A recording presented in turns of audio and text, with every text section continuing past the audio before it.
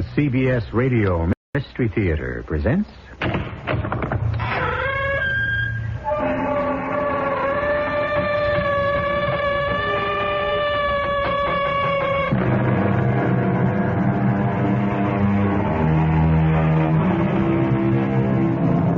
Come in. Welcome. I'm E.G. Marshall. It is with great pride that the Mystery Theater begins its 9th year as radio's first theater of the 80s with that giant of classic stories, Victor Hugo's powerful picture of good and evil, Les Miserables. One of the greatest tragedies to befall man is betrayal. Wrong made to appear right. Punishment cloaked under the name of justice. Today's Mystery Theater presentation is an account of one man's lifelong search for justice, which to the end of his days eludes him. Unhappily, justice delayed is justice denied. Jean Valjean, you were in prison for 19 years? 5 years, Bishop, for stealing a loaf of bread. And 14 more years added on every time I tried to escape. Each time you tried to run away? They added on another few years. Bishop, it's a sin against nature to take a man out of the sun and shut him up in a galley with no light. Years and years of black night. You must have suffered in darkness. I learned to hate in darkness.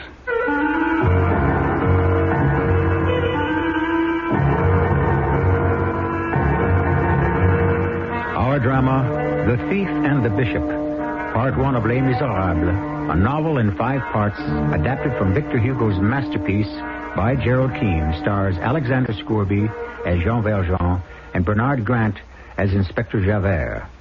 I shall return in a moment with Act 1.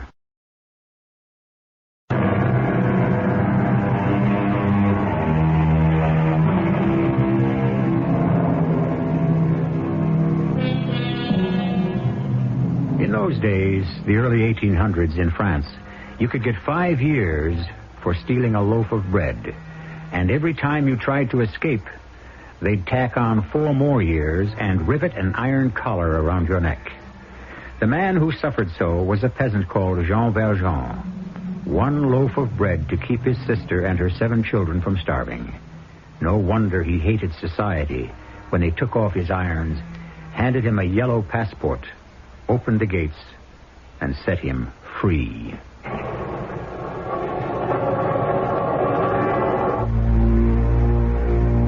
I knew Valjean.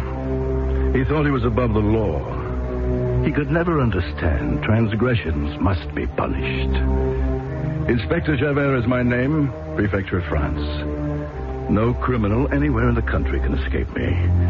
I have an uncanny 6th sense in the pit of my stomach. It's never failed me yet. An evil man, no matter how long he is in prison, never changes, cannot change. No more than a leopard can change his markings. I led Valjean to the main gate. He was counting the money he had earned in prison. 109 francs, 15 sous. I've counted it twice. I'm glad you haven't forgotten how to count. I've forgotten nothing. Not you, Javert. Not the rats, not the darkness, not the bars. I've been here for 19 years, and by my count, the state owes me 171 francs. That's the way you figure it. Why am I cheated? Did you take into account all the Sundays and the holidays? What? I'm not paid for that? I was here, nevertheless. No one is paid on Sundays and holidays. The Prefecture of Police doesn't pay me either. That's all right for you. You're free. The day you don't work, you see the sun. The sun is for those who don't steal. The gate is open. Go. 109 francs ought to last you. Have you relatives?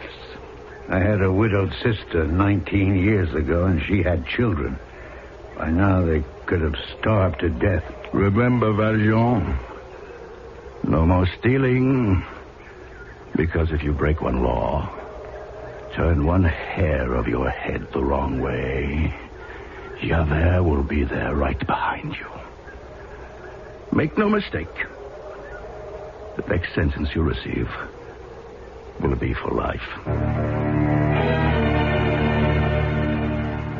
I wanted to shut off those 19 years. Close that part of my life the way the gates of Toulon prison closed behind me. I was a nobody with a yellow passport, which means... I'll tell you what it means. It was a hot day. I'd walked 15 miles before the sun was high. I saw men in front of a building. You look like a strong man. You want work? Yes, I'll work. You look stronger than most. Get up there on that wagon and lift the barrels down. All right. 2 men will carry them into the distillery. Right away. All of these barrels up here? Everyone. Hey, you're strong and fast.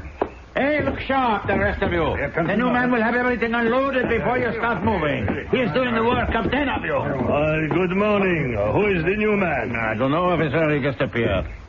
Strong, isn't he? I haven't seen him around Dijon before. Well, sometimes I'm lucky. I get good people. All right, the rest of you move. He's worth his weight in gold, eh? Did he tell you where he was from? What are all these questions? He's working his head off. What's his name? I did not ask him. He did not ask my name. I did not ask him. I want to talk to him. Call him over. You police are all the same. You have nothing better to do but interfere with hard-working men. Yeah. Hello, up on the wagon. Come down here. Am I doing something the wrong way? No. This is the gendarme of Dijon. He wants to talk to you. Don't keep him long, officer. Time is money. What is your name? Valjean? Is that your first name, Valjean? No. Jean Valjean. Where did you work last? Toulon. Toulon, huh? May I see your papers? Huh? Papers? Yes, it's identity papers. This is all I have. That's what they gave me. Yes, a yellow passport, huh? You served time in the Toulon prison, huh? Yes, but it's over now. I hope so. But you had better be careful. It didn't dawn on me what that yellow passport meant until the end of the day, when I lined up with the others for my money. I said to one of them, standing in front of me, "How much did I earn?" How much? For a day's work? Don't you know? No, I've never worked here before. A man of your strength, you probably never had to take so little money. Well, how much? How much money do I get? 30 sous. Isn't that a crime for a whole day's work? Next. Move along. I have to take it, and I have to thank him. Next. Hello, Auguste. Will I be working tomorrow? Yes, 6 o'clock. Here, it is your 30 sous. Thank you. Next. Oh, it's you. Will I be working tomorrow? No, Valjean, we are all full up. We have all the hands we need. What? You don't want me? What, I did something wrong? Look, I am not saying you are not a good worker, but it is a matter of the passport. Because it's yellow. It means you have committed a crime. A crime? I stole 1 loaf of bread for my sister to save 7 little ones from starving. I paid 19 years of my life for that crime. Believe me, I understand. What do you understand? You give them 19 years of your life, and they give you a yellow passport. They say to you, be honest, don't steal, go to work. But they won't let you work. And you keep on paying for that 1 loaf of bread. Give me my money. Here you are. What is this? 15 sous? Everyone else has paid 30 sous. I'm paid 15. Is that what I get for doing the work of 3 others? Valjean, I do not like your tone of voice. Careful what you say, or you will find yourself behind bars. I was worth my weight in gold until you saw that yellow passport. It is you and those like you who break our backs and our spirit. But the time will come when God will punish you. And if you're not punished, then there is no God. 3 dolphins. Yes? What do you want? Supper and a bed. Nothing easier, if you have the money. I have money in my purse. Well, in that case, I am at your service. I am I'm just making the evening meal. Go inside. Take your knapsack off and rest yourself. Have you come a long way? I have. Go inside. I'll tell you when the food is ready. Don't forget, I haven't eaten all day. George, come here. You see that man who walked in the kitchen door? I want you to take this note to the mayor's office. Go at the front door, but don't look at the man as you go.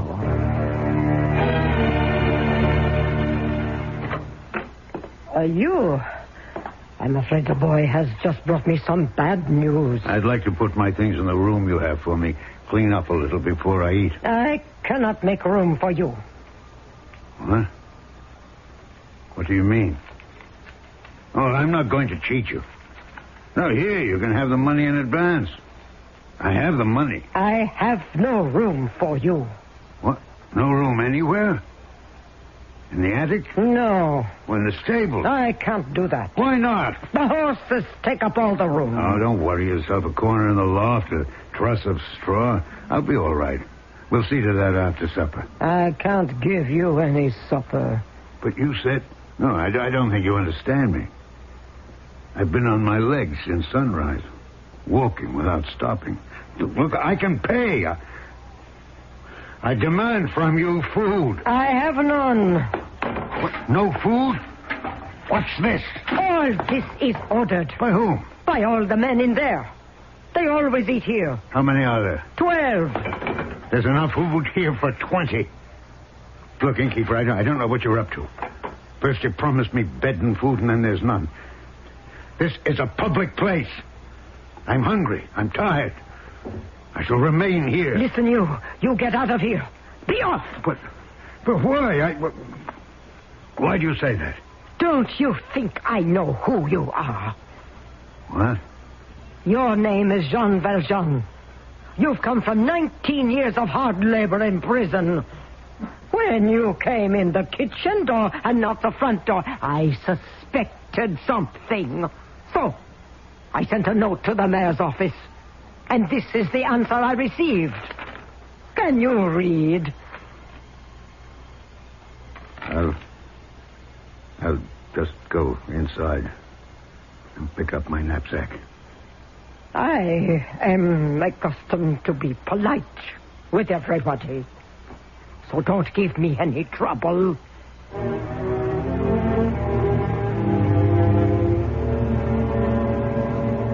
To be humiliated like that. To be turned out of one door, and half an hour later when I walked into another inn, to find that word had been there ahead of me.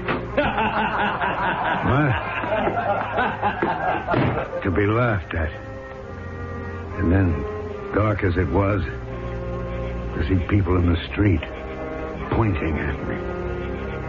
Tapers were lit, lanterns, men gathered together as if I was some evil beast to be driven from town. I had no idea how far it was to the next town. All I knew was that I was in a world of people who shunned me as if I were a leper. Clouds covered the moon, and I staggered headlong into a sign, fainted from the blow.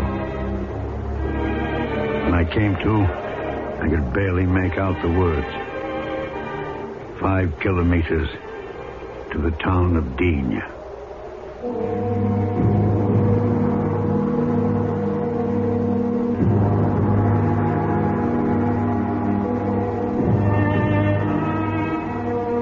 The genius of Victor Hugo, who created the characters we are meeting, is his ability to hold the mirror up to nature, to show virtue her own feature and scorn her own image. Wrongly imprisoned, Jean Valjean now finds himself abroad in a universal jail from which there seems to be no escape. I shall return shortly with Act 2.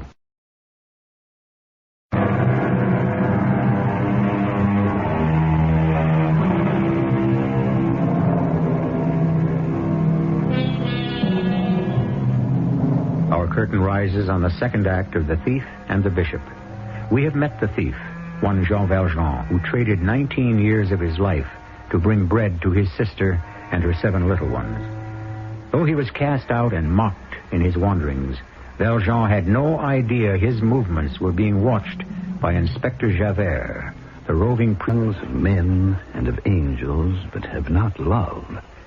I am a noisy gong or a clanging cymbal. Your Grace? And if I have prophetic powers and understanding, all the mysteries and all knowledge... I regret to interrupt you at your Sunday sermon, Bishop. I regret it also, my dear sister. Kindly be quiet until I have completed this phrase from St. Paul.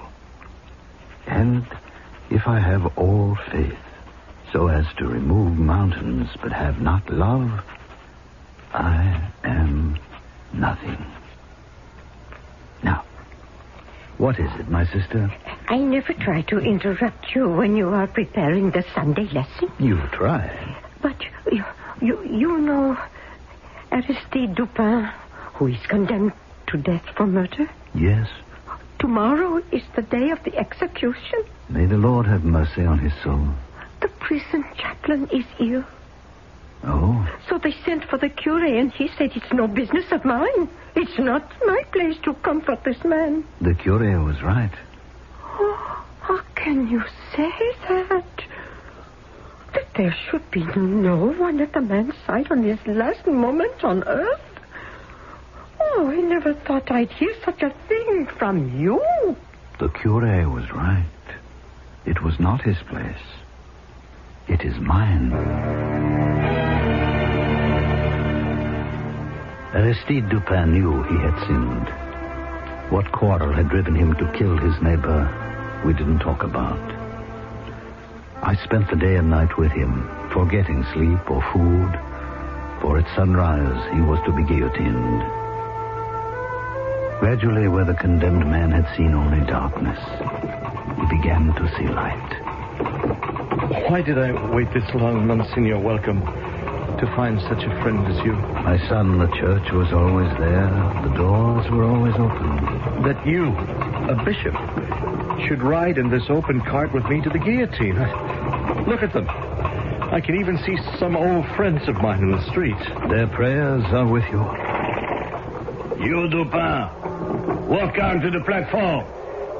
I shall accompany him to the scaffold, if you do not mind. There's only room for one under the guillotine. Before you lower the hood over his face and tie his hands behind his back, I would like a few last words with Dupin. Suit yourself, Your Grace.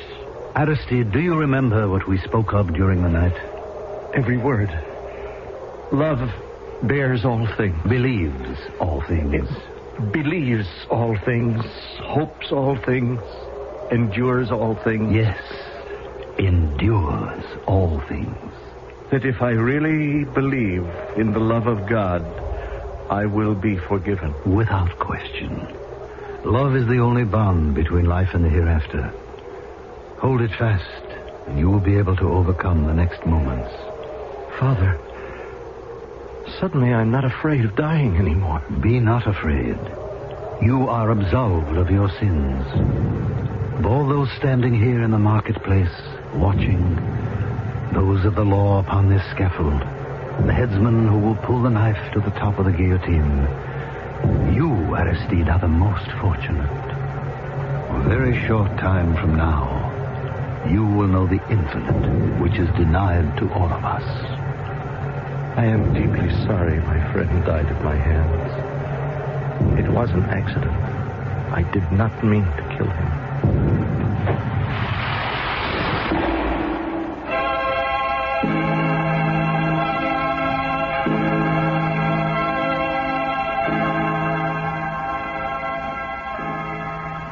So, brother, you were with him until the end of his life? Until the beginning. But I cannot condone the method. I cannot condone the punishment of man by the guillotine.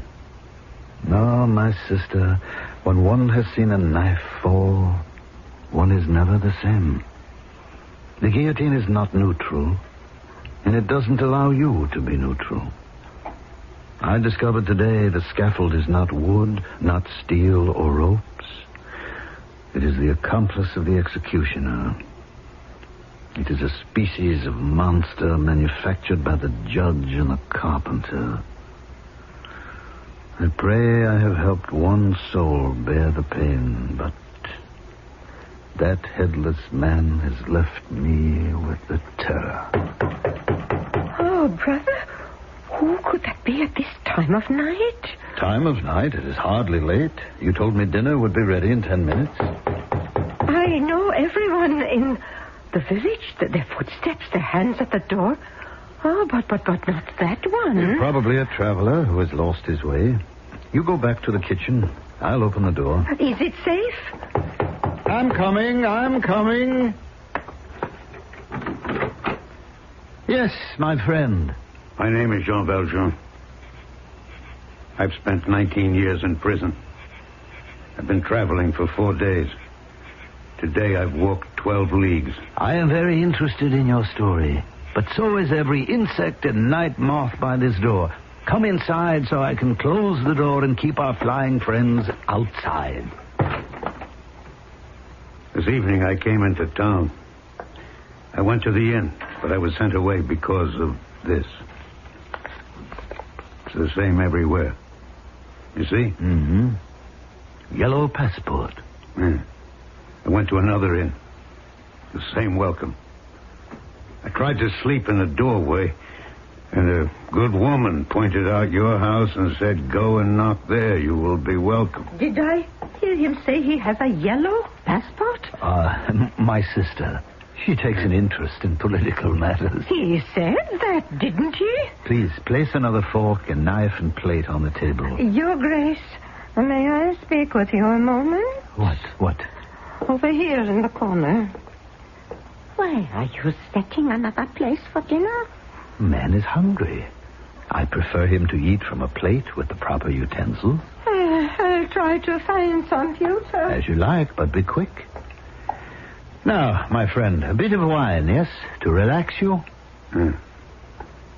Sir, what sort of an inn is this? I have money. 109 francs and 30 sous. I can pay. May I sit? I don't know what has kept you standing all this time. I'm very tired. I'm very hungry.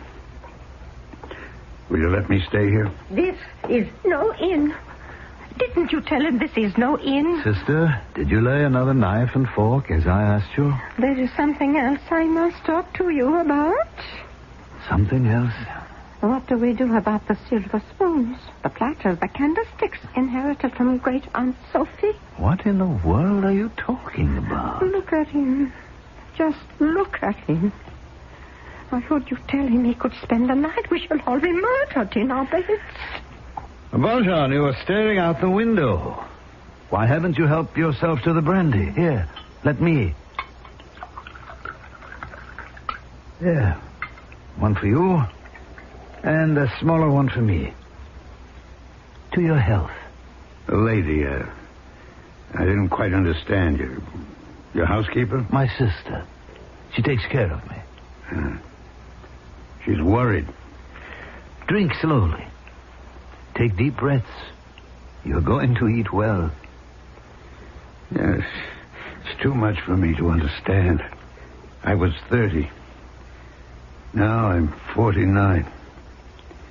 And they tell you the gates are open. You're free. Free? Wherever I go, I'm turned against or turned out. And now you're telling me all is well. And that I can eat at your table. Sister, will you put clean sheets on the bed in the alcove? It's all true. You're going to let me stay. My good sir, we shall eat directly, and your bed will be ready for you. You call me sir. The others, dog, they call me, and worse. Come along, Jean. We eat in the kitchen. You really mean I am to stay? But you're worthy people. I have money. I'll pay handsomely. By the way, what is your name, Mr. Landlord? I will pay anything you please, for you are a worthy man.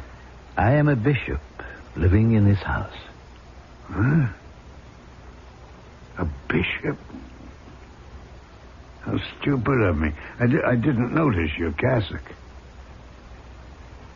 You don't want me to pay for food and a night's lodging? No. You keep your money.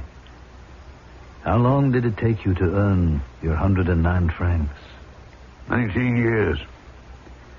I stole a loaf of bread from my sister and her 7 children. They had no food. I don't know to this day if they're alive. 19 years for a loaf of bread? No, 5 years for the bread. 14 more when I tried to run away. You kept escaping and they kept bringing you back. It's a sin against nature to take a man out of the sun and shut him up in a cell with no light. Years and years of black night. My poor man, you must have suffered in darkness. I learned to hate in darkness. But why did you attempt to escape so many times? It only lengthened your sentence. Instinct, not reason. When a caged bird suddenly sees an opening, it doesn't think it will be caught and returned to the cage. It flies out. My instinct said, run away. Too bad. You should have listened to reason. Reason? You don't understand. Reason disappears. The temptation is too violent. Temptation. Put yourself in my place. One day, after months, years of groping in darkness, you're suddenly placed in a cell with a window. A square of gray sky. A little bird sits there. You have to see, is it really a bird? I took a big wooden table, just like this. Yeah. I climbed up on it. The bird saw me and flew away. Stop him! You see, I'm close to the window now. With my hands, I could bend those bars just enough. I could fly away, too. What am I doing? John! John, come and sit down. I will not remain in this room. No. Monsignor, this time you have gone too far. You have invited a madman to eat with us.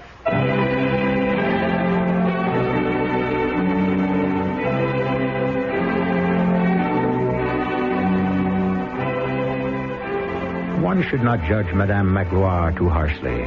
Valjean, the outcast, now society's victim, has forgotten how to behave with normal people. For 6,000 nights he has slept on planks, existed in cages, in dungeons, his foot welded to a cannonball. The bishop is aware of these contradicting emotions in this suffering man.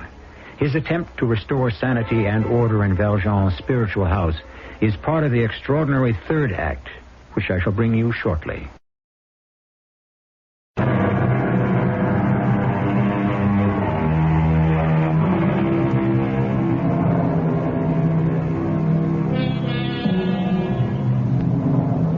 It was more fear than anger that made the bishop's sister storm out of the kitchen.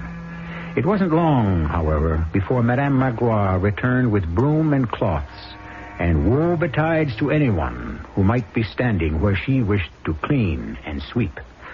I'm sorry, Bishop. I'm sorry, Mademoiselle. I have broken all the dishes, every single one. That's what you get for feeding such a brute. No, I'd lost my head. Sister, it was a violent emotion born out of all his memories. Be charitable. Forgive him, sister. He is not to be blamed. Look, the man is weeping. We must help this man. I behaved like an animal. Can you forgive me? You lived in a zoo for a long time.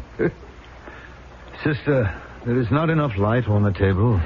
Would you fetch the 2 candlesticks from my room?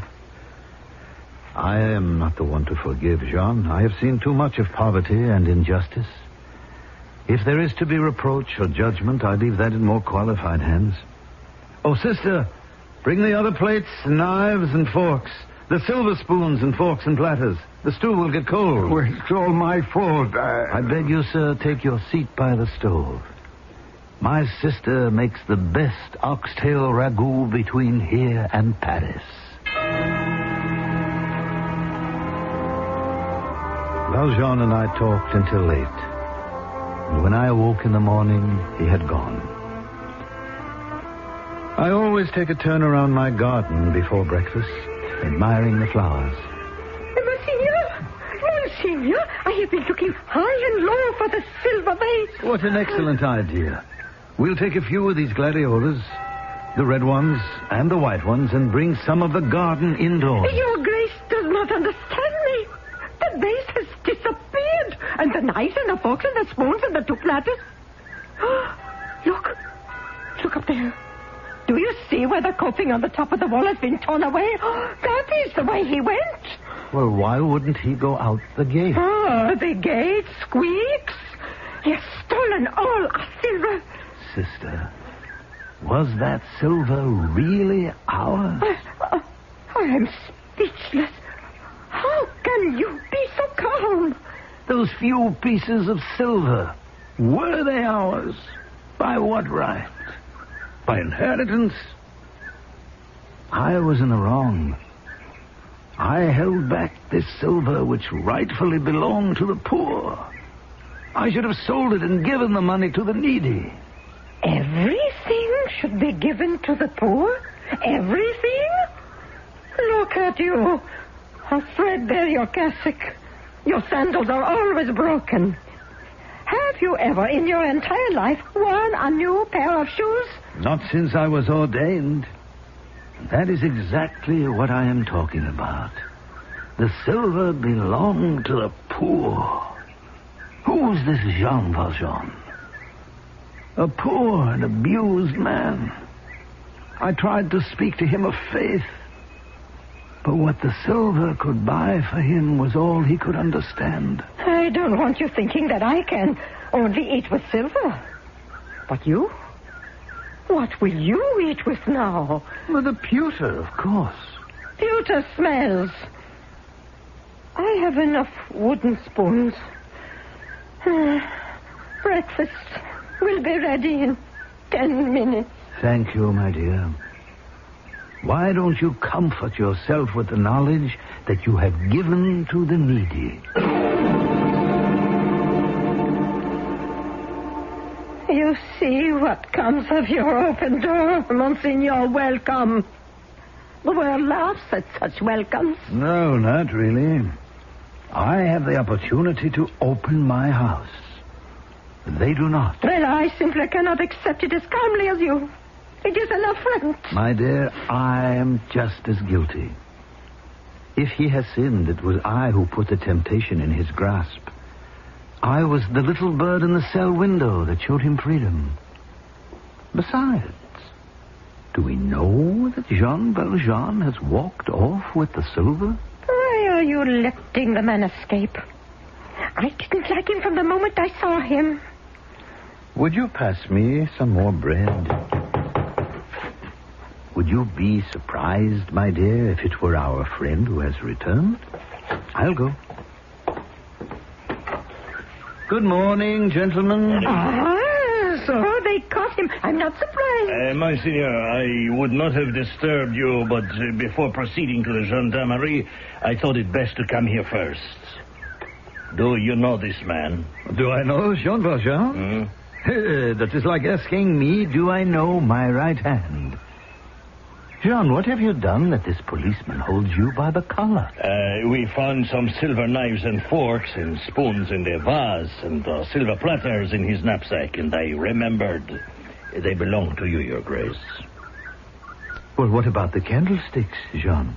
I know we didn't find any candlesticks on him. Of course not. Here they are, still standing on the sideboard. Jean, I gave you the candlesticks as well. They are also silver. You could get at least 200 francs for them. Why didn't you take them along with the rest of the silver? Look at him staring at you as if you've lost your head. Bishop, are you feeling all right? Never better, sister. You mean to go through with this play acting? Sister, it is my turn to ask you what you are talking about. If you will excuse me, I have to go out and do some marketing. Good day to you. A woman's work is never done. My sister is an excellent housekeeper. Yes, then if I understand correctly, Monsignor, what this man told us is true? You didn't believe him? We saw him crossing some fields in a great hurry. He looked as if he were running away, so I stopped him and searched him. One can hardly be blamed to have certain suspicions to find all the bishop's silver in a stranger's knapsack. Of course, he denied everything. I'm sure he told you it was given to him by an old priest at whose house he passed the night. I see it all. So naturally, being in the investigative arm of the law, you brought him back here to confirm his story. I don't blame you. But as it happens, Jean spoke the truth. I did give him the silver. You made a mistake. Well, in that case, I suppose I should let him go. Huh? Oh, most certainly. Huh? Is this true? Well, I'm free? Don't you understand? There are no charges against you. Your Grace, forgive the intrusion. A natural mistake. I would offer you wine, but I know officers of the law do not drink while on duty. Well, I thank you again. I shall leave him with you, Your Grace. Good day. I beg your pardon, madame. I was just coming back. Goodbye. It's a pleasure. I'm sorry to have disturbed you. May I have a word? I thought you were going out to the store. Jean, excuse me one moment. I shall be leaving myself. No, you are not. Step into the garden if you wish. But I don't want you to run away again. I may have something for you which could be of help. Yeah. I'll wait outside. I cannot leave you alone with that man. I cannot remember you making such a scene when I spent an entire night with the poor wretch who was guillotined the day before yesterday. He was in prison, not wandering about our garden. Oh, my dear, try to understand. An opportunity like this may never come again. I want to save his soul. I want to give him self-respect. By giving him all the silver. It is a bond between us. Now, you stay in here. If you like, you can watch us in the garden, but mind you don't move the curtains. I don't wish him to feel he is being spied upon.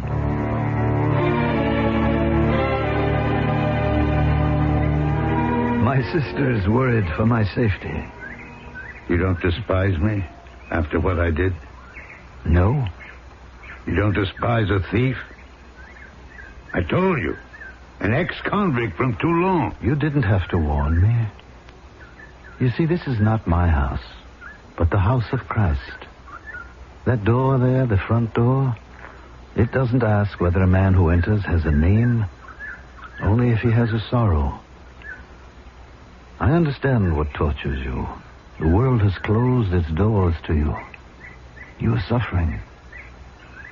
But I did not receive you in my house. No one is at home here but the man who has need.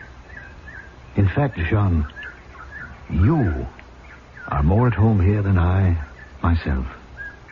And all that I have belongs to you. I have never heard such words. I knew right away who you were. It didn't matter what you told me.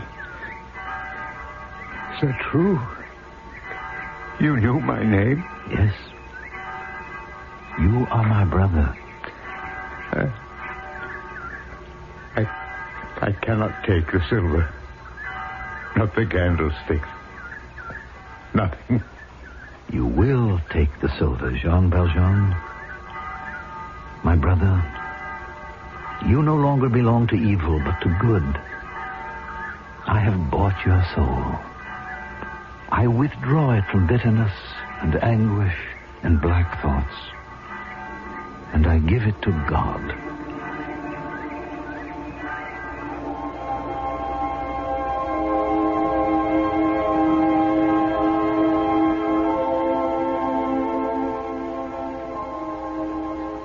Jean Valjean hoisted his knapsack upon his back and left the good bishop's house. The sun rose and fell. Night passed, but Jean Valjean did not leave the town of Digne. Early the next morning, the lamplighter saw him on his knees in front of the church, weeping.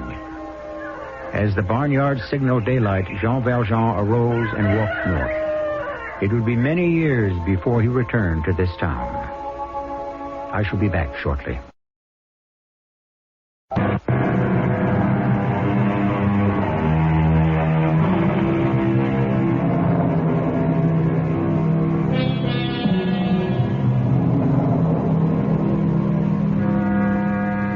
Our next broadcast will be part 2 of Victor Hugo's Les Miserables, celebrating the start of our 9th season.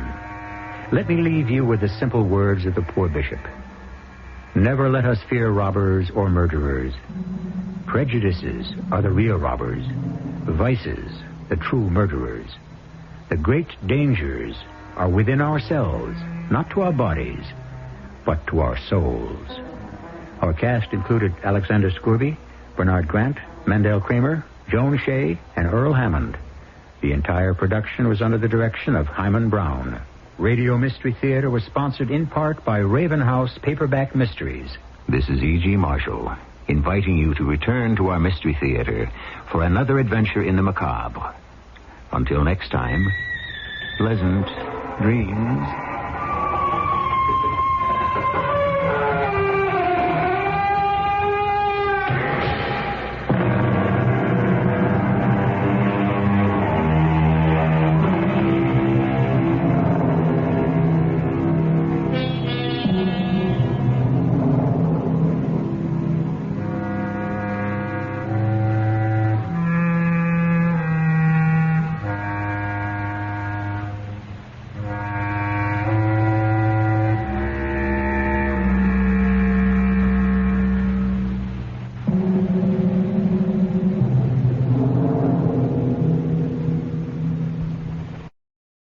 CBS Radio Mystery Theater presents...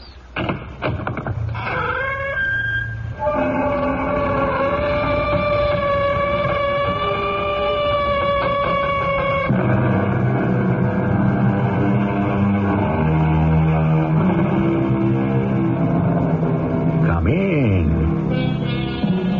Welcome. I'm E.G. Marshall. To celebrate its 9th season as radio's first theater of the 80s, Mystery Theater is presenting in 5 parts Victor Hugo's extraordinary novel, Les Miserables. Today, Part 2, tracing the life of Jean Valjean, a man unjustly imprisoned who tries to make a place for himself in the world and is rejected at every turn. One man, a bishop, extends friendship and faith. And with this inspiration as his guiding star, Valjean stifles his hatred and tries to become himself a good Samaritan. The odds against him are almost insurmountable. What's happened here? What's wrong? The woodcutter's horse went down in the mud. When Marcel tried to pull him out, the cart tipped and caught him beneath it. Marcel, can you manage to squeeze out of there? I can't move. I'm caught. My chest is crushed. Help me. There's no one strong enough to lift the cart out of the mud enough to pull him out. Let me try. No. Don't anyone try. It's too late. Let me die.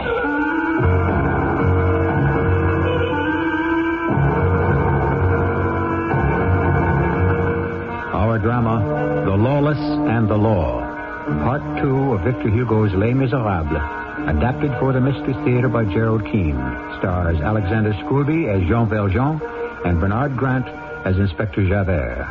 I shall return shortly with Act 1.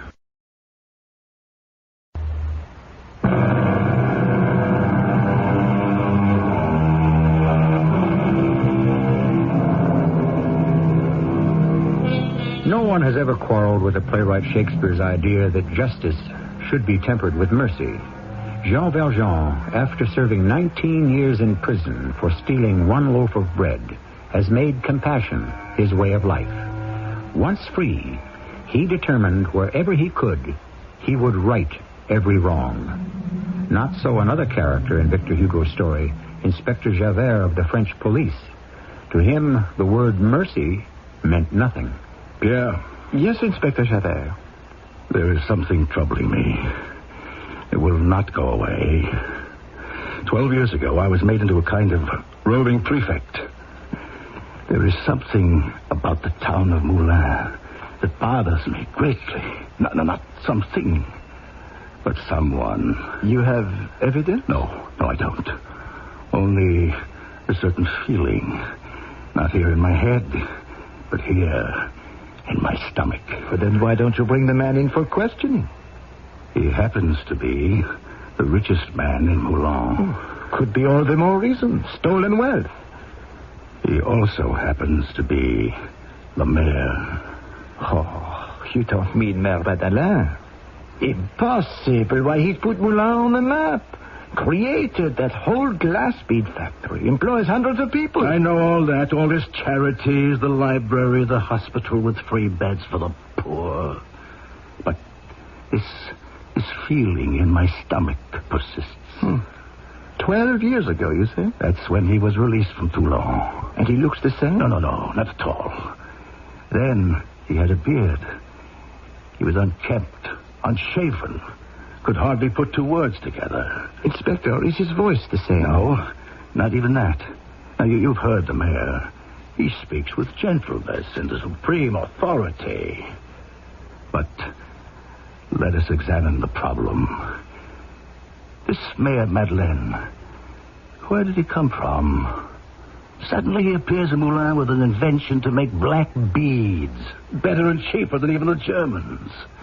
He buys land, builds buildings, and Moulin becomes a thriving industrial city. Years ago, I trailed him, but I lost the trail.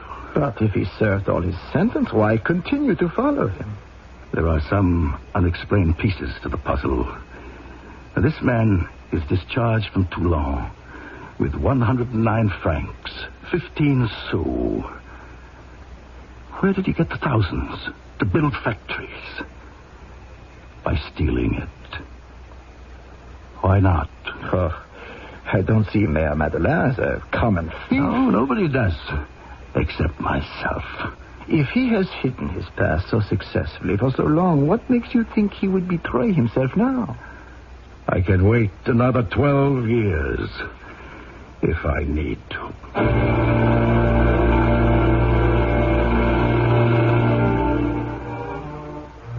I am Jean Valjean.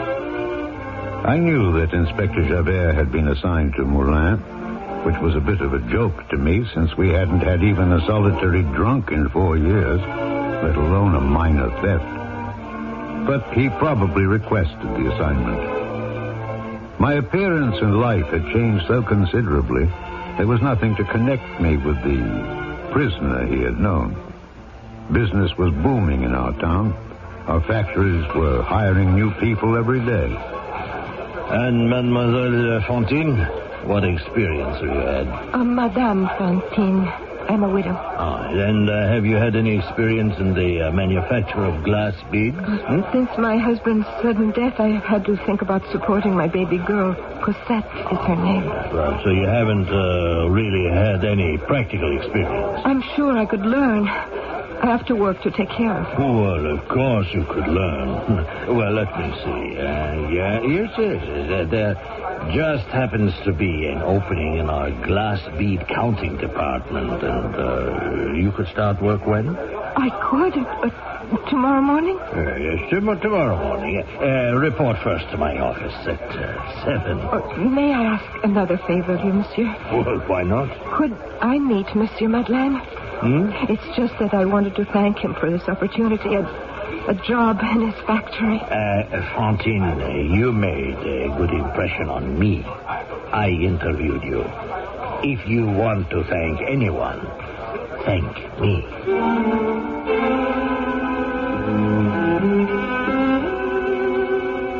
As I said, I was aware that Inspector Javert, even after all these years, still pursued me. But for him to make any positive connection between the mayor of Moulin and Jean Valjean, the former convict, was next to impossible. Until one miserable rainy day, when I happened along a country road outside our town and came upon a crowd of men in an overturned cart. Monsieur le Maire! What's happened here? What's wrong? It's Marcel Foucheron, the woodcutter. Huh? His horse went down in the mud. Marcel tried to pull him out, but the cart tipped. He's fallen on top of them both. Marcel, Marcel, can you hear me? Is that you, Monsieur? Monsieur Madeleine? Yeah. Your horse looks pretty bad. I think both his legs are broken. Poor beast. Can you manage to squeeze out from under there? I can't move. All that wood. We were thinking of trying to pull out each log. That might make the cart lighter and free. No, not possible. The side of the cart is pressing against Marcel's chest, and both arms are tangled in the wheels. Now, we need a jack to raise the cart from below.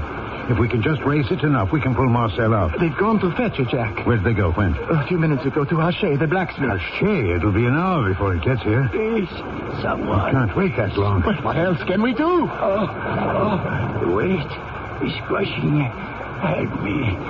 Someone. Marcel, listen to me. We're going to lift one end of the cart just a little and then drag you out. You hear me, Marcel? Monsieur Madeleine, the cart is sinking lower into the mud. The rain is... Did you hear what I said to Marcel? There's still room enough under there for a man to crawl under the cart and raise up one end with his back. It'll only take half a minute, and then we can pull Marcel free. Anyone here with a strong back? Monsieur le Maire, they all want to help. Inspector Javert, I didn't see you. Monsieur Madeleine, I never knew but one man capable of doing what you asked. Yes? He was a convict. Indeed. Only one man I ever knew with the strength. A prisoner at Toulon. But that was many years ago. He'd be over 60 years old today. I couldn't let that poor woodcutter be crushed to death in front of my eyes. I wedged myself under the cart, near enough to Marcel. I lay flat, and then tried to bring my elbows up to my knees. Monsieur le Maire, go away. You will be killed. Save yourself. I know I am going to die.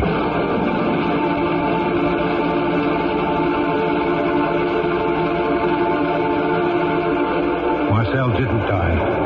They managed to lift the cart a few inches, and they dragged him out. Then they held each end, giving me enough time to escape also. He stood up. I was all right. One is never too old. As for Marcel, I got him to the hospital in a hurry. Do you see this, nurse? You know what the mayor did? Yesterday I woke up. I found this 1,000-franc note pinned to my pillow and a letter. You see what it says? Payment for your cart and horse, which I have bought. And I know the cart was crushed to nothing and the horse was dead. And do you know what Mayor Madeleine did today? He got me a job. Me, crippled like this. The doctor says I need to be out of doors, so I am to be the gardener at the Saint Antoine convent. What do you think of that?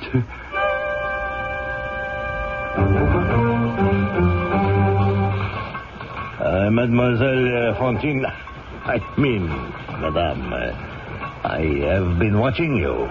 Oh, you have? Nothing I've done wrong, is there? Oh, no, I wouldn't say so, but you would like to make a few more francs, now wouldn't you? Oh, yes, I would. Well, I was thinking there might be an opening in the sorting section. You're in counting now, aren't you? Yes, I am. It would mean considerably more money. I have a very good eye for color. Yes, I noticed that. You always manage to wear nice-looking kerchief or a bit of a ribbon about your throat. What do I have to do to get the sorting job? Well, it would depend entirely on you, Fantine. First of all, you would have to learn to do the job. Well, I myself could show you the color differentiations. Now, I'd say the best time for me to show you would be in the evening, after the factory is closed down. In the evening? Yes, we could have a little supper together first. It would be my pleasure. Well, always like to get back and make sure Cosette is sleeping well. Well, we could do that and then come back, huh? I wonder, monsieur, could I have a day or so to think it over, perhaps till Monday? Fantine, I tell you quite frankly, there's nothing to think over. I think we get along quite well, you and I now, don't we? Oh, yes, of course. You see this note on my desk? The orders from Monsieur Madeleine himself to shut down the counting department as of Monday. No more counting work? Oh, no, everybody is to be fired, let go. The entire department.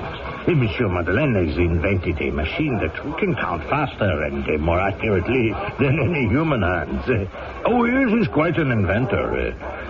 So, I think a lot of you, Fantine. But if there's no job, there's no job. I tell you what, come back to my office at the end of the day. We'll talk a little more, huh? Today? Yes, after the bell rings.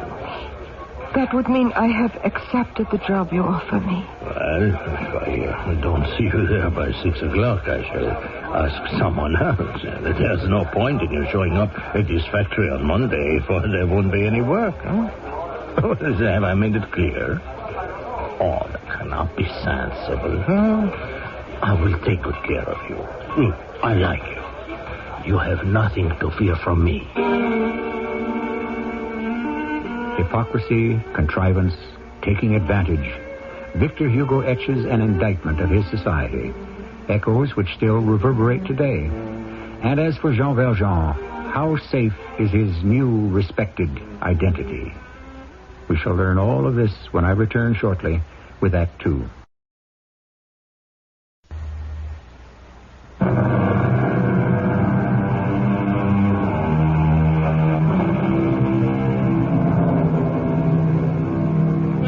As Victor Hugo recounts the tale of the miserable and the poor, Fantine, a young widow with a sickly daughter to care for, has been fired from her job in the factory in the dead of winter. On a snowy day, she goes from store to store in a threadbare coat, begging for work. The snow is blinding. She can hardly see in front of her. Watch where you're going. You knocked me down. Why don't you look where you're going? Don't bother helping me up. I can get up alone. It's you. Aren't you Fantine, who used to work in the glass factory? Let go of me. Wait a minute. Where are you running to? I'm not running. I'm looking for work. Well, I thought you didn't want a job. I offered you one. What you offered me, I didn't want. Now leave me alone. Wait a minute. Not so fast. I thought you had a baby girl to take care of. And would do anything. Not anything. Monsieur, please let me go. How is the little one? Cosette is sick. No thanks to you. No, Fantine, be sensible. What did I have to do with it? I couldn't buy her the medicine she needs. Or the right kind of food, or milk, or anything. Well, is that my fault? I hate you. Get away from me. Put down that piece of wood, you hear? I'll teach you a lesson. You'll see if I don't.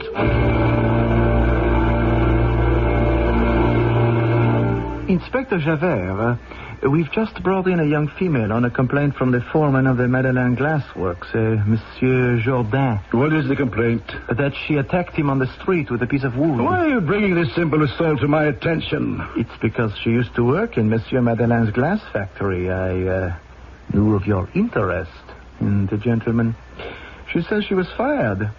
I wondered why. Yes, there may be something we can trip him up with. Girl on the streets attacks foreman. Why does she do that? Have her in. No, wait. Go to the mayor's house. It's right next door. Tell him there's an urgent matter at the police station that requires his attention. By the time he gets here, I'll have that girl in such a state she'll swear to anything. Now send her in. Come in, you. The inspector wishes to talk to you. I shall return with the gentleman as soon as possible. Good. Young lady, you seem to have gotten yourself into a nice mess. It's all because of that awful Monsieur Madeleine. He fired a whole department. My job went with it. I haven't worked in months. Brute of a foreman. attacked me. That is not what our gendarme reports. I tell you, he attacked me, that horrible man. Did he now? His sworn complaint to the gendarme was he was peacefully walking the street, and you took a stick and beat him about the head. Inspector, I swear by our Savior that is not true. You took no stick to him? To defend myself only. It was he who had me fired from the factory because I refused him. A moment ago, you told me it was Monsieur Madeleine who had you fired. That's what I was told. How well did you get along with Monsieur Madeleine? Who? The owner of the factory. Don't tell me you don't know him. It's true, I never met him. That is not the report that has come to our attention. We know there was some kind of a liaison between you and Monsieur Madeleine. I don't know what it could be. I am so cold and tired. And my little girl, she will be worried about me.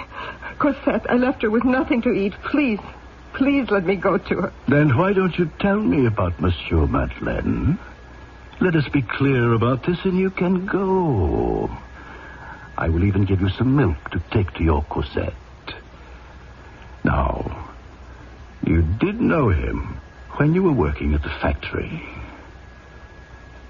What do you want me to say? If you don't tell me what I wish to hear, then I'm afraid it's 6 months in prison for assaulting a citizen in plain view of witnesses and the sworn affidavit of a gendarme. 6 months? What's my child going to do? She's a baby. That's for you to decide. I have tried so hard to be honest and truthful. It doesn't pay. Yes, I knew Monsieur Madeleine. That's better. Now, we're getting somewhere. And he had you fired from the factory when you were no longer of use to him. Yes. And in the street, you mistook Foreman Jourdain for Monsieur Madeleine, and because you were wronged, you beat him about the head. Is that what you want me to say? Yes. And you will say it, no matter who asks you. I will say I knew him, yes. Otherwise, 6 months. And who knows what will happen to your child while you were in prison. Here is the mayor, Inspector Javert. I was just on my way here. We have had some unfortunate information from this young lady. Oh, my dear. Is this the girl who was thrown into the snow? I was just coming here when I learned she'd been taken by the police to your office. Madame, tell this gentleman, repeat to him what you have just told me. Throw a blanket around her shoulders. Can't you see she's suffering from exposure? Look at the poor child. Heavens, to find a citizen of Moulins in this condition. Madame, I asked a question. Your name is Fantine? Yes. You were employed in the Madeleine Glass Works? Yes.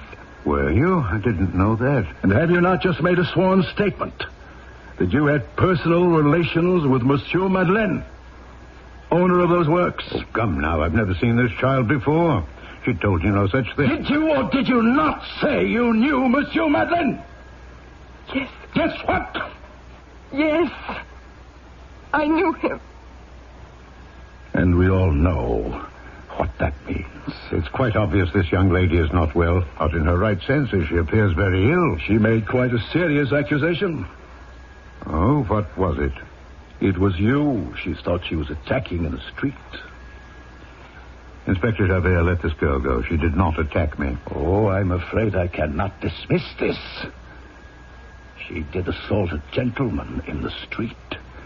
We have a sworn deposition. Inspector, listen to me. You're an honest man. I'll have no difficulty making myself understood to you. I was crossing the marketplace when I saw the gendarme, Pierre, leading this girl away. A crowd had gathered. I inquired what had happened. The man you say she assaulted, if he was my foreman, Jourdain, he was in the wrong. And in common justice, he should have been arrested, not she. And what about her accusation a moment ago about you, Monsieur le Maire? If untrue, It is an insult. But you told me I had to. That concerns myself. Whatever her reasons. You will kindly obey me and let her go. I heard Fantine's story. I told her that what Jourdain had said about closing down the counting department was absolutely untrue. I heard about her little daughter, and I promised to have the child taken care of. In the meantime, Fantine herself was undernourished and ill. I had her taken to the hospital where she could recover.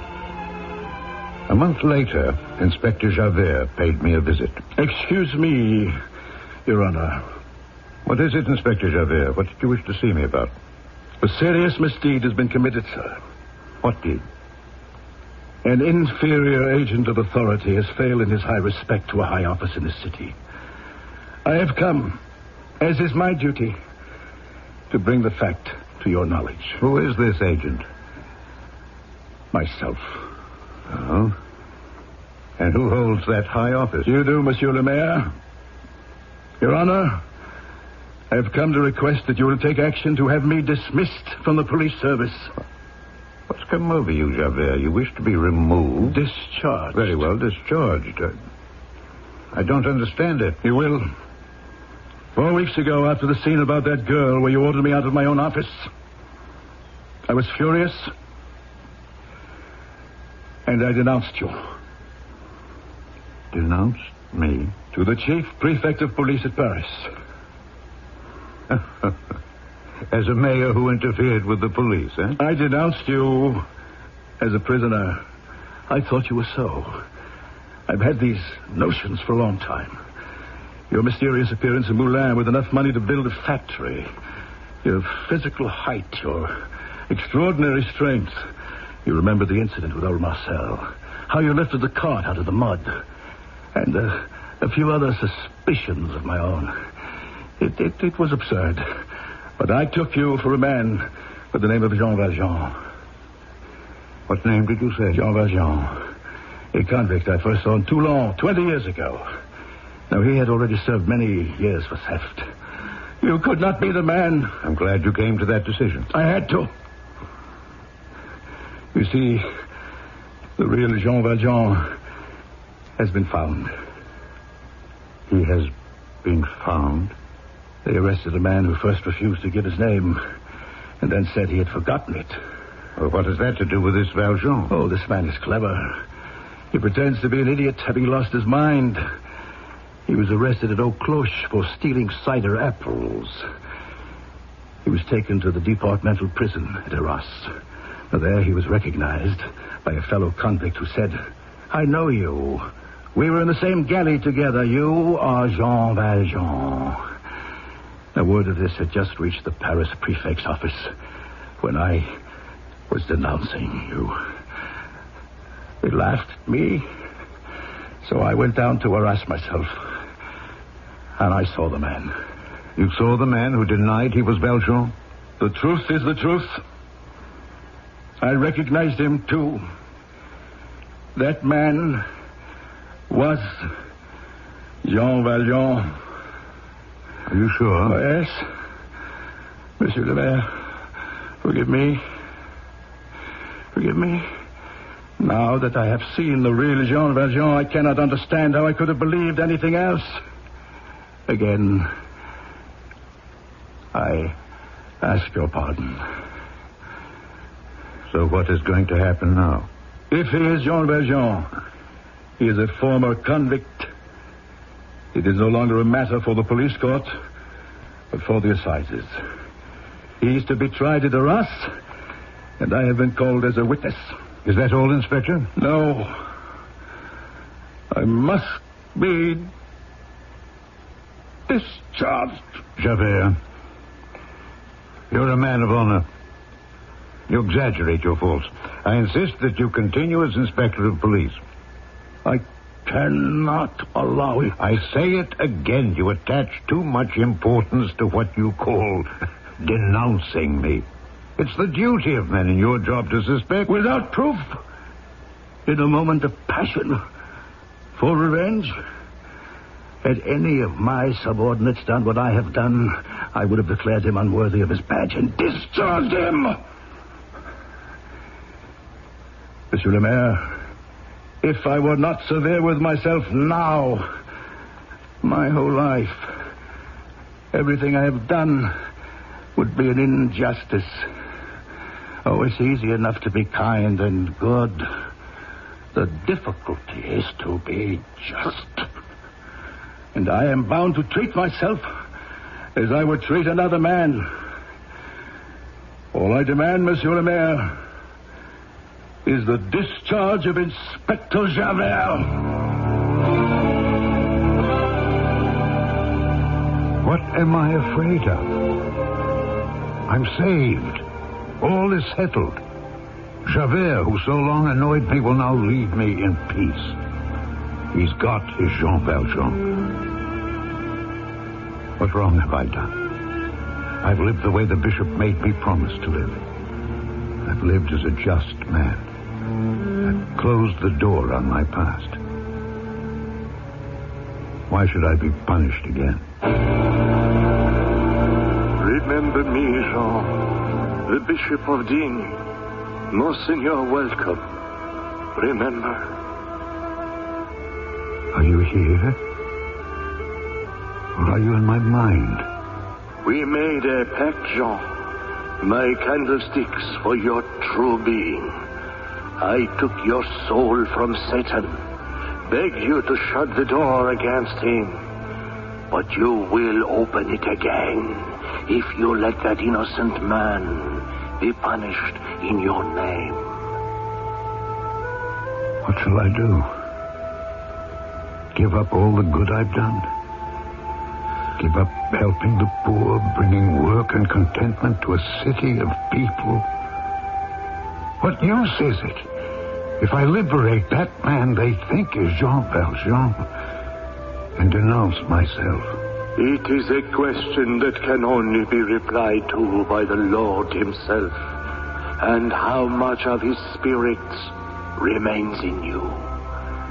I pray he will help you find the answer. Listen to Victor Hugo's postscript to this very scene. Valjean takes the bishop's candlesticks and in a mad moment tosses them into the fire. He will destroy them, obliterate the bishop, everything. He will remain the mayor. But again, he hears the bishop calling his name. I shall return shortly with Act 3.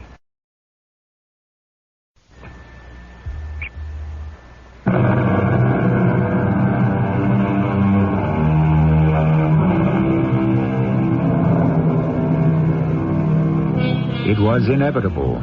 There was no other way. Jean Valjean was not a thief. In his heart, he always gave, never took.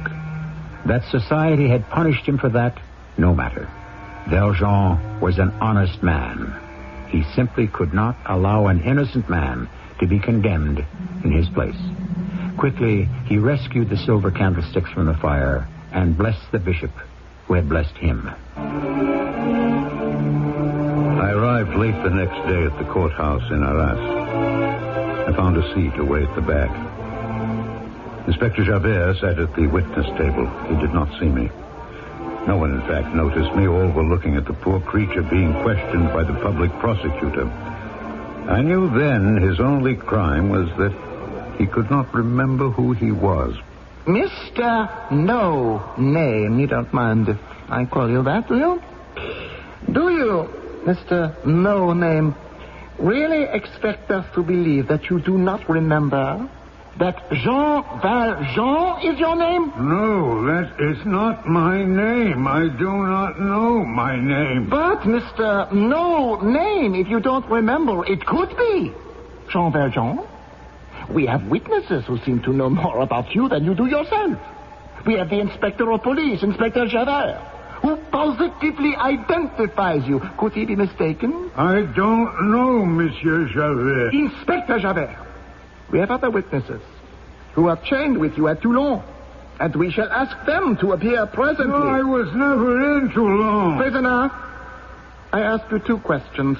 First, did you, yes or no, climb over the wall at Haute Cloche, break a branch, and steal apples? Second, yes or no, are you the liberated convict Jean Valjean? I have stolen nothing. I'm a man who doesn't eat every day. How do you manage to remain so big and strong? I do odd jobs. Can you remember who you worked for? Not at this moment. Too bad. What do you remember, Mr. No Name? I was walking toward Haute Cloche after the flood. It made the whole country yellow. Nothing growing in the sand except a few blades of grass. I found a branch with apples lying on the ground. I picked it up. I never thought it would bring me into such trouble. I don't know why. I can't remember my name. I have not stolen. I only picked things up lying on the ground. May it please the President and the court, in the presence of these confused denials on the part of the prisoner, we would like to call upon Police Inspector Javert as to the identity of this prisoner. I recognize him perfectly. This man has a name. It is Jean Valjean, an ex-convict of a very violent character. He is filled with a hate for society and is an enemy of society, and in my opinion, must be put away. No, I hate no one. It was with great reluctance that he was set free when he had completed his time at Toulon. I know this man by his size, his hands, and his face. Inspector Javert, I thank you. You, have nothing further to add? I repeat, I recognize him perfectly. 3 convicts were then produced. Brevet, Chenildieu, and Cochepaille. Brevet turned to the prisoner and said, I recognize him as Jean Valjean. He looks like a brute now, but I imagine age has brutalized him. Brevet, you may go and sit down. Prisoner, remain standing. I call now upon the convict Chenildieu. He also identified the poor man by saying, I should think I do recognize Valjean. We were fastened to the same chain for 5 years. Sit down. Witness convict Cochepaille to the stand, please. Cochepaille also pointed a finger at the prisoner, remembering some nickname they had given me. Convict Cochepaille, did you say this man, Jean Valjean, was named Jean the Jack because he was so strong? Yes, I did it. Brevet! Chenildieu! Cochepaille! Huh? Look this way. Look at me. It's Monsieur Madeleine. Monsieur le Maire. I didn't know you were here. Fellow prisoners, don't you recognize me? Gentlemen of the jury, acquit the prisoner. Monsieur le Président, have me arrested. That man is not guilty. I am Jean Valjean. I will not occupy the time of the court any longer. I shall go away. I'm not arrested, and I have several things to do. The public prosecutor knows who I am. He knows where I am going. And he will order me to be arrested when he thinks proper.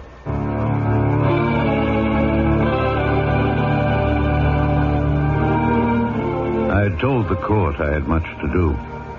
But only one thing to me was important. To go to the hospital where Fantine was recuperating and make sure she was reunited with her child.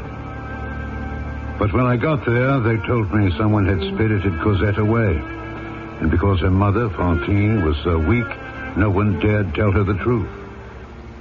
Oh, Monsieur Madeleine, why don't they bring me Cosette? She's in the nursery along with several other young ones. Don't you worry. You saw her? No, I've just returned from Arras. But as soon as I get the doctor's report about you, I'm going to the nursery to make Cosette's acquaintance. I still don't understand why I couldn't see her. Only a little weak, but If I saw her, it would give me such strength I could get out of this bed and dance. Fantine, you certainly are stubborn. The doctors say you must be patient to regain your strength. Believe me, I think it would be a great strain for you if that door behind me were to open and there stood Cosette. No! Fantine, what is it? In the door. There. Oh, Monsieur Madeleine, save me. Standing in the door was Javert. He had come for me. I knew that. But Fantine did not. All she could remember is that day not so long ago when Javert had threatened her with 6 months in prison. The day I had countermanded his order. Oh, save me from him. Don't be alarmed, child. He hasn't come for you. I know what you want, Javert. If you know, then get up. Well, are you coming? Maybe this will assist you. You needn't hold me by the collar. Monsieur le Maire. There is no Monsieur le Maire here. Javert. Call me Monsieur l'Inspecteur. Inspector Javert, I should like to say a word to you in private. Speak up. People talk aloud to me. I have a request to make of you. I told you to speak up to me. Be heard only by yourself. What do I care about that? I'm not listening. Grant me 3 days. 3 days to go and bring back with me this unhappy woman's child. I'll pay you whatever you ask. You can come with me if you like. You must be joking. You ask me to give you 3 days so that you can escape again. To go and find Cosette? Then she's not here? Where is she? Monsieur le Maire, you promised. You said she was in the nursery. Be quiet. Silence! Somebody help me, Monsieur Madeleine. I tell you, there is no Monsieur Madeleine.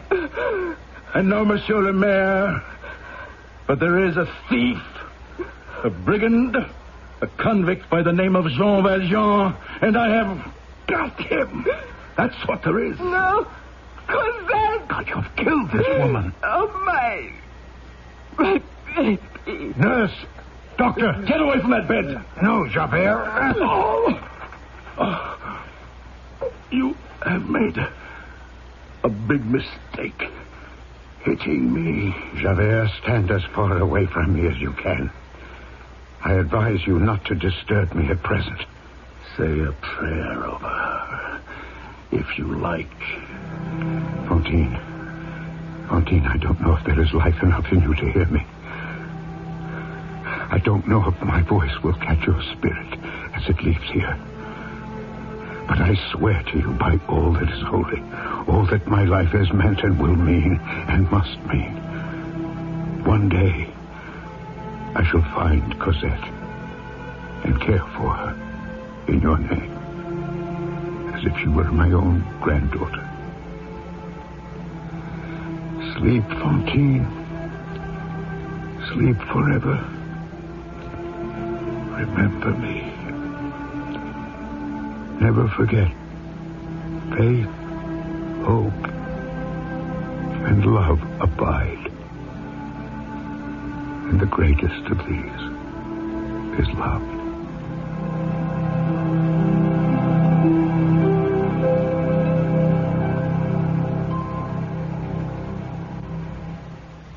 Victor Hugo tells us when at that final moment Jean Valjean spoke those words, that Fantine, even with her last breath, smiled, that her face was strangely lighted, for death is the entrance into brilliant light. I shall return to you shortly.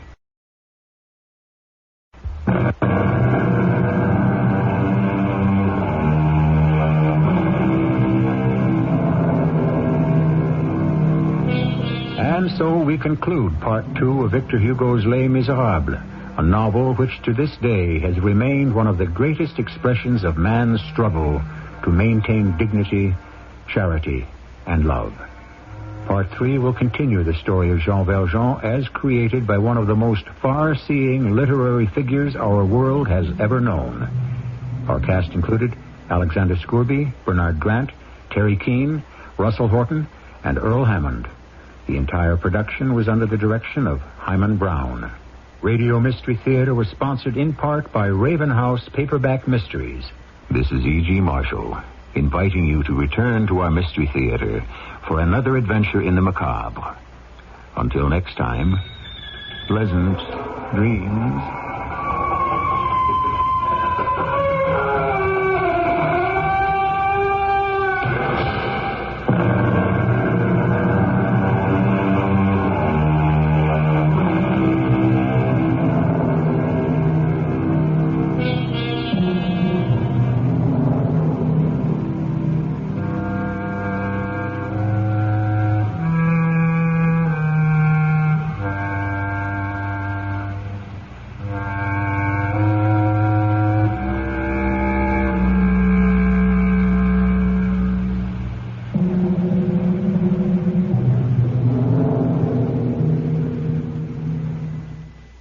CBS Radio Mystery Theater presents...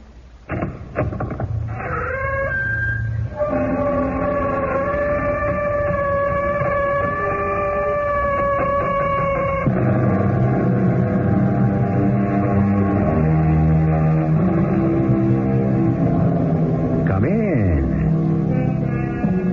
Welcome. I'm E.G. Marshall. To herald its 9th season on the air, the Mystery Theater is presenting that classic story of crime and retribution, Victor Hugo's Les Miserables. We have been tracing the story of Jean Valjean, who served a 19-year sentence for stealing a loaf of bread. After an aborted attempt to steal silverware from a kindly bishop, he has gone straight. So straight, in fact, that he was regarded by everyone in the town of Moulins as the paragon of kindness and generosity, factory owner, and, eventually, mayor. But his life as an honest man was cut short by fate. And once again, Jean Valjean found himself in prison. Valjean, what did you do? I made it. I ran. They didn't catch me. Listen to that bell. They ring it like that when there's death or trouble. The nuns must have hit you. It doesn't matter. I have the ivory crucifix. Yes, they saw me. I knew it. That's why the alarm bell. Jean, you can't hide here. They'll find you, and that will mean prison again.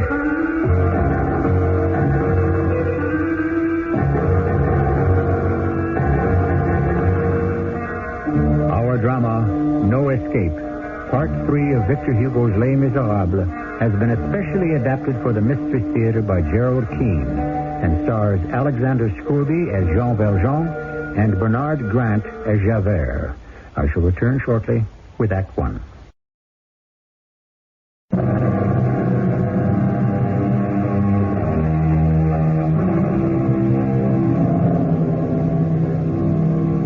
Our Mystery Theater curtain rises on Episode 3 of the study of crime and social injustice, Victor Hugo's Les Miserables. Our stage is set to reveal the tale of an ex-convict, Jean Valjean, who tries to live according to the law, but is relentlessly pursued by one man who had dogged his trail for 20 years. This man is a police inspector by the name of Javert.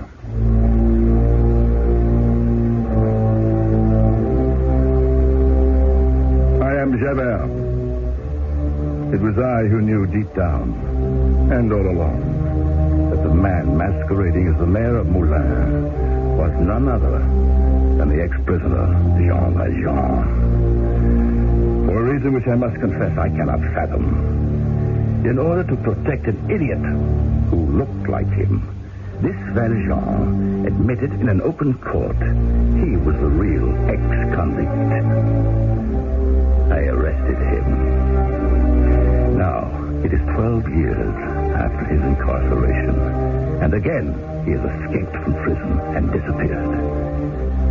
If I do nothing else in life, I shall find him. Marcel. Who is it who calls my name? Who are you standing in the dark in my cottage? I've been waiting for you, Marcel. Who are you? Do you remember the Mayor Madeleine? Mayor Madeleine? Yes. The one who confessed he was a criminal and was arrested? Is that all you remember about me, Marcel? Who was it who secured for you the post of gardener in this convent? It was you, the mayor. How did you get here? Monsieur Madeleine himself. I can't get over it. Not Madeleine. I am Jean Valjean. Remember? Marcel, I'm glad you're still alive. I have so few I can turn to. If you had not lifted the cart from my back that day, I would not now be alive. Forgive me. Oh, that was so long ago. How long? My memory plays tricks. 12 years. I thought they condemned you to life imprisonment. I escaped. But why are you here? This convent of Saint-Antoine is no place to hide. The Sisters of Mercy are not allowed to give sanctuary to an escaped convict. Marcel, I have not come here to hide. I have come to get the daughter of a woman who should not have died so young.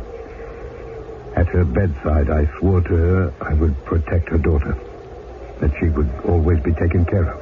Her daughter is here at Saint-Antoine? I pray so. I hope so. When the child was 6 years old, I brought her here. The Mother Superior promised me she could stay. Now I have come for her. Will you help me, Marcel? Who is she? What is her name? Cosette. Cosette? Yes. Oh, yes, I know her. She never entered the order. She comes to the gardens often and helps me. She is 18 now. Don't tell me. Is it you she is always talking about? Are you the grandfather she speaks about? When she was little and her mother died, I led her to believe that. I told her when I brought her here that one day I would return and we would have a home. But, as you say, I am a hunted man. So I cannot openly ring the gate bell and inform the Mother Superior I wish to take Cosette. Now, look at the way I'm dressed. My clothes are rags covered by this cape and this wide-brimmed hat.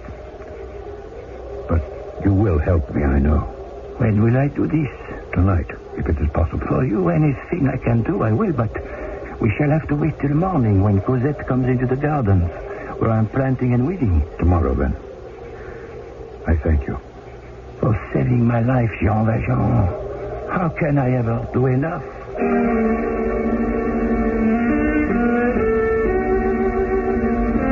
Mademoiselle Cosette. Good morning, Marcel. Oh, what a beautiful day it is. Did I ever tell you, mademoiselle, that I knew your grandfather? Well, no. You never said a word, did you? All these years, and you never said a word. I did not expect to see him ever again. You are joking about seeing my grandfather. Oh, no, it is not a joke. I have seen him. He came last night to take you away. I cannot believe it. Where is he? I am to arrange everything. He does not wish to disturb the Mother Superior, and so he asks that you leave the convent alone. Just by myself? Yes. When? Tonight. As soon as it is dark. After the evening prayers at 6. You have to walk to the bottom of the main road. The hedge of wild roses. There will be a hay wagon waiting for you. You are not to speak to the driver. You are to get in, and you will be taken to your destination. I, Javert, Chief of Inspectors, did not know that Jean Valjean had escaped from prison, or that he had returned to Paris.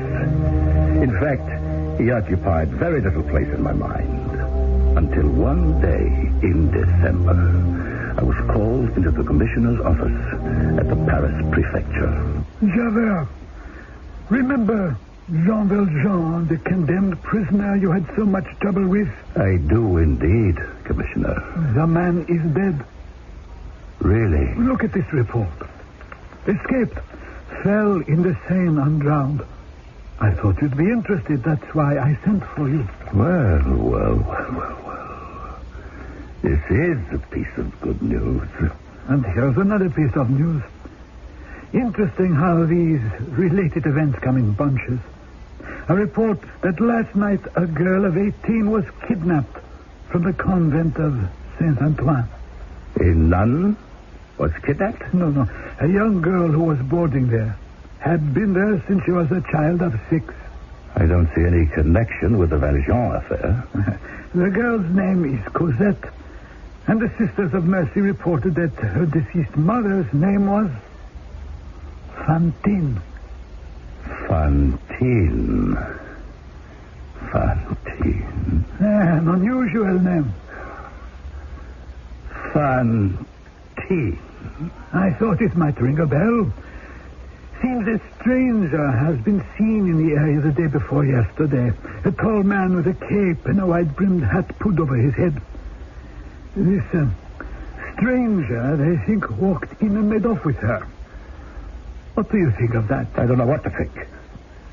Especially since it says here, Valjean is dead.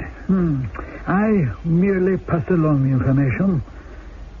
But I do remember a dozen years ago, after the Valjean confession that he was posing as Monsieur Madeleine, the mayor, when you went to arrest him, wasn't he at the bedside of a dying woman called Fantine? You have a good memory.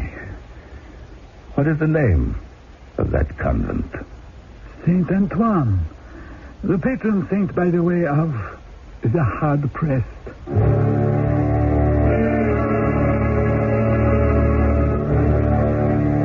Jean, what happened yesterday? All went well. But why are you back here tonight? Cosette is installed in a small place near the Luxembourg Garden. Oh, you are mad to come back here. The Mother Superior is furious. The sisters are searching everywhere for Cosette. They had me on the carpet for hours. The police came. Sister Therese passed away at midnight. Oh, such a day, such a day. I had to come back for Cosette's clothes. All she took was on her back. I beg you, go now. The clothes are not worth your safety. Cosette wants a crucifix that belonged to her mother. The ivory crucifix, yes, I know it. It is still in the room, over her bed. Can you get it for me? No, I can't ask that of you. You show me where her room was. Draw me a map. I'll find the ivory crucifix myself.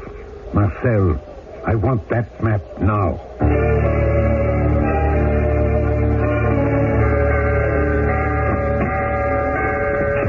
Marcel. What did you do? Listen to that bell. It is rung that way when there is death or trouble. They must have seen you. It doesn't matter. I have the crucifix. Yes, they saw me. 2 sisters walked in the door as I was pulling it from the wall. They ran out shouting for the Mother Superior. I knew it. You cannot hide here. They'll find you. Marcel, are you up? Blessed Virgin. There she is. The Mother Superior. Get under the bed. Yes. Under the bed. Marcel, may I speak with you? Certainly, Mother Superior. What is the matter? The man with the wide-brimmed hat. He has returned. What man? The one seen in the village before Cosette disappeared. I have sent for the police. And Marcel, I want you to stand by the gate. The inspector and his men could be here any time. That this should happen the night our dear Sister Therese was called to the bosom of the Lord. Don't worry. I will show the police everywhere. Oh, not the dead room, of course. It would be sacrilege. Our beloved Sister Therese passed over, lying there, awaiting her burial tomorrow in the vault under the chapel altar. Now, Marcel, I count on you. Be at the gate. Now, I must go and stop that bell. The damage is done. You can come out now, under the bed. You heard her. A fine mess we are in. The police are bound to come in here. Where can I hide you? I'll go the way I came, over the wall. No. You can't do that.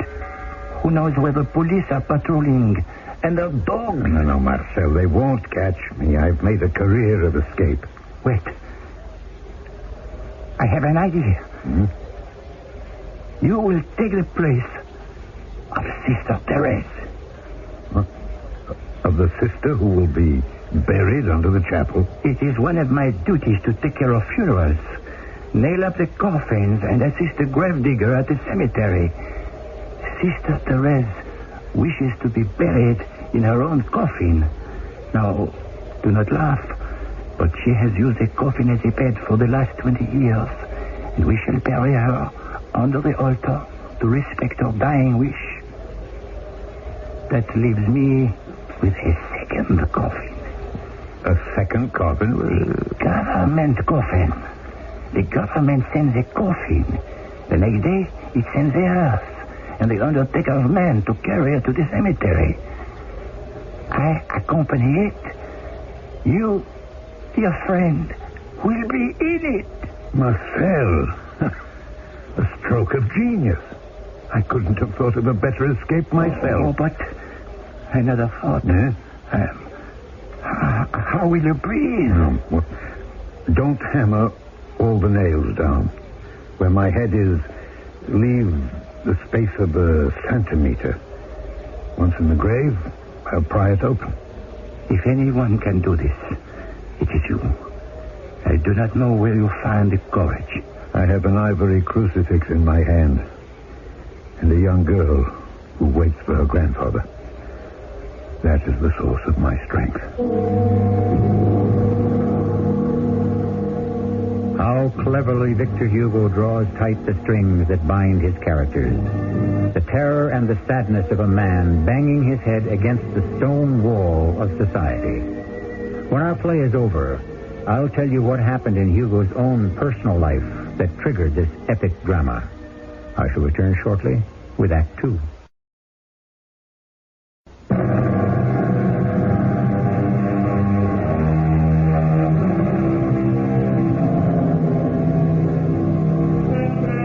I am happy to report that via the coffin and the grave, Jean Valjean did make his escape to the Latin Quarter of Paris, where he rejoined his ward, Cosette.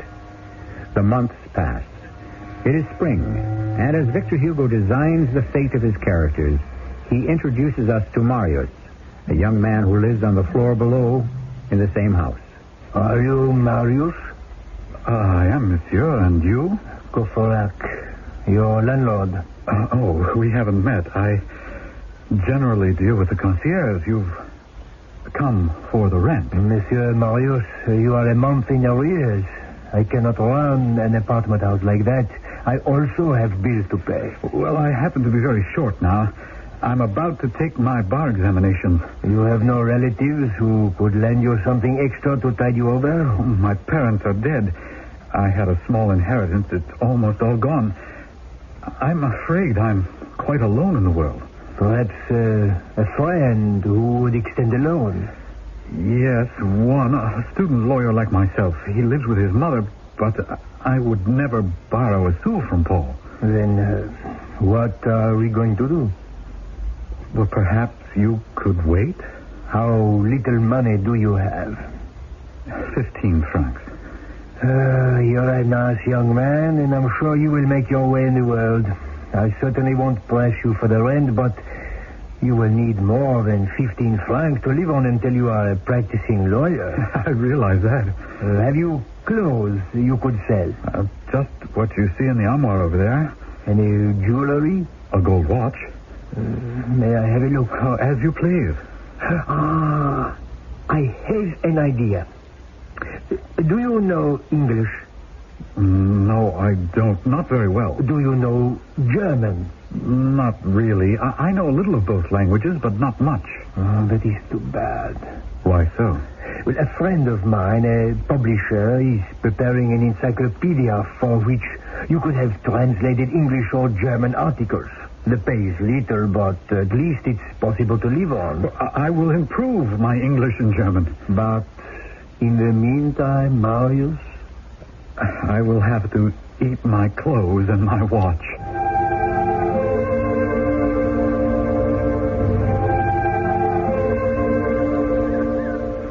Marius, whatever is the matter with you? The Paris winter is over. It's April. You look so glum. Oh, forgive me, Paul. I'm not unhappy, really. It's anxiety, I think. You're anxious about what? spring is in the air. We both passed our bar exams. I'm going to be apprenticed to a law firm. You have a translating job with a publisher. If I tell you, you'll laugh at me.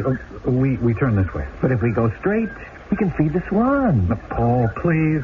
I wish to go this way. Ah, there is a secret reason we are taking this path.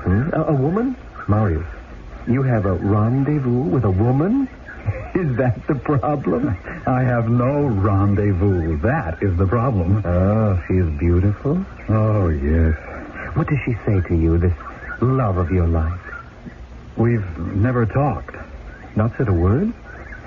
You just look at one another? She doesn't look at me. Oh, how sad. How long have you been doing this? Since February. She walks in these gardens every day. The two of you alone and separately, walking in the Luxembourg and never speaking? Marius, this is tragic. No, she's not alone. She's with a white-haired, tall gentleman. Come, we must walk faster. Marius, what is your hurry? I must get to a certain park bench before she arrives. They're already here. They are? Where? Over there. See? Well, now what? We sit on this bench right here. I have a book in my pocket. I sit here and pretend to read, see? And without being observed, I can sneak a look at her over my book. Oh, isn't she beautiful? The old man is nice looking, too. I think I know those two from somewhere. You do? My dear Marius, if you wish to get to know this girl, you'll have to do better than sitting yards away in a park day after day. Well, I will. When they leave here tomorrow, I shall follow them and find out where she lives. You don't know that? Well, I can tell you that. She lives in the same house as you do. That's where I've seen her before, and him. She lives in the same house?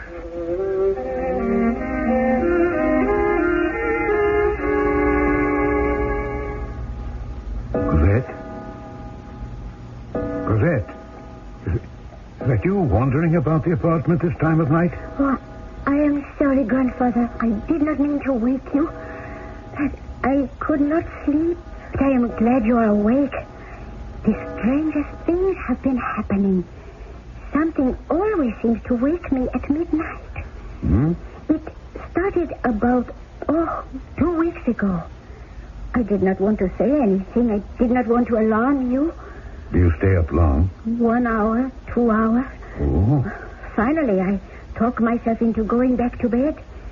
But tonight it was worse. What? What was worse? The man in the cape. Oh? Tonight he looked up at me and saw me.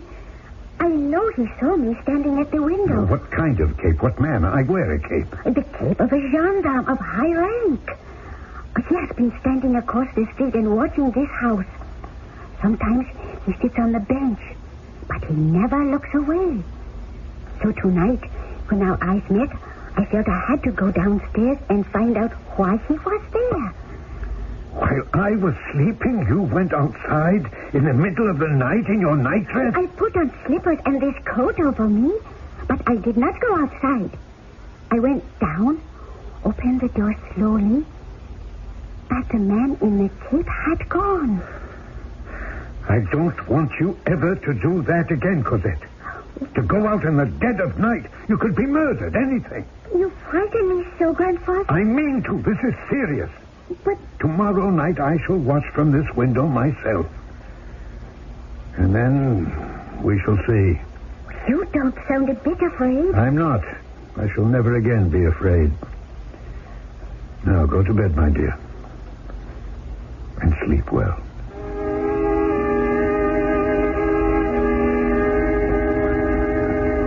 Marius, I must have been out of my head to sit on that bench with you today, waiting for the girl. And the only one on the opposite bench was the man with the white hair. I can't understand it. It's never happened before. He came alone. There must be something wrong. Why you cannot get to know them in your own house is beyond me. It's my fault. You see, Paul, I'm ashamed of the few clothes I still haven't, and so I leave the house by the back stairs. It would never occurred to me that you look shabby. Paul, will you come up to my room for a few minutes?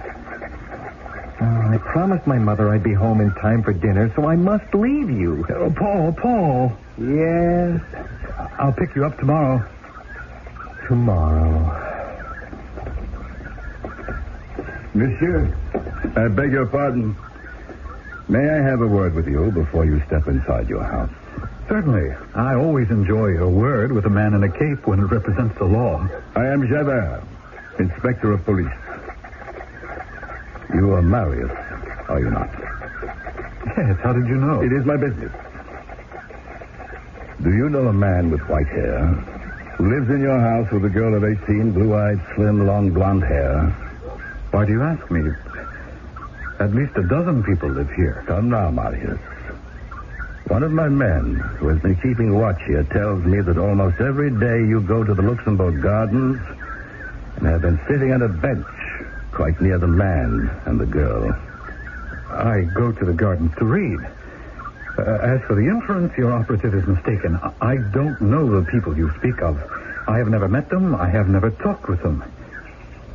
May I ask, what is the reason you wish such information? You may ask, but I cannot answer you.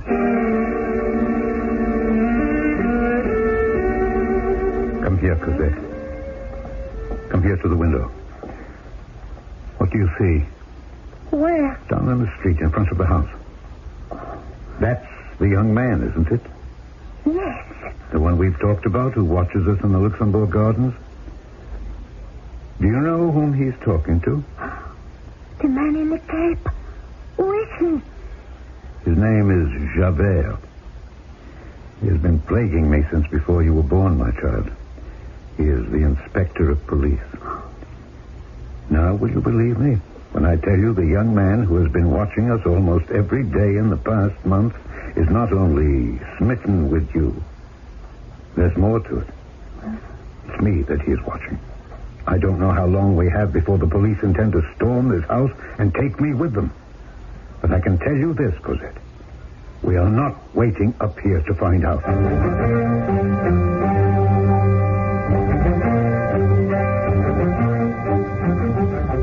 But, Javert, how can you be so positive this man with white hair you describe is Valjean? It's a feeling I have, Commissioner. And you expect me to issue a warrant to search the house on the basis of that? A hunch? I repeat, the elderly man has a young woman with him. It could be the 18-year-old Cosette who disappeared from the convent. It's possible, but we have only the vaguest description of the girl. There are many slim, blue-eyed blonde girls of the same age on every street in Paris and more indoors. No, I cannot issue a warrant. A French citizen still has some right, Javert. I don't have to tell you one needs actual proof. Do you have any? I will get it. And now I suggest you attend to your duties and forget this man.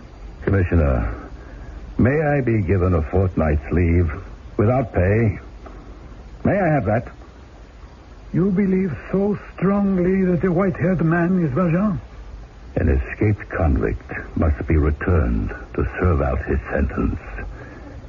If the law is not obeyed, what is left but anarchy? No matter where he wishes to stop and rest, Jean Valjean cannot. Javert is always at his heels, a nemesis, a strange officer of the law, not indifferent or impartially weighing transgressions upon the scales of justice, but relentless and, yes, revengeful. How long can Valjean endure this? Who will weaken first? The ex-prisoner or the policeman? The hunted or the hunter? I shall return shortly with Act 3.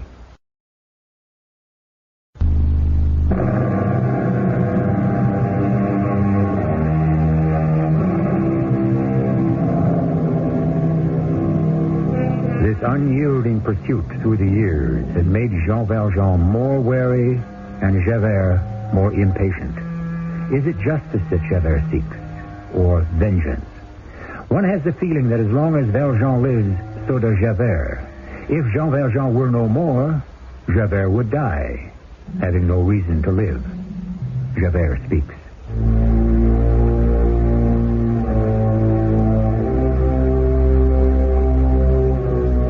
The trap must be cleverly sprung and carefully baited. In order to set it, I needed proof. To get that proof, I had to hear his voice.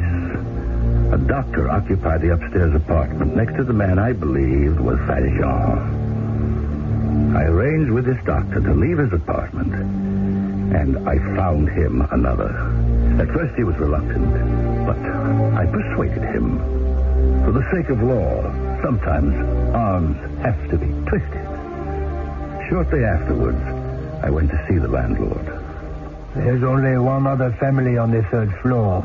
To be honest with you, monsieur, the third floor was originally one big apartment, but I had partitions put up, making it into 2 apartments. That's too bad. A partition is only a very thin wall. I don't think you will be disturbed, monsieur. The other family on that floor is an elderly gentleman and his granddaughter. I hope you won't think this impertinent of me, monsieur, but may I ask your name and where you work? I am Inspector Javert of the Paris police. I am engaged in a matter of delicate surveillance. You will, of course, not make mention of this to any of your lodgers. Good day.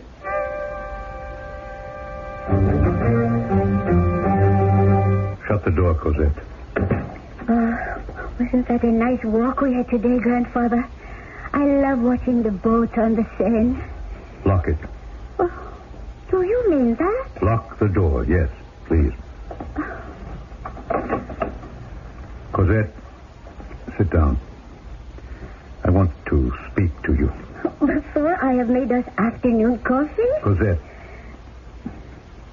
Cosette, I am not really your grandfather. What? When your mother was alive, you were very little. You and she lived in a town not far from Paris, Moulins. Do you remember that? Yes. I think I do. Your mother had a beautiful name. I'm sure you remember that. Fantine. Yeah. I promised her I would take care of you always. Cosette, my real name is Jean Valjean. Once when I was very young, almost your age, I stole a loaf of bread because my sister and her 7 little ones were starving. I was sent to the worst prison in France, Toulon. My dear child, I paid for that crime with 19 years of my life. When I got out, I was bitter against the world. I wasn't out of prison long before I stole some silver from a bishop.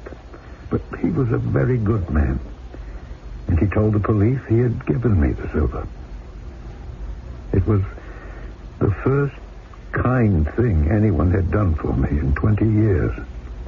He brought me to the safety of the Lord and made me promise to lead a good life. And I did, Cosette. It's been said that I put the town of Moulins on the map of France. I started a glass bead factory where your mother worked. I built a hospital, tried to help everyone I could. But I was sent back to prison. For what? There is on this earth one man, a police officer, whose name is Javert. He was an assistant jailer in Toulon, where I was first imprisoned. He has never let me be. He always suspected that I, who was now known as Monsieur Madeleine, the respected mayor of Moulins, was in truth Jean Valjean. One day, a poor, demented creature who looked very much like me was arrested.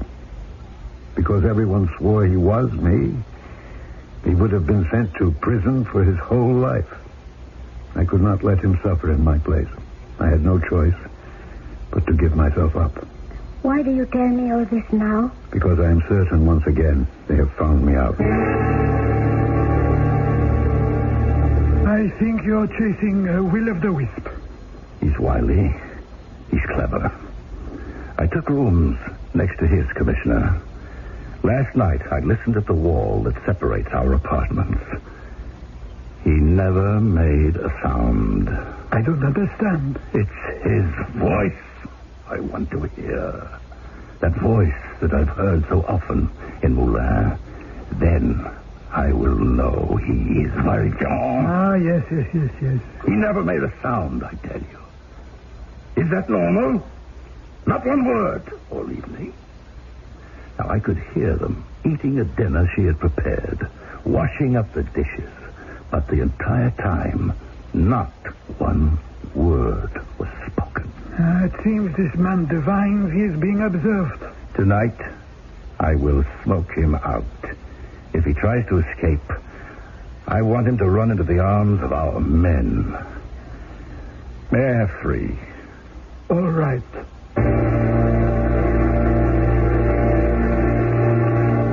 Marius, it seems to me your entire life is being spent sitting, waiting on park benches. Here you are on the bench outside your own house. Do you know it's after 5 o'clock now? Look. 2 policemen and a third. They've stopped, looked in the doorway. Now they're moving on. What's the matter, Marius? You've gone quite white. Yesterday, after you left me, a police inspector named Javert stopped me and asked after them. Asked about the white-haired man and your girl? Yes. Wanted to know what I knew about them. I told him nothing. Oh, that is peculiar. How much longer are you going to sit out here? I don't know. Oh, you are stubborn. No, I am in love. All right. I'll wait with you 1 more half hour, and that's it.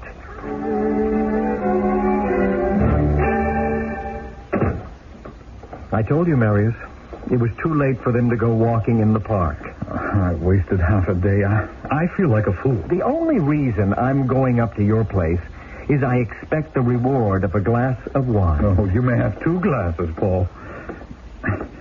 Marius, you're behaving like an idiot over that girl. Shh, not so loud. They're right above us, and they'll hear us. There are important things happening these days in France. Only you're too lovesick to know what's going on. France is on the brink of another revolution, and we need all the bright, intelligent men like you on our side. I'm not interested in politics. Now, please be quiet. Their apartment is right up there at the head of the stairs, the 3rd floor. Is that you, Marius? Yes, it is, Monsieur Courfeyrac. Who is that? The landlord. He's up there on the landing above us. I left the mop and the pail down where you are. Will you bring it up to me, please? You take the mop, Paul. I'll carry the pail. Go on. He's a nice man, and I owe him several months' rent. Thank you, Marius. Bring the pail in here. You too, sir, with the mop. Just lean it against the wall. Well, this is, who lives in this apartment? No one at the moment. I'm doing a little cleaning, and hopefully I'll have it rented this week.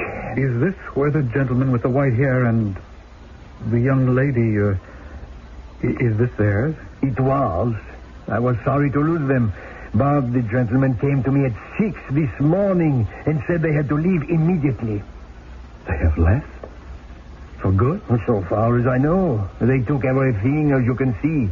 By 7, they were all paid up. Half hour later, a van came for their things, and off they went in a hansom cab. Oh, that can't be. It's impossible. You have no idea where they went. I didn't say that. They were catching the afternoon train to Cherbourg, and from there, the night boat to England.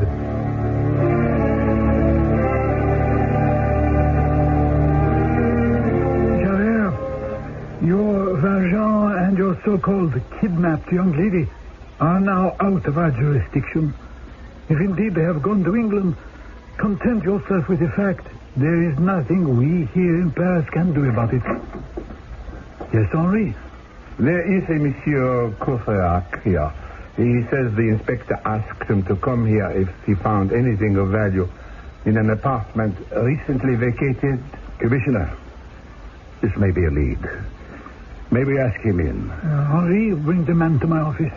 Courfeyrac is the landlord of that house. It was he who informed me those two had left for England. I sincerely hope we can dispose of this matter quickly. Word from Desbois, the Rue Saint-Croix, and 20 different spots in Paris is that there are groups gathering, a riot brewing. I am going to need you, Javert, to go out and organize police patrols where they are needed. I was told to come up here. Come in, Courfeyrac. This is the commissioner. Ah, an honor. What have you found? I have it all here in my pocket. I wrapped it up in my handkerchief. Scraps of paper under the mattress. I didn't find them until I turned the mattress over to make the bed with fresh linen, which I always do for new tenants. Here it is. Do you see? Scraps of paper it is, torn up into small pieces. You did the right thing, Courfeyrac. I think this piece belongs in that corner. It's a yellow passport. By heaven, a yellow passport. Valjean must have torn it up and placed it under his mattress, planning to get rid of it. Javert, my apologies. Look, V-A-L-J-E-A. Well, the rest of it is here somewhere. Javert, my apologies. You were right. I'll be the first to acknowledge it. Unfortunately, if he has skipped to England, there is little we can do about apprehending him. I shall get him. If it's the last thing I ever do. One must not threaten the fates that way. What good would it do you if it were the last act of your life? Now let's bend our efforts towards suppressing this riot before it turns into a full-scale revolution.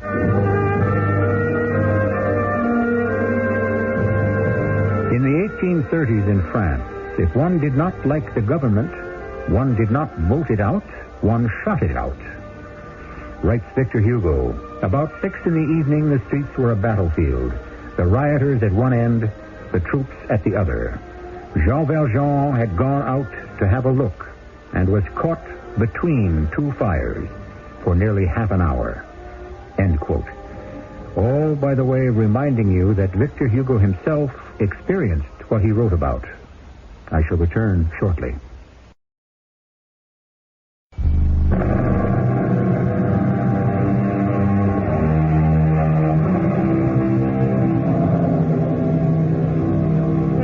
We have concluded episode 3 of Victor Hugo's magnificent Les Miserables. I promised you a behind-the-scenes look at the author himself and why he had no choice but to write this great novel. It grew out of tragedy, a personal tragedy. On September 4th, 1843, Victor Hugo picked up a newspaper in a cafe and learned that his recently married daughter, Leopoldine, had drowned in the Seine. That night, he began writing this book, always remembered for its extraordinary humanity. Join us again when our curtain rises on this unusual 5-part presentation to signal the start of Mystery Theater's 9th year on the air. Our cast included Alexander Scourby, Bernard Grant, E.V. Juster, Bob Caliban, and Lloyd Batista. The entire production was under the direction of Hyman Brown.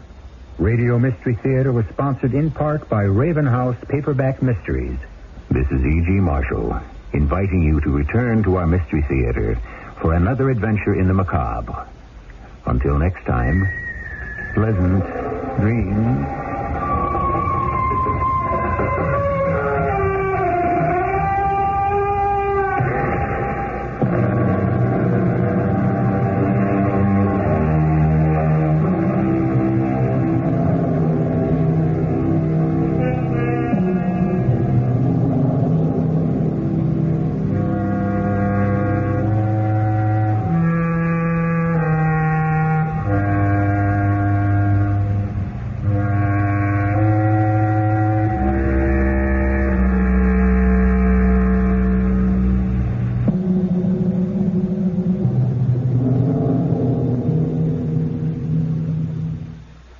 CBS Radio Mystery Theater presents...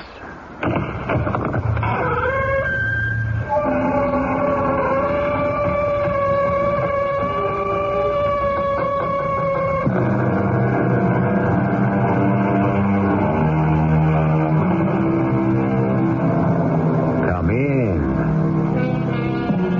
Welcome. I'm E.G. Marshall. To inaugurate the Mystery Theater's 9th season, we are honored to present in 5 parts that classic of crime, fate, and condemnation, Victor Hugo's Les Miserables. Today, in our 4th episode, we continue with Jean Valjean, a 60-year-old escaped convict, originally imprisoned for stealing a loaf of bread. Were you to add up the years he paid for this crime, it would add up to half his life. As our curtain rises, the city of Paris is also a prisoner. The streets are filled with men and women rioting against the government. You are beneath contempt, Valjean. You steal bread. You decide you're above the law. You escape. You are caught. Brought back to prison, you escape again and again. All true, Inspector. But so long ago, I changed my name, became an honored citizen.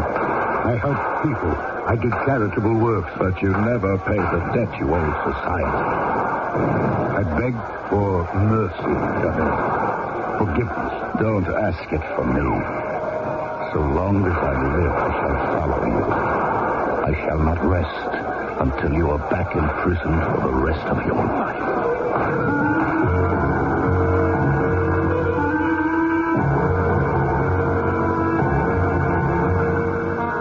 Our drama, Fear, Love, and Death, Part 4 of Victor Hugo's Les Miserables, has been especially adapted for the Mystery Theater by Gerald Keane and stars Alexander Scourby as Jean Valjean, Bernard Grant as Javert, and Amanda Plummer as Cosette.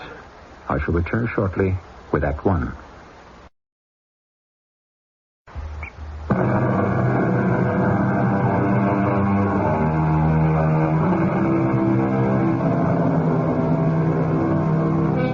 Curtain rises upon the streets of Paris at a time when Frenchmen are in revolt against the government. Barricades block the streets.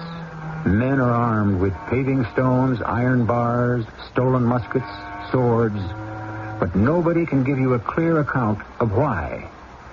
Through the violence, the crowds, and the haphazard death, a man with white hair and a young girl are trying to escape the fanatical pursuit of one Inspector Javert, from whom we hear now.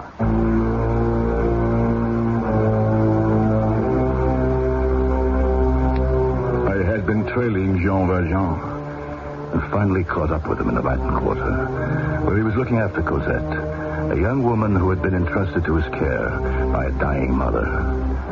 Strange how a man can combine charity and selfishness. To some, he was good. To me, he was evil. But I missed arresting him by minutes. He is somewhere here in Paris, but the devil himself only knows where.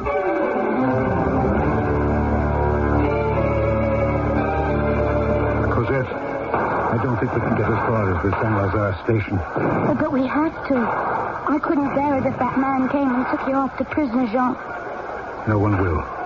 But I think it's dangerous to continue walking these streets. Look, people with guns who have never fired a gun. People with swords, stones, ready to crack anyone's skull. Why are they doing all this? It doesn't make sense. Society as a whole has never made sense. Cosette, a crowd has a mind of its own. I'll wager not one person in 10, in 100, knows why there are barricades all over Paris, or why the people are attacking government troops. Cosette, we may as well stop walking. Our train for Cherbourg will have gone by now. But England. We were going to take the boat to England. Where can we go? We'll find our way slowly back to where we used to live. Courfeyrac will give us a little furniture. I'm sure he hasn't rented the apartment yet. Is that safe? Probably the safest place we could hide. Javert will never think of looking there.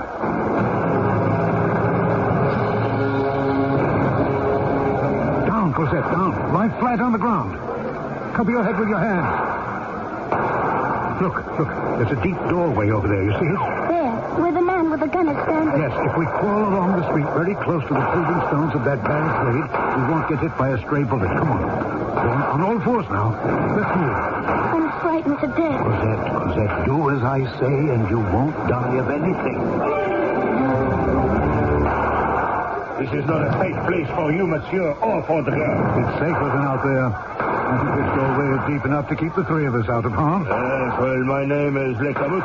This is my house, and I'm prepared to kill anyone who comes in here. My name is Valjean. This is my granddaughter Cosette. We're not here to enter your house, citizen. Better not. That's all I have to say. I'm not asking for anything. Just to remain here a few minutes until it's safe to leave. Do you know why you are fighting? Yes, I am defending my home, mademoiselle. Now, you had better get your grandfather to take you to yours. That's up to him to decide. I'm not frightened. That's what she tells other people, isn't it? Because I'm not afraid. If you can be brave, I can. You think, monsieur, you're the only one with courage standing in this doorway. Do you know what all this shooting is about, do you? Yes, to upset the government. I hate to have me, somebody. Idiot! Look at him. He stood up on top of the barricade. Of course he was shot. Help! Can't move. Aren't you going to do anything? There is nothing to do. He'll die out there soon. No, he won't. Grandpa, what are you going to do? I'm not going to let him die in the street.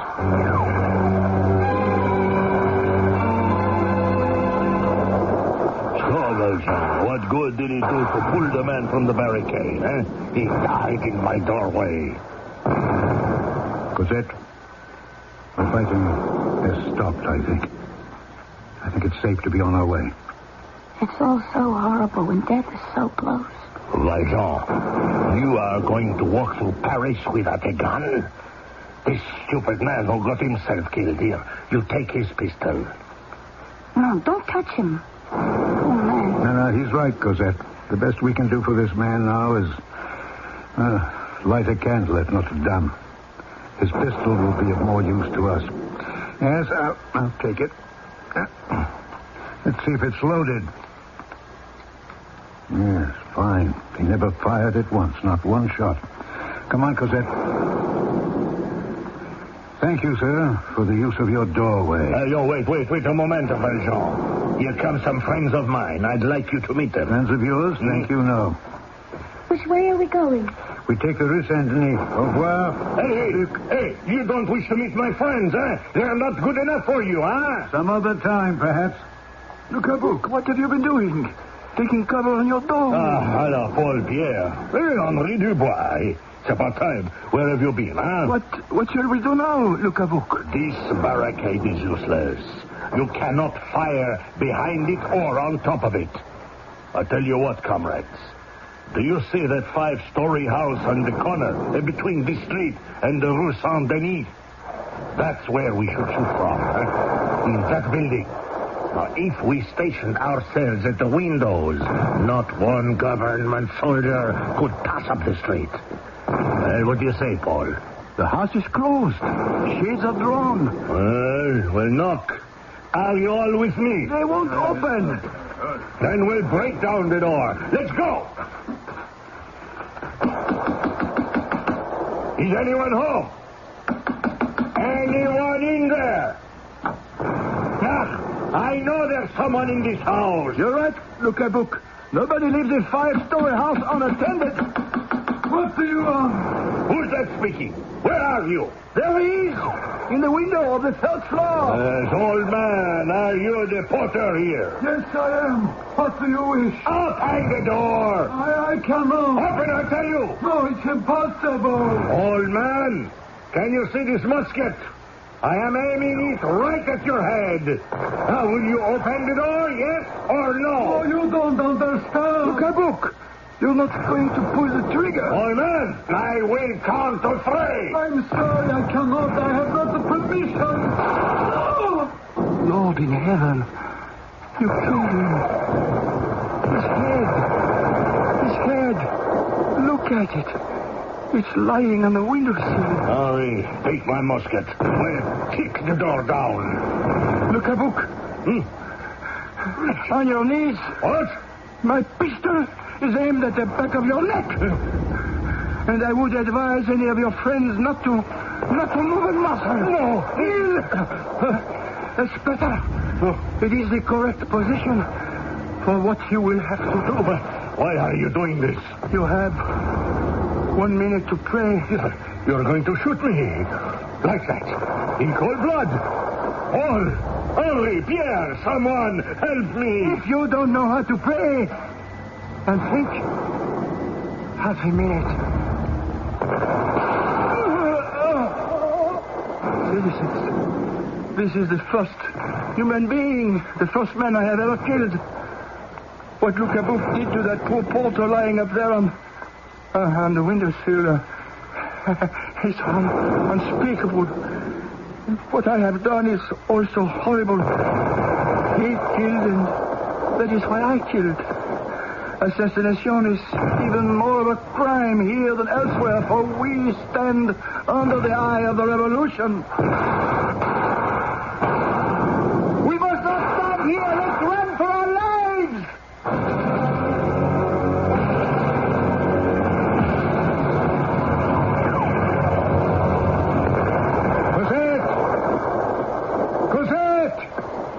Cosette, where are you?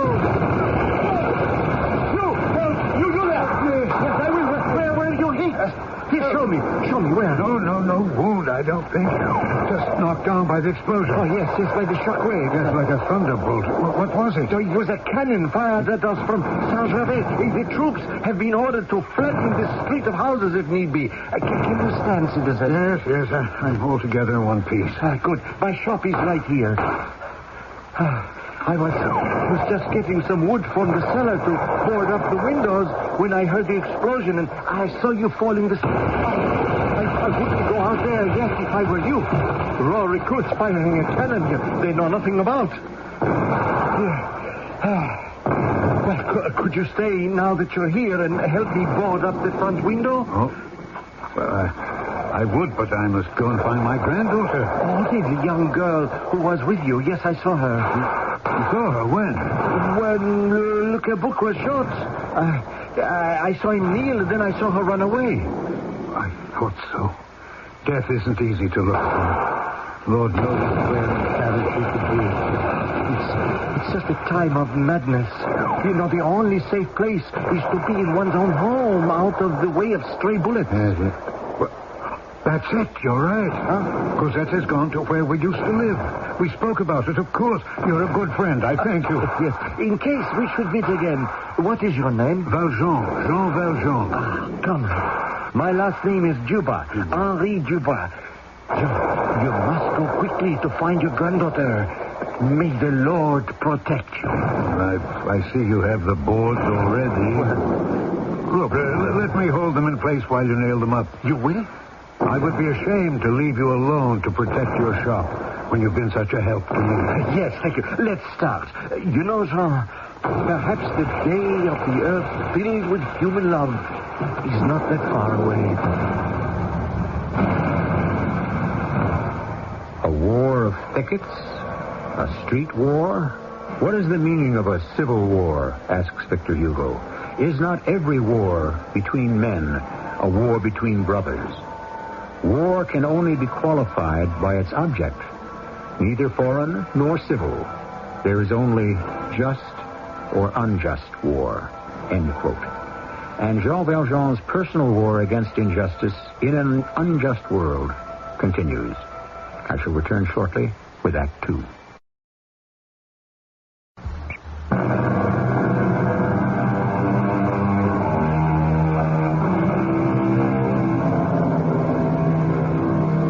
Followed Jean Valjean and Cosette through rioting Paris.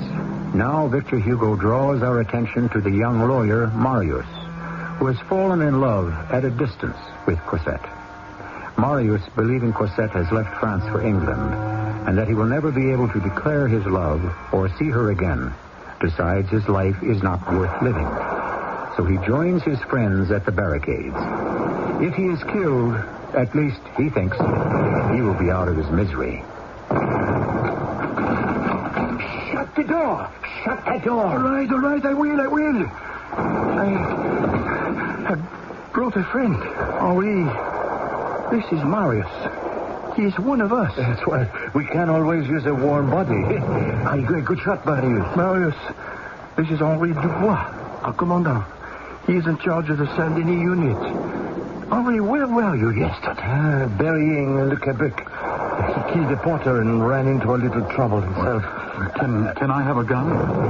Marius, you know how to fire a gun? Well, I never have. Paul, why do you bring us these poets or musicians? We have to have people who can shoot. I think I can learn. Well, you had better. The musket speaks the only language the National Guard understands. Marius, your first lesson? Please pay attention. The gun is far easier to master than any of the legal briefs that we had to learn from the bar examination. And don't be too long at it, Paul. Then send your friend Marius up to the bridge, the one near the Hotel Dieu. 2 of our sentries have been wounded there, and I suspect government troops are going to rush that bridge when it's dark. If they do, we'll need fair warning. It'll be hard to hold out here. Why don't I go, Henri? You teach Marius how to aim and fire, and give him a pocket full of bullets. If there's danger, I want to do it. There, you see? Poets and musicians can be as brave as a barber. He's a lawyer. Fine. And when they're going to hang us and we appear in court, your friend can represent us. In the meantime, turn your attorney into an attacker.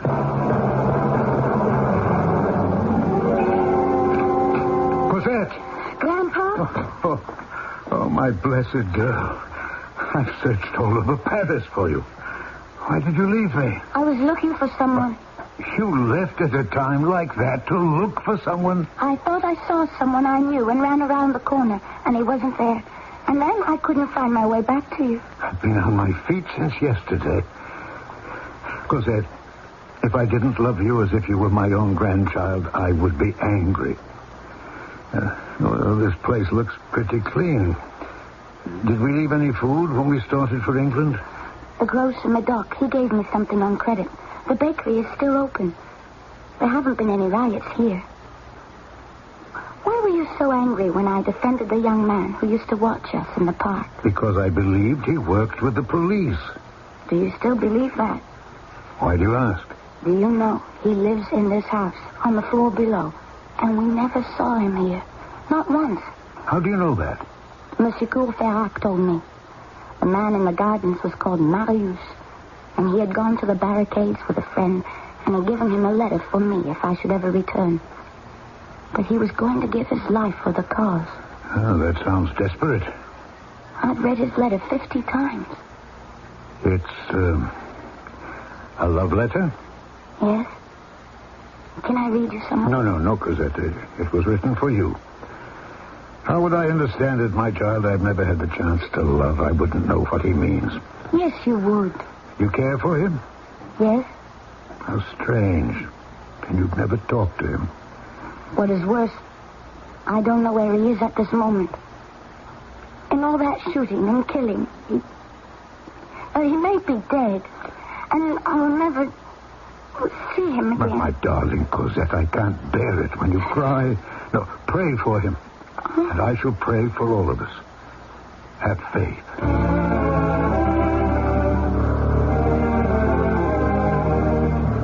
The revolt against the authorities was 3 weeks old. I, Javert, inspector of police, was assigned to the prefect, which gave me the delicate task of insinuating myself into the ranks of the rioters. And I went from unit to unit to find out whether the armed men were criminals or ordinary citizens. One night, I found myself at Saint-Denis, near the bridge. Well, who goes there? Friend. What is the password? Excuse me, young man, but you're not holding that musket properly. I'm not? Careful. It might go off. And who knows who it would hurt. Set the gun on its heel. No. The other end. Now place the butt on the ground. You know, sir, your voice is very familiar. All voices of the revolution are familiar. Do you know all the men behind these barricades? No, I don't. I haven't been at this sentry post very long. You sound like an educated man. I'm an attorney.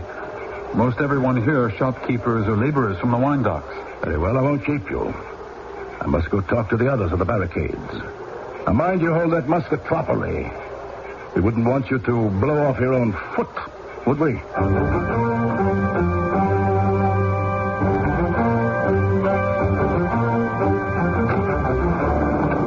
Henri, is Henri here? Oh, it's you, Paul. Henri went out for some more ammunition. Did Henri relieve you at your post, Marius? Yes. Paul, I think there's trouble. An hour ago, I saw someone out there who shouldn't be. Are you sure? Do you remember my telling you about a police inspector called Javert who stopped me one day in front of my house asking all kinds of questions about the man with the white hair and the girl? You know the girl I mean. Javert. Yes, I remember. An hour ago, he came up to me in the dark. He didn't give me the password. He asked who was manning the barricade, and I saw him go off and ask other men the same thing. A police inspector. A spy. Where is he now? I don't know. I had to remain on duty until Andre arrived. It's very cold out there. I wonder if he's asking questions right here in the White Shop. You mean in back? Well, I'll open the door to that room and see if he's there. People have been going in and going out. I don't know all of them. They rest, they have a drink. He's on a wait here. It's him. He's in there at one of the tables by the wall, sitting alone. Now that I see him in the light, I'm sure he's Javert of the police. We had better wait for Henri to get back. He will know what to do.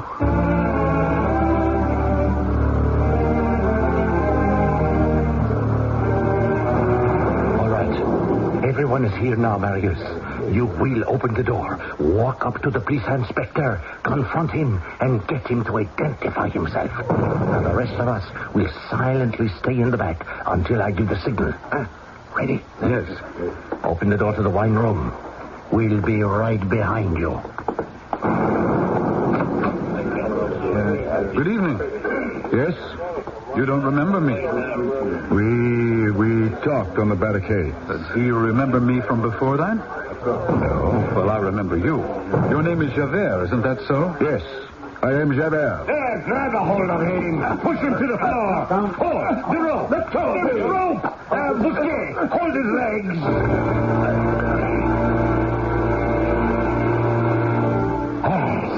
Good work, Marius. Hand me everything you find in his pocket. This looks like an identification paper, and here's a purse. Huh?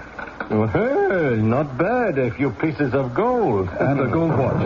That's it. Yes. Well, we'll heave him onto the long table. Bousquet, clear off the glasses.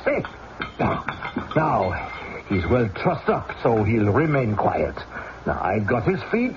Paul, Marius, Bousquet, grab him by the shoulders, and up we go.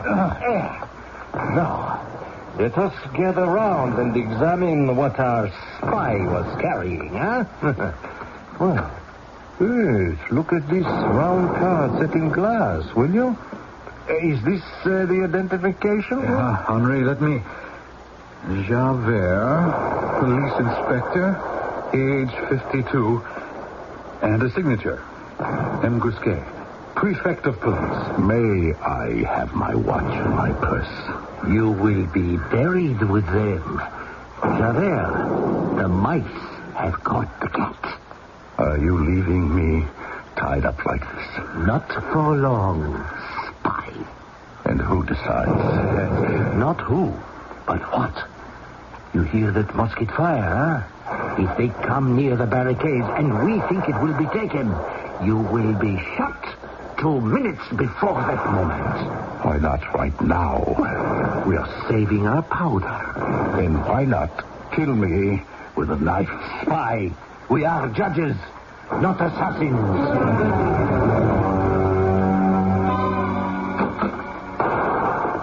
Have you come for more ammunition? No, I'm looking for someone. Well, if you don't see him here, citizen, he's out there fighting for our lives.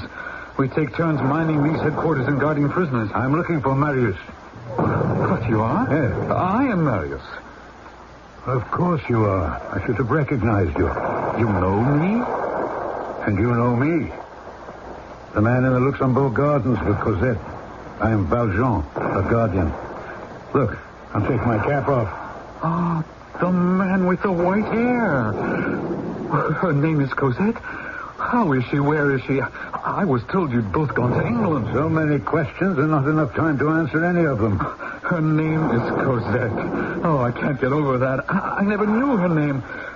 Well, why did you come for me? Oh, how lucky you found me. I believe in prayer, and it happened. Since I came between you two, I must bring you together. We're in the same house you lived in. Go and surprise her. Oh, Lord, yes, but I can't leave here. Why not? I'll take your place. It's getting hot out there. Oh, Henri, this is Valjean. He lives in the same house as I do. Oh, yes, I remember you. Welcome. This is a good man, Marius. I want Marius to do an important errand for me. I'll take his place. Valjean, anything. Marius, how long will it take? I want him merely to reassure someone that he's alive. That's all right. Just so long as you come back, Marius, to reassure me. Oh, thank you, Henri. Au revoir.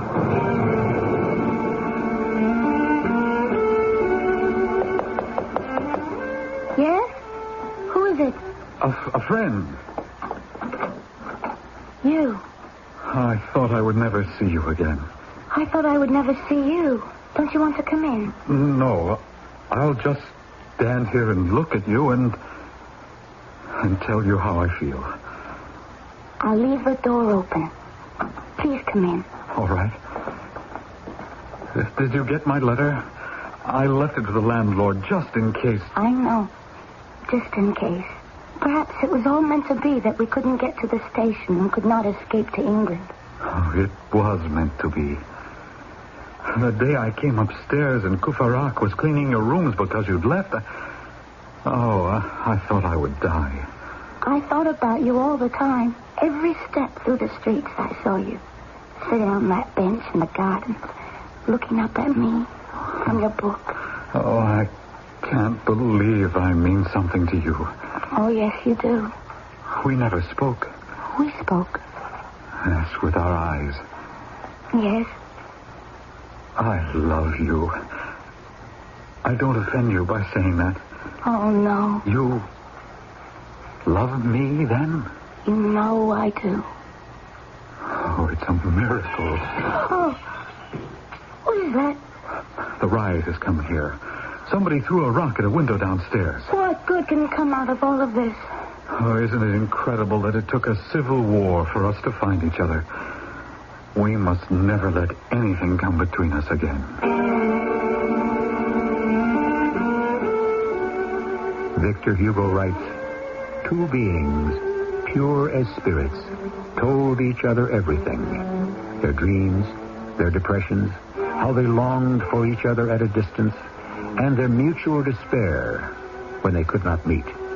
Two hearts poured into each other so that at the end of an hour the young man had the maiden soul and the maiden his. I shall return shortly with Act 3.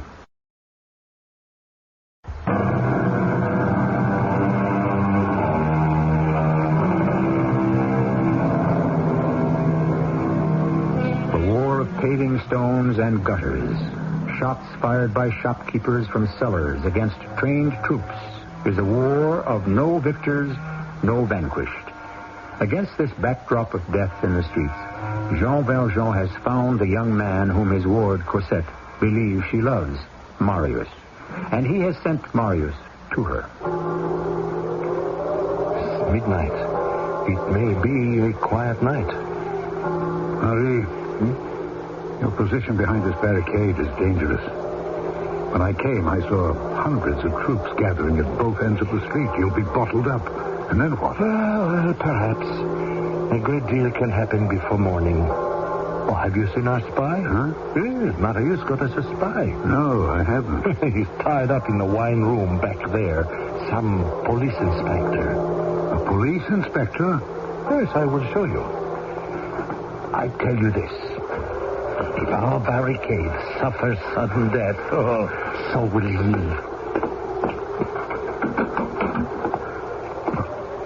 Well. Inspector Javert. Valjean.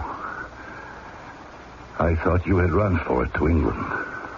Javert of the police, lying on a table trussed up like a chicken. In my greatest imaginings, I could not have dreamt I would see a convict go free while I, a servant of the law, am imprisoned with ropes. Yes. Interesting reversal, isn't it? Perhaps there is justice after all. What would a common thief know about justice? That was a lifetime ago. Your debt's still outstanding. You may have escaped the bars, Valjean, but there's no escaping the truth. Have you nothing good to say about the days I changed my name, became an honest citizen, how I helped people, did charitable works? You never paid the debt you owed society. That is the truth. The only truth. The truth is too hard. All my life it has set its foot on my chest. I've cried for mercy, but the truth is not merciful. Don't ask for forgiveness from me. I cannot, and I will not. Valjean, so long as I live, I shall follow you until I have caught you and returned you to prison. What good am I to man, I ask myself, if I'm thrown back into prison? You asked that question too late. I was a boy when I stole that one loaf of bread. Our conversation goes nowhere and can go nowhere. If I am killed by your brothers, that too will hang over you. It will not. Justice. That word you live by. Justice has brought you here. Tied you up, made you helpless. I couldn't have pictured a more fitting reward for you. I laugh. No more looking behind me. No more listening for your footsteps. No more hiding behind other names. Goodbye, Javert.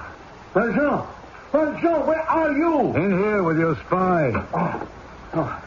It is as you said it would be. That boy came running just now with the news that they are bottling up the street. We are too dangerous to them. What do you plan to do with this pitiful police inspector? I will leave a loaded pistol by his head, and the last man to abandon this place will be told to blow out this prisoner's brains. Henri, you said you wished to reward me. Well, I ask for my reward.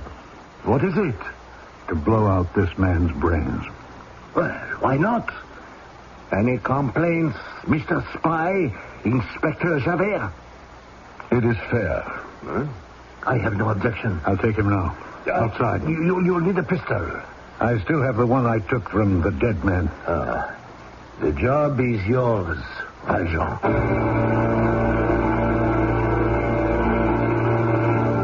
Tied up as I was, there was no chance to escape.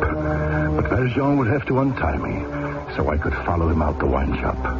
How could I distract him sufficiently so I might fall down or roll away from him? It was dark out there, the only light occasionally from the cannon firing miles away. It would be touch and then go. One would have to be very clever. I will watch everything he does, every move. Hold still, Javert. I'm undoing the rope they tied you with to the table. Then I'll tie it around you to use as a leash. There. That's it. Now, I use this for a hangman's noose around your throat. Don't pull back. The knot will tighten. Very good. Now, sit up. Now, what are you going to do? Just having a look at how securely your arms are fastened to your side. Mm-hmm. Good job. Off the table now. Go on. Where are you taking me? Outside. You and I are going for a stroll. I will not be able to walk. My feet are tied together. I'm aware of that, Javert. And tied they will remain. We'll manage.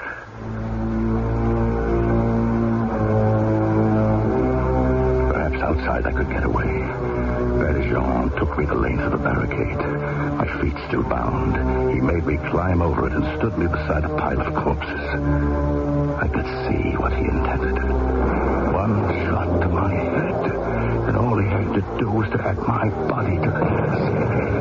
He checked his gun. That seems to be in good order. Only you and I, Javert. No one to watch us. Go on. Take your revenge. On second thought, I think my knife will be more useful. Yes. By all means, a pocket knife. You're right. A knife suits you better. Hold still, Javert. What are you doing? What you least expect. There. I've cut through the rope around your neck. Now hold your arms as still as you can. I don't want to draw blood. What are you going to do with my neck and arms free? Stay right there. Don't move your feet. I don't understand at all. That's it. Your feet are untied. You may rub your ankles, get the blood through your veins again. You are letting me go. You are free. You are... I see you're going to shoot me in the back as I walk away. I'm going to shoot into the air so that I can tell the others the deed is done.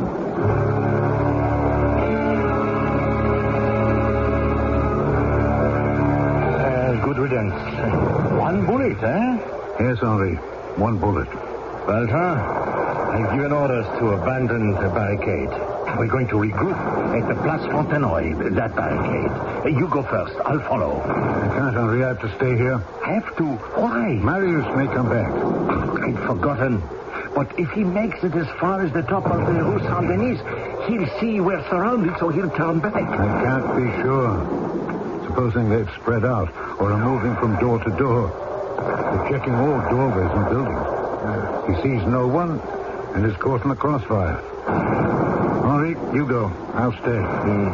Where will I find you? Tomorrow or the next day? I shall probably return to my barber shop. I'll be in the cellar. Oh, bring your Marius.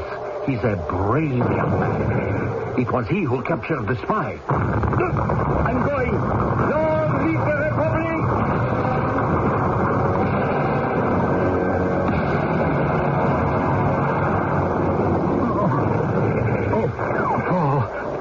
Far?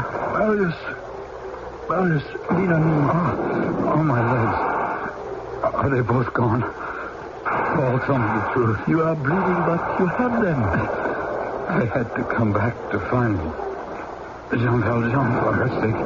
She was so worried about him. I'm glad I saw you. I thought it was all over for me. No, we haven't far to go.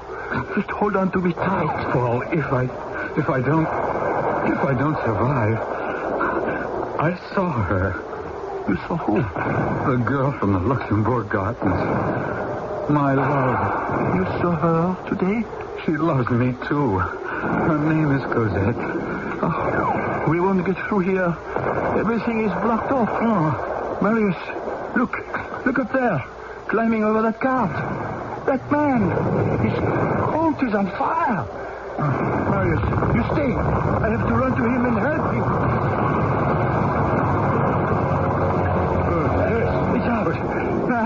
It's out. Thank you, my boy. I didn't even notice I was wearing clay. You burn your hand? No. It's all right. But what are you doing here? Everyone was ordered out. I could ask you the same question. I climbed up here to see if Marius was coming. Something burning fell on me from the building. Did you see Marius? He's here. I left him lying over there. I'll show you. His legs are badly hurt. He cannot move by himself. Marius, look. I brought you a friend. Oh, my boy. Look at those legs. We must bind them up. His friend. He'll come to. We must tear up our shirts and strips. Yes, of course. Marius, wake up. I found your friend. Jean Valjean. I saw her. We were together. Cosette, she wanted me to find you. That's good. That's enough for a tourniquet. Marius, I'm going to stop the bleeding. Did you hear what I said? Cosette loves me. Oh, now I want to live. I don't want to die anymore. You won't die, Marius. Are you a doctor, too? In my time, I've learned a lot of things. I do not know how we can get out of here. Surrounded by all this burning and gunfire. A patrol could appear any minute and we will be shot on sight. The sewers. What? There's a manhole entrance right over there under that pile of paving stones. Escape into the sewer? It's an underground world. I know the Paris sewers like the back of my hand. Yes. Between us, we could carry Marius. No, I can carry him alone. You see where that red flag is lying on the stone? Yes. Right under there is an entrance. All we have to do is to clear off all the paving stones, and we'll find it.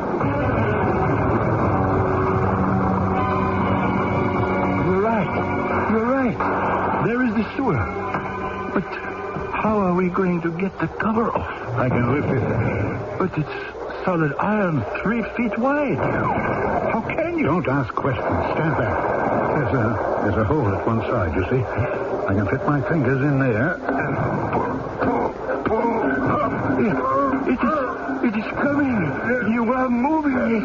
Here, let me help get under it to put it on an edge. Careful, it doesn't fall on you.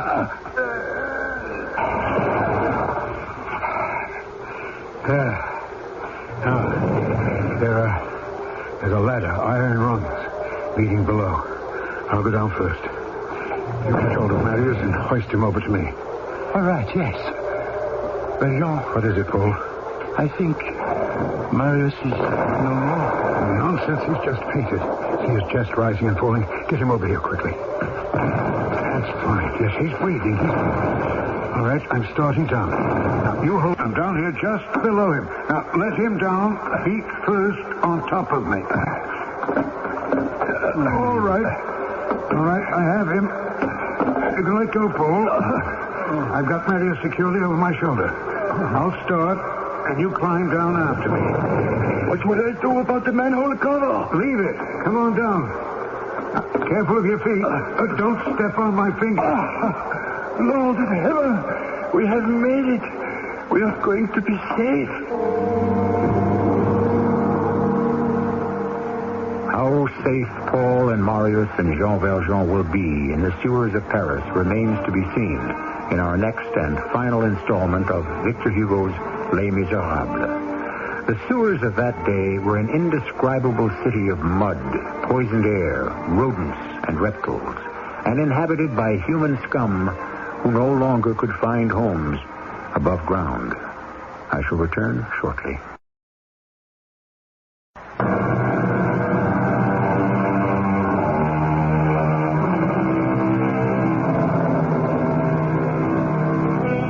It is with pride that we of the Mystery Theater are privileged to bring you the unusual giant of a novel, Les Miserables, to commemorate the start of our 9th season on the air.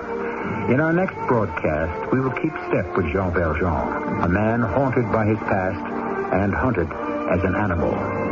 Through that underground labyrinth, the sewers of Paris, we shall follow him step by step in that gangrenous graveyard, hoping all the while he will reach safety and peace. Our cast included Alexander Scourby, Amanda Plummer, Bernard Grant, Lloyd Batista, and Earl Hammond. The entire production was under the direction of Hyman Brown. Radio Mystery Theater was sponsored in part by Raven House Paperback Mysteries. This is E.G. Marshall inviting you to return to our Mystery Theater for another adventure in the macabre. Until next time, pleasant dreams.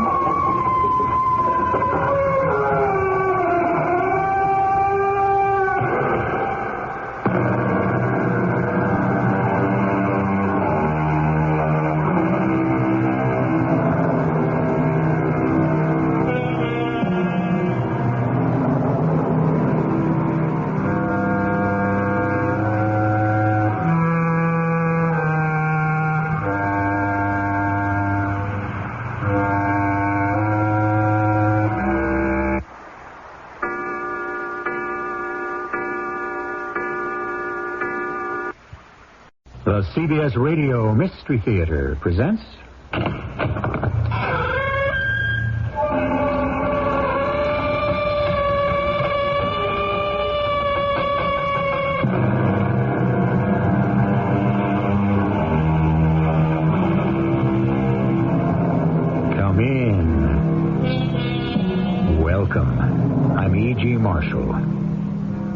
Les Miserables is written for all, not only a book about France and Frenchmen. The crimes of humanity do not halt at the red and blue lines of a map. At the hour of civilization through which we are now passing, the real miserables are ourselves. Man is agonizing everywhere and groaning in all languages. Jean Valjean is not the only convicted man trying to escape. He is all of us trying to break our chains. These are not my words, but those of Victor Hugo, whose closing chapters you're about to hear. Jean Valjean, I can't keep up with you. I had no idea the Paris sewers were so vast. So keep moving, Paul.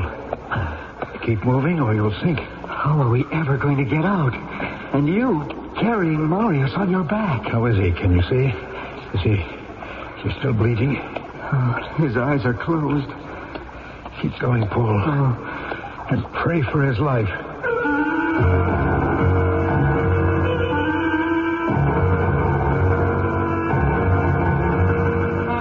Our drama, The Final Chapter, which concludes Les Miserables by Victor Hugo, has been especially adapted for the Mystery Theater by Gerald Keane and stars Alexander Scourby as Jean Valjean, Bernard Grant as Javert, and Amanda Plummer as Cosette.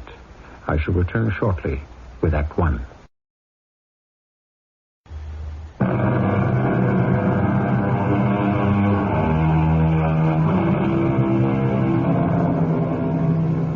On the run has been a way of life for Jean Valjean for 40 years. Time and again he has come up against the inequities of that man-made concept called justice. Today, France is in revolt, the streets of Paris a battlefield, and Jean Valjean attempts to rescue a wounded young man, Marius, carrying the boy on his back through that clotted maze of underground sinkholes known as the sewers of Paris. Valjean, it's getting darker down here. Yes. I can still see enough, Paul. Just follow me. Marius must be heavy for you to carry alone. Let me help. No, Paul, you don't know the way. You wouldn't be able to keep in step with me anyway. And if we carried Marius between us, it would take twice as long to get out of here. I suppose you're right. I know these sewers. We'll get out. Oh, the water's creeping up over my ankles. Where are we now? If we follow the main stone sewer, we should end up at the river. And once we reach the Seine, it means escape. Yes. This is the only way. We'd never be able to walk the streets without being shot. Paul, take another look at Marius's face. Wait. I'll stop a moment. I need to stop. His eyes are closed. How's his breathing? Yes, he's breathing. Good. We lost a great deal of blood at the barricades. Shall we go on? We must go on. Leave the sewer. Get Marius to a doctor. We can't turn back. What's that noise? What? Oh. A horse and carriage. Over our heads, up above. In the street. A horse and carriage. Jean, the light is closer. Brighter. We must be near the end of the sewer. That isn't daylight. It's lanterns. It's the police. Can hear you?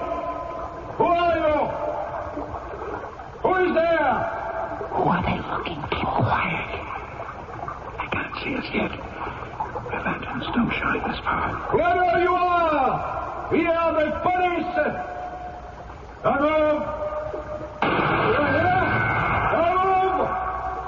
That was a near one. What should we do? Exactly as they tell you.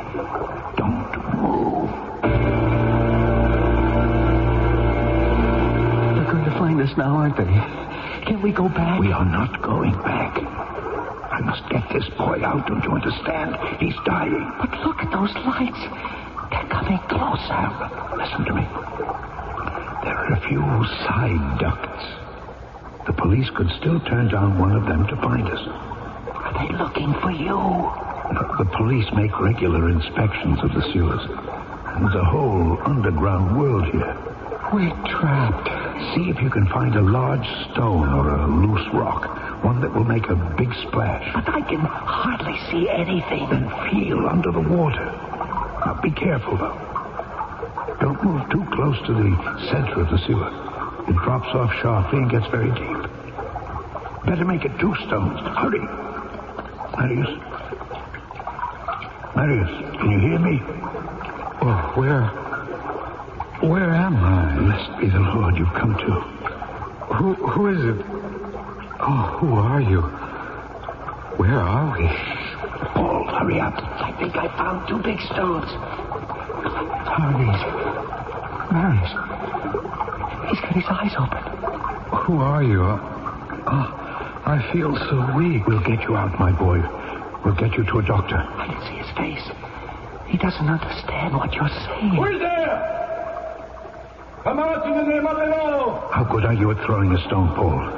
We can't hold them off with 2 stones. No, there are 2 side channels between us and the police, about 25 yards up. One goes to the right, the other to the left. Yes? I want you to throw one stone as close to the left side channel as you can. Can you see it? Yes. Where the stone arches get wider. Sergeant, hold your lantern higher. Throw it, Paul. Quickly, go on. Throw the stone. Did you hear that? There's someone hiding in the channel. Over to the left. Shine the light. Now, Paul, the other stone. No, I was mistaken. The sound is from the right. Bullseye. I'm not sure where.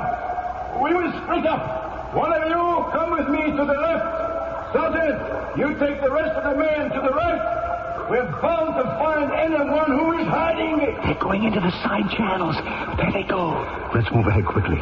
Marius, are you all right? His eyes are closed again, Paul. Passed out. Keep walking. And pray for his life, Paul.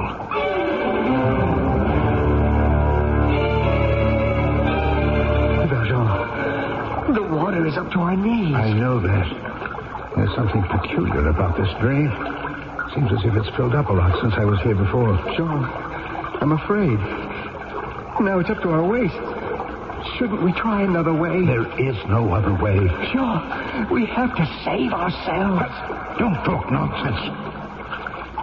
You could never live with yourself if we got out and left Marius to drown in a Paris sewer. I'm going to walk very carefully and slowly now. You make sure his head stays above water. Why is it getting deeper? Keep moving behind me. Watch Marius. It's up to your chin. Stop. Lift up Marius's head.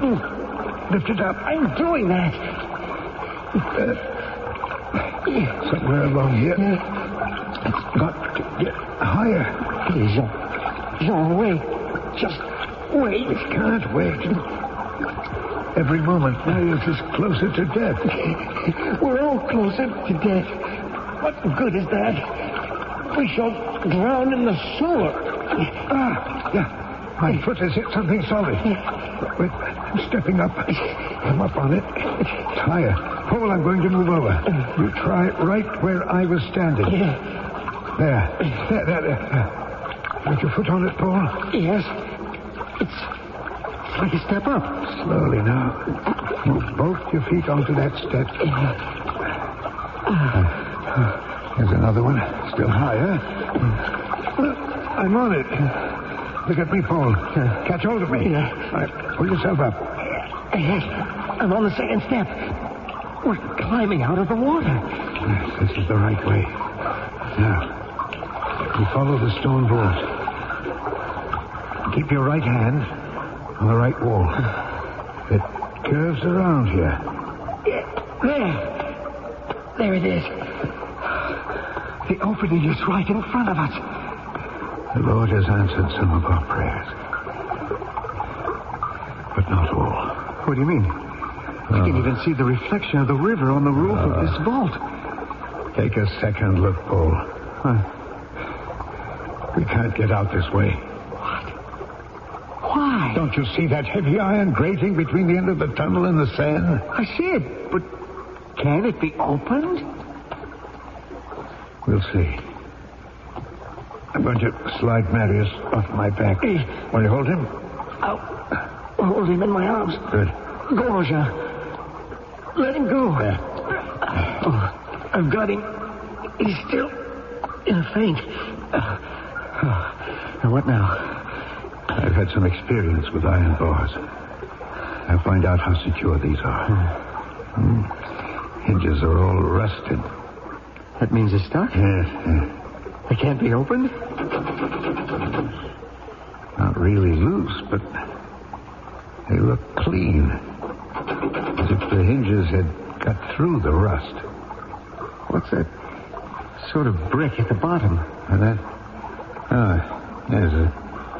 It's a large square padlock covered with rust. I've seen a lot of these in my time. A lock? Yes. Can you open it? There's only one way to open them. That's with a key. Can't bear it. To be so close to freedom. Valjean, what are we going to do? You begin, Paul, by not giving up hope. You watch over matters. I'm going to shake one bar at a time with all my strength and all my prayers. If I can just break one of those bars, then use that as a lever to lift the grating off the hinges. What? You there? Is it them? The police. They must have heard our voices. They're in the side channel. Paul, where are you going? I'm going to run back. If they see me, they won't look for you. Good luck, Jean. Take care of Marius. Halt! Open fire!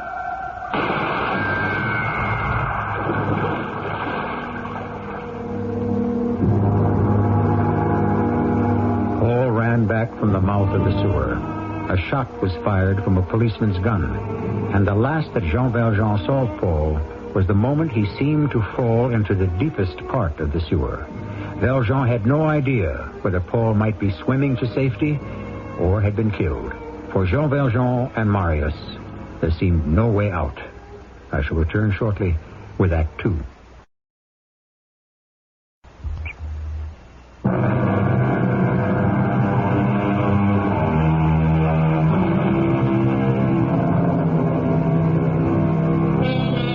Feet below the embankment of the River Seine, Jean Valjean has been groping his way through that tangled ravelment of the Paris sewers, only to find he is stopped by a rusted, locked iron gate. Above, on the embankment, facing the Cathedral of Notre Dame, stands the man who has been following Valjean for many, many years. But he has no idea that his ancient enemy is in the sewer, directly below. Monsieur Javert, do you still wish me to wait here with my coat? I hired you and your horse and carriage, and I expect you to be where I want you to be. Right here. It's 6 o'clock. Thank you. I can count. It's only that it's getting late, and my horse has to be fed. So feed the animal. I am not stopping you. I didn't have any time to bring oats with me. You remember, sir, that thief ran out of the house, and I happened to be standing at the curb, and you told me to drive after him. He's here somewhere. I know he is. Inspector Javert, when he ran into that cul-de-sac, I never saw him again. Oh, quiet, Yvette. You have to wait for the inspector. Inspector Javert, I saw the thief run towards the river. Then he disappeared. They all come here. Thieves and robbers. Somewhere along this embankment, there must be a place they disappear into. If I wait long enough, he'll come out. He will have to. Oh, my poor Marius. I thought I was saving you from my Cosette, but I'm bringing you closer and closer to death. Will you ever forgive me? Stay there, and I'll try again to break those bars. Who's that? I'll take half. Come out of the shadows. Half shares. Who's that? Who are you? You wish to get out, don't you? I'll take half your share. What do you mean, half share? Who are you? Oh, he asks questions, this one. But they're the wrong questions. What you should ask me is, how are you going to get out of here? You live in the sewers? Let us say, I use the sewers when I am compelled to escape from the law. You can help me? Oh, Indeed, I can. This is why I propose to you half shares. What do you mean, half shares? This young man lying against the wall. Obviously, you have done him in. I can see his clothes were once quite fine, but now he's dead. You wish to escape? Dump his body into the river. I have a key to that gate. Half shares. You can unlock it? From outside and inside. You go in and out of here at will? And I have for years. Here is the key. Take a good look at it. It cost me a lot to have it made, but it's worth every sou. All right. Wisest decision you ever made. Where is what you got from him? No, I haven't taken everything out of his pockets yet. How did you manage to get all the way here?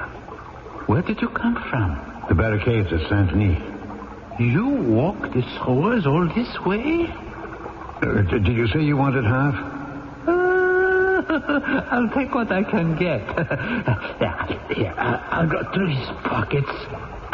Not that I don't trust you. Can we hurry? Why?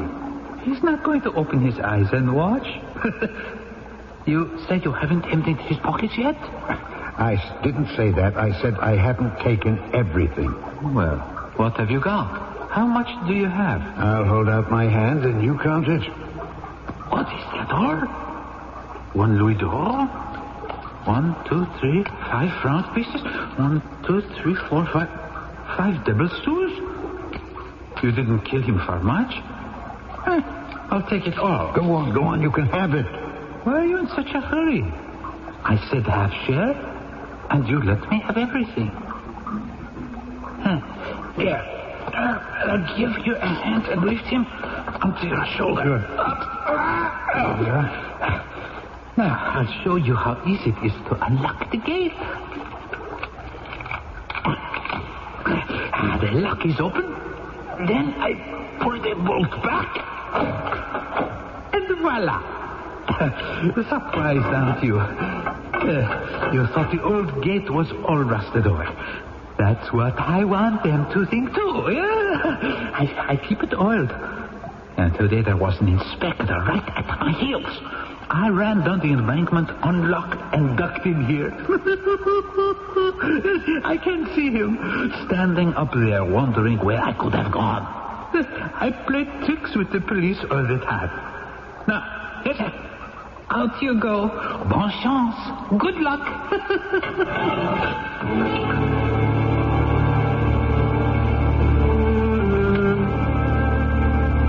And what do you two think you're doing on the embankment at this hour of night? I'm admiring the beauty of our cathedral. And so you two sit here? The beauty of Notre Dame has left us breathless. Who are you? I am myself. What does that mean? You're standing in the dark, but I know that voice. And I know yours. Stand and identify yourself. I will not stand. This wounded boy needs me by his side. I am Jean Valjean. Yes, you are. And you know who I am. Inspector Javert. You have me. You may arrest me. But grant me one favor. One favor? Again, one favor. How many times in one lifetime do I have to hear you ask me for one favor? Valjean, I did not come here looking for you. Why must you be under my feet? And who is that person on the ground? It is for him I ask the favor, Javert. Do with me as you please, but first will you help me carry him home? He needs a doctor quickly. That's all I ask of you. He looks dead. Pray the Lord, not yet. You brought him all the way across Paris. Here? What for? Javert, will you help him? You brought him to Notre Dame for prayers. Well, Jean, why does it have to be you?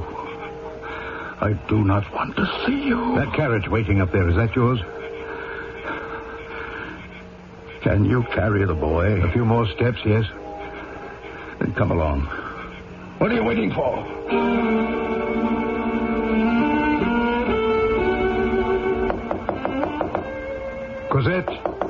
Cosette. I have brought you Marius. Well, what happened to him? He was wounded on the barricades. His heart is beating strongly. Let me lay him on your bed, child. Get a cloth to wipe the blood from his face. Yes, a cloth. I'll wet it from a pitcher. A wet cloth, yes. Oh, my poor Marius. What happened, Jean? What can we do? On my way upstairs, I asked Monsieur Courfeyrac to run fetch a doctor. I knew, Jean, you look awful. How did you get here? In a carriage commandeered by the police. The police? Yes, my old friend and enemy, Javert. He's here? Yes. He's downstairs waiting for me.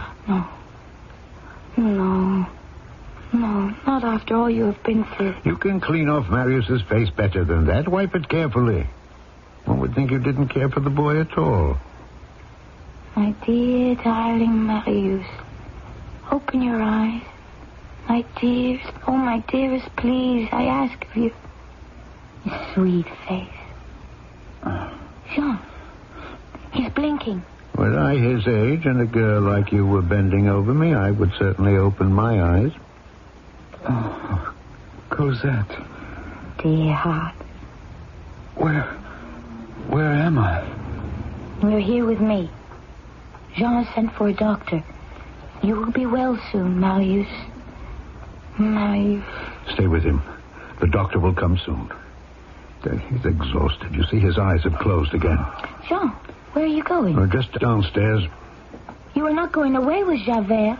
I've decided not to. I'll ask him for one more favor. To remain here until the doctor comes. You promised to ask him that?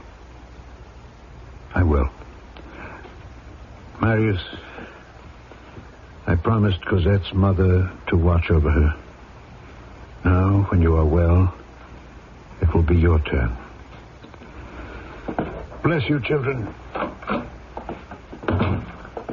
Ah, Monsieur Valjean.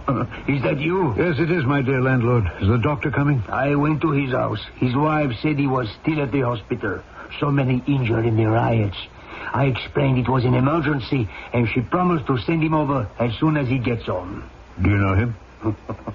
Dr. Pierre Courfeyrac? I should say I do. He's my brother. Where is Javert? Who? The man in the cape who helped me bring Marius in from the carriage. What did you say his name was? Javert. He was going to wait for me. Oh, he's gone. He paid the carriage, sent it off, and then he walked away. He walked away? Why did he do that? Why? That is very hard to understand.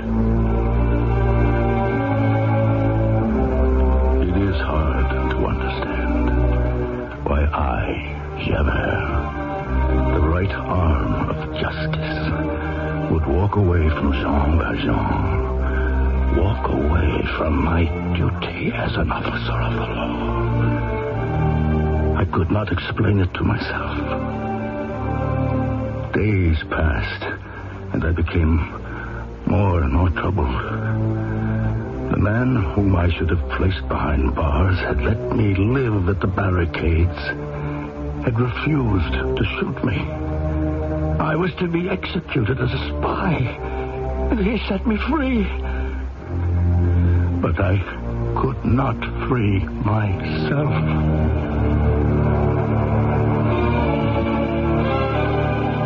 Javert, the upright, the impartial, the beacon of truth and justice, believed he was unfit, degraded. What had happened to him?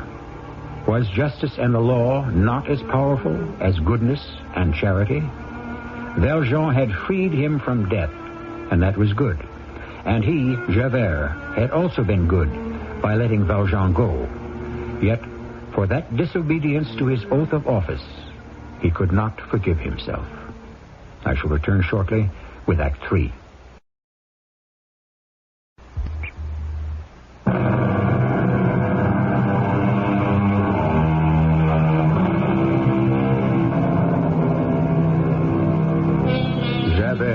The implacable stands on a bridge overlooking the Seine, in the twin shadows of Notre Dame, wrestling with a dilemma. Why hadn't Jean Valjean carried out the death sentence at the barricades? Why, after a lifetime pursuit, had Javert walked away from his duty? All week, the policeman had been trying to explain to himself the unexplainable, make himself believe he was still an uncorrupted servant of the law. But all he could see was chaos and ruin. Javert! Jean Valjean. Must I see you every time I look around? I've been looking for you for days. I didn't expect to find you here at Notre Dame. No one at the police has seen you all week. Where have you been? I don't know. I honestly don't know. I have walked almost the length of the Seine through Paris. You were looking for something? Yes. But you didn't find it? No. You were looking for peace of mind. Is it any concern of yours? Yes. Javert, our paths have crossed so many times. And I, even as an animal hidden in the forest who looks back at the hunter and wonders why he is aiming the gun at him, I have an affinity for my killer. My duty? I never hunted you as an animal. What I am trying to say is, yes, you are a concern of mine. It was peace you walked all week to find? Yes. You won't find it in a week, Javert. I haven't found it in a lifetime. The young Marius. How is he? He gets better every day. He's beginning a new life. How I envy him. You don't sound like the Javert I've known for so many years. I don't know which Javert I am. It's you, Jean Valjean, who have come between me and order and sanity. For I always have been able to see clearly cause and effect, good and evil, right and wrong. Now there is a cloud that obscures my beliefs. I have done that? The day you appeared on the embankment, my instinct told me, arrest him. But how could I do that to someone who had saved my life? If I accepted my life from you and repaid you with life imprisonment, I would be no better than you. I, too, would be an escaped convict. Do you remember the bishop from whom I stole silver when I got out of Toulon? To help me, he told the police he'd given me the silver, but he gave me something infinitely more precious. Belief in the goodness of man. I had suffered 19 years for stealing a loaf of bread, and in one single minute, that bishop took away all my bitterness and black thoughts.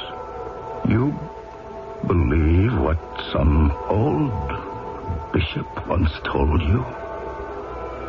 Yes. I've moved to a garret where I live by myself. I gave Cosette and Marius my old rooms. I have a pair of candlesticks I light every Sunday. Those silver candlesticks have been with me always. They remind me of what he said. That no harm can come to anyone who understands charity. It's you who doesn't understand. I'm faced with two roads, whereas all my life there's been but one road, and now there are two, and that's what terrifies me. Look at me. I'm trembling because I do not know what to do. I should lock you up, but I cannot. And the law demands of me that I must. Perhaps there is a higher law. Not an eye for an eye, but love for love. Love of my fellow man, be he criminal or innocent? I don't understand that. It's simple. Our Savior understood it. You ask too much of me. Valjean, my obedience to the law has been everything. And now I have broken that law far more than you ever did. I closed my eyes to duty. I set a prisoner free. And that is why I despise myself. I do not understand my actions any more than I understand why you, a desperate man whom I have followed to persecution and who could have avenged himself, why you let me live. Like you, I had no choice. Don't you see, Valjean? I, Javert, am not the millstone around your neck. It is you who are the stone around mine. It is you who are weighing me down. I ask you, please go. Walk elsewhere the rest of the evening. Leave me alone on this bridge. And perhaps during the night, I will see a glimmer of a star in the water below. And perhaps I will understand.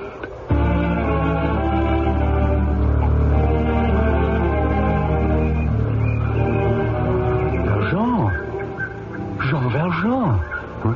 Oh, Paul. What in the world are you doing this time of the morning sitting on a bench by the Seine? I spent the night here. What? Sleeping? No, thinking. Oh, Paul. Where did you disappear to that day in the sewers? I jumped into the water and stayed there till the police left and then started walking. Found an open manhole, climbed out, and finally got home. And Marius? I brought him back to the house where I used to live. My Cosette is taking care of him. Oh. The doctor says his wounds will heal soon. How he must be very grateful to you. Would you mind telling me why you spent the night on the bench? It's complicated, my boy. I happened to run into an old acquaintance of mine near here last night. And when I left him, he left me with a great deal to think about. So I sat there, and before I knew it, I was asleep. Jean, look at that crowd gathering on the dock down there. The place that rents the rowboats. Yeah. What? They're pulling a body out of the water. Oh, some poor drowned soul. Yes. I have a feeling... Paul, would you mind? I want to go down and have a look.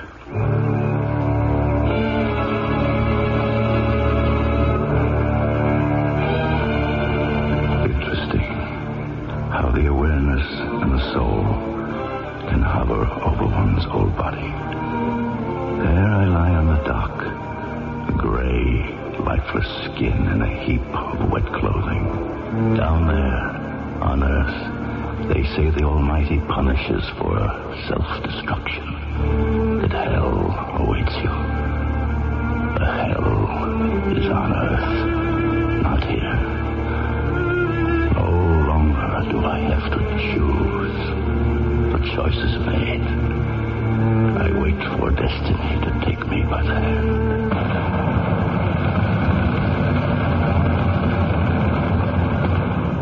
Do you know him, Valjean? Yes. You knew him well? For many years. Yes, he was always there. Like a menacing shadow waiting in the corner of my life. So he was not a friend. He has an old face. He was not old. He died before his time. Perhaps he was murdered. I don't think so. But if murder is the word, he did it.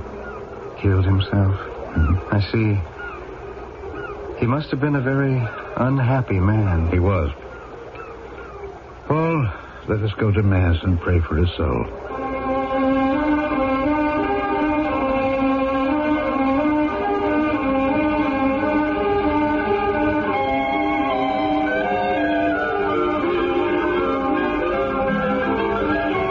I had to wait a month for this day, but it's worth waiting for. Listen to Mary. Oh, Paul, Cosette. A wedding party with my two dearest ones. What more could I ask for? Cosette, my darling, come away from the window. I'm afraid he's not coming. How do you know? Why is it taking him so long to walk over from the church? He wasn't at the church. Jean wasn't at my wedding? Well, he wasn't feeling well. He told me a few days ago he wouldn't be able to attend our wedding. Why didn't you tell me that? I didn't want to upset you, and we'd made our plans for the date.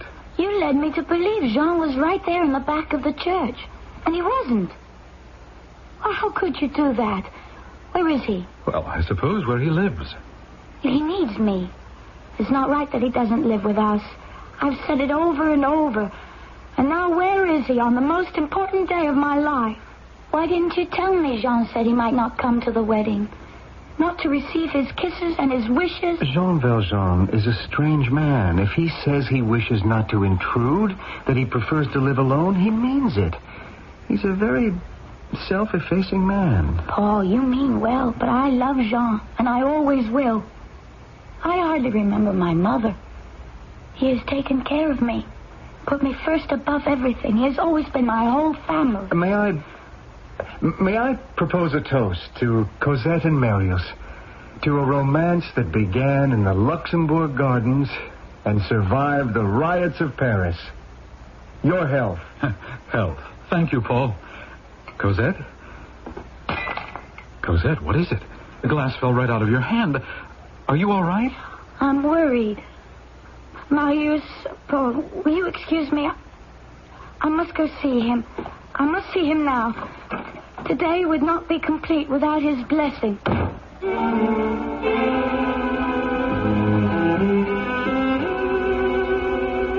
My dearest, dear grandfather. Cosette, I'm not your grandfather. I've told you that. No, you're not.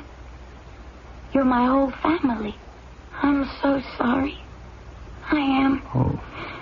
To see you lying on this bed in this awful room with no one to take care of you. It isn't right. Where would I be without you? You're starting a new life with Marius.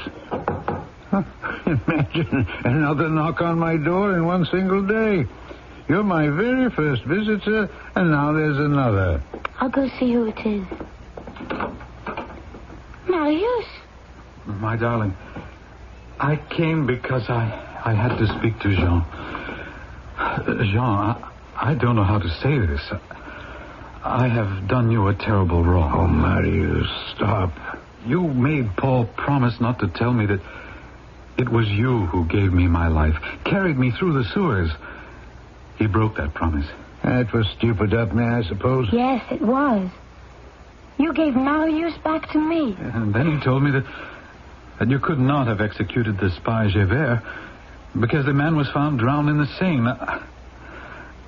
I'm so very ashamed, Jean. I judged you falsely. But we shall make up for that. You are going to make your home with us. Marius. Oh, my darling. Jean, I owe you so much that I can never repay. You are my grandfather as you are Cosette's. And now we will pack you up. Children. We will have a carriage below, and before you know it, you will be out of this miserable garret.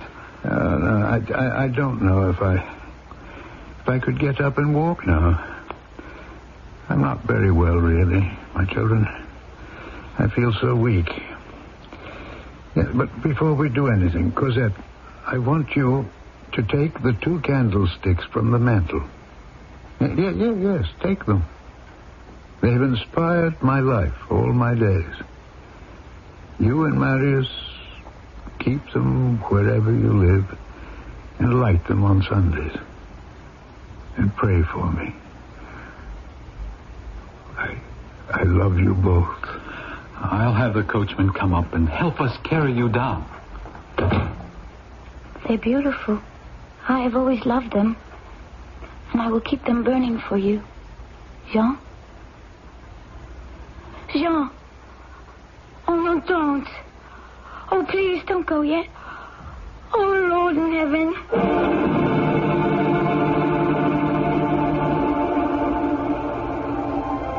It was as if my mission in life had been achieved. I never left the garret, but suddenly my spirit left my body, and I was above the earth, beyond unhappiness, beyond cruelty, beyond man. I say one last prayer for those of the world who suffer without reward. For I die a happy man.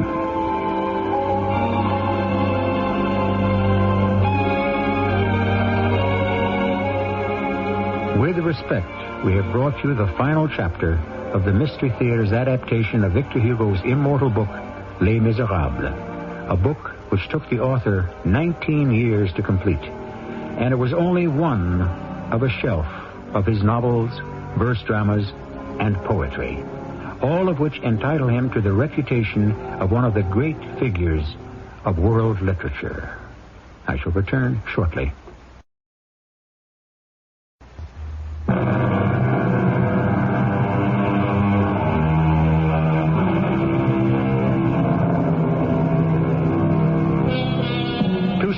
The Mystery Theater's enviable record of bringing you the best of radio drama today. We have begun our 9th season with Victor Hugo's Les Miserables. To his publisher, the author wrote, "I have written for all nations. Social problems overstep frontiers. In every place where man despairs, where a child wants a book to instruct him, where people need a hearth to warm them, my book, Les Miserables, knocks at the door and says, 'Open to me. I am hope. I come for you.'" Our cast included Alexander Scourby, Bernard Grant, Amanda Plummer, Bob Caliban, and Lloyd Batista. The entire production was under the direction of Hyman Brown. Radio Mystery Theater was sponsored in part by Raven House Paperback Mysteries. This is E.G. Marshall inviting you to return to our Mystery Theater for another adventure in the macabre. Until next time, pleasant dreams.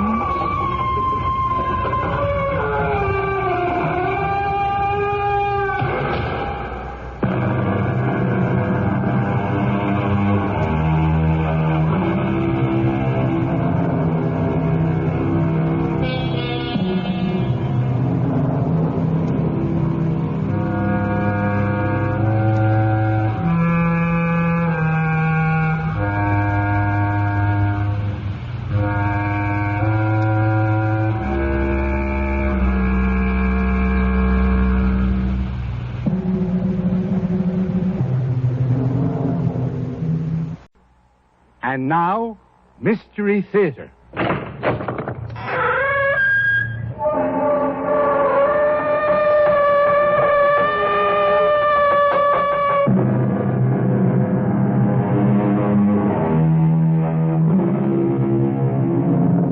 Come in. Welcome.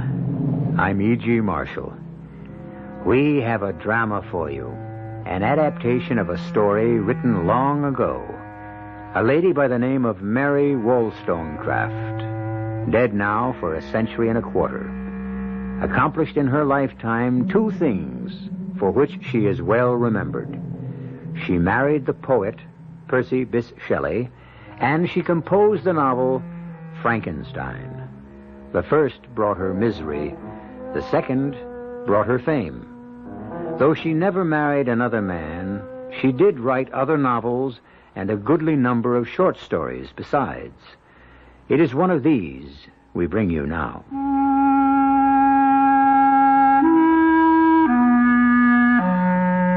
Why tell a tale of impious tempting of providence and soul-subduing humiliation? Why? Answer me, you who are wise in the secrets of human nature. I only know that it is so. And in spite of strong resolve, of a pride that too much masters me, of shame and even of fear, I must speak.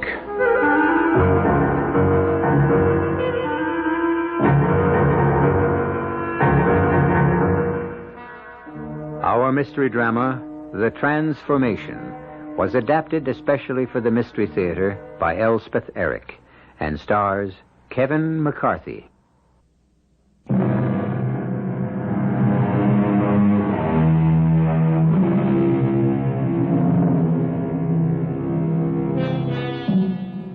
The background for our tale of horror is the proud and beautiful city of Genoa, which looks down upon the blue Mediterranean Sea where the northern coast of Italy curves toward France. It was in Genoa that our hero was born, and on the shore of that sea that his strange adventure, or should we say misadventure, began.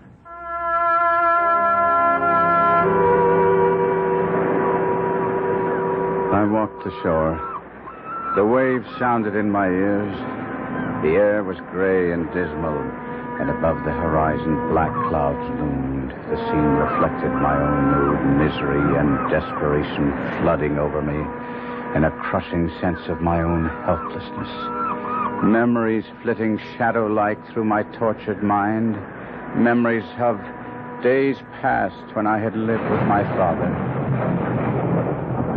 I was born with, I freely admit it, a most imperious, haughty, and tameless spirit. The words of our confessor, Father Pellegrini, echoed in my head. Your father seems a tyrant to you, Guido.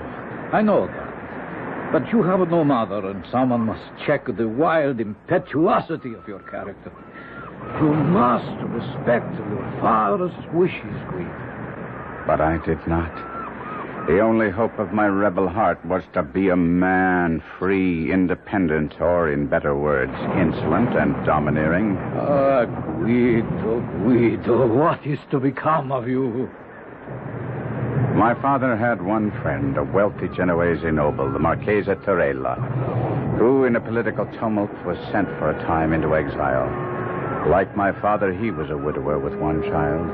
A little flower of a child whom he left under my father's guardianship. You will take care of my precious daughter, will you not, Guido? You're several years her senior. You will be her protector, her defender, will you not?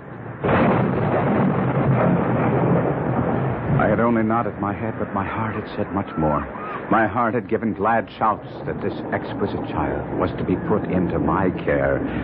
Though words would not come to my lips, this little child, this Juliet, had held out her tiny hand and placed it in mine with such simple trust and affection that then and there I knew I had met my fate.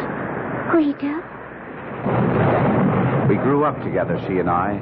When I was 11 and Juliet 8 years of age, a cousin of mine, much older than either of us, he seemed to me to be quite a man, took great notice of my playmate, and one day he called her his bride and asked her to marry him.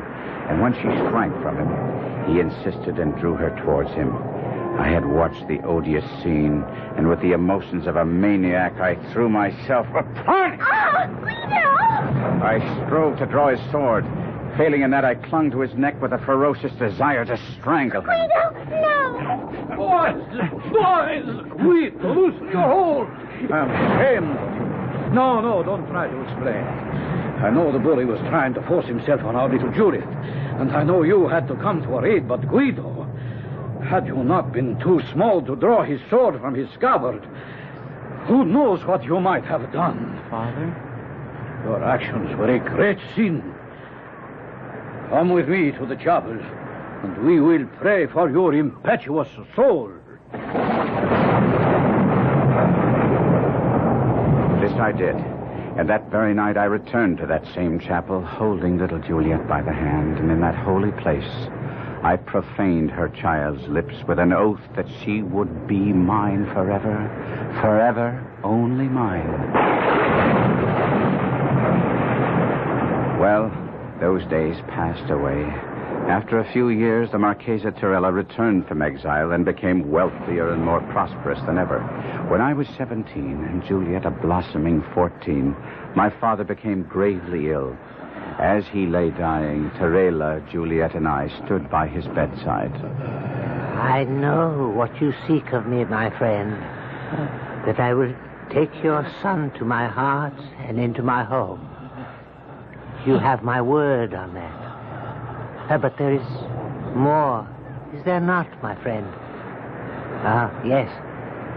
You wish me to bestow upon your well-loved son the hand of my equally beloved daughter. That is your wish, is it not, my dear friend? And so it was done. The beautiful child I had so loved from childhood was promised to me against the day when I should be so situated as to claim her for my wife. And now on the rocky and rain-swept shore, as I walked bent over against the rising wind, the memory of these early feelings returned to mock me, torture me, drive me to a distraction I thought I could not bear. My dreams had vanished. Hope had abandoned me. I had been willing to die there on the shore, to let the rain and the cold congeal my blood and freeze my marrow and end at last a life which had become unbearable. Then, all at once, a gigantic flame pierced my eyelids and made me lift my head to look seaward. The spot where I knelt was locked on one side by a rugged promontory. Round this cape suddenly came, driven by the wind, a vessel. In vain the mariners tried to force a path for her to the open sea, but the fierce gale drove her on the rocks. With a frightful shock, the vessel dashed upon her unseen enemy. In a brief space of time, she went to pieces. I covered my face with my hands and wished with all my heart that I could have sunk beneath the waves with those unfortunates. Then, all at once, I looked up. Something was floating towards the shore. Was that a human form? A human being bestriding a sea chest? A fellow creature saved from a watery grave? Was it human? Surely never had such existed before. A misshapen dwarf, I could see it now, with distorted features, a torso as wide as it was long, legs thin as threads and extending an inordinate distance from his body. His arms were the same, and the hands that dangled were tipped with pointed nails that were black all over. By St. Beelzebub, I have been well mentioned, and by the feast, here is another ally of the Mighty One. To what saint did you offer prayers, friend, if not to mine? Now I could see his face. God in heaven, his face. His head sloped back from his eyes so sharply he could be said to have no forehead at all. His hair was black, as were his eyes, but long and growing unevenly over his shriveled pate, and from the backs of his hands, from his legs, and even from the toes. What a noise the big ocean makes! The waves disturb me. I will have no more of any of my glory. Silence, winds! To your homes! Clouds! Fly to the antipodes! And leave our heaven clear! He stretched out his long, lank arms that looked like spiders' claws and seemed to embrace the expanse behind him. Was it a miracle? The clouds became broken and fled. The azure sky first peeped out and then spread a field of blue above us. The sea grew calm. Come! Don't be frightened, friend. I am good-humored when pleased. And something does please me in your handsome face, though you look a little woebegone. Shall we be friends? He held out his hand. I could not touch it. Oh, well, then, companions. That will do as well. And now, while I rest after the buffeting, tell me why you wander thus alone and downcast on this wild seashore. Have you no home? I have a home. Then why are you here? I dare not go there. Tell me, is it a woman? What? Did she throw you out? Did she betray you with another? She is the purest, the loveliest, the most faithful. She has done nothing but good, nothing that is not consonant with her noble nature. Then why in the name of the devil are you here? At first I could not speak. And then the words started to come, and soon they were flowing in a steady torrent. Before I could marry my Juliet, I must amass a fortune, and before domesticity claimed me, I must see the world, and see it I did. I went to Florence, to Rome, to Naples, and at long last to the bourne of my wishes, to Paris. Paris! I was arrogant and self-centered. I loved display, and above all, I threw off all control. I became a spoiled child. Who could control me? Not the letters of Tarela. No, only strong necessity in the shape of an empty purse. Oh, poor, handsome boy. Acre after acre, estate after estate, I sold. My dress, my jewels, my horses were unrivaled in Paris, while the lands of my inheritance passed into the possession of others. But go on. I'm caught up in suspense to hear the outcome. I thought that I would come home to Genoa. I was nearly a beggar, yet I would come home and rebuild my fortunes. I knew the moment I went to claim my bride, the world would know me for what I was. Not only a beggar, but one who had beggared himself, a wastrel, a fool. Knowing myself unfit to marry Juliet, according to the proper precepts of Genoese law and custom, how could I have contemplated such a thing? I abducted her. Good, brilliant, inspired. You think so? You think so? I had planned to marry her, carry her off to France, but my plot was discovered. What property I still owned was put in the hands of commissioners to pay at least partially my mountain of debts. Alone, friendless, I came to this shore, and so you see me now. How can you laugh so? How can you humiliate me even further? Do you mean to starve on these rocks and let the birds peck out thy dead eyes? While your betrothed is possessed by another? What would you have me do? Revenge thyself, man. Humble thy enemies. Set thy foot on the old man's neck. Possess thyself of his daughter. Oh, had I gold, much could I achieve, but poor, I am powerless. You have noticed the sea chest on which I am seated. It was on that chest that you floated to shore. I shall now dismount. See? A common sea chest, would you say? I have seen many such. But when I press here, when a spring lurks beneath, see what happens. It flies open. Come, closer. Behold. I approached the chest. And, Holy Mother, what a sight met my eyes. Blazing jewels, ruby, diamond, sapphire, emerald, beaming gold, pale silver. I trembled head to foot. A wild passion swept over me to possess this treasure which gleamed and glittered within the chest. I looked helplessly at the hairy monster who stood watching me through half-closed eyes. His look, his very attitude told me that he had read my deepest thoughts.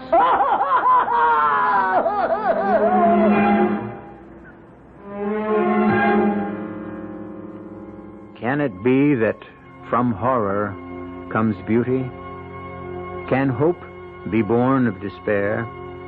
Even as the winds die down, the thunder ceases, the waves subside, and the wind quietens, there comes the suggestion, only the suggestion, mind you, of the sun's revival, the heralding of a clearer day and a fairer sky. We will be back shortly with Act Two.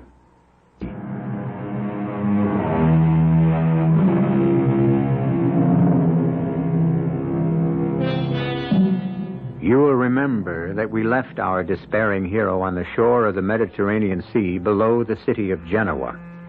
He had poured out the story of his wasted life, his extravagance, his self-indulgence, his profligacy, into the ear of a misshapen monster who had survived a shipwreck by floating to land on a small sea chest.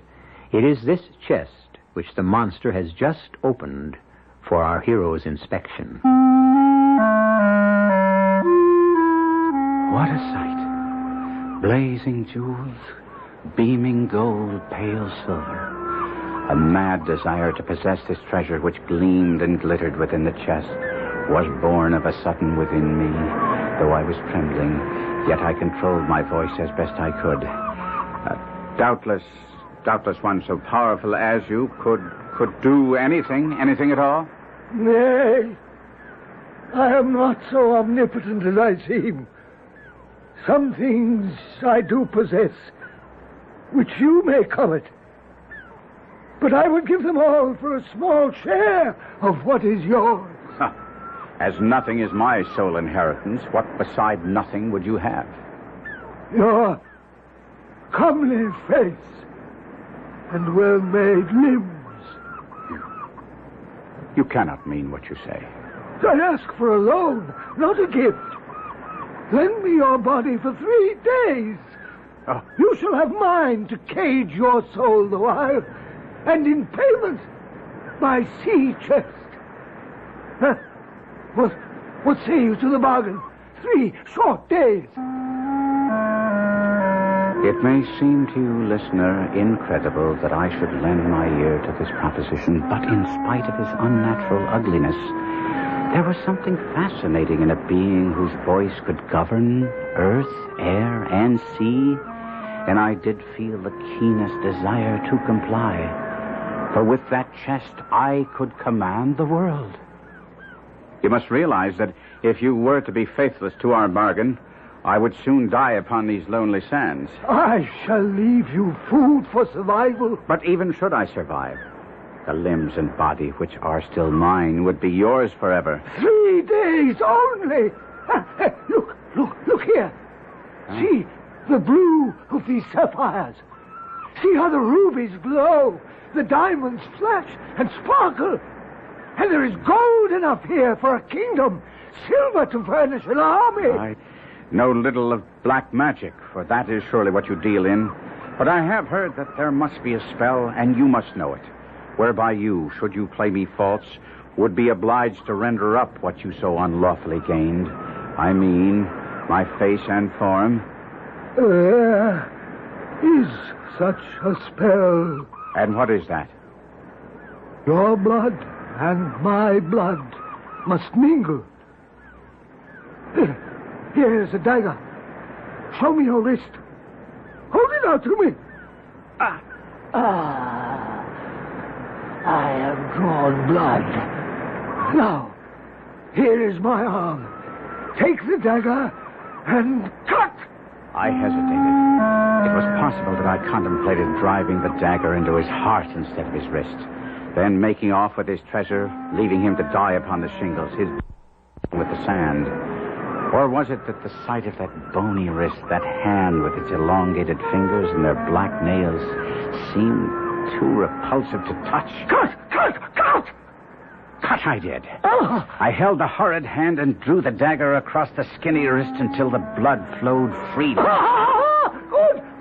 Good. Now our wrists must lock together. Let our bloods become one. And so we did. In horrid fascination, I watched his blood and mine mix and mingle, yet not quite did they become one. For while the blood from my wrist flowed crimson, the blood of the monster flowed black. I scarcely knew when he separated himself from me. My eyes were fixed upon the treasure chest. I let the jewels run through my fingers. I caressed the gold. I stroked the silver. But as I did so, I saw my hands. Could they really be mine? Long, black, emaciated fingers with long, black nails? Yes, they were now mine. But I comforted myself only for 3 days.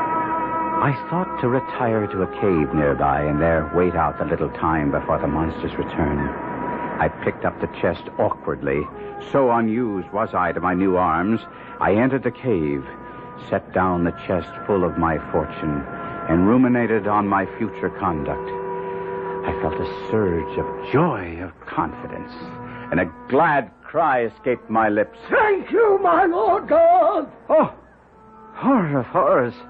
The voice was the voice of the monster. He possessed not only my face, my limbs, but he had taken my voice itself.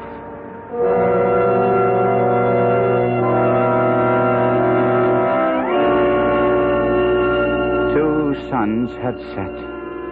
The third dawned, slowly paced the bright orb up the eastern sky. Long it lingered in the zenith, and still more slowly wandered down the west. It touched the horizon's verge. It was lost. The evening star shone bright. I thought to myself, he will soon be here. And for the second time, I shouted aloud for joy. At last! At long last! But he came not. By the living heavens, he came not. Night dragged out its weary length, and the sun rose again on the most miserable wretch that ever upbraided its light. I dreamed that I was at Juliet's feet, and she smiled and spoke my name. Guido. Oh, Guido! She had seen my transformation. I awoke with the agony of the nightmare upon me. I would on the instant return to Genoa. That was my resolve.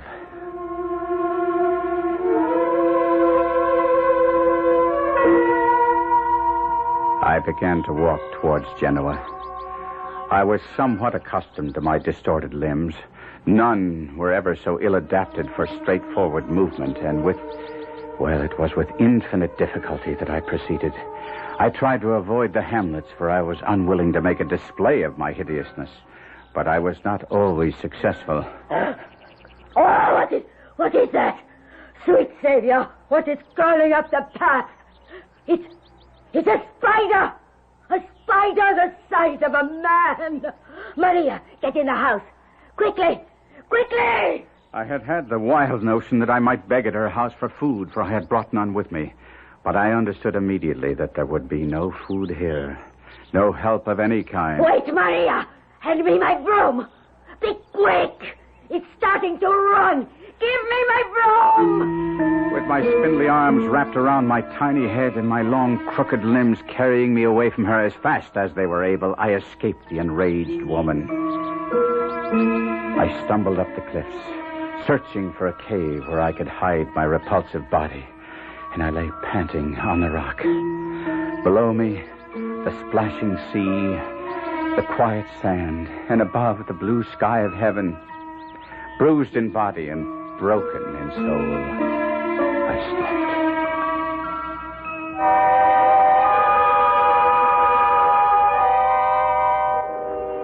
I rose next morning with the sun and continued my journey. I walked as best I could, but it was dark before I approached the outskirts of Genoa. The weather was so balmy and sweet that I conjectured that the Marchese and his daughter might have left the city for their country retreat. It was from this Villa Terela that I had attempted to abduct Juliet.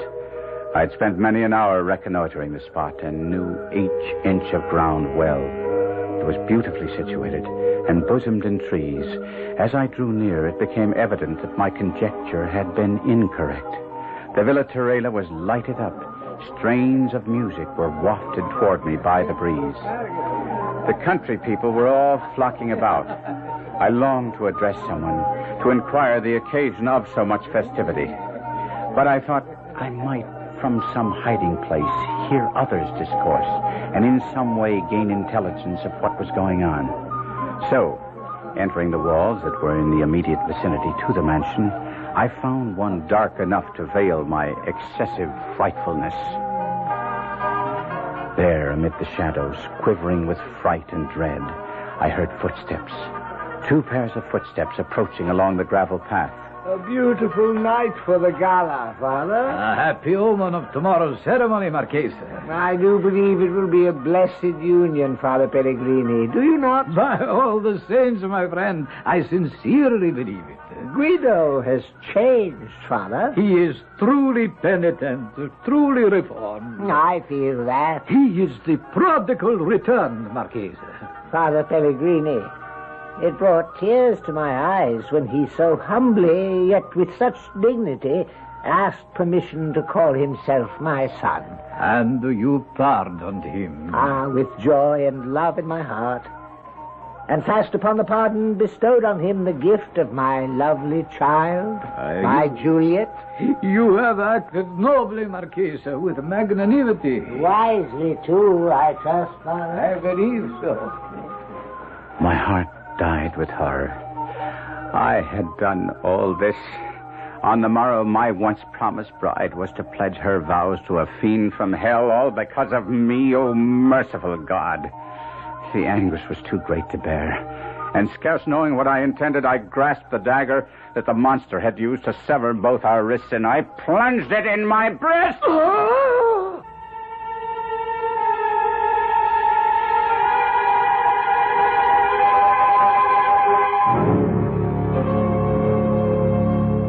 Where does the devil live? How does the devil speak? What does he look like? What powers does he possess? And how may he be disarmed? We know not neither his abode, nor his voice, nor his face or form. Yet, since the inception of the race, we have believed that by some supreme effort he can and must be driven off. We shall return shortly with Act 3.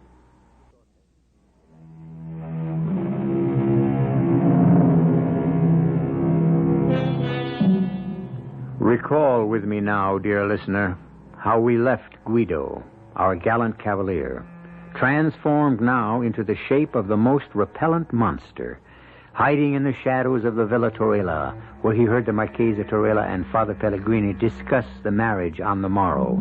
His long-loved Juliet was to marry the monster who now appeared to be, and everyone believed to be, Guido himself. The anguish was too great to bear, and scarce knowing what I intended, I grasped the dagger and plunged it into my breast. I know not how long I lay there in the darkness, but I sensed somehow that the dagger had not pierced my heart. I had not ended my agony, only prolonged it. Then I heard voices. Father Pellegrini and the Marchesa Torella were returning along the gravel path. I had wounded myself badly, and too weak to move, lay directly across the path where they could not fail to see me. Father, look here. There, on the path. Oh, my sweet Savior. What can it be? Is it an animal? Certain it is nothing human. It's some dead thing, some beast who dragged itself from Lord knows where to die in my garden. But what shall we do with it? Don't touch it, Father. But I must make sure. It is foul and putrid. Let it lie there where it is. I'll fetch a servant to take it outside the walls and bury it.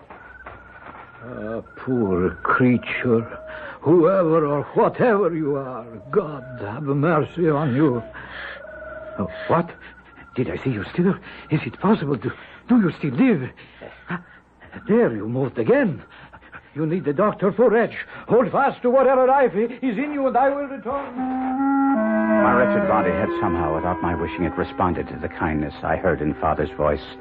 Despite my self-inflicted wound, I somehow raised myself and staggered toward the villa. Wild thought races through my brain.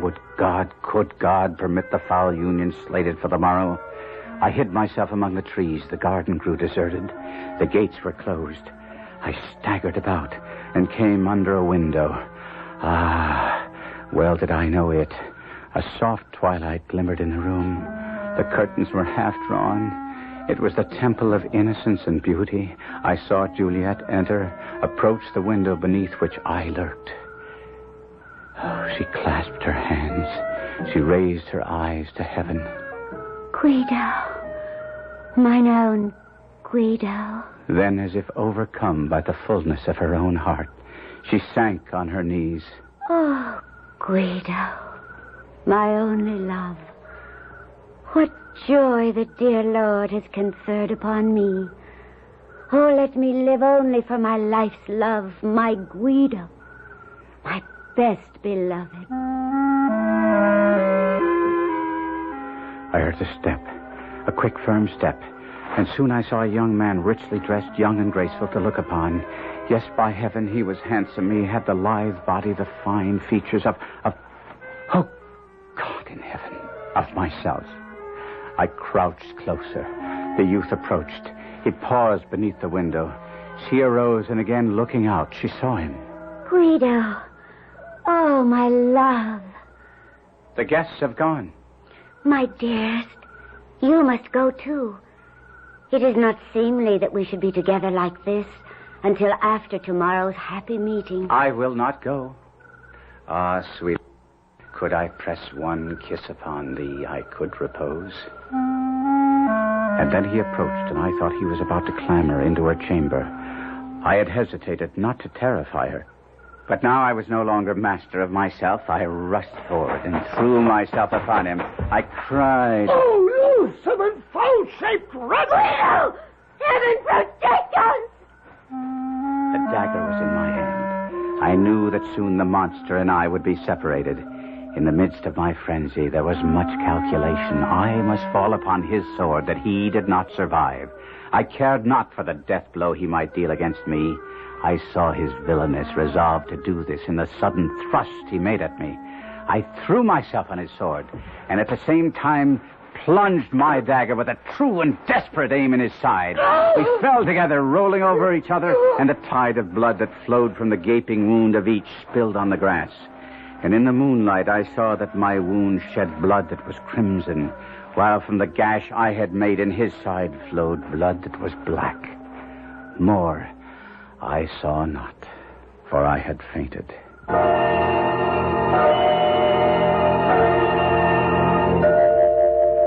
I returned to life, weak almost to death. I found myself stretched upon a bed. Juliet was kneeling beside it. My Guido. Oh, thank heaven you live. Juliet. My love. The voice in which I spoke was mine own. Mine. Not the horrid screech of the monster, but mine own. My dearest one. My sweet love, I have a strange request to make of you. Anything, my heart. Bring me a mirror. A mirror? I must have a mirror.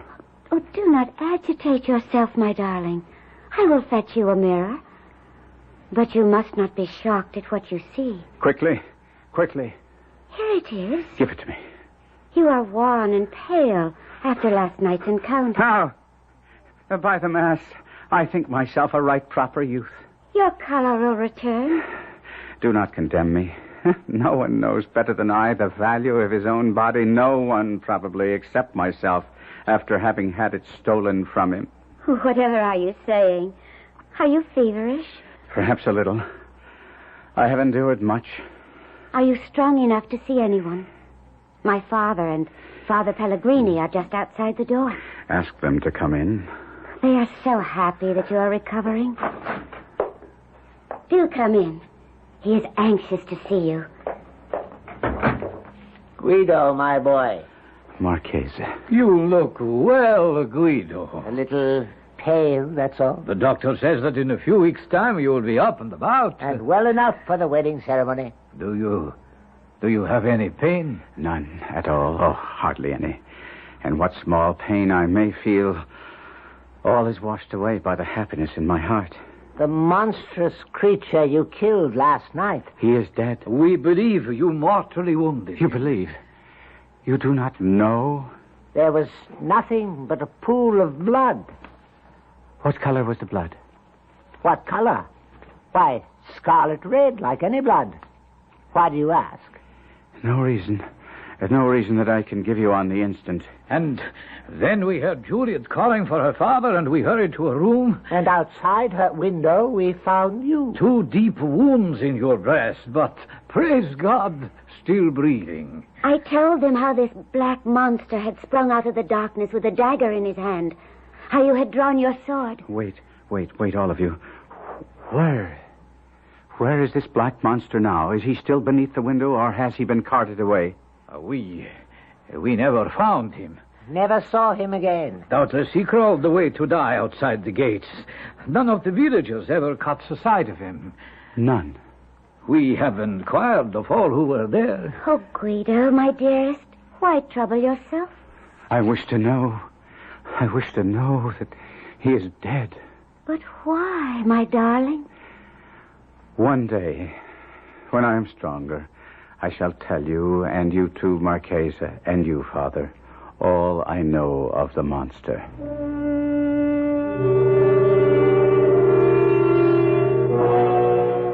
And so I did. Incoherent as it may have sounded, some weeks later, I talked first to Juliet of the monster and his crimes, But you are raving, Guido. You are still suffering from your wounds, your encounter with the beast. You nearly married him. Hush, my darling. Speak no more of that dreadful encounter. It has left you fevered and distressed. But do not fear, my heart. I shall tend you and nurse you back to health. And once we are wed, you will forget the black monster forever.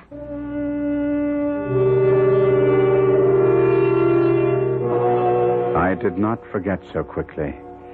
I talked next to my future father-in-law, the Marchesa Tarella, who gave more credence to my story. It was the fiend himself, Guido, there can be no doubt. Well, what a trickster he can be. We all know that. Indeed he can.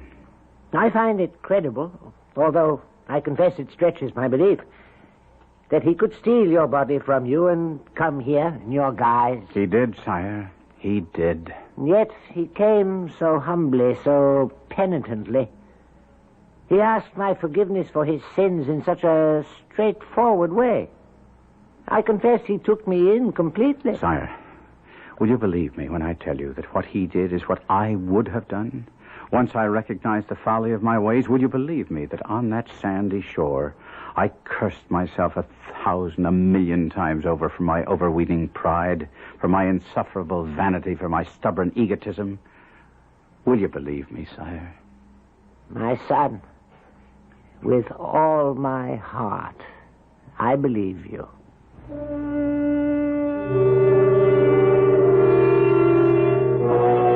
But when I told Father Pellegrini the story entire, his idea differed from either Tarella's or Juliet's, and it is his interpretation of the strange events that I most favored, and favor to this very day.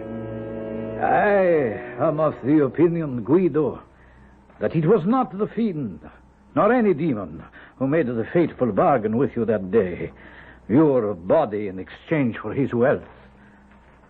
No, I think it might rather have been a good, not an evil spirit, sent by your guardian angel to show you the folly of your pride. I did not again visit that strip of sand where I met the monster, nor did I seek for the treasure. The work of my bodily cure and my mental reform went on together. I have never, it is true, wholly recovered my strength. My cheek is paler since, my person a little bent. My wounds still trouble me, and Juliet sometimes alludes bitterly to the malice that caused this change. But I kiss her and tell her all is for the best. I am a more faithful husband, and but for those wounds, never would I have called her mine.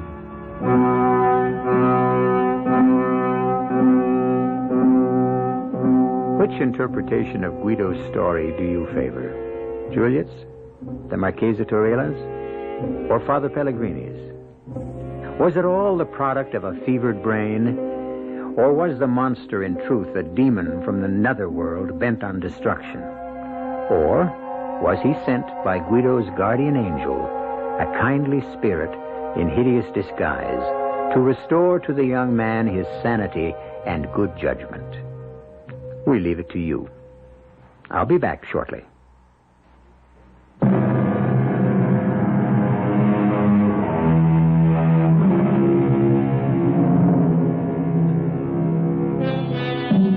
We have said that each one of you may opt for whatever explanation of our story you prefer.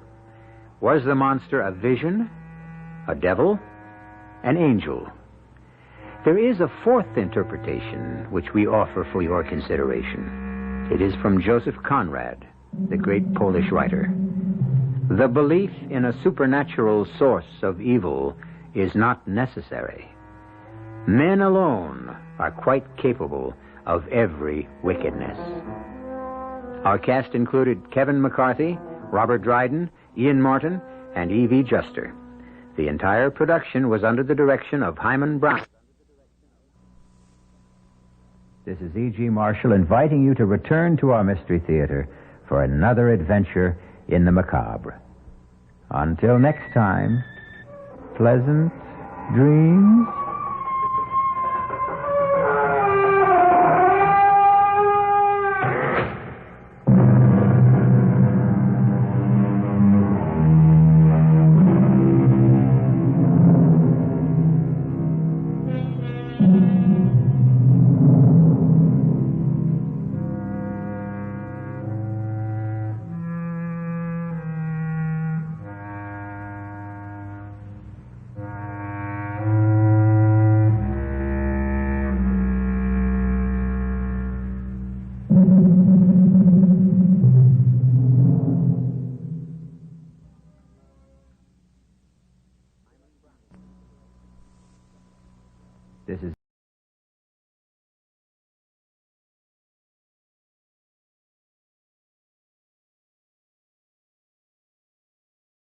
Lights out, everybody.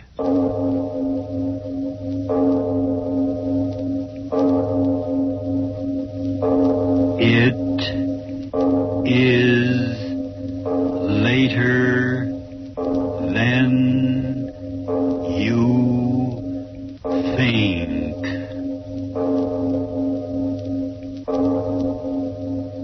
This is Arch Obler bringing you another in our series of stories of the unusual. And once again we caution you, these lights out stories are definitely not for the timid soul. So we tell you calmly and very sincerely, if you frighten easily, turn off your radio now.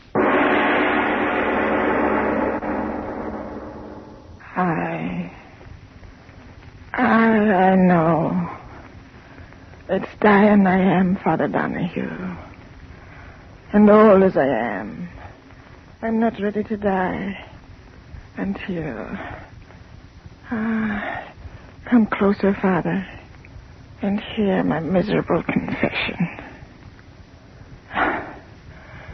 You know me as a good woman of the village. Yet I've heard what you say.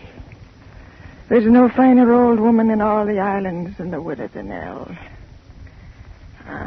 But that's not so, Father Donahue. And if I'm to meet all my old friends in the island of paradise, then hear me out and pray for me. You know my sons, Thomas and Paddy, born on the same cold winter's night they were. And the firstborn, Thomas, was as good as an angel in paradise. But the second, the one I named Paddy, was evil from the moment he took his first breath of God's good air. It was Thomas that carried the load of the family on his back, fishing from early to late. But Paddy, that rake, drinking and brawling and running from work as if the devil himself was pulling him away. I prayed to the good God every night that some goodness come into the man's heart. But with every year he grew worse, stealing what his crooked tongue couldn't talk away from honest men. But his brother Thomas, he repaid me for all the trouble. A good boy. And when he came to me with the word that he was to marry Eileen, the heart in me sang, for the good God always meant for the two of them to be together. How I remember the day of the wedding. The sun shining, and the sky and the sea smooth as a baby's cheek. I was so happy, little knowing of the horror of what was to come. It was a happy morning. So happy. Listen to the mother. Did you ever hear a happier sound in all creation? Why shouldn't they be happy, Thomas? It's not every day that such a blessed marriage comes in the island. The prettiest girl in all the Blaskets waiting to be your bride as soon as the sun starts setting. My bride? Mother, that's a grand word. I'm happy for you, my son. I wonder where Paddy can be. Paddy? Yes, he isn't around. You know where he is. That rake. It'll be a better wedding without him. Oh, now, Mother, don't say things like that. After all, he's your son and my brother. I've got a sorrow in my heart as he's drinking and brawling. Paddy, you did come. Speak of it, Jibber. And why shouldn't I be here? Is it honest strangers that are welcome at your wedding? Oh, no, Paddy, that's not the way to talk. There's food and drink and... No, wait a minute. I've got more important things to do than to be filling me belly. Listen to me, Brother Thomas. Is your head that full of weddings that it can't get a chance of making us all richer than a Yankee? What do you mean? Yes, speak up, Paddy. What devilment are you up to now? Devilment nothing. It's honest money I'm talking about. And may the next pipes and tobacco be at me on wake if I'm not telling you the truth. I'm listening, Paddy. Let's hear what you have to say. Do you remember the hulk of a ship that was wrecked off in East Nabro a bit ago? Well? Well, I went there yesterday to see if there was anything worth having. Listen to me, brother. In the bottom of a pool no deeper than this room is lying enough bolts of copper and brass to make you and me the richest men on the island. What? You can believe your ears. Wouldn't you rather bring the bride a pocketbook filled with gold sovereigns than the empty leather you've got now? But, Paddy, I wish you, Mother. You talk to the men. But if it's in the sea, it'll wait until after the wedding. Wait, will it? And with those Inish boats sailing all around the place, I tell you it's now or never. And may my sword to the devil if I'm not saying 2 words. Thomas, it would be nice to have a bit of money in the house. Yes? Well, then what are you waiting for? You've got a boat big enough to handle the stuff, and I'll be there to help you. And in 3 hours you can be back here dancing. It's Eileen. Let her have the word whether you stay or go. Stay or go where, Mother Danelle? What's going on, Thomas? Well, You see, Eileen... Ah, you're the day short. Let me say it. Eileen, there's a fortune in brass and copper bolts waiting for us in water no deeper than a man's neck, over off Innisnabro. And Tommy here thinks you'd be fool enough to say no to his going. But must he go now? The sea doesn't wait. You'd be back in 3 hours, Eileen. I just think, Eileen, you'd have it just for every day of the week. Thomas, do you want to go? We could build a new house with the money. Mother Danelle, do you think Thomas should go now? I mean, with all them out there? Well, we're so poor, and Thomas, young as he is, so worn and weary from work.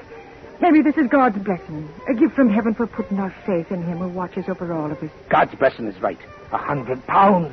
And we'll be the kings of the island. Come on now. We can take the side path down the cliff. Wait, brother. Eileen, is it your wish? I'd be a poor wife to you, Thomas, if I stood in your way of making a living before our marriage. My darling. Ah, there'll be time enough for that now when we get back. Come on, Thomas. Let's get out of here. Hurry back to me, my dearest. The sea will take me to our good fortune, and the sea will bring me back. Out this way, Thomas. Come on, hurry up. Yeah, I'm coming. Until the wedding, darling. God go with you. Thomas! Yes. I'll be back in 3 hours, Mother. As rich as a Yankee. Bye. Oh, Eileen. Oh, little baby, why should you cry? Thomas has plowed the sea so many times. Why should you cry this time?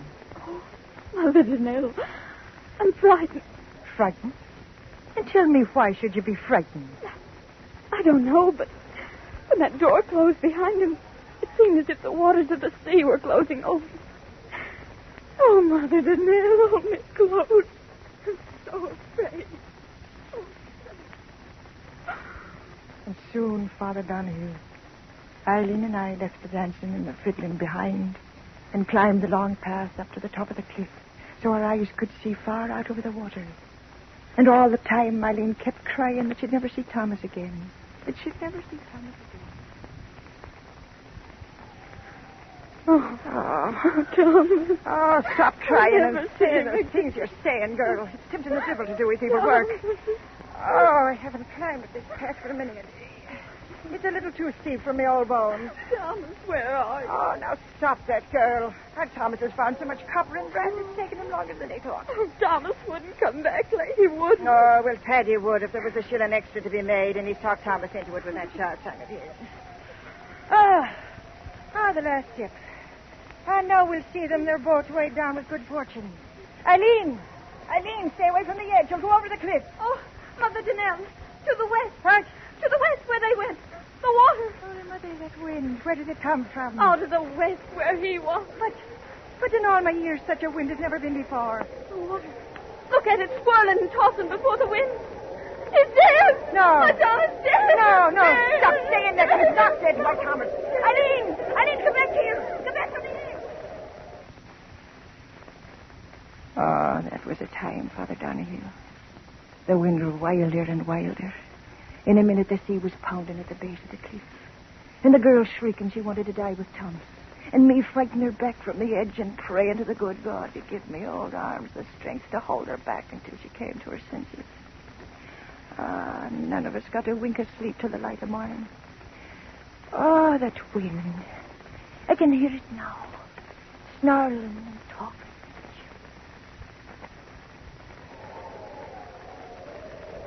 Widow Danelle! What? A boat. Your son's to the west. Why, my son? Aye, come on. Dead? No, the boat's coming and there's living hands on the oars. Come on. Oh, to the Scotterman, he's a thank you to their mercy. Mother Danelle, I heard someone say... Oh.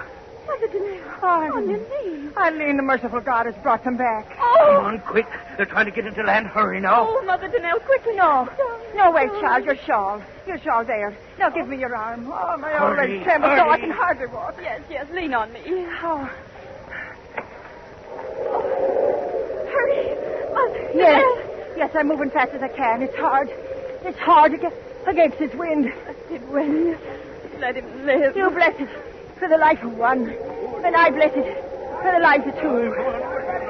Good neighbors, let us through. My son. That's the Widow Danelle now. Let us through. Get aside for the Widow Danelle now. Come on. Oh, I can see nothing. The waves in the dark. Eileen, do you see? Oh, yes, Mother Danelle. I see them. I see. Where? Point it out to me, girl. Where? Oh, over there. Follow my finger. Oh, Mary, they're coming back. Yes, I see the boat. Oh, blessed boat. I see it. Praise God, I see it. One. There's only one boat. No, what are you saying? Thomas! Teddy! Mother Kate, come back! The wave! The girl's right. There's only one in the boat. Wave! The boat in! Thomas! Oh, no. No, Eileen, wait for me. My son, take me to him. Oh, yes, forgive me. Come, I'll help you. Ah, good girl, Eileen, good girl. Oh, which one? Which one? Thomas. I know it's Thomas. I know it. Yes, Thomas, the good Thomas, he lives. Stand aside, everybody. Let the widow Danelle and the girl through now. Let them through. Let Some me other. go. I know what My son, which one? Well, I'm back, Mother. Are you pleased to see me? Paddy. Oh! Please, stand back now. You, Paddy. Yes, me. Ain't I got a right to live? Tell me quick, where is my son? Where's Thomas? Tell me, Paddy, where is my Thomas? Where do you think he is, old woman? Dead at the bottom of the sea.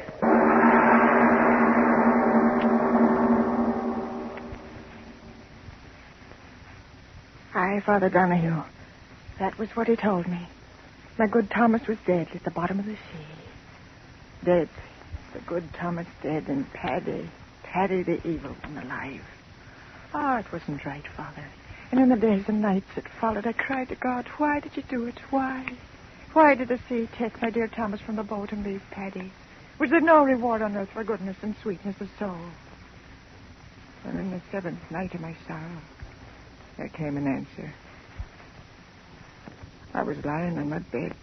Outside, the sea was singing and whispering. My window was open, and I could hear the sea talking as I lay there crying. Crying from a long time.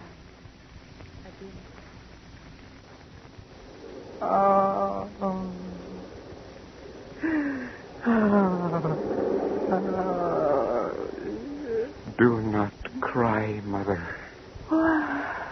Mother. I heard a voice. You heard me, Mother. Thomas's voice. Oh, no.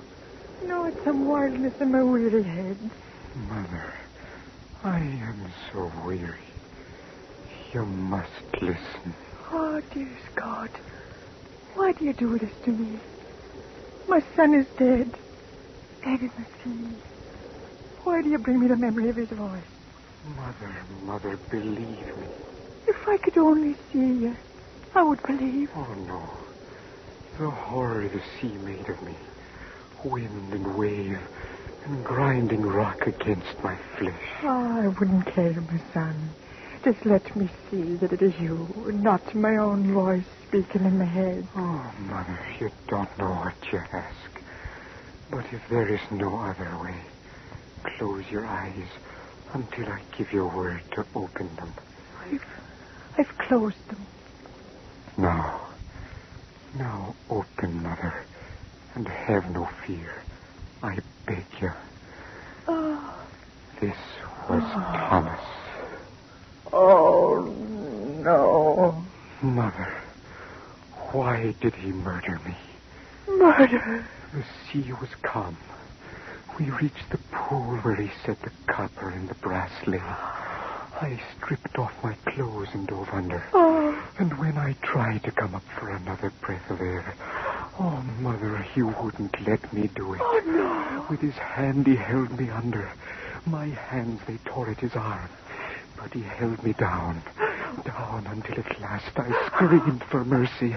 And the water filled my mouth, my lungs, and killed me. My own brother killed me. And that is why I tore myself out of the sea. I want to know why he did it, Mother. Why?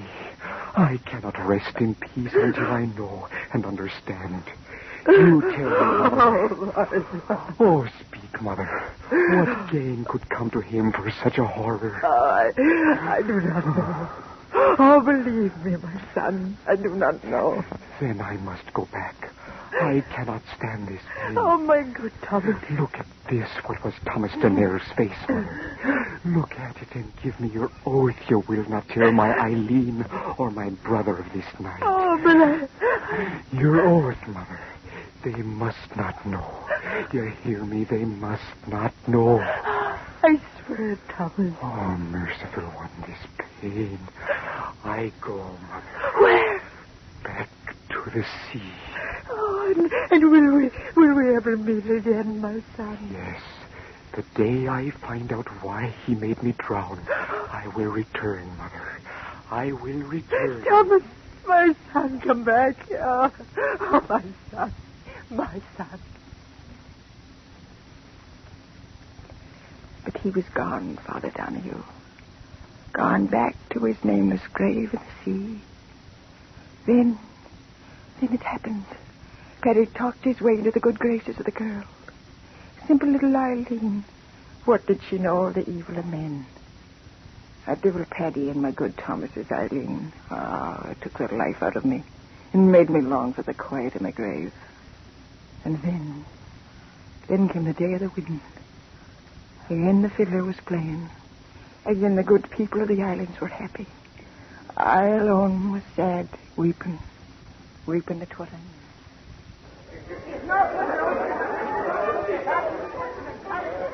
Oh, Mother Danelle, why do you sit here apart from all the rest and weep? I'm not weeping, girl. For weeks you've been so sad.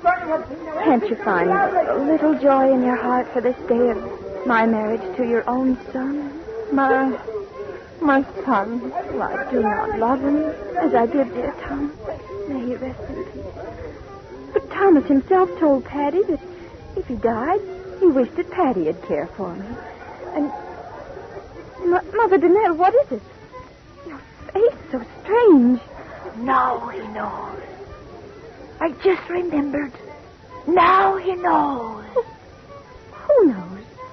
What are you saying? There you are, my little bride to be. Why waste your wedding day with this old woman? Mother of mine though she be, her face is sour enough to curdle milk. Come on away now. No, wait, Paddy. Mother Danelle, you must tell me. What is it that makes you stare at Paddy with such an awful look? That's the look she's always had. Look how the sun glints on the sea. It's a day for a king. And I'm a king marrying the girl I've always wanted. Come, kiss me, Eileen. Kiss me so that all shall see me kissing the prettiest bride in all Ireland. No, please. Kiss me. Let the sky and the sea... Mother Danelle. What did you make that sound for, old woman? What's going on around here? No, why Now then, speak up, Mother. Why did you shriek like that? The sea. What of the sea? What are you pointing your bony finger at out there? What are you... Look! At the water's edge! Say, what is... Something's coming out of the sea. Look! Something's coming out of the sea. Yes, that's right. I see it now. It's a seal, that's what it is, a seal. Where's the club? I'm looking at... It's not a seal! Huh? It's a man! Look, man! Bones. Just bones. Let's get out of here. Eileen, do not look. Do not look. Oh, Blessed Mary, she's fainted. She will not see. What is it? I can't move. I cannot move. No, you cannot move, my brother. You cannot move. That voice.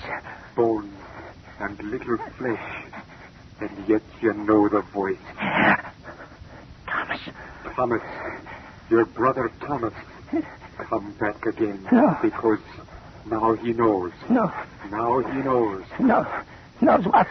Why you murdered me. Your flesh and blood. I heard it from your own lips. You wanted my Eileen always. That's why you did it. Your clever tongue can no longer save you, brother of mine. I have come a painful way to get you. No, you won't get me, dead thing. No, I'll get away. I'll run. And so he ran, Father Donahue. He turned and ran up the path that led to the top of the cliff. And behind him, slowly sobbing with the pain that tore at his dead bones, climbed my dead Thomas after him. And after Thomas, dragging my old bones, I went. Oh, for they were my sons. And I had to see that right was done. Up until at last Paddy stood on the very edge. The sea 500 feet below. Shrieking and yelling and wailing. He stood there shrieking at that horrible thing that once with his No, nothing. Stay back. You bones and bills, stay back. Back. Come for you, my brother. No. I come for you. No. He fell. Mother, see, he didn't get me. Those rotten bones gave way beneath him. He didn't get me, Mother. Mother, what are you going to do? Mother!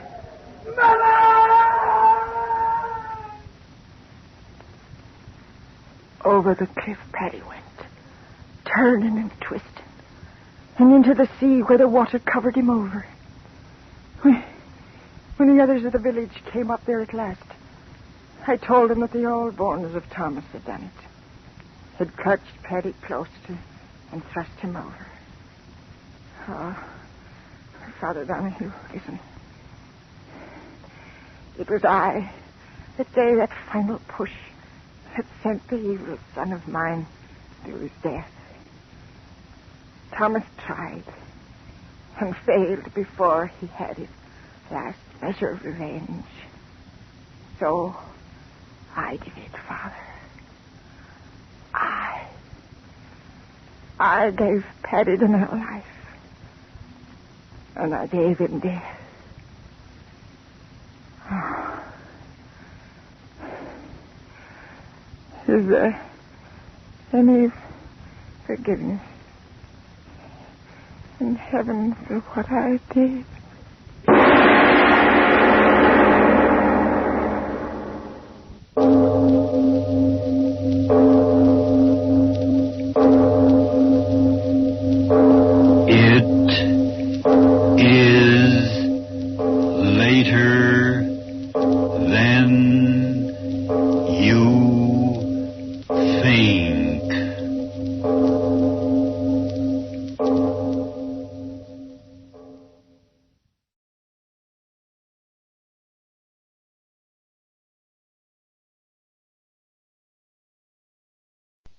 Our country's bicentennial spirit is alive in neighborhoods all over America. I'm John Warner, administrator of the nation's bicentennial. Today, millions of Americans are involved in bicentennial programs and events. 1 year ago, there were just 2,000 bicentennial communities. Today, we are approaching 10,000. 1 year ago, the Bicentennial Administration had listed only 5,000 projects and events. Today, the list is approaching 50,000. Are you a part of it? Do you want to learn more about your bicentennial? Then subscribe to the Bicentennial Times. It's free. It's the national bicentennial newspaper. It tells who, what, when, where, and how about our 200th anniversary celebration. To receive your free copy, write to me, John Warner, Bicentennial Times, Box 1976, Washington, D.C., 20276. It's free. Join us. WFAA, Dallas, Fort Worth. The CBS Radio Mystery Theater presents...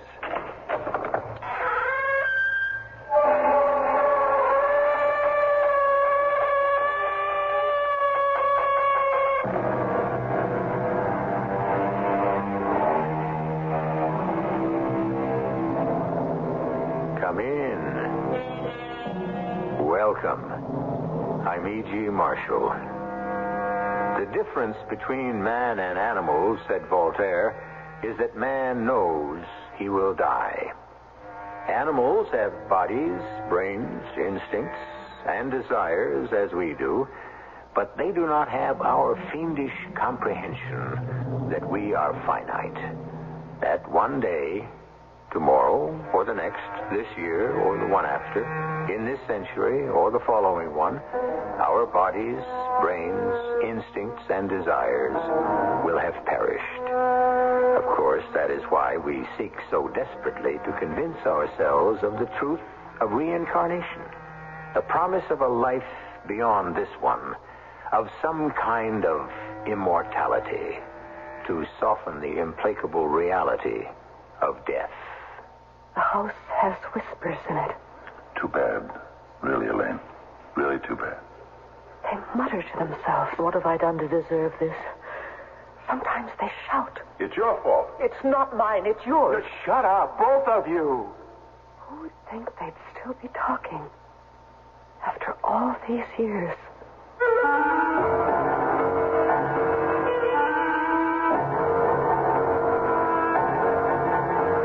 Our mystery drama, The Intruders, was written especially for the Mystery Theater by Elspeth Eric and stars Lois Nettleton. It is sponsored in part by Buick Motor Division and Carrier Air Conditioning. I'll be back shortly with Act One.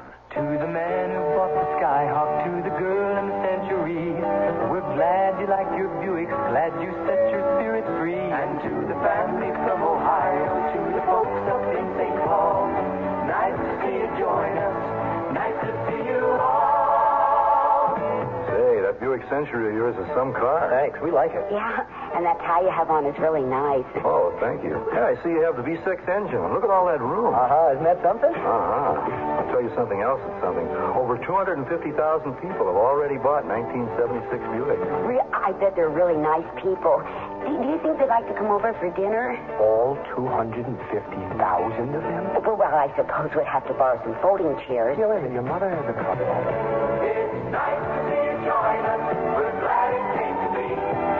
Nice to see you join us. Glad your spirit's free. Buick, dedicated to the free spirit in just about everyone. I don't believe it. Tell me again. Okay. The Internal Revenue Service has over 80 free publications to help answer all those taxing questions you have on your mind. What if I'm a flagpole sitter whose pole was attacked by termites? All right. Flagpole, termites. It's publications 547 and 584.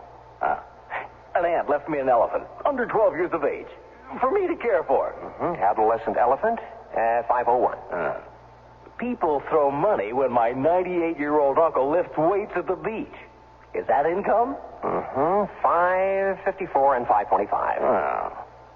Does the IRS have an answer for everything? Well, just about. There are over 80 free publications for the asking at any IRS district office. You can write for them by using the order blank on your 1040 tax package. Yep, over 80 tax answering publications. Free from the IRS.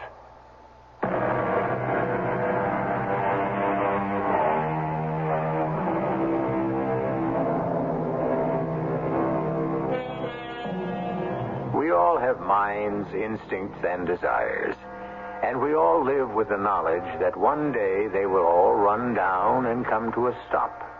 And the world will spin on, oblivious and indifferent to the fact that we no longer inhabit it. So perhaps the fear that chills our blood is not so much that life will be over, as it is that we will have so wasted it as to have left no impression whatever on the world we leave behind.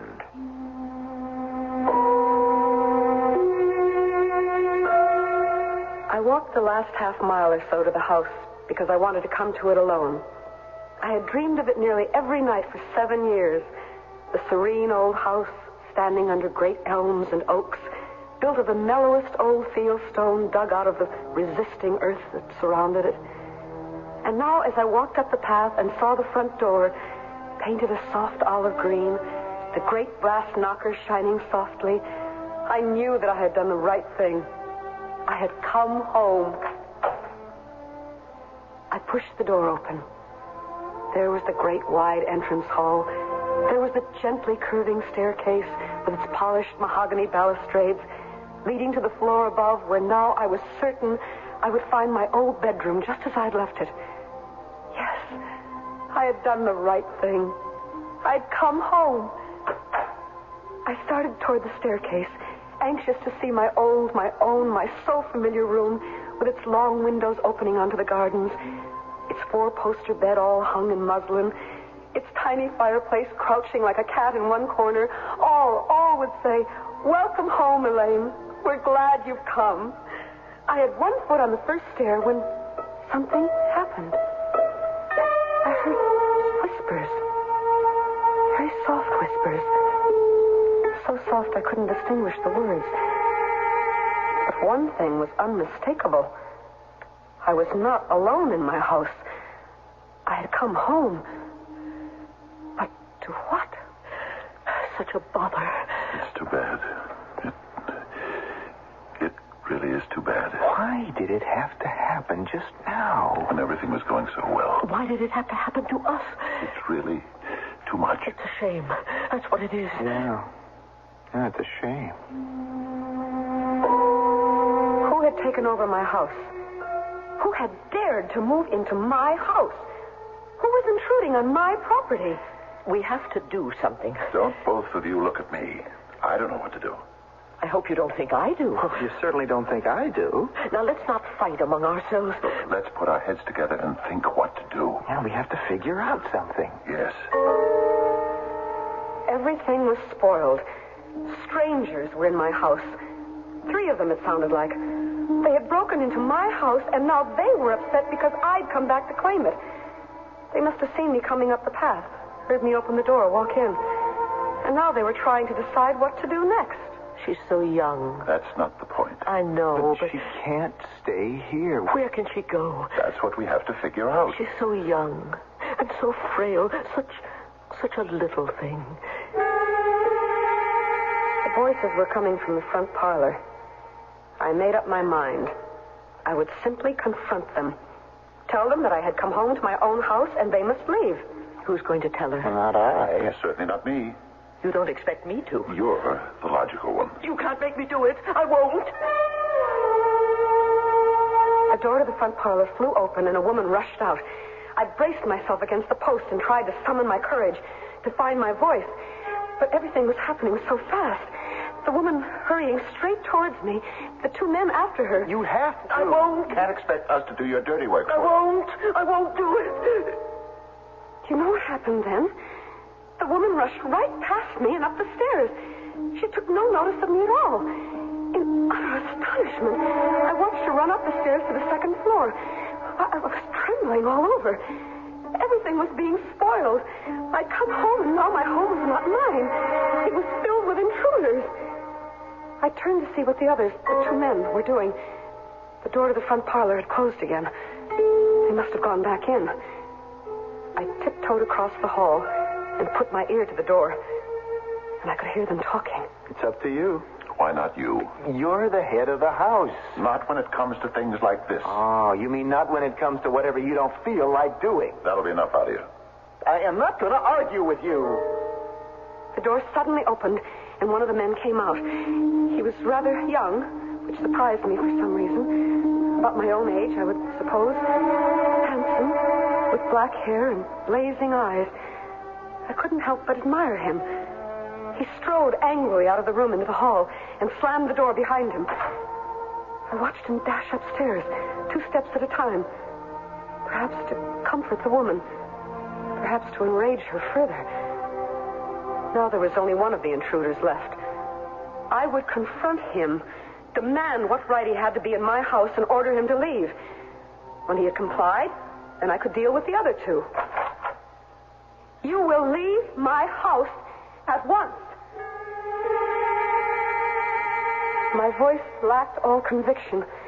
I was embarrassed, mortified. The man, older than the other one who had just passed me in the hall, was standing at a window looking out.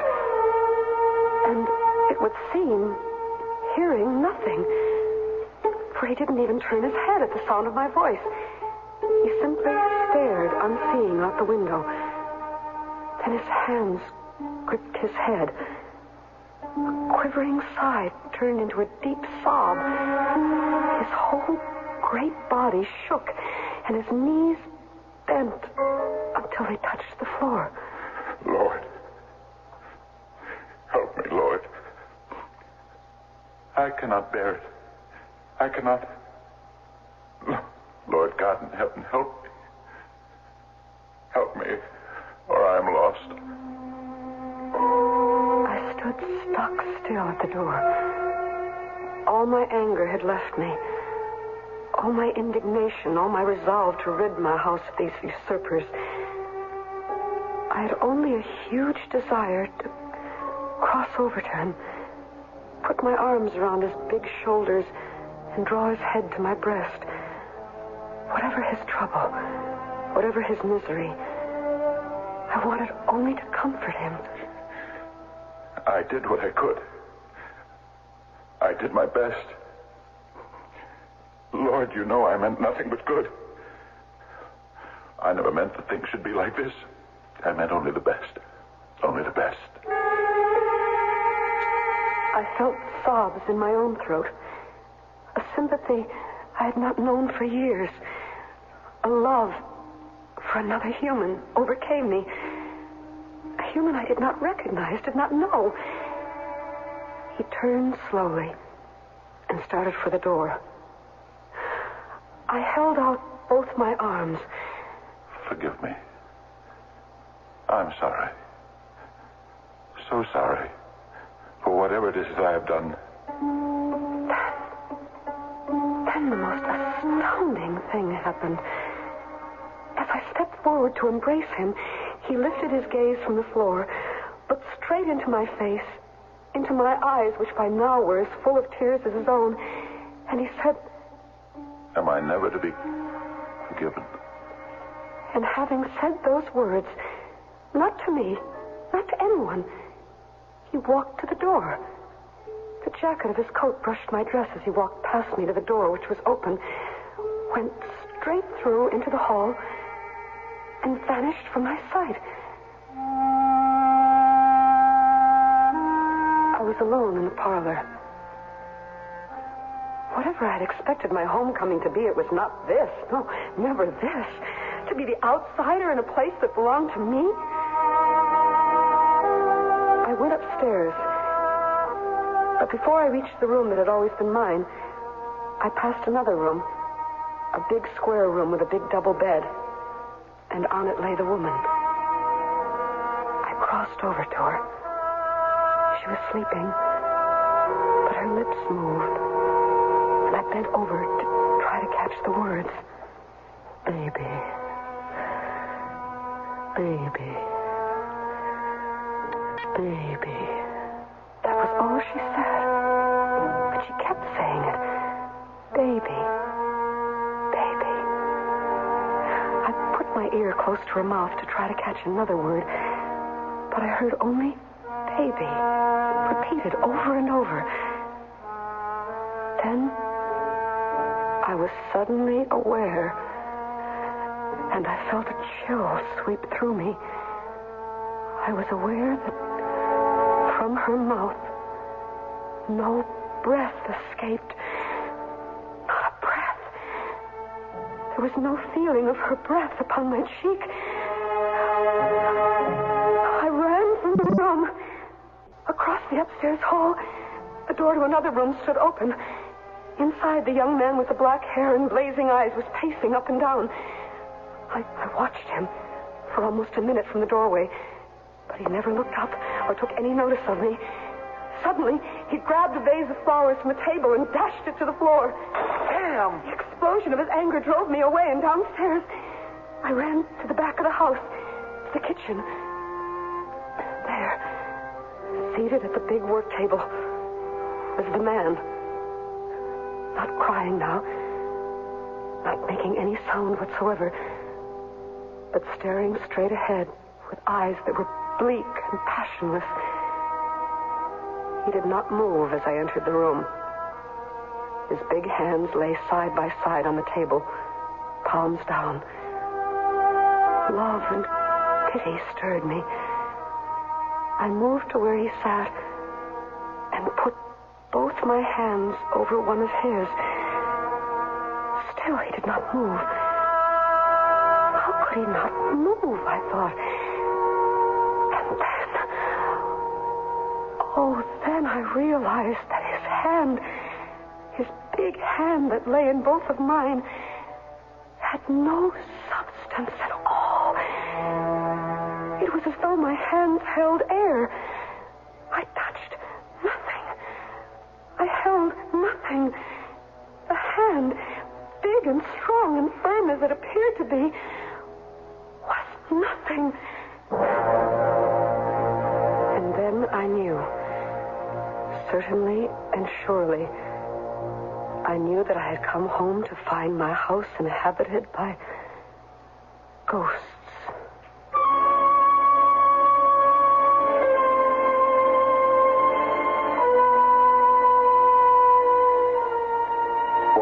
be worse than coming home after a long absence to find your house occupied by 3 ghosts? Well, I'll tell you what could be worse. To find that some persons had backed up a moving van to your door and made off with all your belongings. Or to discover that a fire had burned it to the ground. That would be worse. But 3 fairly civilized, seemingly non-violent ghosts? What's so bad about that? I'll be back shortly with Act 2. You want your house to be a home all year round. You can do it economically. No matter what the weather's like outside, you can change it so easily. So make summer a cooling thing. Turn winter into spring. It's the right time for Carrier. Carrier's right for the times. The higher energy costs go, the more you need Carrier heat pump air conditioning. It cools your home in summer, heats it in winter for up to half the cost of electric heat and less than most oil systems. So before you replace your old furnace or put in air conditioning, talk to your Carrier dealer about heat pump air conditioning. He's the expert. So make summer a cooling thing. Turn winter into spring. It's the right time for Carrier. Carrier's right for the times. Dreams. We all seek to understand the many ways in which God reveals His Word. The book of Job says this about dreams. God speaks first in one way and then in another, but no one notices. He speaks in dreams and visions that come in the night. When slumber comes on mankind and all men are asleep in bed, then it is He whispers in the ear of man, or may frighten him with fearful sights and turn him away from evil doing to save his soul from the pit. So listen to your dreams. They could guide you to new and positive directions. For your free booklet on dreams, write to the Foundation Church, 1147 First Avenue, New York, New York, 10021. That's the Foundation Church, 1147 First Avenue, New York, New York, 10021.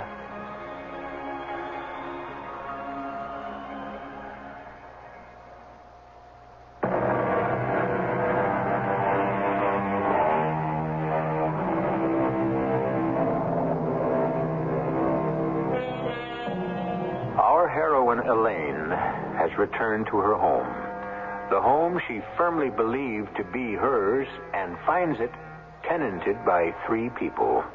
Or what she believed to be people, but who she has now decided must be ghosts.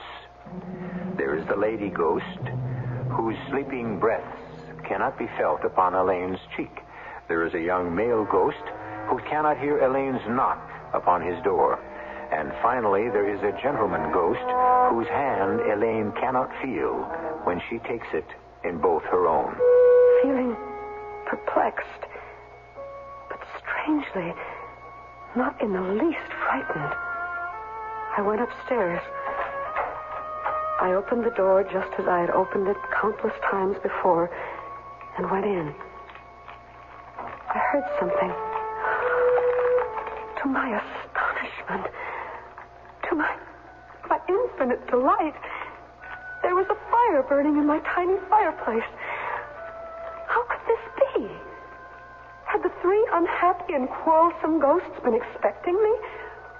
Was it their way of saying welcome to the owner of the house? I sat down in the Windsor rocking chair that I remembered from long ago. Why, it even creaked in the old familiar way. How sensitive my ghosts must be to know that I would be disappointed if anything had changed, if my rocker did not still give off its well-remembered, its well-beloved little squeak. So, borne gently and sweetly into my own past, lulled by the creaking of the rocker and crackling of the fire, I drifted off to sleep.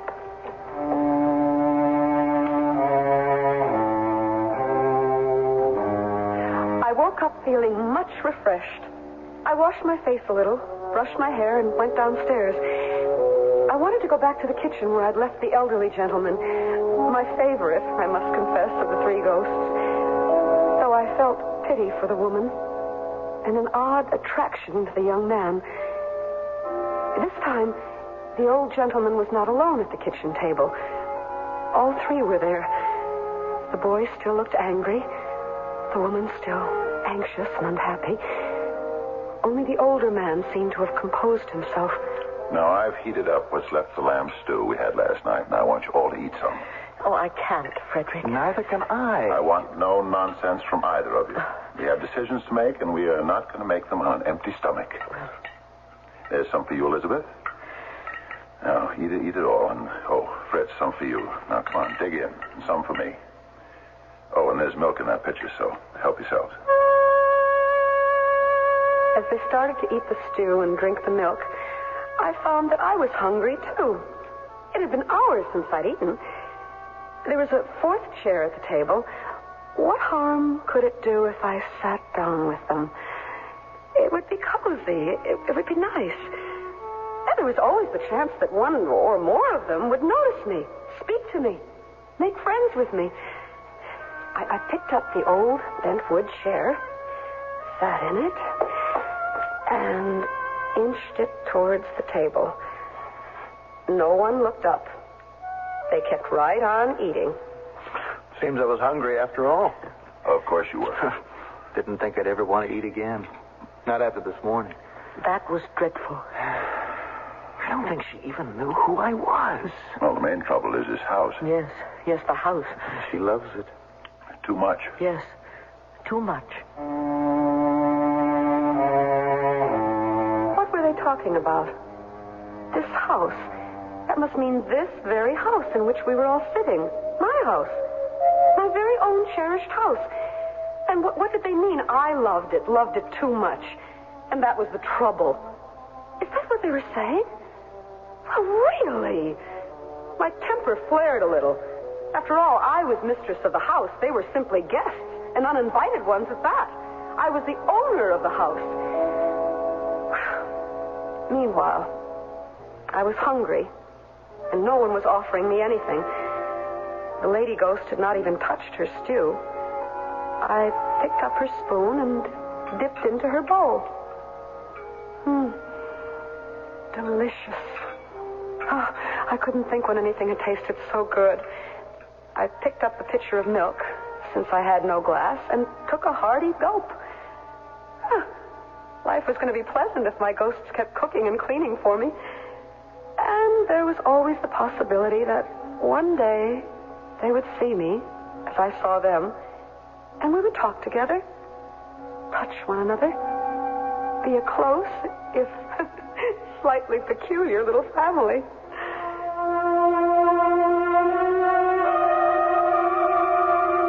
I watched them finish their luncheon. I volunteered a few remarks during the meal, and no one had paid the slightest attention. It was clear that I had not yet found the way to communicate with ghosts. I'll clear the table. I'll help. No, let Fritz do it. Oh, all right, Fritz? Okay. See there now, Mother? You did have an appetite after all. You ate a whole bowl of lamb stew. I hardly touched it. Seeing's believing. Well, I didn't know I was doing it, I swear. I could hardly hold back a giggle. The lady didn't know I had eaten all her stew. How long, I thought, will I have to go on sneaking food from their plates? How long before they would notice it? How long before they would notice me? Fritz, will you wash up? Oh, sure. I want to go out and pick the last of the roses. I'll come with you. Oh, good. Those two must be husband and wife, I thought, as I watched them go out the back door, hand in hand, walking a little wearily, leaning each one a little on the other for support. I lingered on in the warm, bright kitchen, watching the handsome boy ghost at the sink. I wanted to touch his wavy black hair where it curled down the nape of his neck. I wanted to kiss the long-fingered hands that held the dishes under the running water, scrubbed and then dried them and put them away. But I soon tired of watching his brooding face. And I remembered the elderly couple who were by now wandering among the roses. My roses. There had been vases of them in every room of the house. It had been a vase of roses that this grim young man had dashed to the floor. I would go out and see my roses again. There they were. She with a basket over her arm. He with a pair of clippers carefully snipping off the roses. The pink, the yellow, the white, and placing them in the basket she held. I fairly danced up to them. I felt I loved them so. Surely in this garden spot they would see me and know me. But they simply talked quietly to each other. The yellow ones are almost finished. Yes, and the white. The yellow are my favorites. Well, we'll put in more next year. We always do that. But what for? One never knows. You may be right. Oh! What? Hurt yourself? Just a thorn. Oh. Well, you should be more careful.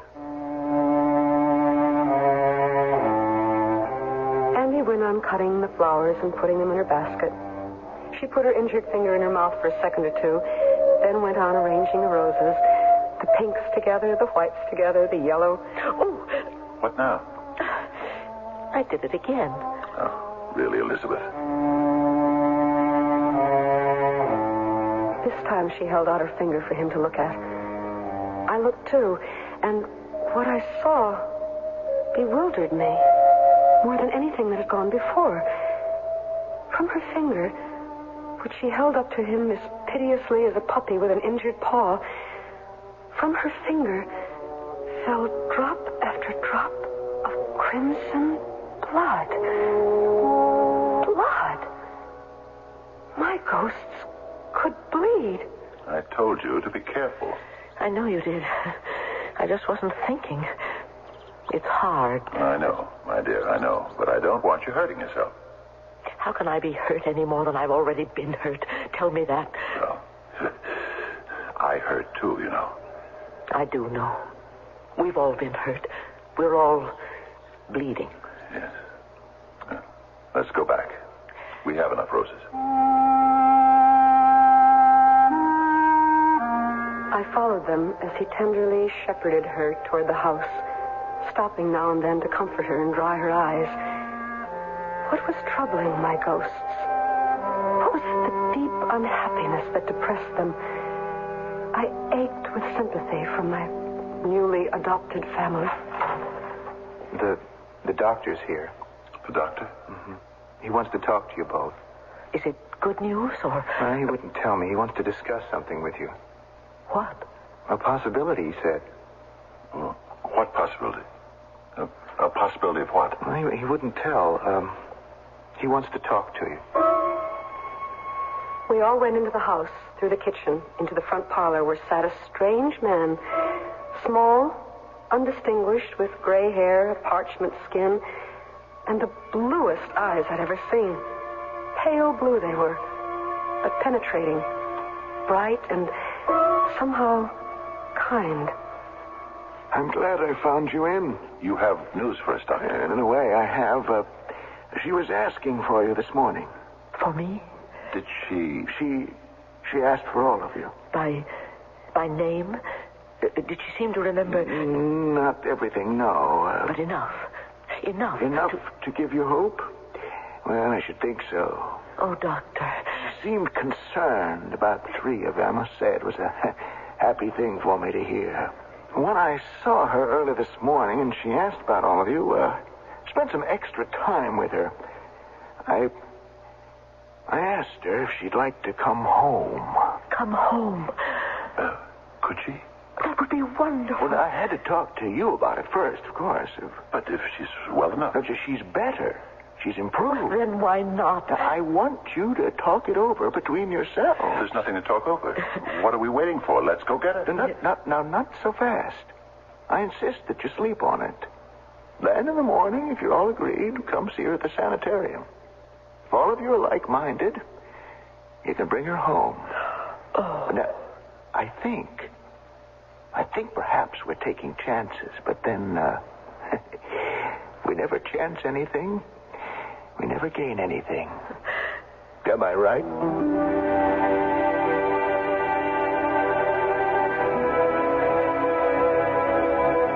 Was the doctor a ghost as well?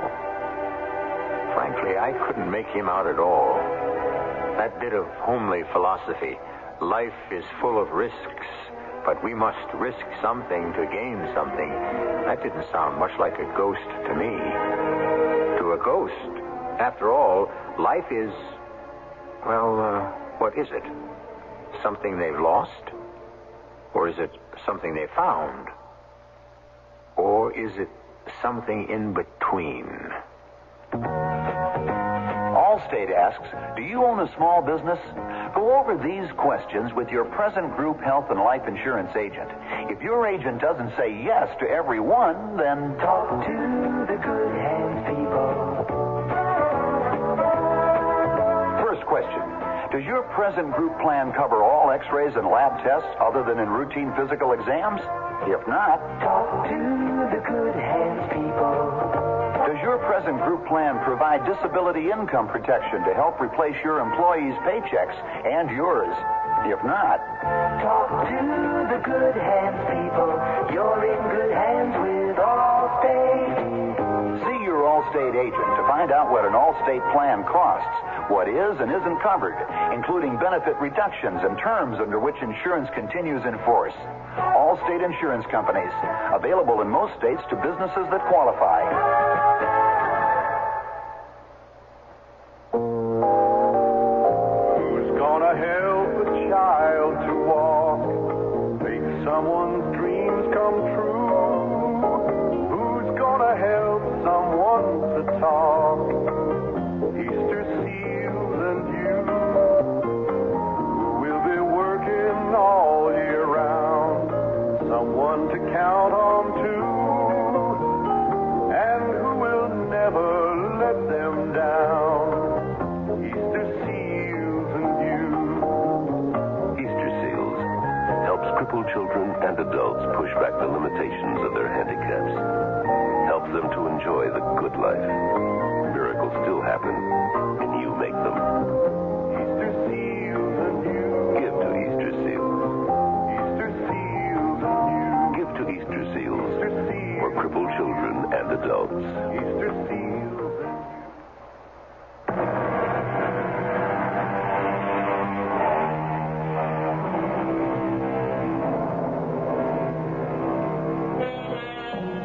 Our heroine at the end of Act 2 had made some slight progress toward establishing herself as mistress in her own house. She had met the three ghosts who dwelt there, though clearly they had not met her, being apparently quite oblivious of her presence. Still, she had developed real feeling for them, no matter how they ignored her. She had touched them, though they did not react. She had even sat down to luncheon with them.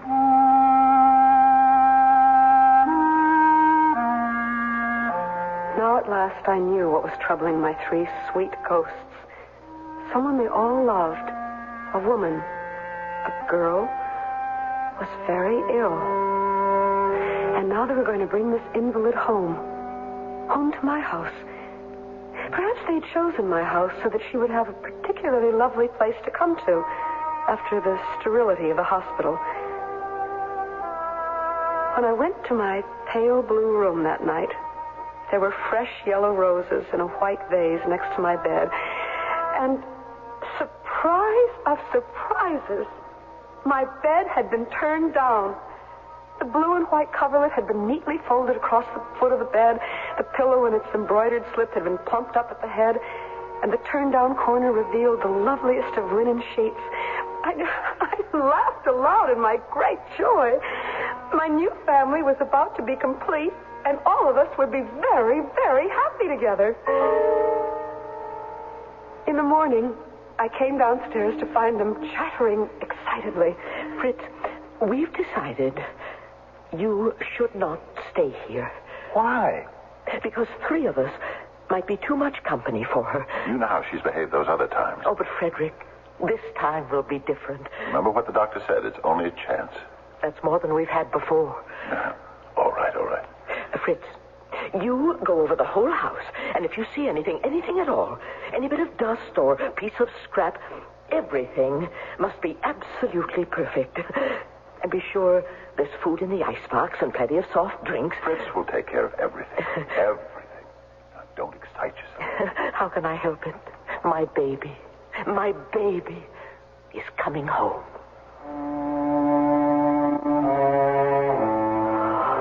So it was her baby.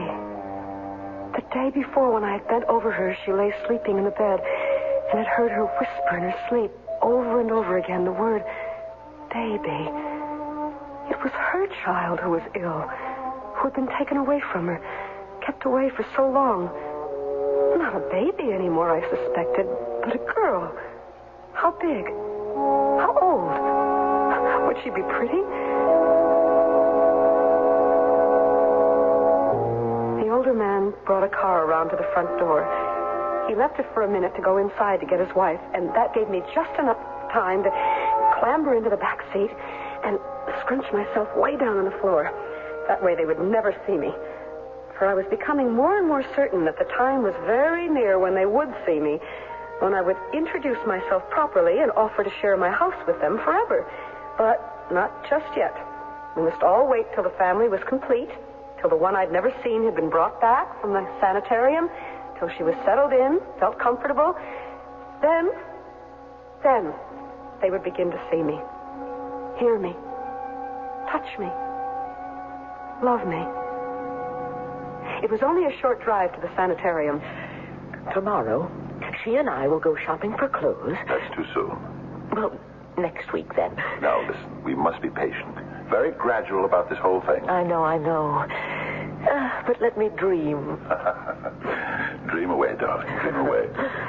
I felt the car make a turn off the road to the right.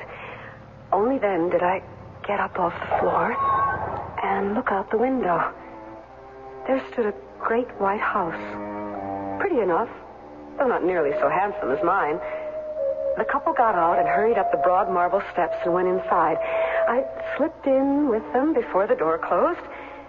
The doctor I had seen at my house the day before came out of a room, greeted the man and his wife, and took them back with him into the same room. Once again, I managed to slip in before the door closed. I hid myself behind a chair. Please, sit down, both of you. Yes. Thank you. Well, now... How is she, Doctor? Yes. How is she this morning? Still improved? Well, I'm not sure. How can you be not sure? You talked to her. She still wants to come home. We have everything ready for her. Does she want to? Oh, yes. She still wants to come home more than before. Well, then. Well, wait. Doctor, there's more, isn't there? Yes, there's more. Well, tell us. Well, she's anxious to come home, very anxious, but her attitude toward all of you... Yes. You said yesterday she was concerned for us. That's changed? Yes, sir, it's changed. Changed back. What? Back to what it was. To what it was when she first came here. Oh, no. It can't be that She hates us. She wants to kill us. Oh, no. Now, love and hate live together. You understand that, don't you? They live side by side in every human being. There is never just love, never just hate. Now, we have a glib-sounding word for it. Ambivalent. It sounds so impersonal, so technical. But believe me, its substance is anything but impersonal. It is a state of being that rips us apart every moment of our lives. It is the condition that brings great joy and great sorrow.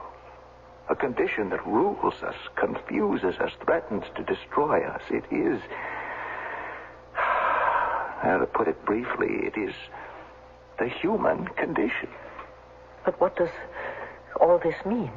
It means that Elaine is capable of loving you very greatly and hating you just as much. You see, there is an imbalance in her, so she rocks from one side to the other, unable to regulate her feelings. Now, if she goes home with you, you must bear this in mind. If she comes home with us. I wasn't paying much attention to what anybody said, especially the doctor, whose talk I didn't understand at all. Crouched as I was behind the chair, I simply wanted the whole thing to be over with, for them to be united with their darling girl and bring her back to my beautiful home so that we could start being a family. Yes? What's that? Oh, I understand. How long ago? Well, no, that's not too bad. No, hold everything. I'll be right out. Excuse me, will you? Of course, Doctor. Was that call... Did it have to do with Elaine? Yes, she's wandered off somewhere. They're looking... No, they're looking for her now. Don't worry. She's still on the ground. I'll be right back. I was beginning to get impatient. I was exhausted by my efforts to become part of their lives, to make them realize who I was and what I was and how important they were to me and how important I must become to them.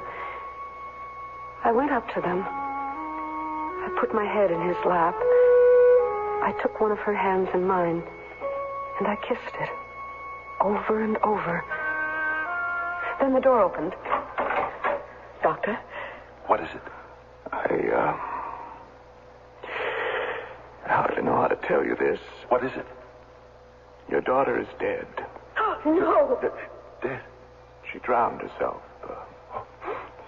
There's a little pool on the property. It's not deep. She must have drowned herself purposely. I can't think how she managed it. She's dead. I'm so very sorry. Oh. Then I knew. The two who were still sitting there were not ghosts at all. They were people. Flesh and blood people. Real people. Very real now in their grief. They had come all this way to fetch their daughter home, and she was dead. She had drowned herself in a little pool. I looked at my hands. There was water on my hands. And my hair was drenched in water. So very sorry. I wish there was something. There's nothing, Doctor.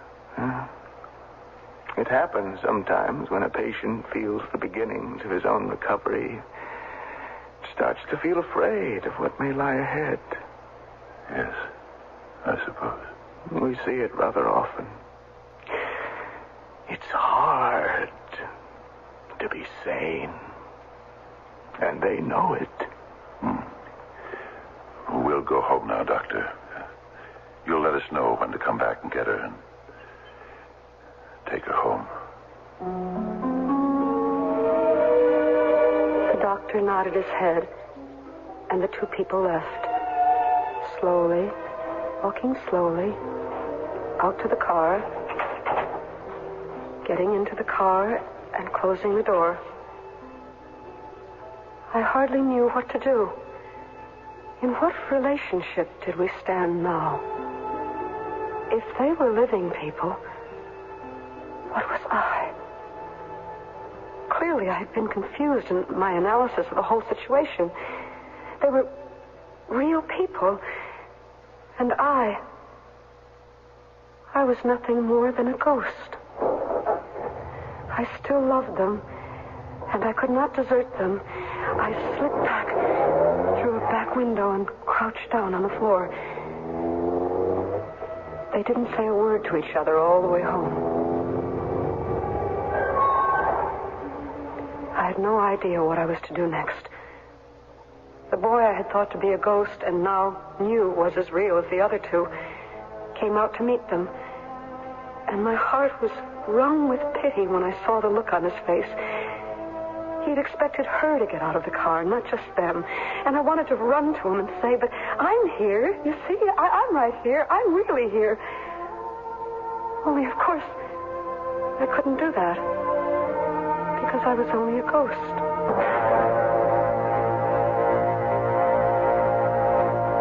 I've lived here for a whole year now. The house stays the same. I sleep every night in my pale blue room. Every night the bed is turned down, and I crawl between the pretty sheets. The next day it is made up again. This summer the roses were more beautiful than ever. I would go out to the rose garden every morning at daybreak and pick a yellow one and put it at her place at the breakfast table. She thinks he does it, and he lets her think so. Just this morning, I left a particularly beautiful one. Oh, Frederick. You've done it again. My yellow rose. Oh, that. I don't know how you manage. I never hear you sneak out. Well, you're always asleep. She loved them so. The yellow roses. Yes, I know. Frederick. Yes, love. Do you feel sometimes that she's here in this house with us? Many times. So do I. I'm staying on. The boy has gone away to school, and they really need me. Everyone needs a ghost. No matter how busy our lives, how interesting our pleasures, there are depths of loneliness that neither work nor pleasure can plumb. A little core of ourselves that needs someone to talk to or simply to be with. Who can fill this need better than an understanding ghost? I'll be back shortly. If I could leave one thing with you when I leave this earth behind, I'd like to leave a bright blue sky as my gift to all mankind. If I could choose just one small thing for the children I'd bequeath, a life forever healthy, something nice to breathe. Yes, this is my legacy. This is my prayer. Most of all, I'd leave you all with a breath of your fresh air. Air pollution is a man-made product that grew up in a machine age, the result of a means to an end. But the end must change if we're to continue breathing. We can clean up the air, perhaps even in your time, but we need your help. Won't you? Join with your lung association in the fight against air pollution. It's a matter of life and breath.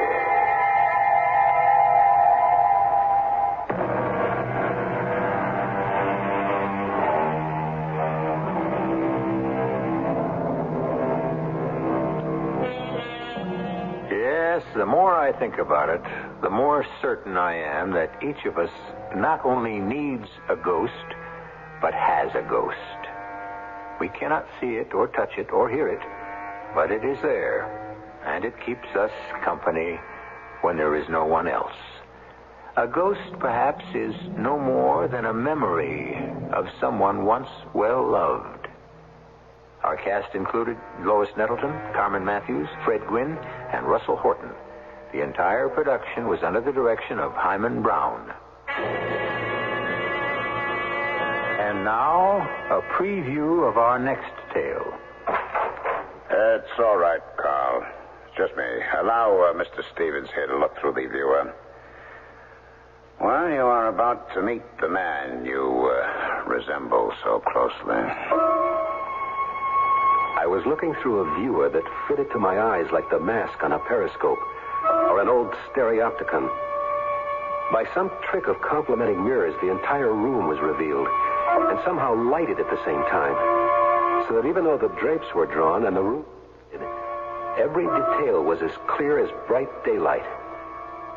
Too clear. As I looked at the man sitting on a chair facing me, I could feel my stomach churn like I was going to be sick. I was literally frozen with horror as I finally saw why Durward Drake had chosen to become a recluse. Radio Mystery Theater was sponsored in part by all state insurance companies.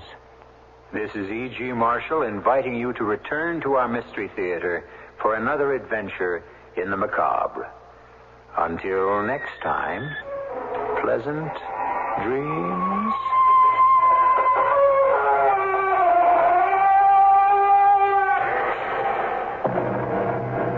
WFAA, Dallas, Fort Worth.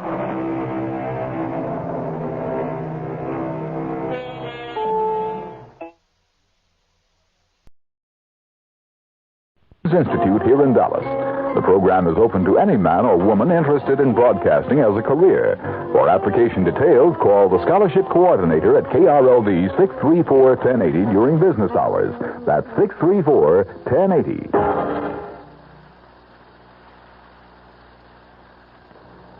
The CBS Radio Mystery Theater presents...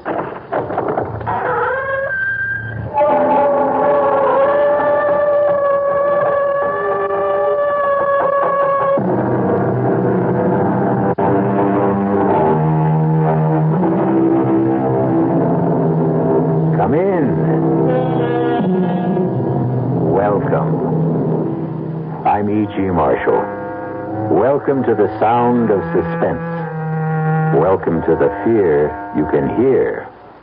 But mostly, welcome to the world of terrifying imagination. In this story, you're going to meet what some people call a shutterbug. You know what a shutterbug is. The kind of person who never goes anywhere without a camera swinging from a strap around his neck. Who is never content unless they're aiming a lens in your direction, whether you want to be photographed or not. But unfortunately, this particular bug is the kind that many people want to crush under their feet. We all want to get rid of Kellerman. We want to kill him. And so do you. That's a lie. You hate his guts as much as we do, Mr. Bailey. Why don't you admit it? Of course I hate him. But that doesn't mean I'm ready to commit murder. Well, we're ready, Mr. Bailey. And you'd better be, too.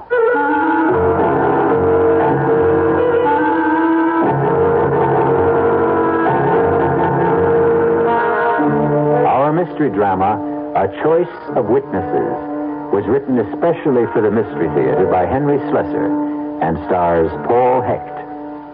It is sponsored in part by the Kellogg Company, makers of Kellogg's Special K cereal. I'll be back shortly with Act One. And now another tale of the ball and chain. At Kellogg's Special K Presents the good, the bad, and the heavy. Why is that cowboy wearing a ball and chain? Because carrying around extra pounds can be just like carrying around a ball and chain. How symbolic. What will it be, senor? Give me the Special K breakfast. Here you go. For a Special K, it's milk, orange juice, and coffee. Hey, don't I know you from someplace? You probably don't recognize me with my ball and chain. I used to be 10 pounds lighter, but I'm getting back that way by exercising and eating smart at every meal. Starting with this year's Special K breakfast. What's so special? It's less than 240 calories, 99% fat-free, and delicious. It's going to help me get rid of this here ball and chain. I bet your horse will be glad to hear that. Another ball and chain. Fight for dust. Your happy ending could begin with the Kellogg's Special K breakfast. That's Kellogg's Special K. That's right. Good night. Everybody needs to find a home. It's walls and floors and windows and doors with its own address outside. It's a yard with trees. Can you feel the breeze? Do you want to touch the sky? It's your home. It fits you like a glove. It's filled with love and family. Everybody needs to find a home. Centennial Home, quality that's around you. The builder will plan your home around you. Centennial Home, upgrade around you. Centennial wants to be number one with you. Because Centennial wants to be number one with you, they're offering the lowest interest rates, 7 3/4% on homes purchased FHA or VA. Check Sunday's newspaper or call Centennial at 434-1661.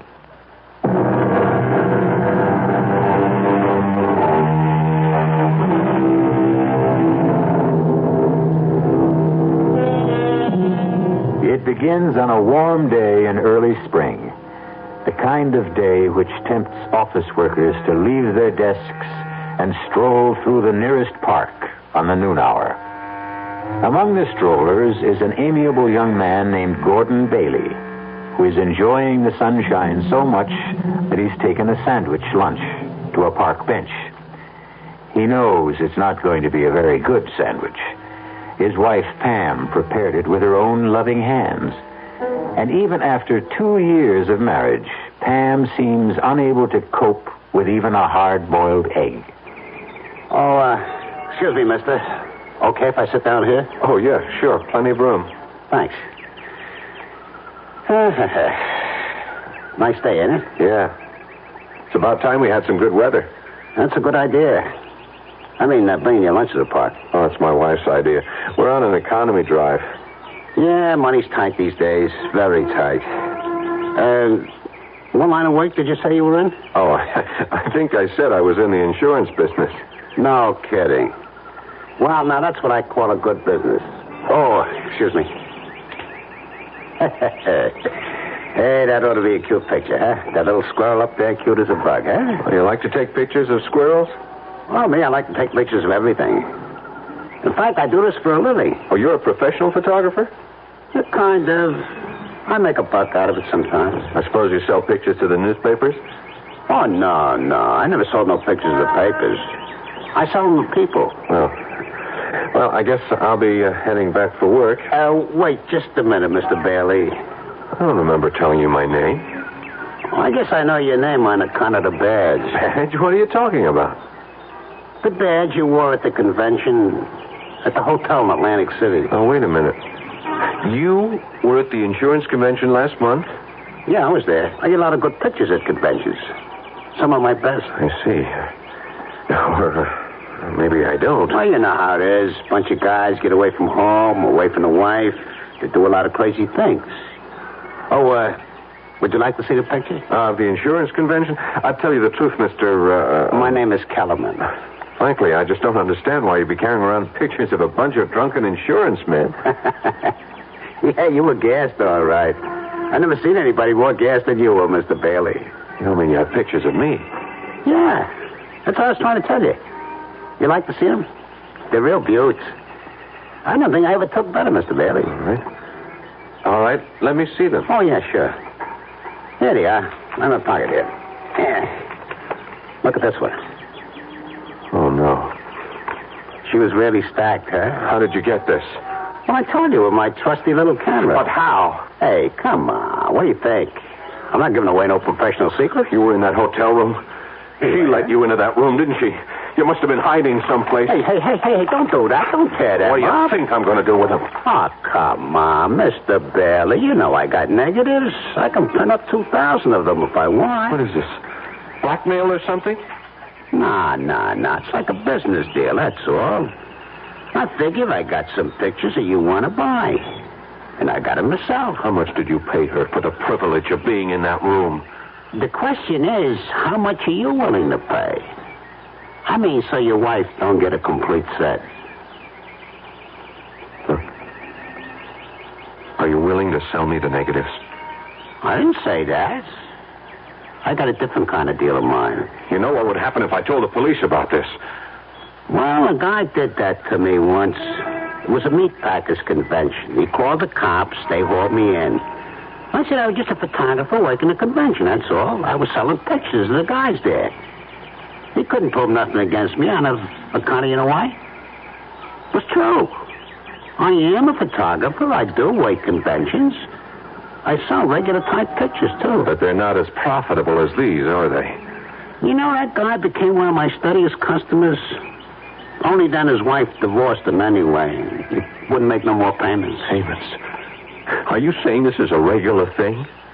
How much you earn at that insurance company? I figure a young guy like you, they pay about $15,000, $18,000 a year. Am I right? Listen to me, Kellerman.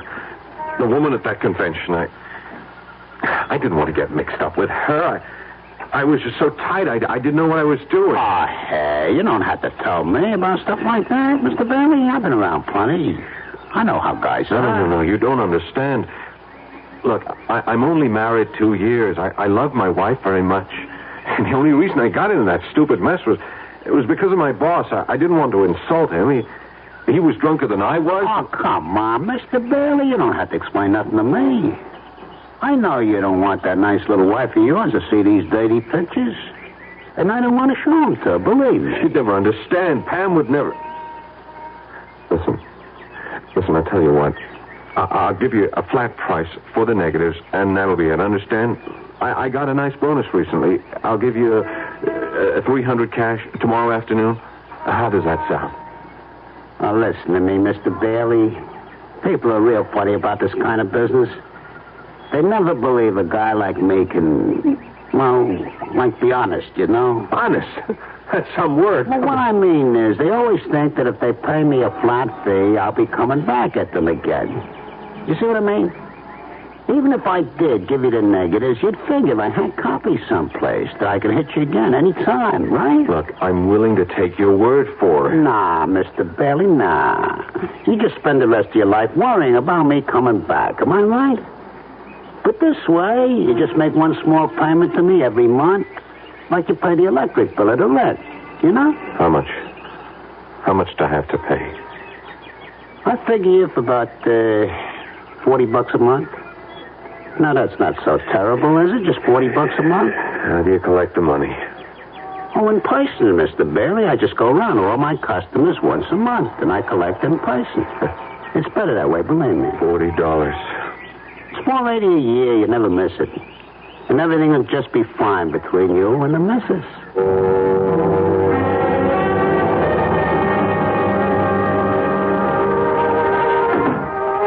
That you, honey? Yeah, it's me.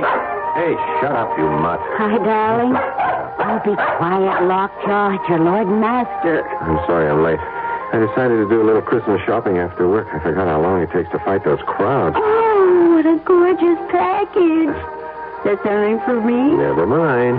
Well, just in case it is, here's a big kiss in advance. Mm. Hey, you smell good. Is that a new perfume? It's the same old stuff. The one I'm practically out of. Hint, hint, hint. Oh, cut out that hinting. I've already spent more money than I should. Oh, speaking of money, that man was here. What man? You know, the one that comes around every month. That Mr. Kellerman. Kellerman? What the heck was he doing here? It's only the 19th. Well, I don't know, Gordon, but he was here just the same, looking for you. What did he say? Nothing. Just that he'd be back later. Later today? Mm-hmm. You know, Gordon, I just can't bear that awful little man. Did you ever get a look at his eyes? And that camera he wears around his neck. Listen, is he going to be coming around every single month? I told you, honey, he's collecting payments on the car. Well, why can't you make the payments by mail? Because that's the way he likes it. Maybe he moves around a lot. Well, he gives me the creeps. You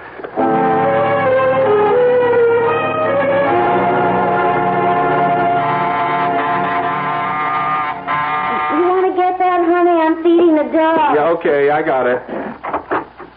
Oh, it's you. Evening, Mr. Bailey. I heard you came earlier today. Yeah, but you aren't home yet.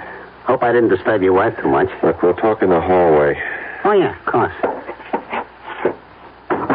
All right. What's this early visit all about? You going away for the holidays? Oh, no, I never go anywhere this time of year. This is one of my busiest times of year, you know? Yeah, I can imagine. I get some of my best pictures around now. You'd be surprised. You know how it is. People get all filled up with the Christmas spirit. All right. Get to the point. You want your payment now? Well, I wouldn't mind, of course, but that's not the reason I came around, Mr. Bailey. You see, I want to tell you that the payments are going to go up. What? I really hate to do it, but it's the inflation, you know? Everything costs more. Food, clothing, film, gasoline. I'm just going to have an increase, Mr. Bailey. I'm sorry. How much of an increase? Well, just another $15 a month. 15? Terrific. Now it's 55. What's it going to be a couple of months from now?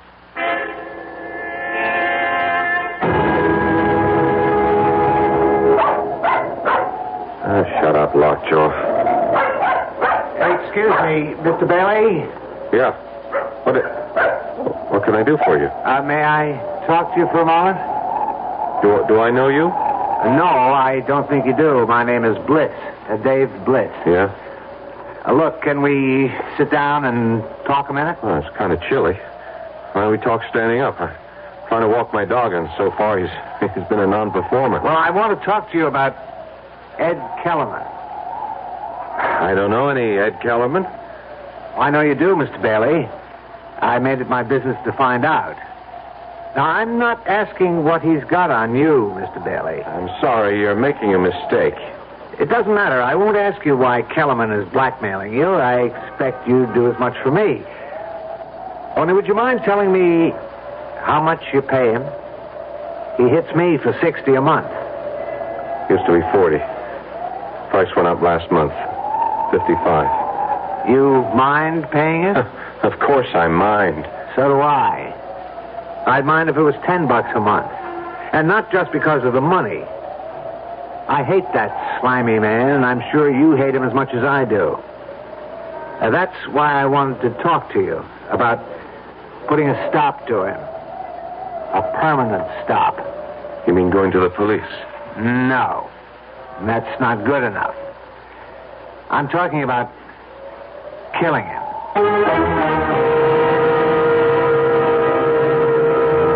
Every problem has a solution, they say. And Mr. Dave Bliss seems to have arrived at his. The obvious question here is, do two wrongs make a right? We'll find out what Mr. Gordon Bailey thinks about that dilemma when we return shortly with Act Two. In 1919, someone had a big idea. Let's help youth understand big business by starting them in small businesses of their own. And Junior Achievement was born. Each group elected a board of directors, chose a product, set up a production line, sold stock, and went into business.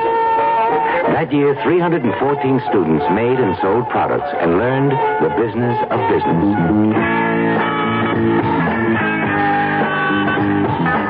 Today, Junior Achievement has grown to nearly 200,000 members.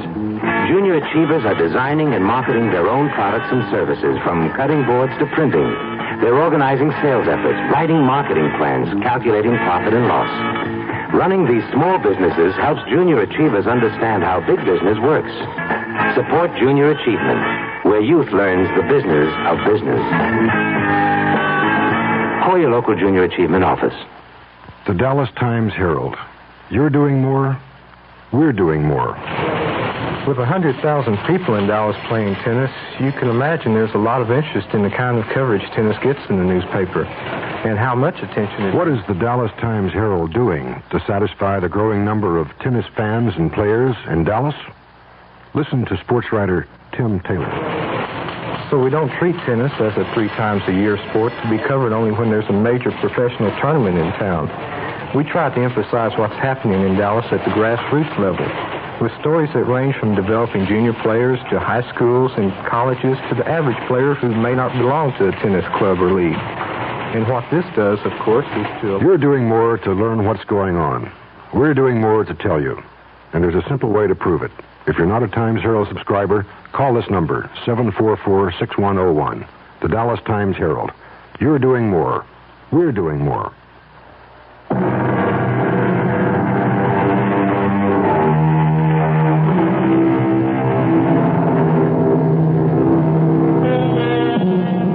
Blackmail is an interesting, if dishonorable, crime. It has the unusual facility of making the criminal feel virtuous himself. After all, he's only punishing wrongdoers by making them pay for their sins. But the profession has some serious drawbacks. For one thing, it inspires one's victims to think in drastic terms. And when there are more than one victim, and they meet, well... Mr. Bliss, I know how you must feel about Kellerman, and you're right. He is one of the slimiest characters who ever crawled out from under a rock. Those eyes. Ever get a look at his eyes, Mr. Bailey? My wife can't stand the sight of him. Well, I'm not married. It's my job he's threatening. Is it your marriage he's after? Never mind. I don't want to know any details. None of us know each other's problems. None of us? You mean you know others beside me? I know others. How come? Well, I made it my business to find others. Oh. One day when I got fed to the teeth with Mr. Kellerman and his payments and his wet eyes, I decided to find out more about our friend. So when he left one day, I followed him. On his round. And that's how you found me. Yeah, that's right. You're in the route book, Mr. Bailey, just like all the rest of us. How many are there? There's no way of telling for sure. All I managed to find was an even dozen. Man really gets around. He keeps raising his price. Do you know that? He's only had me in his bag for about 6 months. This is my 5th. But others I've spoken to, they say he raises the ante every few months. 3 of the people I talked to are paying well over 100. Mr. Kellerman does very well. That's obvious. Yeah, too well. You know something? It's funny, but... Well, it's kind of a relief to know that I'm not alone. Yes, that's what I felt at first. Misery loves company. But the satisfaction doesn't last, Mr. Bailey. You still live every day of your life with that sword over your head. I know, but it's still not a reason for using words like killing. Don't you know that's the only possible way to deal with a blackmailer? I wouldn't know. Kellerman's my first. Well, think about it. No, you must have thought about it already. You wouldn't be human if you hadn't thought about it. It crossed my mind. Not that I should kill Kellerman, just the wish that he were dead. That someone else would kill him. Yeah. I guess I wouldn't shed too many tears. You just didn't want to dirty your own hands. I didn't want to take care of one problem and have another one even worse. And don't tell me that doesn't make sense. The only thing that makes sense is making Kellerman a corpse. I'm sorry. I'm just not interested in anything like that. The others weren't either. Not at first. But now they all are. Uh-huh. Look, what are you talking about? We all want to get rid of Kellerman. We want to kill him. And so do you. That's a lie. You hate his guts as much as we do, Mr. Bailey. Why don't you admit it? Of course I hate him, but that doesn't mean I'm ready to commit murder. Well, we're ready, Mr. Bailey. And you better be too. Ready for what? To commit murder. If you don't mind my saying it, perfect murder. Perfect? Foolproof. I'm sorry. Look, that's a stupid dream, and you know it. You won't say that after you've heard the idea. Everybody who sets out to commit a crime thinks it's foolproof. They wouldn't commit it otherwise. Right now, all I want to know is if you'll cooperate. That's easy. No. Why not? Because murder is worse than blackmail. That's why. Well, this isn't murder. We're going to erase a human mistake. Forget it. Look, I'll make believe I never heard you say it. Come on, Lockjaw. Come on, girl. Let's get our business over with. There wasn't one person on the list I didn't have to convince. But when I told them that there was no chance of any of us being caught, that's when they dropped their objections. All right. What foolproof scheme for murder do you have? It's foolproof because it won't be murder. It'll be an accident. If anyone gets into trouble, it'll be me. Just me. I'm going to kill Kellerman with my car when he's making the rounds one night. I have the time and place all figured out. Just before midnight on Carroll Street. An accident? Right. So, now you know the favor I'm doing you. I'm taking the risk all by myself. You think the police are that stupid? Murderers get caught even when they frame accidents. Oh, this is different. Why? Because of the witnesses. What? I'm going to have witnesses. A lot of them. All disinterested parties. Nothing to connect them with each other. And they'll all tell exactly the same story. What they saw, how it was all Kellerman's fault, getting hit by my car. All right. Stop. Don't tell me any more. You've already told me too much. No, you've got to hear the rest of it. You're a part of this like everyone else. Don't you see the beauty of it? Safety in numbers? If you ask me, you'll all get caught. No. Don't you understand? When a group of citizens all testify exactly the same way, I mean reliable citizens from every walk of life, you ought to meet some of Kellerman's victims. One is a college professor, 2 are doctors, there are 4 housewives, a bartender who owns his own joint, 1 working stiff, 1 person in city government. You might as well know that's me. Bliss. Wait a minute, I've seen your name. Something about the Transportation Authority? One of them is in the insurance business. They're all with me, Mr. Bailey. Every one of them has agreed. So many witnesses to one accident? Well, we won't need everyone. Some of them won't be asked any questions by the police, but they'll all be there just the same. We'd like you there, too. You're nuts. Do you know that? You and the rest of... I won't have any part of this. Don't you see? It can't miss. It doesn't matter. I don't want to have any part in killing a man. How come, Mr. Bailey? Have you got religious scruples or something? Maybe. You've got scruples, but you did something rotten enough to make you a blackmailer's victim. I didn't commit murder. Look, you got a good idea about getting everyone together. Maybe if we all went to the police. Oh, no way. Whatever it is you don't want known about yourself, my friend, it'll come out the minute Kellerman gets arrested. Now, my way is better. I can't buy it. Look, I'm sorry. My dog is getting tired, and so am I. Come on, Lockjaw. Now, wait a minute now. You want my advice, Bliss? Don't go through with this. Find some other way. There has to be one. Goodbye. Bailey. Yeah? What if we do it? You'll be sorry, that's what. Sorry? Why? Because you'll tell the police the truth? I didn't say that. Goodbye, Mr. Bliss.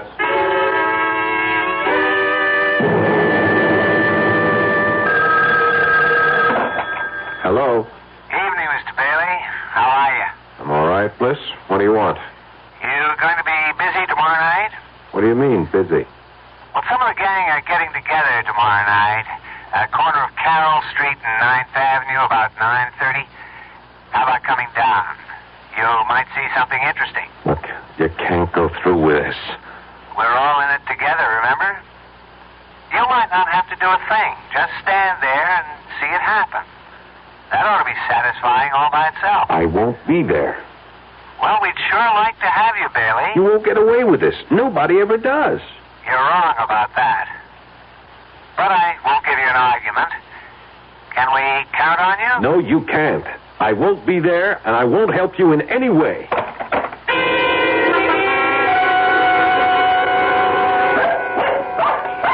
Oh, shut up, Lockjaw. What's the matter with you tonight? Gordon? Yeah?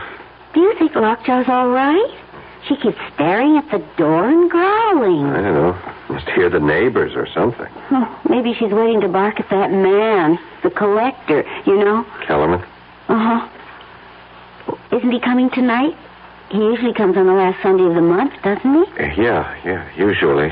Well, I doubt if he'll be here tonight. It's almost 11 now. Oh. I didn't realize it was that late. You haven't done much this evening. Don't you feel all right? Yeah, sure. I'm all right. Well, you just seem to be, waiting. Was it for that man? Because if it was, I'm sure he's not coming, honey. I think we ought to go to bed, listen to the news or something. Oh, the news. Yeah, I guess it's on right now, isn't it? Just about. You want me to turn it on here? Yeah, sure, would you? Okay. The conference, now postponed until February, will include top officials from both nations.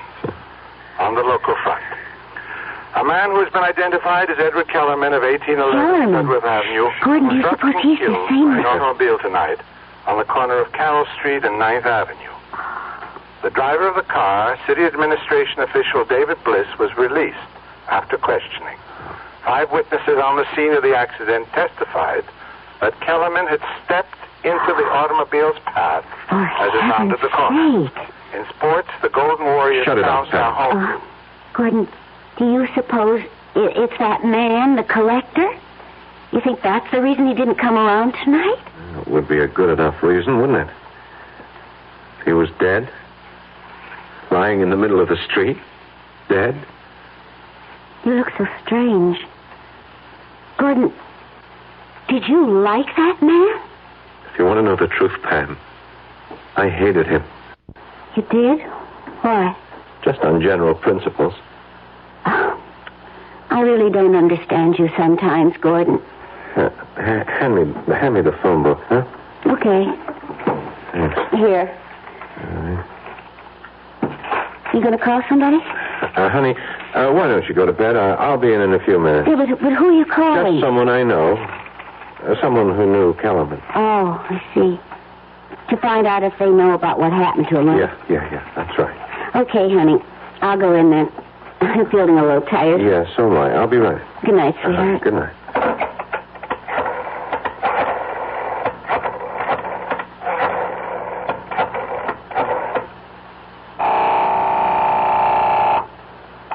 Hello? David Bliss? Yes, who's this? Gordon Bailey. What do you want? I heard the news tonight. About Kellerman. Well, you don't have to thank me. I did it for myself. And you did go through with it, huh? You can relax now, friend. You've just saved yourself $55 a month, maybe a lot more. Your remittance man won't be coming around again. You ought to go out and celebrate. I know what I ought to do. So what's that? So long, Bliss.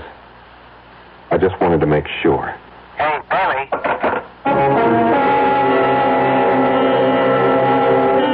Obviously, there's one thing you can say for David Bliss. He's a man of his word.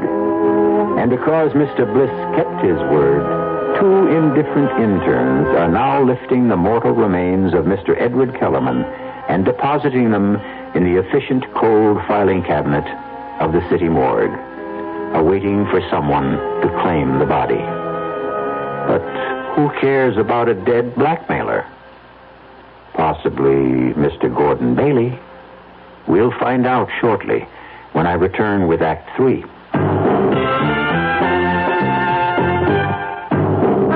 Ever had a tall, frosty glass of Amplitude? Well, if your beer is Budweiser, you've had it often. Amplitude is a fancy word for the entire taste phenomenon, the total experience of flavor. Next time you take a healthy swallow of Bud, watch what happens. Think about the sensations you're experiencing. Notice how the flavor of Bud comes on nice and easy. Not too strong, not too quick. Just right. Notice the clean, crisp togetherness of Bud's taste.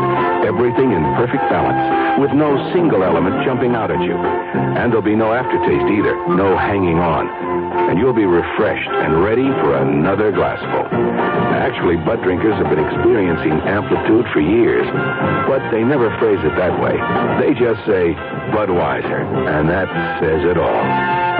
Anheuser-Busch, St. Louis. Your first power tool was probably a power drill. It was really useful, even for simple jobs. It's still useful, even now that you've gone on to more difficult projects. Hi, Frank Lieber here for True Value Hardware Stores, and they've got an essential companion for your power drill. Black & Decker's electric drill bit sharpener. As your workshop skills become sharper and sharper, your drill's bits become duller and duller. Buying new ones time and time again is expensive. Black & Decker's drill bit sharpener will make them sharp as new again. It works like an electric pencil sharpener. It fits 11 bit sizes from 1/8 to 3/8 of an inch, and it's double insulated for electrical safety. Right now, True Value Hardware Stores have the Black & Decker drill bit sharpener at a new low price. It was $19.99. Now it's $4 less. Just $15.99. Get the Black & Decker electric drill bit sharpener for just $15.99 at the True Value Hardware Store nearest your home.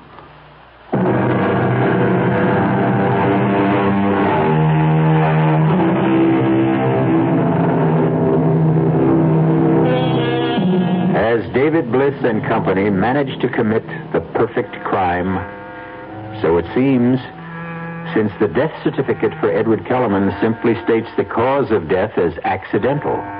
At least a dozen people know otherwise, but they remain silent, feeling not grief, but relief.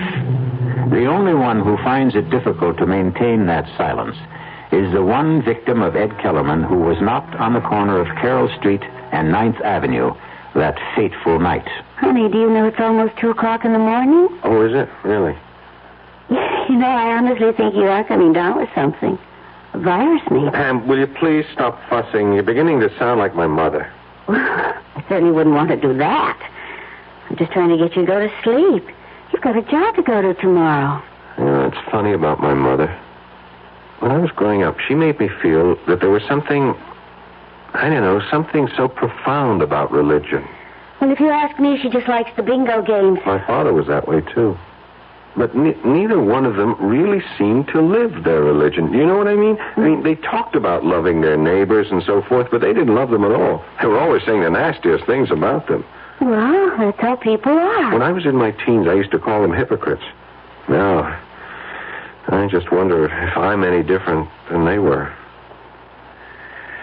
I really don't think I am. Different how? Well, about things like the Ten Commandments, for instance. I wonder if there's one I haven't broken. I hope you haven't coveted your neighbor's wife. That's about the only one I can remember. I remember them all. You do? Yeah, I won a prize in Bible class when I was only 8 for reciting all of them. Thou shalt not this. Thou shalt not that. There are only 8 shalt nots. Thou shalt have no other gods beside me. Thou shalt not worship any graven image. Thou shalt not take the name of the Lord thy God in vain. Thou shalt not kill.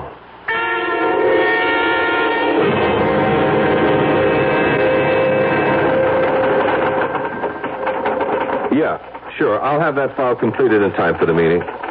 Righto, Phil. Bye. Oh, Sylvia, did you reach that number yet? No. Okay, well, buzz me if you do. All right. Now, let's see about that actuarial table. Hello. All right, Bailey. What is it now? Hello, Mr. Bliss. I've been having a lot of trouble reaching you this morning. Well, I haven't been at my desk. I was wondering if you might be free for lunch. Sorry. I'd really like a chance to talk to you. About what? About some mutual friends of ours. If we're talking about the same thing, Bailey, they're not mutual friends. They're all strangers, complete strangers, just like you and me. Well, that's something I'd like to rectify. Would you have lunch with me? All right? All right. Where? Suppose we meet somewhere halfway. I know you're in the City Hall area. I'm on Wall Street. About Mercury's, do you know it? I'll see you there at 12:30. That's fine.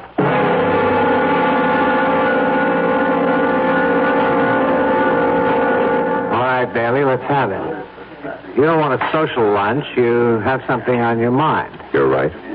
Something I can't get off my mind. How about our old friend Kellerman, I suppose? You remember what you said about him? How he was a sword hanging over your head? So? He's still that for me, Mr. Bliss. He is exactly that. Kellerman is dead. He won't be ringing your doorbell anymore. How come you're not grateful for that? If Kellerman had really been hit by a car, if he had a heart attack or something, yes, I admit I would be glad about it. I would have gone out and celebrated. I would have slept very well at night. But the way things are, I'm not sleeping at all. Try pills.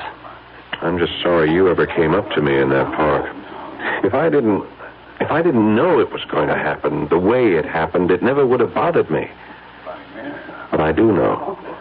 And it bothers me too much. So? The thing is, I don't know if I can live with it.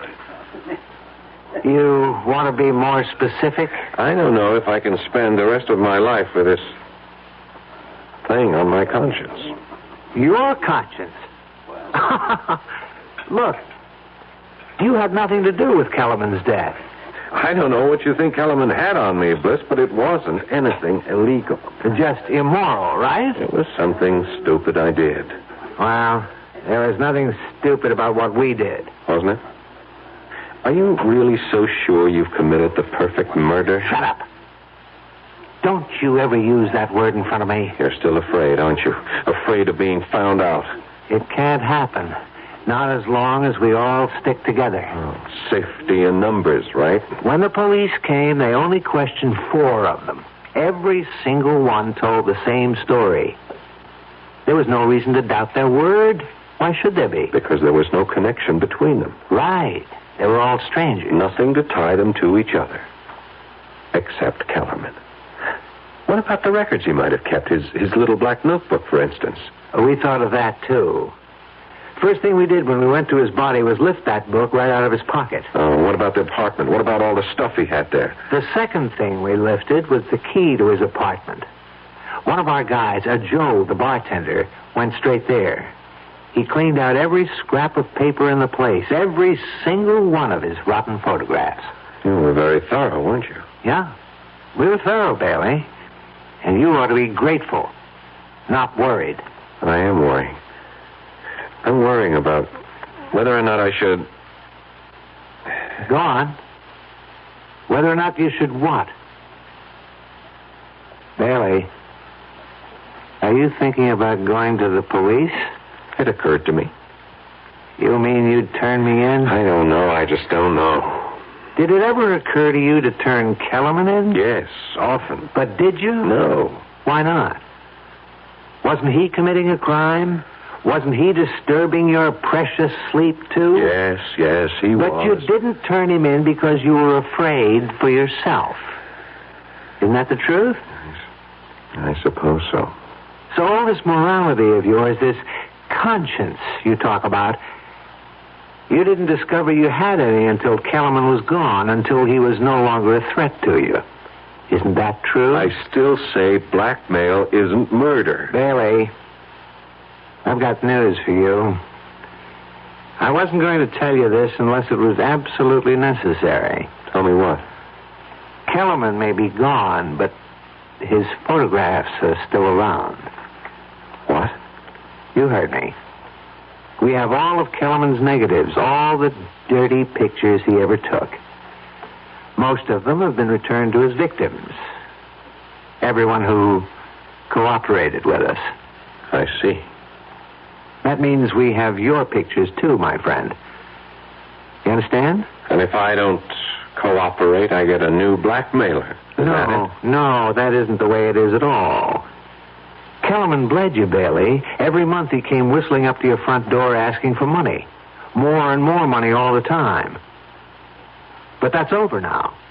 Done and finished. So what you're saying is, if I go to the police, the photographs go where I don't want them to go. I'm sorry to use Kellerman's own tactics, but you're forcing my hand. Bailey, please use your head. You've got nothing to gain and everything to lose. Somebody's done you a favor. The only way to show your gratitude is to forget it. What do you say? Well, I'll think about it. That's all I can tell you.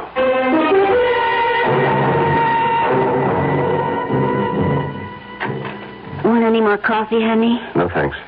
You look so tense, Gordon. Yeah, I guess I have been acting pretty jumpy tonight. Well, you've hardly said 2 words to me since you came home. The thing is, I've been thinking a lot, Pam. About what? About whether I had the nerve to tell you something. Something that happened about, 7 months ago. What do you mean? Pam, you remember that insurance convention I went to back in July in Atlantic City? Of course I remember. I couldn't go with you because of Mother being in the hospital. I wish you had been with me. Then nothing would have happened. What did happen? Did you get into some kind of trouble? Yeah, I got myself into trouble by being stupid, by drinking too much and letting Hal Emmons drink too much. Emmons? You mean your supervisor? I was still new on the job. You remember, Pam? I wanted to make good. Yeah? I was afraid of Emmons taking a dislike to me, afraid of crossing him. We both got drunk that second night. Emmons insisted that we pick up these girls at the bar. Gordon. Honey, I swear, I didn't want anything to do with it. I wasn't the least bit interested, but, Emmons is the kind of guy who uses conventions to swing a little, I told him I was crazy about my wife, that home cooking was good enough for me, but he just pressured me, Pam. Oh, Pam, can I make you understand? Go on. What happened? We brought the girls upstairs. Oops. They had adjoining rooms. They were professionals, you see. Gordon. Oh, honey. Gordon, why do you have to tell me about this? Please don't cry. I wouldn't have known if you hadn't told me. It's on my conscience, Pam. Your conscience? Oh, sure, I could have kept my mouth shut, but I guess I needed to tell you. I guess I wanted you to know so that you could forgive me. I've been tortured about it for months, honey. You have no idea what torture it's been for me. But that's the dumbest thing of all. Don't you think I would have forgiven you a long time ago? Yeah. Oh, please. Hold me, Gordon. Honey, please. It'll never happen again, honey. I swear. Oh, dear. darn it. I was just getting cozy. Okay, I'll get it. Hello. Mr. Bailey, Dave Bliss here. What do you want? I have something for you. A present. What is it? About half a dozen photographs. And the original negatives. I decided they really belonged to you. That if you knew you were really out of danger, you'd sleep a great deal better. Do you want them? All right. Put them in my mail, to my office. And have some secretary open them by mistake? No, I don't think you'd care for that. You could mark it personal. Supposing I hand them over in person tonight. Whereabouts? Well, right now I'm in a bar called Adam and Eve's on 12th and Walnut. I'll be here for another hour if you can make it. Otherwise, well, it'll have to be some other time, that's all. Oh, well. All right, I'll be there in half an hour. Gordon, you're not going out? Just for a little while, honey. I got some client business. Besides, I can use a little fresh air. You're not still feeling bad, are you? No, I feel just fine. I never felt better.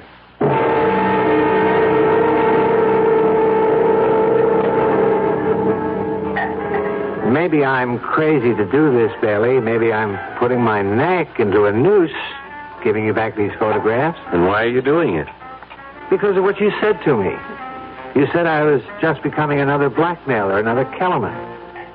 And I guess you were right. If I held on to these, I'd have become the very thing I despised. Well, I give you credit for honesty, Bliss. I hope that having these will change your mind about going to the police. I hope you'll realize that I did the right thing, that we all did the right thing. I can't answer that. Then you're still thinking about it? You want to know something? I told my wife tonight about these. What? I told her all about the girl in Atlantic City. She knows exactly what happened. Oh, that doesn't mean to say she wouldn't be horrified to see it in black and white. That's why I'm glad to have these pictures. What else can I say but thanks? You could say that you won't go to the police, ever. Sorry. I can't make any promises. Yeah. I was afraid you felt that way. Well, let's have another drink, okay? No, not for me. Just one more. Hey, Joey. Coming. Really, I have to be going. My wife's waiting at home for me. What'll it be, Mr. Bliss? It's trouble, Joey. All the trouble we can handle. Yeah. I figured it had to be. Hey, what is this? Sit right there, mister. Put that gun away. Oh, my God, Blitz, what are you doing? Go on, Joey.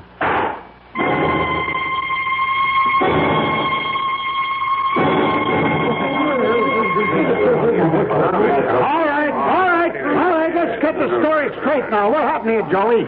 Look, Sergeant, you know me. You know I don't like trouble in my joint. Well, what did the guy do? Try to hold you up? That's right. He come in, he sat down at the bar, he pulled out a .45 and stuck it in my gut. Well, that's a strange one, all right. I mean, the guy was some kind of insurance executive. If that's all right on his business. Well, he must have gone off his nut, Sarge. Look, you can ask anybody, all of my customers. This gentleman right here was at the bar. Yes, officer. My name is David Bliss.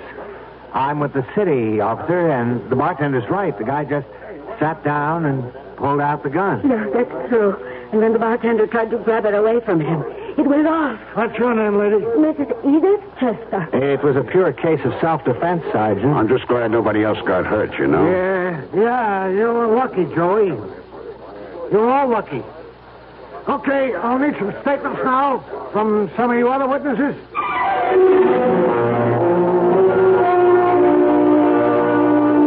And so for poor Gordon Bailey, there was no safety in numbers, only extinction. We admit that this is a grim demonstration of the old saying that in union there is strength. But we sincerely trust that justice finally prevailed. I'll be back shortly.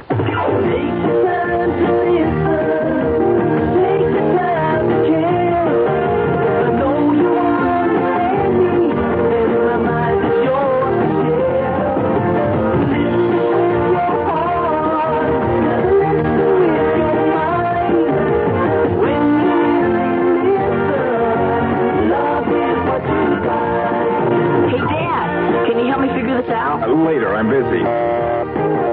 Honey, I worried about Robbie. Let's talk. Daddy, do you know what happens to bears in the wintertime? If all they hear is your busy signal, some very important people might stop calling. And there are messages you can't afford to miss.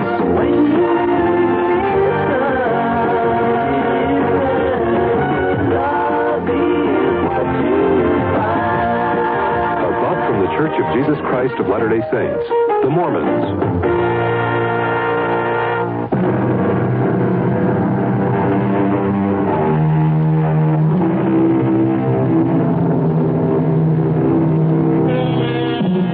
If there's a moral to this story, it might be that eyewitnesses can't always be trusted, even when they're being honest. Of course, we don't worry about your eyes on this program. We're interested in your ears, and we have good news for you. Many thousands of ears are now listening to these exercises in imagination. We hope you'll continue to be an ear witness. Our cast included Paul Hecht, Evie Juster, Ralph Bell, and Robert Dryden. The entire production was under the direction of Hyman Brown. And now, a preview of our next tale.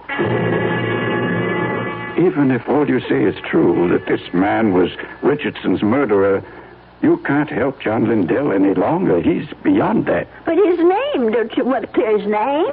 Have you any proof? Any living witness? Just myself. But you'd be willing to involve yourself? Start a whole new investigation, open up the whole dreadful mess again? Mrs. Canby, do you know that John Lindell had a daughter? No. But wouldn't that be all the more reason to do something? His daughter's married, living in Minneapolis, a husband and 3 children. People have forgotten about her father by now. Would you want that poor woman to see his name dragged through the newspapers a second time? But if her father was innocent... Forget it, Mrs. Canby. That's my advice to you. The old wound is healed. Don't reopen it. Radio Mystery Theater was sponsored in part by Anheuser-Busch Incorporated, brewers of Budweiser. This is E.G. Marshall inviting you to return to our Mystery Theater for another adventure in the macabre. Until next time, pleasant dreams.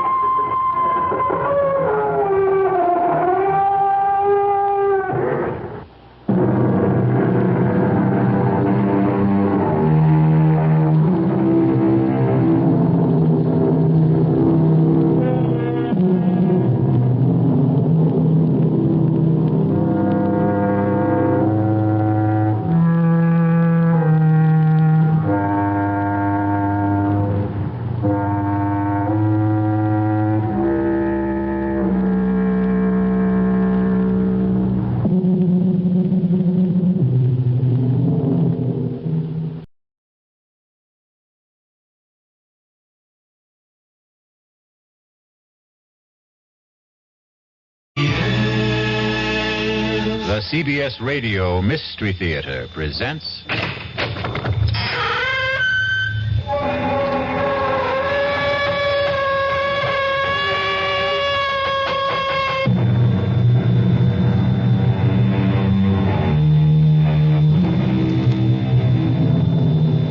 Come in. Welcome. I'm E.G. Marshall. Welcome to the sound of suspense, to the fear you can hear, to the world of terrifying imagination. They say, hell hath no fury like a woman scorned. And perhaps it's true. But the question is, how long can that fury endure? How long can the passions burn? Well, Miss Charity Youngblood was left waiting at the church some 200 years ago, and she still isn't over it. Sheriff's Office, Deputy Palmer speaking. Sheriff, there's someone who wants to murder me. Yes, sir. Your name, sir? Well, is that important? Yes, sir, it is. Well, I hesitate to give you my name because you might think I'm unbalanced. Now, why would I think that? Because of the peculiar circumstances involved. Why don't you let me be the judge of that? Well, this young lady wants to kill me, and she's armed. What's her name? Well, I wouldn't want her to get into trouble. What? She doesn't look like a killer, and besides, I can't prove it. It's just that I know it. Now, sir, calm yourself and tell me, why does she want to kill you? Because I broke our engagement. All right, it's possible. Now, when did you break that engagement? Oh, about 200 years ago.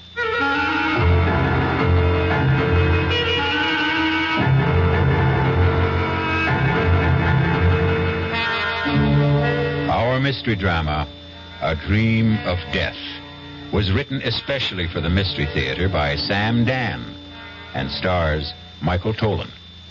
It is sponsored in part by new sugar-free Diet 7-Up and by the Kellogg Company, makers of Kellogg's Special K cereal. I'll be back shortly with Act One. Hello, Ms. Goldilocks here, and welcome to my professional taste testing laboratory. Oh, Papa Bear, could you bring that case of sugar-free Diet 7-Up over here? Another case? Miss Goldilocks, you're drinking this sugar-free Diet 7-Up like there's no tomorrow. You can't still be taste testing it. Oh, no, Papa Bear. Sugar-free Diet 7-Up has already earned my seal of approval. It's fresh, light, natural, delicious. I drink it because I love its taste. Now hurry up. Okay, here. This sugar-free Diet 7-Up really tastes delicious. Ladies, if you're tired of switching from one diet drink to another, take some advice from Ms. Goldilocks. Try sugar-free Diet 7-Up and you'll say, yes, this one's just right. I'll bear witness to that, Goldie.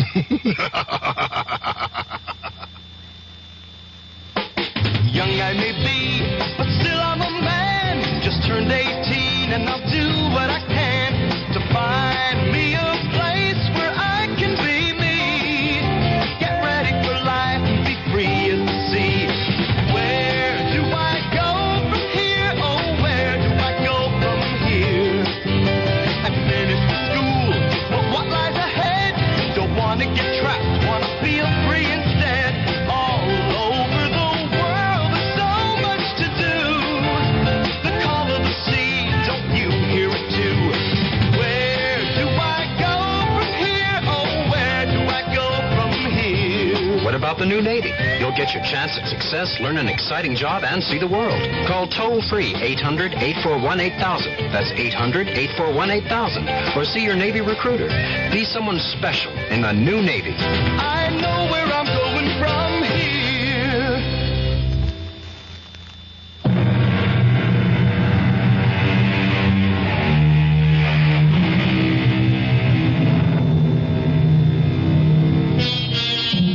Sometimes a few notes of an incomplete melody may steal through your head. It isn't like any tune you know, and yet you've heard it before. For no reason, a name, a noise, an aroma may evoke a dim and distant memory. A memory of a place you cannot clearly remember, but it's a place you cannot completely forget. A great poet said, "Life is a dream, and even dreams are dreams." Perhaps.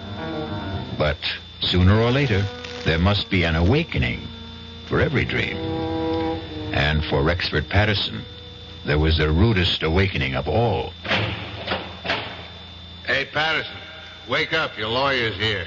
Huh? What? Your lawyer's here. Lawyer? Why? What do I want a lawyer for? Where am I? You're in a jailhouse. Jailhouse? How did I get...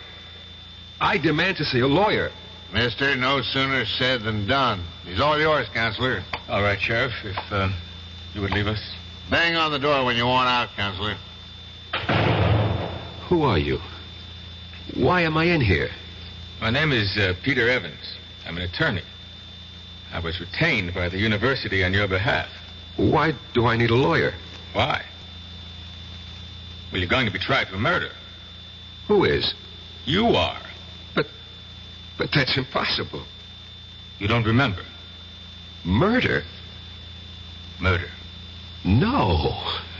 Well, according to the sheriff, you were found unconscious on the floor of your study, and she'd been shot. Who? Your fiancée. Charity? I killed Charity? No. Madeline Betty, your fiancée, Madeline Betty Powers. Who's Charity? Charity Youngblood. She was my fiancée. You had two of them? Look, we know you were engaged to Madeline Betty Powers. Now, you say you were also engaged to a Miss Charity Youngblood? Yes. Well, what happened to that engagement? I broke it. Was the parting amicable? No. How did Miss Youngblood take it? She was hurt, angry. She was violent. What do you mean, violent? She swore she would make me regret it. She swore she would have a revenge. Can you prove any of this? Oh, yes. How? I have it in writing. Well, now, this may throw a new light on the case. When did you break your engagement to Miss Youngblood? When? About 200 years ago. Good. You see, if we can produce written evidence... When did you say you broke this engagement? I was killed at the Battle of Monmouth in 78. And 3 years before that would be, the early spring of 1775. Allow me to suggest the only plea that will save you. Insanity. No, I will insist that we plead the truth. Well, what is the truth? Self-defense. I killed Charity Youngblood in self-defense. All right. Look. Now, you may have killed Miss Youngblood in self-defense 200 years ago, but it's over. It's gone. It's done with. Nobody wants you for that. You're going to be tried for the murder of Madeline Betty Powers. Exactly. Charity Youngblood is Madeline Betty Powers. Professor Patterson. You're my attorney. I have to tell you the truth. But I can't believe it. But I can prove it. Look, go to my apartment. In the middle drawer of my desk, there's a book. An old book, an old leather notebook. Bring it here. You'll see. You'll see for yourself. Proof.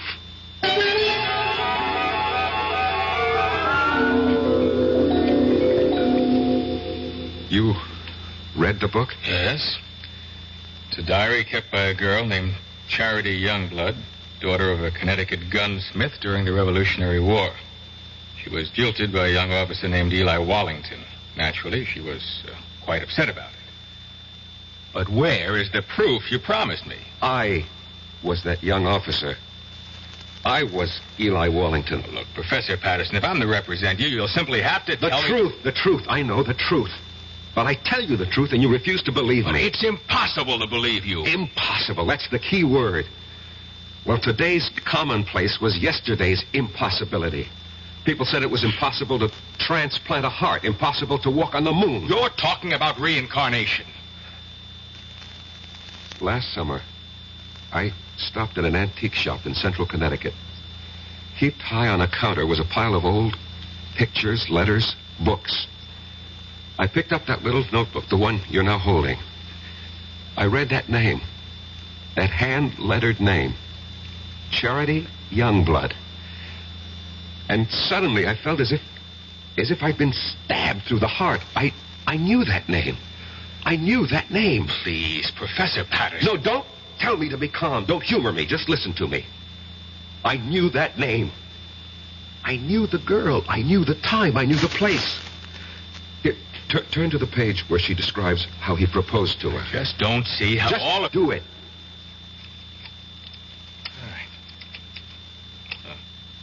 All right. This is what you want? Monday. Eli proposed marriage to me this morning. I read the name Eli. An electric shock ran through my system. I knew I was Eli. And the entire scene ran through my mind, exactly as she wrote it in her diary.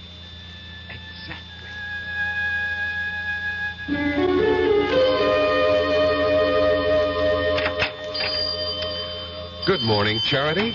Oh, it's the high and mighty Lieutenant Eli Wallington. Come to see my father? Well, that pistol of yours isn't ready. I've come to see you, Charity. I've been foolish. It doesn't interest me. Charity, I love you. Oh, yes, you love me. Believe me. Oh, I believe you. You love me here. You love me now. But tomorrow you'll be somewhere else. You'll see someone else. You'll love someone else. Men are fools. We don't realize at first how important it is to have a woman who really loves us. And you love me. Please go. Marry me, Charity. Eli? We'll have the banns on Sunday and marry the week after. Now, come, close the shop. We'll go riding this morning. But I promised Father... Let's be together this morning. Come with me. Oh, Eli, you're a scoundrel. Yes, Charity. But I'm your scoundrel. You must never forget that, Eli. Never forget that.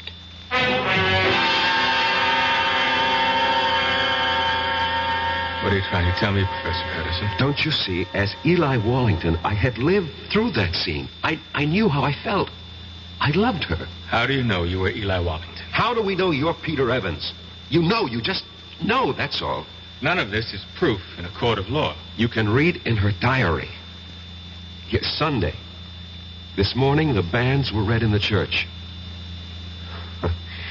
But Eli never married her. Do you know why? Because Charity was right. The very next week, Eli was somewhere else. He saw someone else. He loved someone else. He never saw Charity again. And 3 years later, he was dead at Monmouth. Turn to Charity's diary.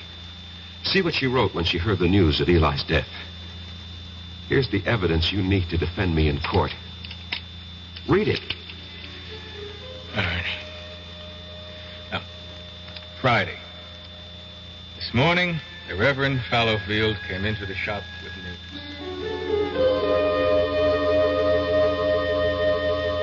Charity, I am told that Eli Wallington has fallen at Monmouth. I thought you might wish to know. Thank you, Reverend.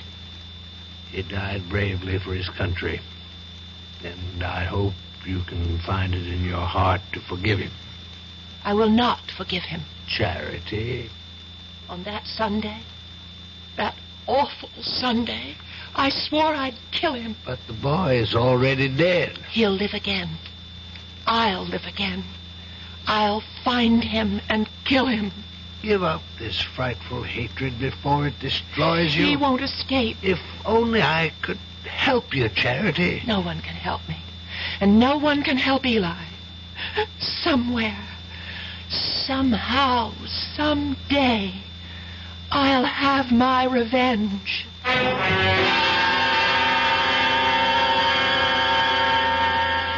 And when I picked up that diary in the antique shop, Mr. Evans, I was almost frozen with terror. I knew I had come back. Why shouldn't she? But you know something? After a while, I began to laugh at myself. Why? Well, for the same reason you're probably laughing at me. After all, we live in the modern, rational 20th century. Every night, I'd sit alone at home and wait for Charity to come and kill me. And nothing happened. She didn't show up. No. And you can't maintain an emotional pitch forever. And so soon, I stopped thinking about it. And then one afternoon, I was sitting in my study. Come in, it's not locked. Good afternoon, Professor Patterson. Yes. Let me see, you're Miss... Powers. Madeline Betty Powers. I'm scheduled for a conference at exactly 1500 hours. 1500 hours? 3 p.m. We use this terminology at the engineering school. Oh, I see. You're an engineering major, Miss Powers? Have you any objections? Oh, no, certainly not. Professor, I require 3 credits in the humanities for my degree. I chose your American history course. I am flattered. It was the only one open. You shouldn't have said that. Oh, I have no interest in the dead past, only in the dynamic present. How can I survive your course? First, show up for class, occasionally. Second, don't snore too loudly at my lectures. Third, write me a term paper. On what subject? Oh, any subject related to the Revolutionary War. I know what I'll do. I'll write a novel. Miss Powers, what are you saying? Yes, a novel. A novel about a girl. But, Miss Powers, you ask for an easy way out. A novel is the most difficult project. You know what gave me the idea for it, Professor? This antique pistol on your desk. What? Broken down, rusty old relic? It just came to me by just looking at it. I'll write about a girl whose father was a gunsmith. What did you say? In one of the 13 colonies, Connecticut. But, Miss Powers, do you know anything about Connecticut during the Revolution? No, I'll make it up. After all, it's a novel. Have you ever been to Connecticut? No, never in my life. Now, the girl, the heroine of my novel, will be beautiful, sexy. I can see her. I can just see what she looks like. And her name, I even know her name. What is it? I think I have a good one. Her name No, don't tell me. Write it down on a piece of paper. But don't let me see what you're writing. But why? Please do as I ask, Miss Powers. All right. You've written her name? Yes, Professor. Her name is Charity. Charity Youngblood. Professor Patterson. How did you know?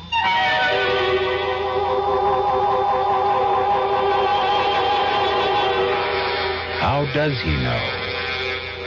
Funny how these things work out, no? You can never tell who you'll come back as. Devil-may-care adventurer. Getting any money, but he's entitled.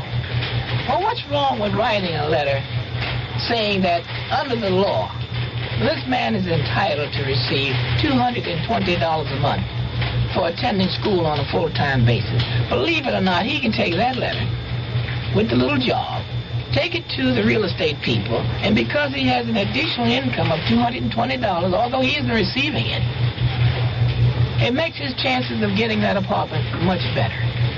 And this is what I mean about the little things. Going beyond the duty every once in a while. Just go a little bit out of your way to help someone. That's my philosophy. To me, these are little things, but big things to that person. A big thing to that person. At VA, we try a little harder to help.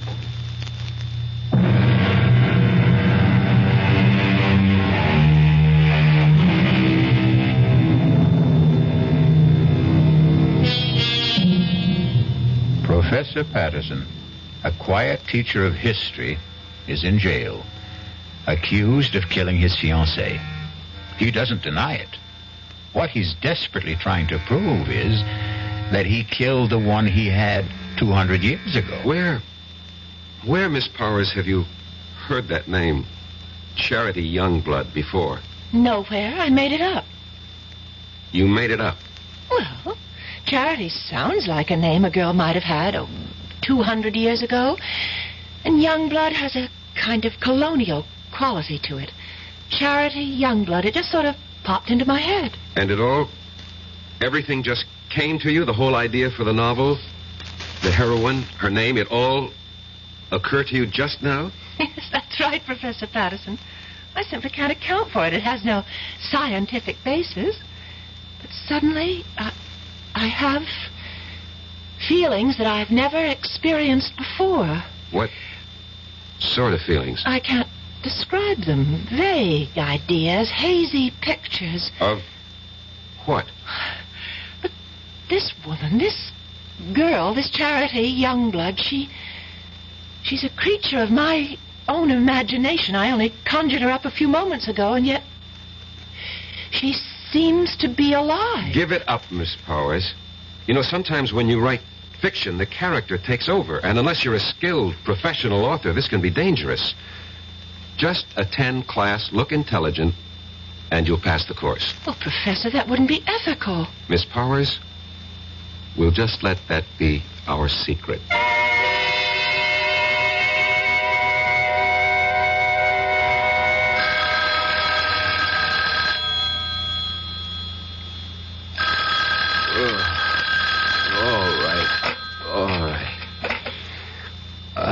Hello.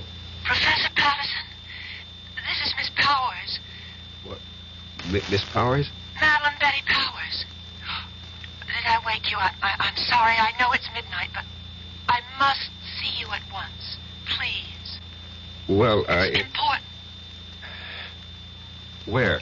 Well, I'm calling from the all-night cafeteria at the Student Union building. I'll be there. Oh, thank you, Professor.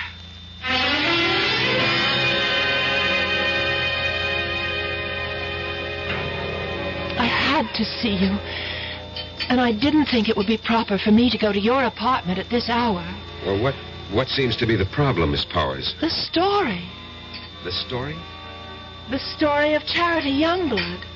Well, I thought we decided to drop it. But that's the problem. I can't seem to get it out of my mind. Well, I'm sure you... It's taken over. I can't think of anything else. I'm obsessed by it. This girl, Charity Youngblood. I know her so well, I sometimes think... No, you'll laugh. No, tell me. I sometimes think she's me. Well, of course she's you. What are you saying? Well, when you write fiction, every character has to be yourself in one form or another. No, it's more than that.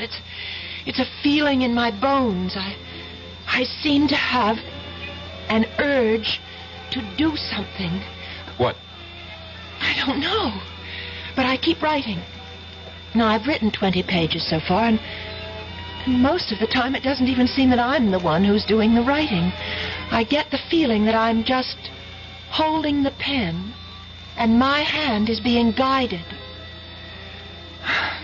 I'd like you to read what I've written so far.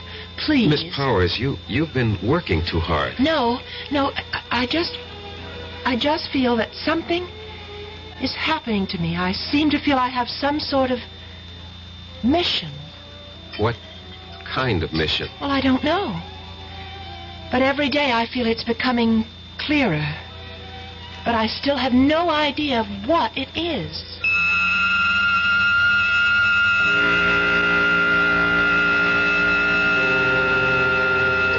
And every day, Mr. Evans, she would hand me a chapter of her novel. And that novel will win me acquittal in court. Why? Because each chapter is word for word a day in Charity Youngblood's original diary. In Madeline Betty's own handwriting. Where's that novel now? In my desk. I did everything I could to get her to stop writing, hoping that somehow I could get her mind off it. But of course that was useless.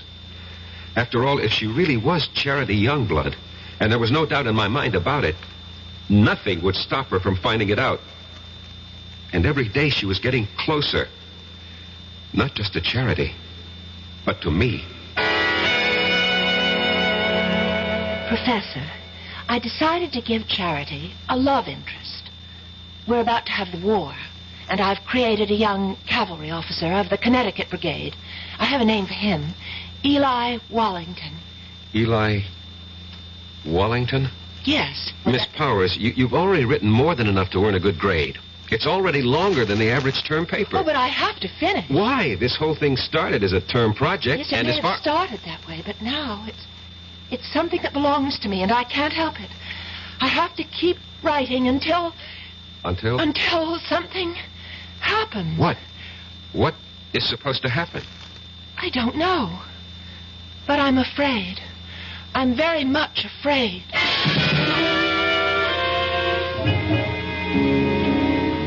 I was afraid too, Mr. Evans. Afraid that at any time she would suddenly realize that she wanted to kill me. But surely you realize... What? You mean I had nothing to be afraid of? Suppose someone's determined to kill you, and you know it. You tell me. You know what I think? Although it's academic now. I think you should have gone to a psychiatrist. I did. I went to the top. I went to the head of the Department of Psychiatry at the University Hospital.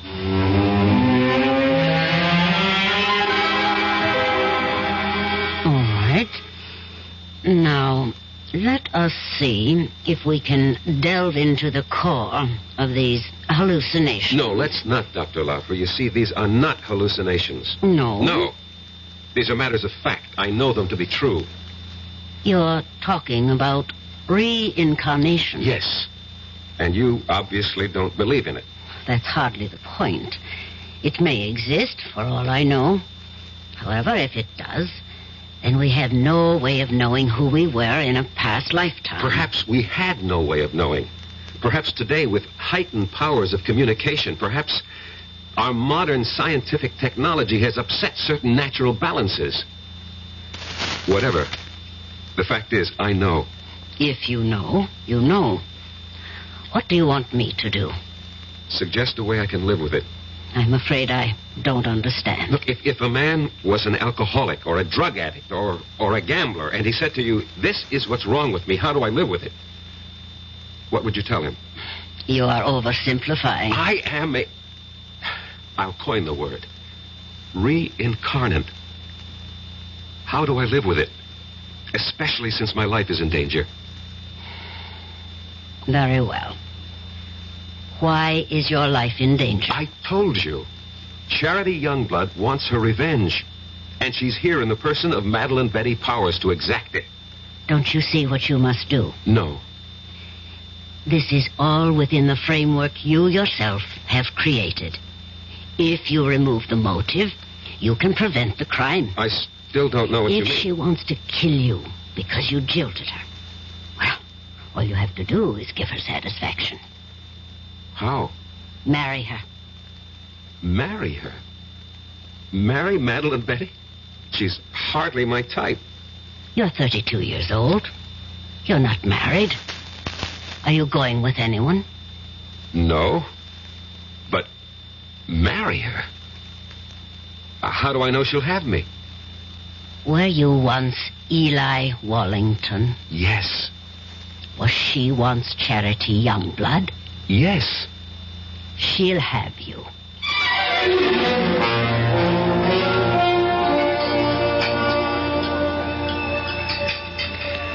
Oh, Professor Patterson, you really didn't have to take me to dinner. Well, our conference ran late. We have to eat. Well, I mean, to a place like this. Well, this is a very nice place. Or so I thought. Oh. Would you care to dance? Oh, no, thank you. I dance rather poorly. Oh, I can't believe that. Why can't you believe it? Because you're so charming. I don't think so. At least no one ever told me that. But I think so. Do you? Why? Well, it's a subjective thing. I lied to you just now. I said I dance poorly. The truth is, I don't dance at all. Now, how is that possible? Girls who don't get asked usually don't bother to learn. I don't know why I'm telling you all this. It's just that since the day I met you, I started thinking. I don't know how to describe it. Well, what were you thinking? Oh, crazy things. That is, for me. I suddenly wanted to write a book. Why, I'll never know. And I began thinking of a girl who lived hundreds of years ago in a place I've never heard of. I can't understand it. Madeline Betty, maybe I can help you. Would you, Professor Patterson? Rex. Go on, say it. Call me Rex. Rex. I've also felt something since the time you walked into my study for conference. And I've been trying to analyze it. And I finally discovered what it is.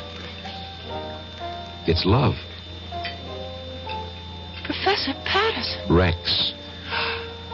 And so I'm asking you, I hope that you will marry me.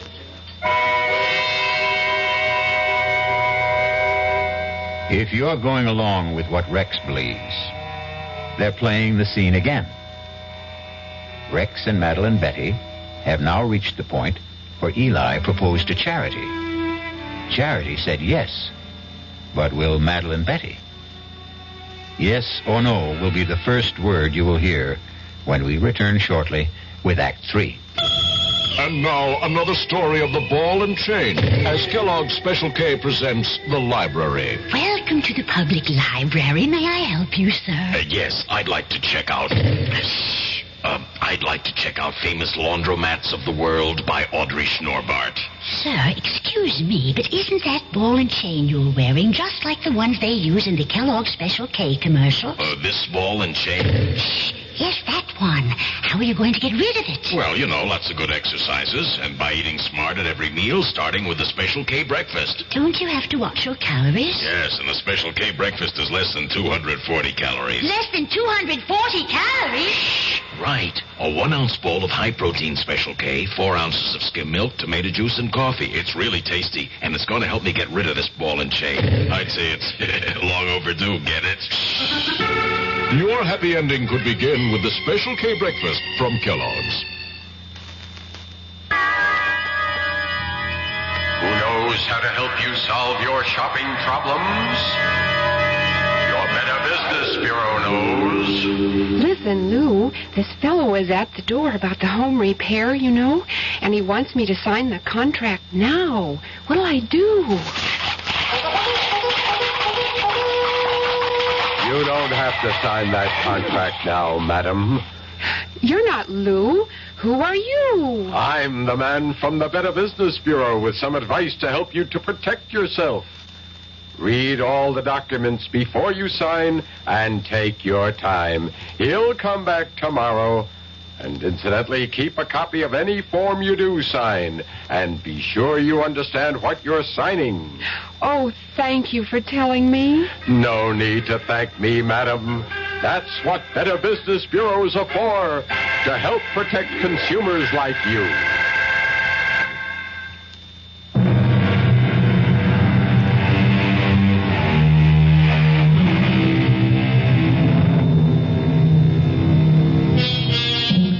Eliminate the motive, and you prevent the crime. Excellent advice. And Rexford Patterson has taken it. He has just proposed to Madeline Betty Powers because it's the only way he can think of to keep her from killing him. And now, she looks at him and says, Yes, Professor Patterson. Yes. You can't agree to marry a man and call him Professor Patterson. Rex. I know it's sudden, Madeline Betty.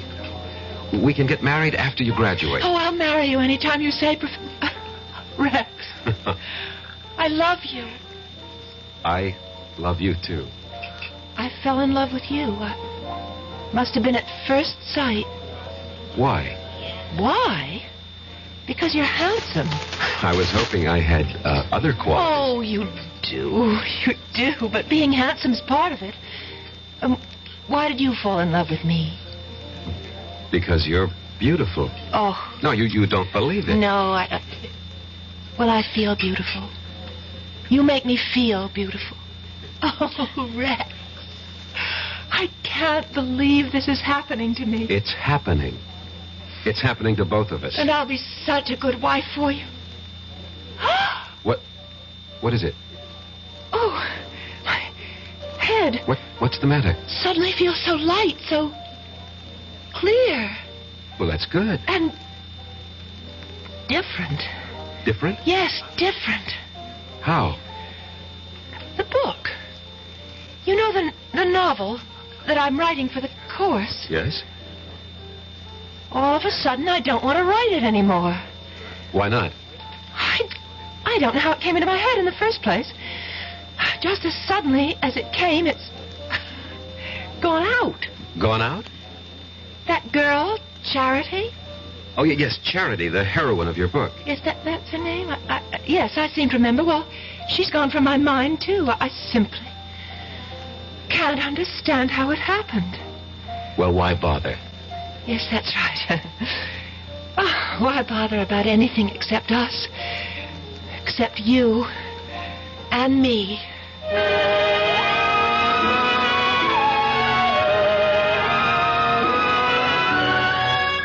So you proposed to her, Professor, and you were accepted.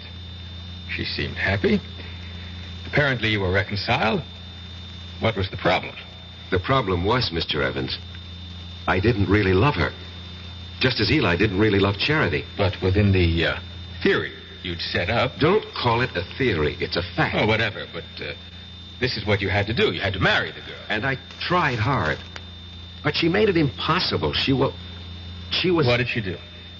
Nothing, really. She was just so grateful to me. You pay attention to a wallflower, and what you create for yourself is a clinging vine. A vine that can strangle and suffocate you. And besides... Yes? Besides, there was Susan Miller.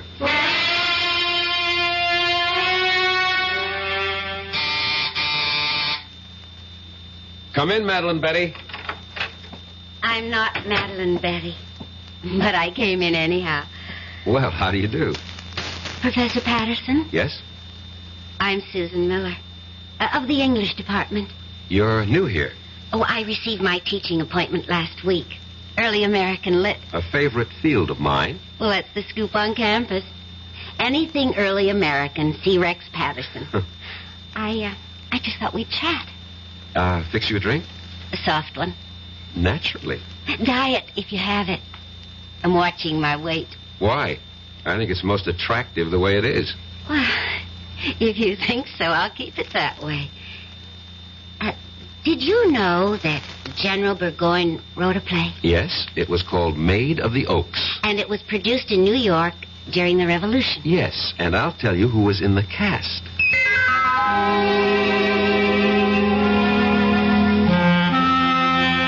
And that's how it all started, Mr. Evans. Easy, relaxed, delightful. There is such a thing as love at first sight. And it was there for both of us. But Madeline Betty... Madeline Betty.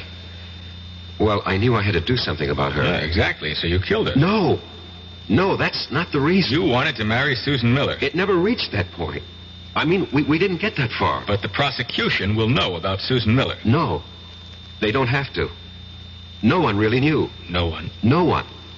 Except Susan, myself, and Madeline Betty.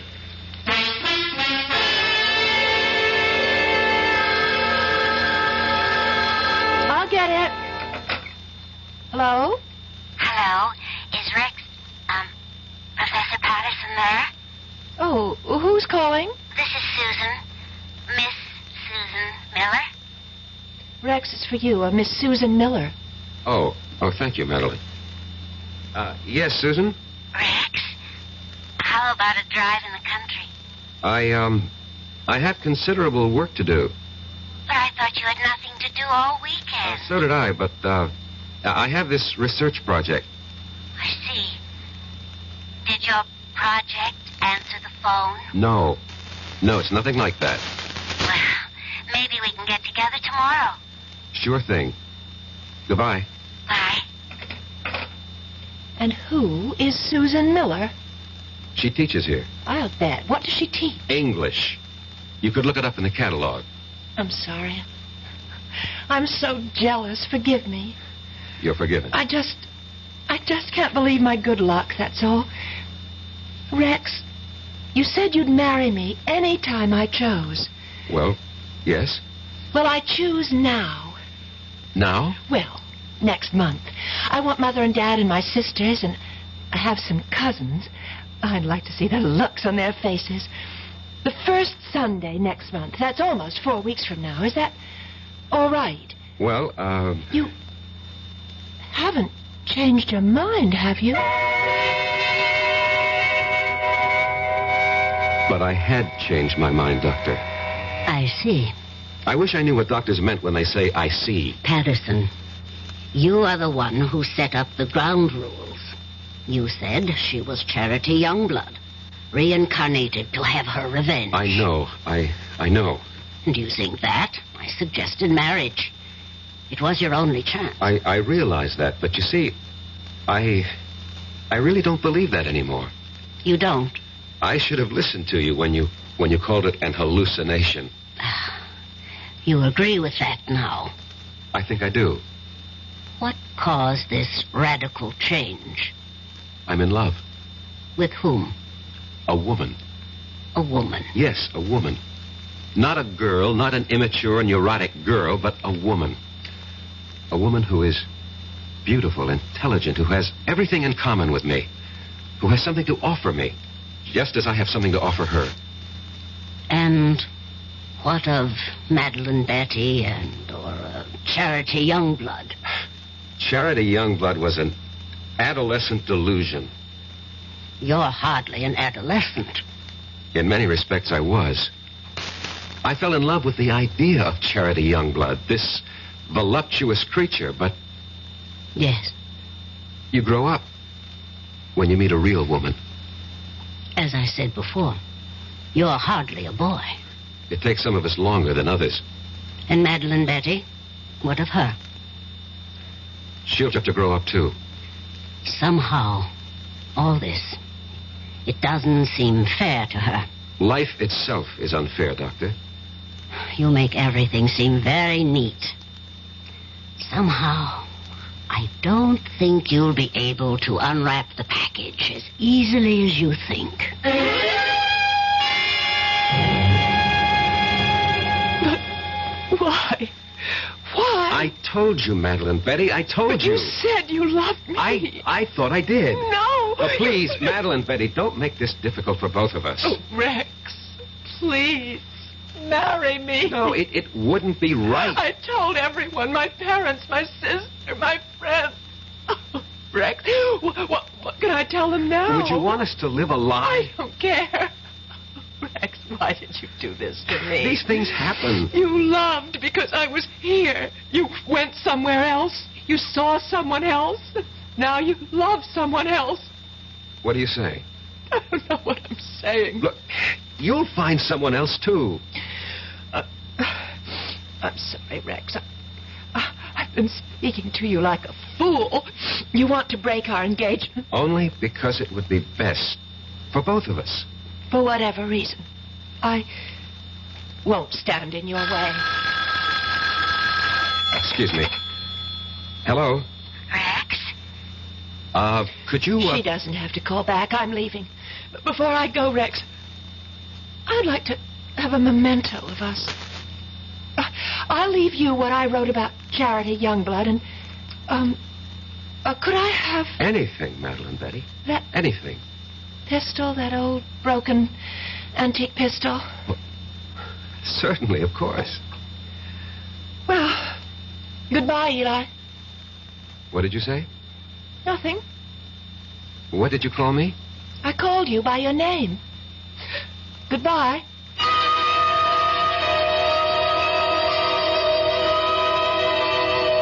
That night, Mr. Evans, she left the college. Her roommate called me and said Madeline Betty had disappeared. Didn't you feel that perhaps you should investigate? No. Well, to tell you the truth, I felt relieved. I thought she was embarrassed and had decided to go somewhere, and I forgot all about her. You forgot? How could you forget? Maybe I wanted to forget. Anyway, about a week later, I came home. It was late at night.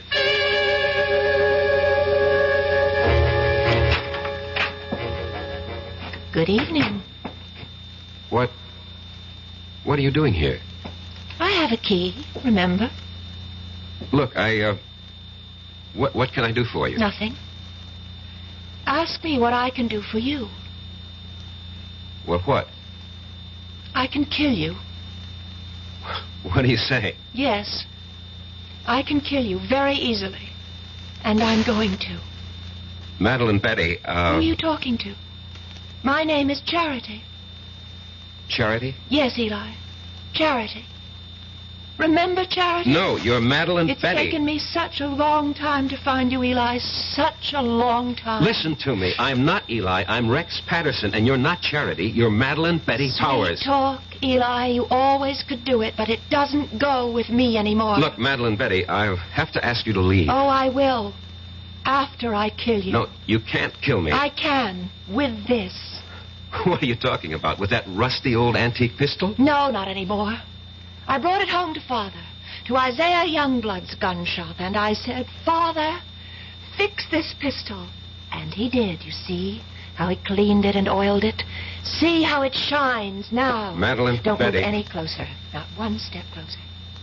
See how it sparkles? He gave it a new flammer and a fresh flint, fitted a new flash pan, and then primed it, poured in the powder, rammed home the ball, and now it's ready to fire. Charity, no. Get away from me. Take your hands off. No. Get away Drop from it. me. Let go of me, Eli. Charity, drop it.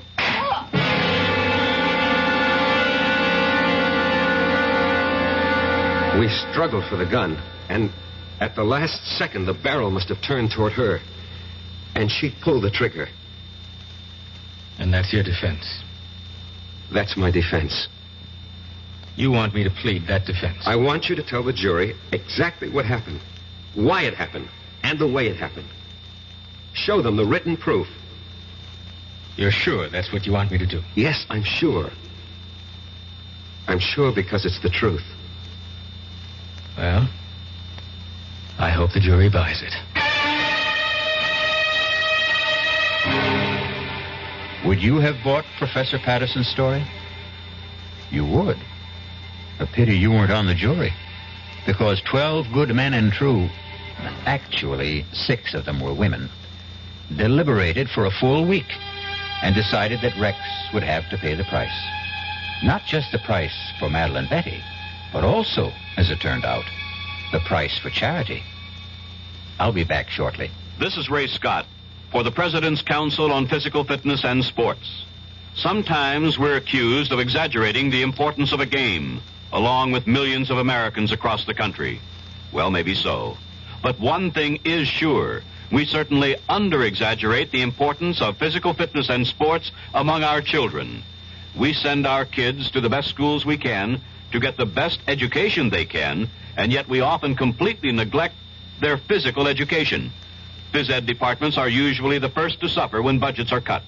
That's why we urge you to support the physical education departments in your schools and to make sure your kids are getting the kind of programs and instruction that will do them the most good. Physical fitness can help them develop into healthier adults and help them live up to their full potential. For more information, write the President's Council on Physical Fitness and Sports, Washington, D.C., 20201.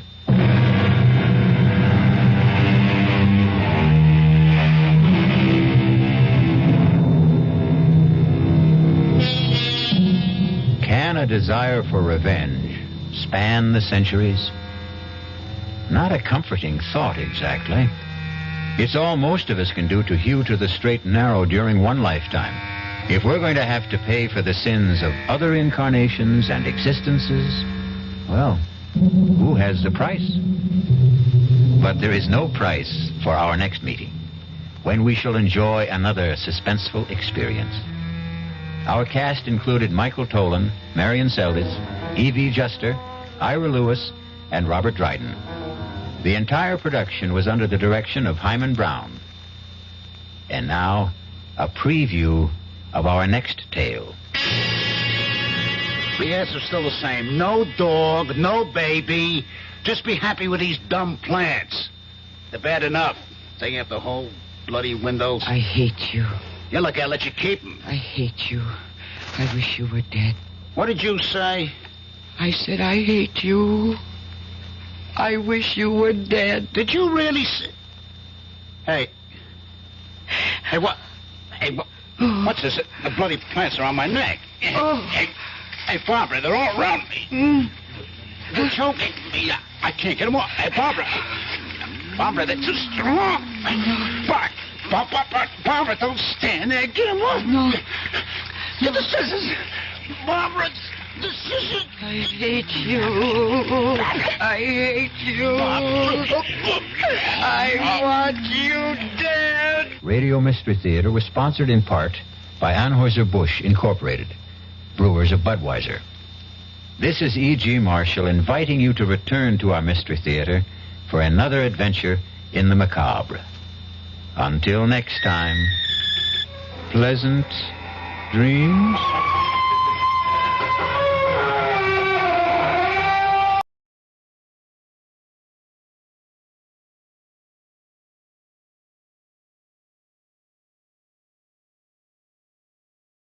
CBS Radio Mystery Theater presents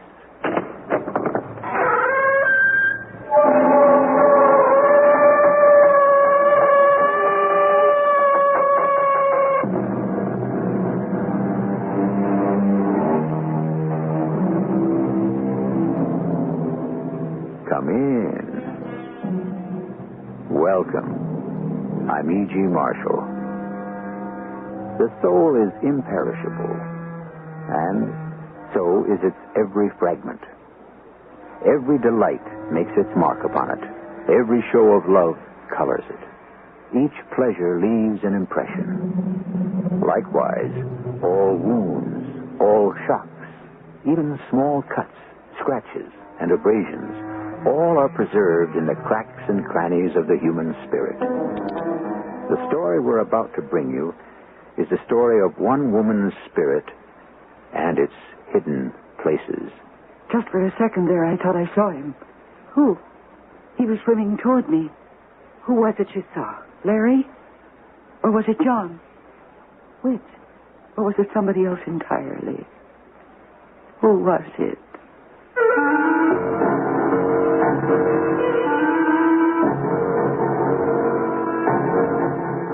Our mystery drama, Silent Shock, was written especially for the Mystery Theater by Elspeth Eric and stars Mercedes McCambridge. It is sponsored in part by Contact, the 12-hour allergy capsule, and True Value hardware stores. I'll be back shortly with Act One.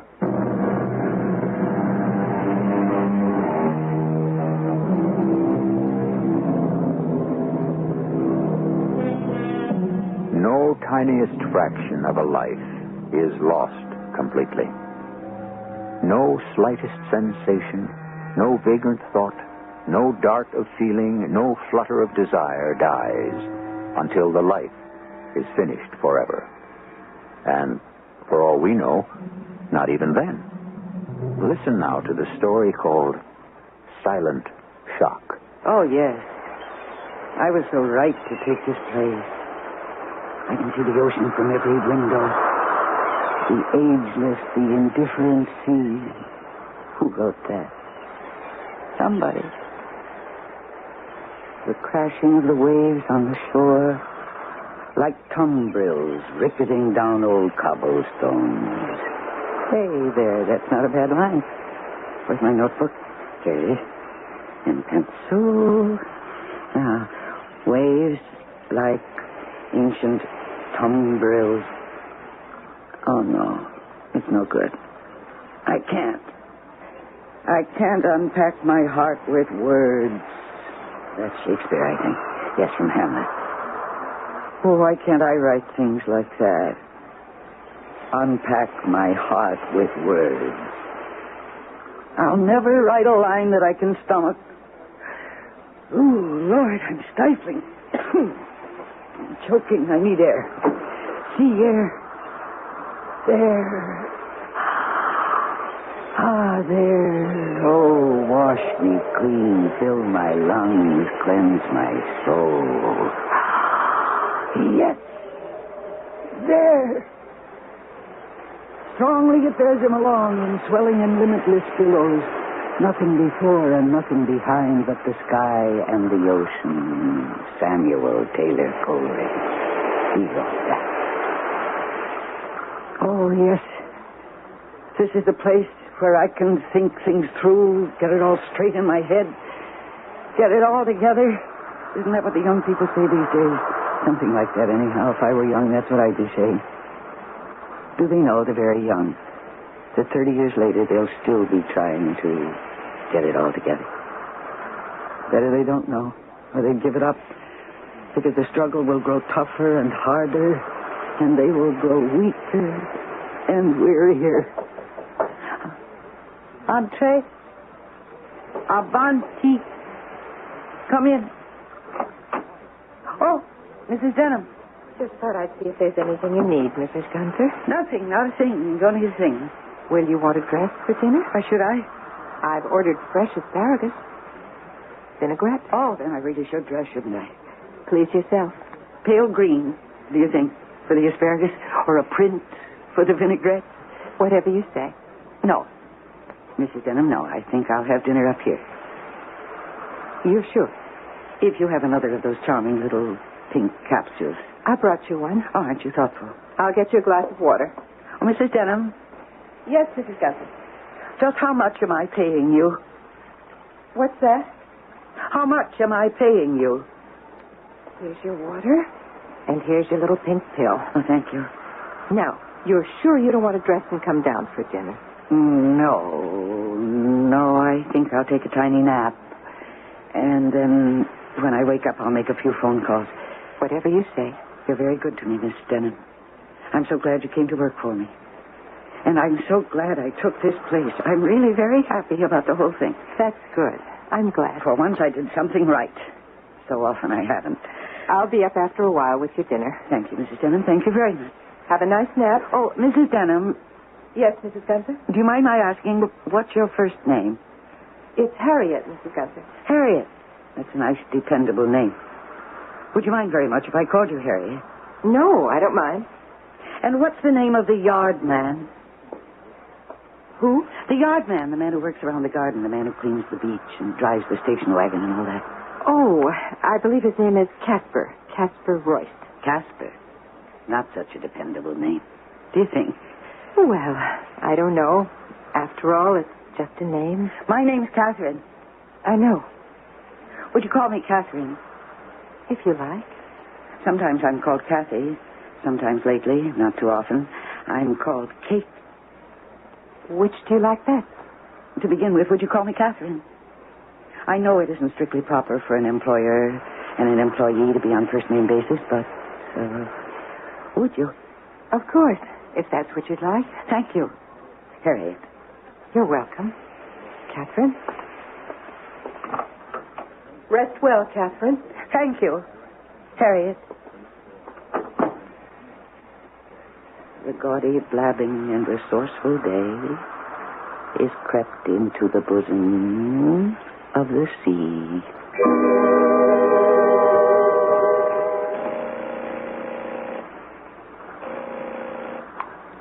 Yes? Hello? Larry, it's me. It's Kate. Oh. Oh, yes. Guess where I am. Where? The most beautiful place you ever saw. Right by the ocean. I can see it from my window. Must be beautiful. And hear it day and night. You want to hear it? I'll take the phone over to the window. There. You hear it? Do you hear it? Yes, I do. It must be quite a place where you are. Oh, it is. It is. It's terribly expensive, but who cares? Not me, I assure you. Larry? Yes, Kate? Do you miss me? Oh, say you do, even if you don't say that you do. I need to hear you say it in the worst way. Larry, are you there? I'm here, yes. You're not still brooding over that little quarrel we had, are you? Which one was that? The last one, of course, when you stormed out of the motel. Oh, that one. And you called me all those things. What thing? You know what things. No, I don't. What things? Oh, you couldn't have forgotten already?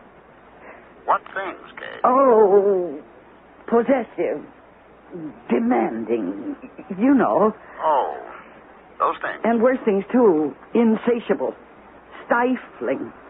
You said I drew a circle around you and I wouldn't let you step across the line. Is that what I said?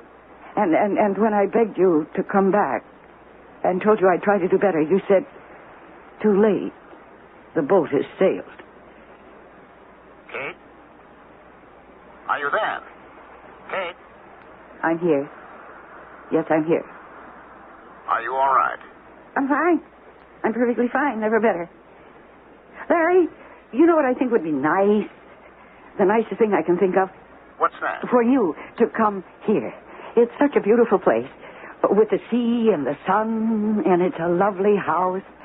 And I have aquamarine sheets on my bed. And a chaise longue draped in Chantilly lace. Aren't you tempted? Kate. We could fall in love all over again. I know that we will. And we'll take long walks by the sea and breathe the good air and skip stones. Remember how good you always were at that, and I could never learn how. Well, I'll practice. And when you get here... I have to hang up now, Kate. Oh, do you? I really do.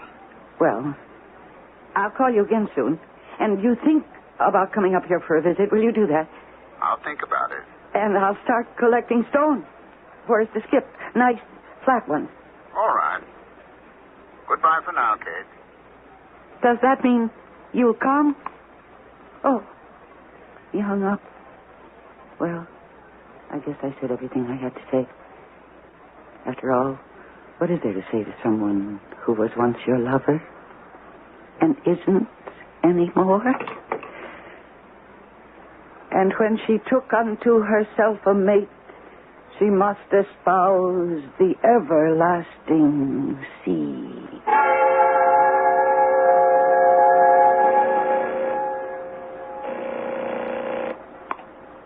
Hello? John, is that you? Hello? This is Kathy, John. Oh, Kathy. How are you, Kathy? Fine. Fine, I'm just fine. That's good. How are you? Fine. John, have you forgiven me For what, Kathy? for running off with Larry? Oh, I was such a fool. John, I'd like to come back. Would you take me back? I know it's a lot to ask after what I did, but John, I'll be ever so good this time if you'll just take me back. It'll all be like it was before. Remember when we first got married? Remember how sweet it was? Well, it could all be like that again if you just give me another chance. Kathy. John, listen. I'll tell you what. Why don't you come up here and we'll talk about it? I've rented the loveliest place right on the ocean. Say you'll come. I'll try, Kathy. You'll do it if you love me. Do you, John? Do you love me at all? Oh. Well, what can you expect from a cast-off husband? Not much, I guess.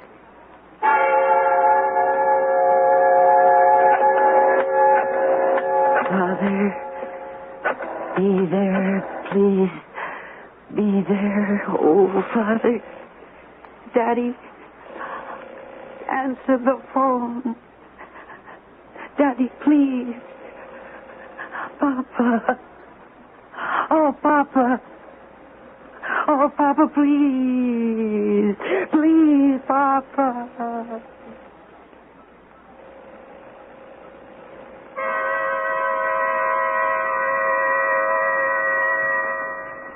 There's more asparagus. I'll have some. She asked me to call her by her first name. Well, that's all right. She wanted to call me Harriet. I said, fine, sure. Go ahead. No harm in it. That's what I figured. One thing bothers me. What's that? The telephone. I'd like to take it out. She doesn't use it much. Yeah, but when she does... It bothers you? Well, it's not that it bothers me. It's just that I can't be absolutely sure of answering it myself. No, I suppose you can't. And I can't trust anybody else to answer it. You know what I mean. Ships that pass in the night and speak to each other in passing. Only a signal shown and a distant voice in the darkness. So on the ocean of life we pass and speak one another. Only a look and a voice. Then darkness again. And silence. I'll be back shortly with Act 2.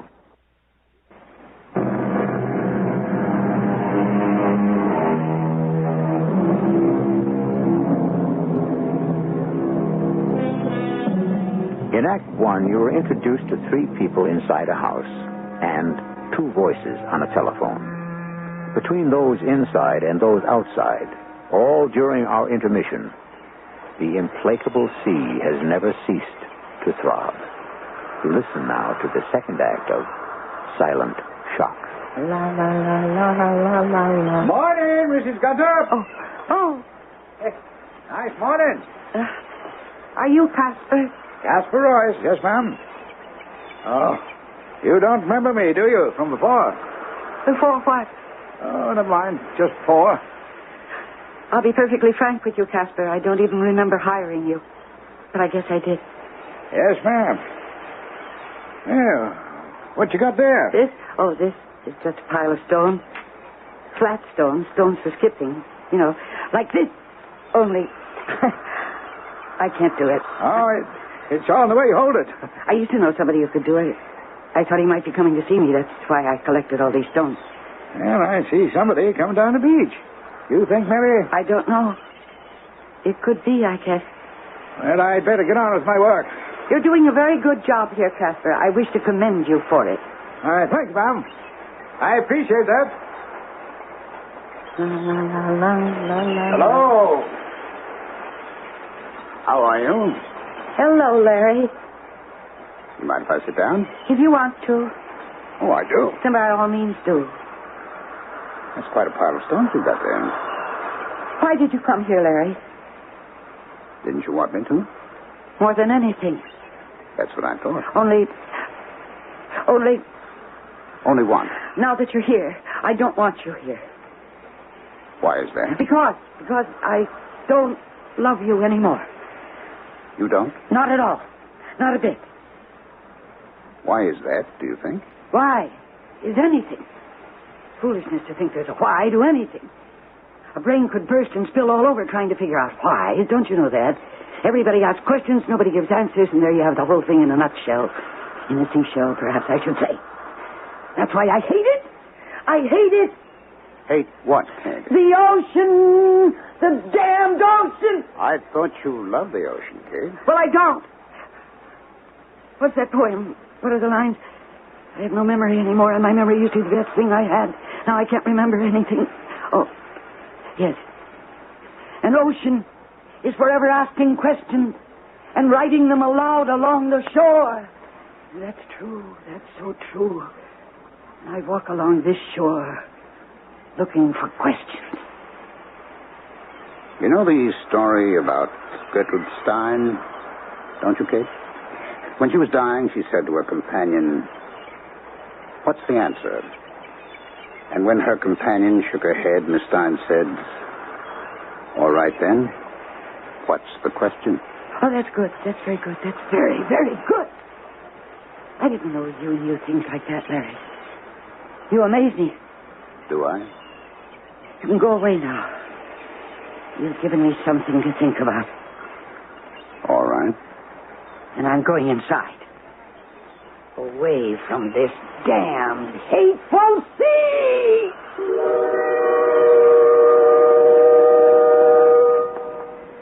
Any progress? I think so. Some. She came in for lunch. Where is she now? Back on the beach again. Can't stay away. Tell me something. Do you really think it's worth it? Oh, yes. Definitely. Yes. Taking such a long time, such a lot of work. That's all right. And lately such expense. Never mind. It's all going to be worth it. The rewards will be tremendous. So just hang in there, Harriet.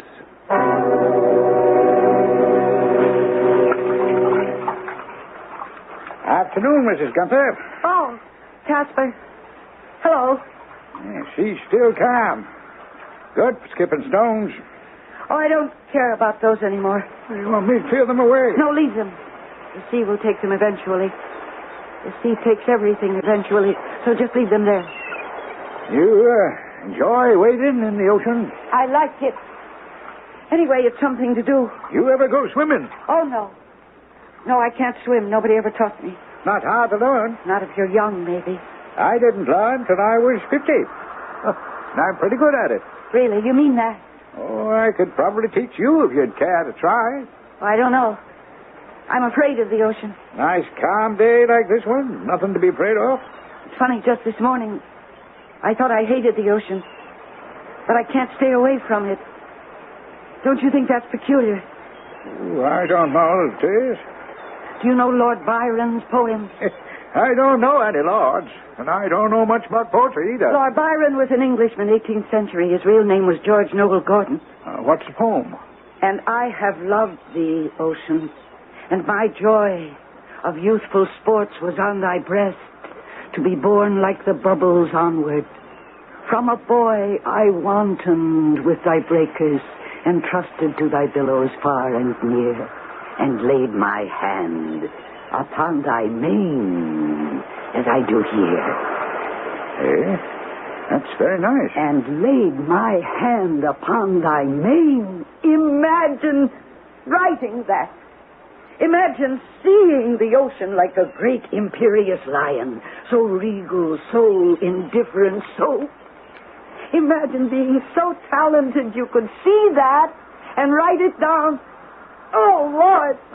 You all right, Mrs. Gunther? Why can't I write something like that? It isn't fair. It isn't right. What's the matter with me? Nothing's the matter with you, Mrs. Gunther. I didn't mean to upset you, Casper. You didn't upset me. You upset yourself. Well, whatever. You go on about your work. I'll play around in the water for a while longer. All right, Mrs. Gunther.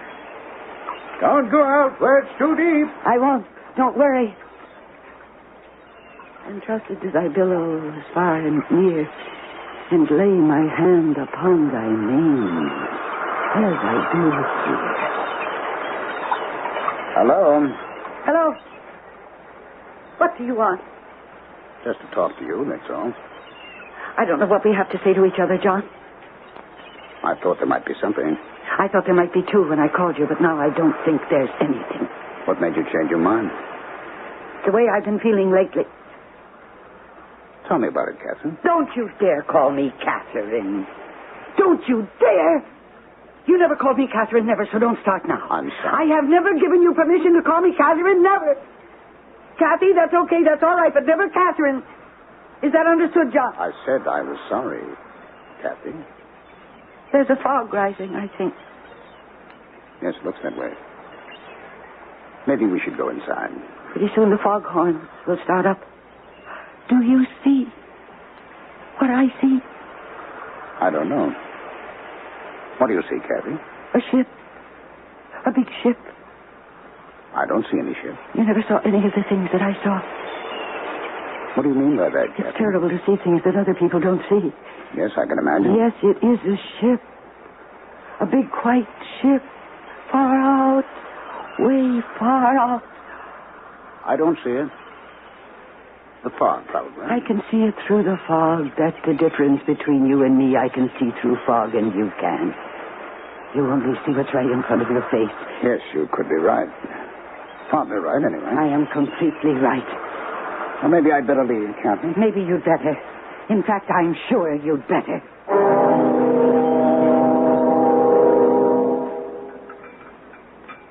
She's still out there. I know she is, Harriet.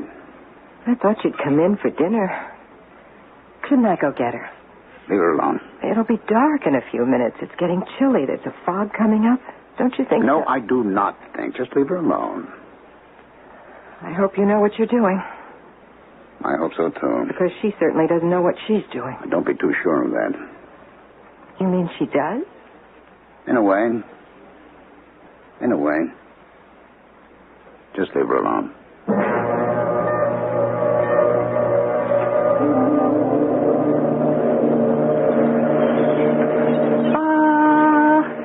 I knew it.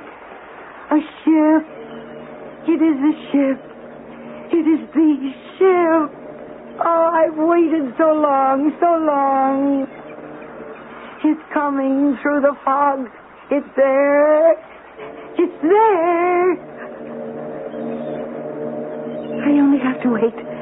It'll come closer. The fog will lift. At the very least, the fog will part, and I'll see it. Big and white and powerful and majestic. Sailing strong, serene, on the breast of the sea.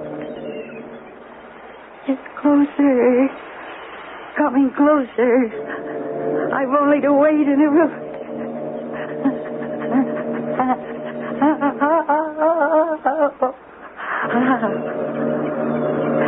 Yes, it's coming in. It's coming into me. It's coming straight to me. To my arms. Straight to my arms. Oh, beautiful. Father, I'm here. I'm here. Father, I'm right here.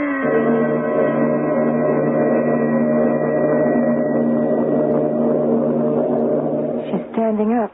Oh? Let her. I can just barely see her. It's almost dark, the fog.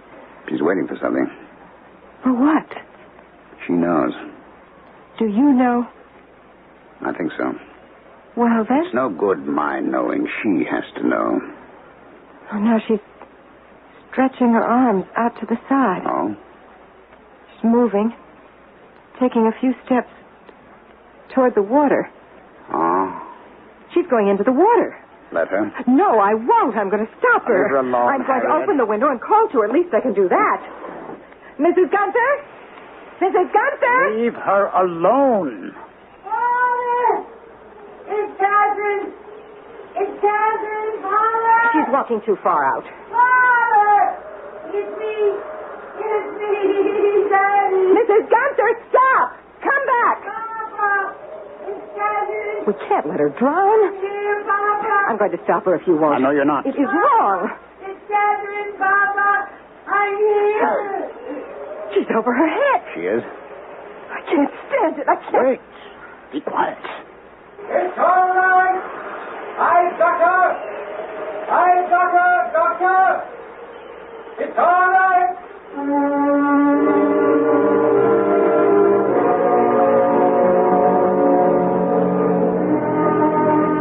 Probably no writer in English knew the sea better than Joseph Conrad. Yet, these are his words. The sea never changes, and its works, for all the talk of men, are wrapped in mystery. We shall return presently with the final act of Silent Shock.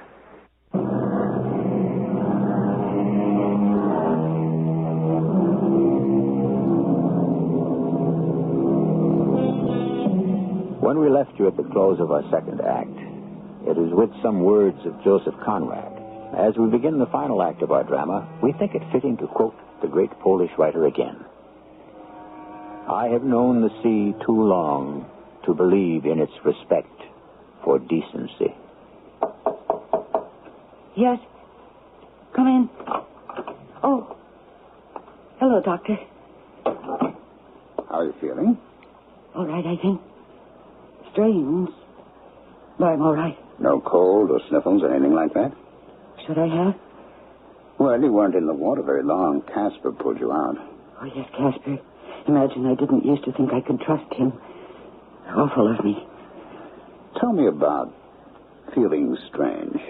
Well, I feel as though I've been through a lot. Well, that's very true. You have been through a lot. Did Larry come here? Did I see Larry? In a way, you did.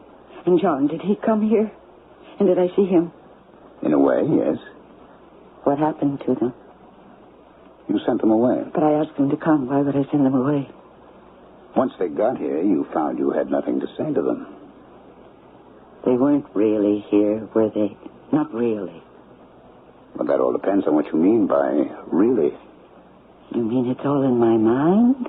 That's silly, Doctor. That's not so silly as you might think. Mrs. Gunther, I have something to tell you. It may come as a surprise, even a shock, but I have to tell you. Your father is here. My father? He didn't let us know he was coming. He simply showed up at the house this morning quite unexpectedly. He came on the boat last night. No. Yes, he did. He did. I was right. He was on the big white ship I saw out in the ocean. And that's why I walked into the water. He was on that big white ship. No, Mrs. Gunther. He came on an airplane. Are you lying to me? Have I ever lied to you? Well, there's always a first time for a lie.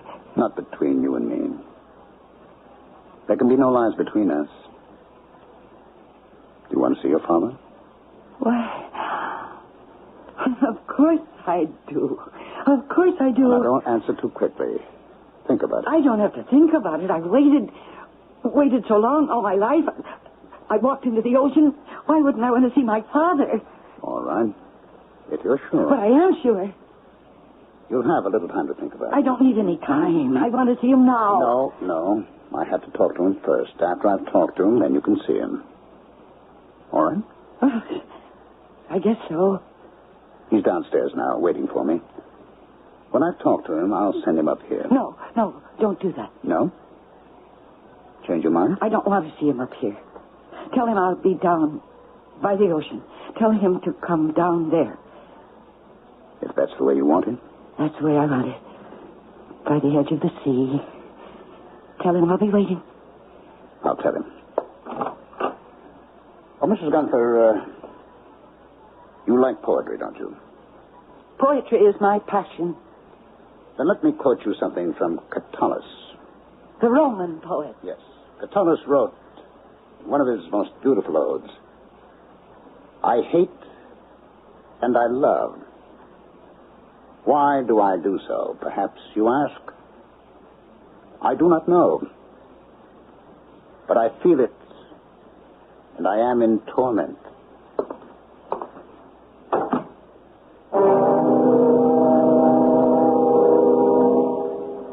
Where is he? He knows I'm waiting. I think he's with your daughter. He'll be here shortly. I haven't got all day. Oh, you're the doctor? Yes, I am. You've met my wife? Yes, we've met. Please sit down. Take my chin. I'm here about these bills. I've just come from your daughter's room. Yes, your wife said that's where you probably were. Wouldn't you like to know how she is? How is she? She's improved. She's all right? I didn't expect that. I didn't think she'd ever be all right. I didn't say she was all right. I said she's improved. Well, how much? Improved how much? Some. You realize, don't you, what happens if she's ever really, really all right? Yes, I do. Tell me something. How does she happen to be here? When I went to England, she was at Edgeworth Sanitarium. It wasn't until I began to get these outlandish bills of yours that I knew she'd been moved. I wrote you about that. Well, you only wrote me that the sanitarium had been closed down. And that my wife and I had taken Catherine to live with us.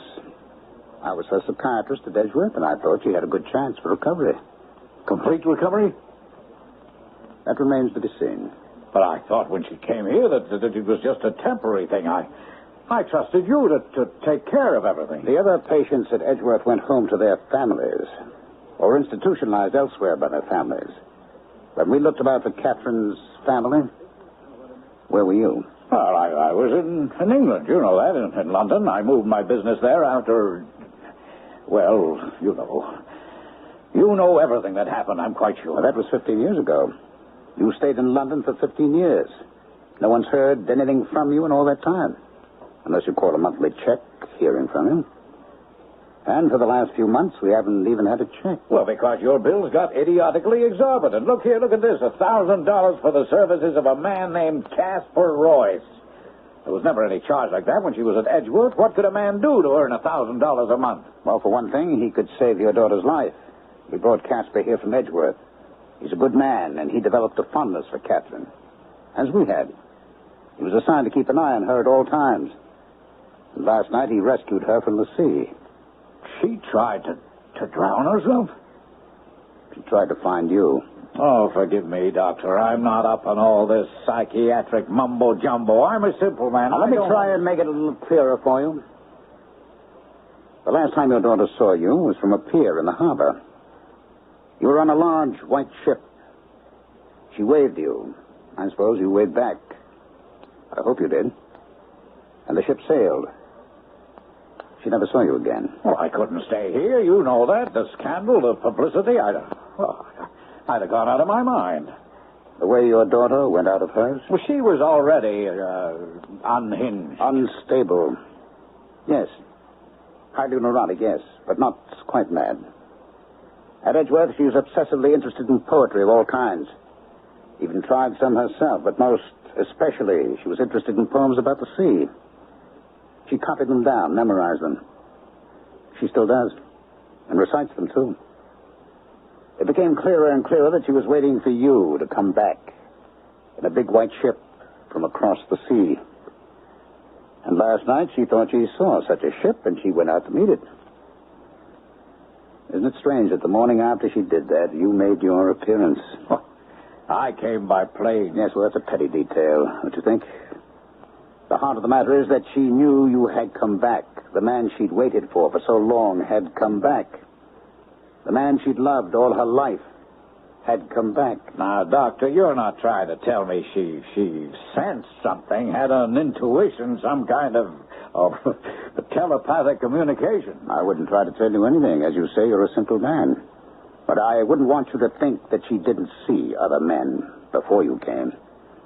Actually, just yesterday she saw her husband. Talk to him. Saw John? Talk to John? That's impossible. I happen to know John's in Bangkok. He got married about 10 or 12 I didn't years say ago. he was here. I said she saw him. Talk to him. Well, if he wasn't here, how could she talk to me? She thought you were John? In psychoanalysis, the doctor's always a surrogate, a substitute, a stand-in for someone else. We never quite know how the patient sees us. If the patient ever sees us at all as we really are, as anything but some familiar figure from the troubled past. That's the way your daughter sees me from time to time.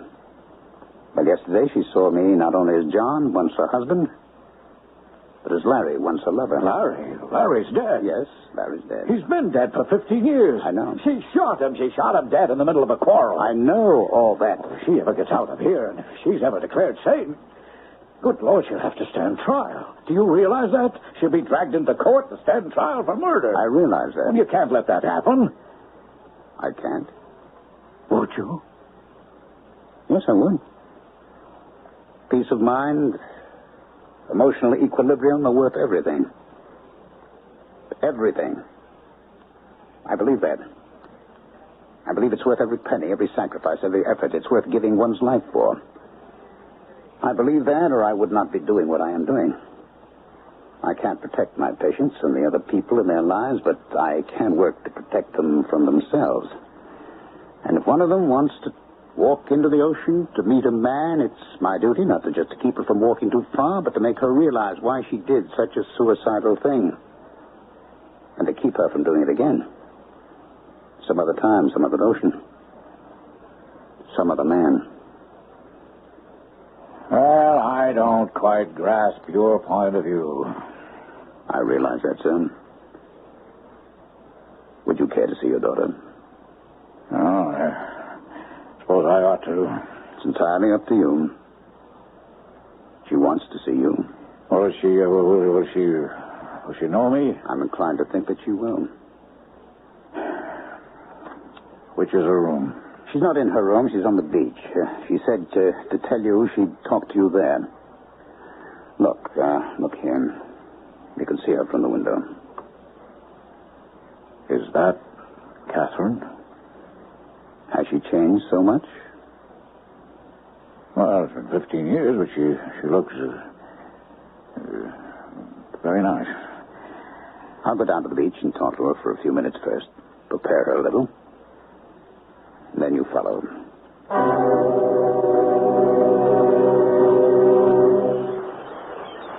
Mrs. Gunther? Yes, Doctor. It's a beautiful day, isn't it? Where is he? He'll be along in a minute or two. That's quite a pile of stones you've collected there. Please, yes. I wanted to learn how to skip them over the water, but I'm no good at it. How does he look? Older, but you'll recognize him. It's been a very long time. Yes. There he is now, coming along the beach. Is that my father? I told you he'd changed. Yes, he has. A little. More than you have. How do I look? Do I look, pretty? Very pretty. That's good.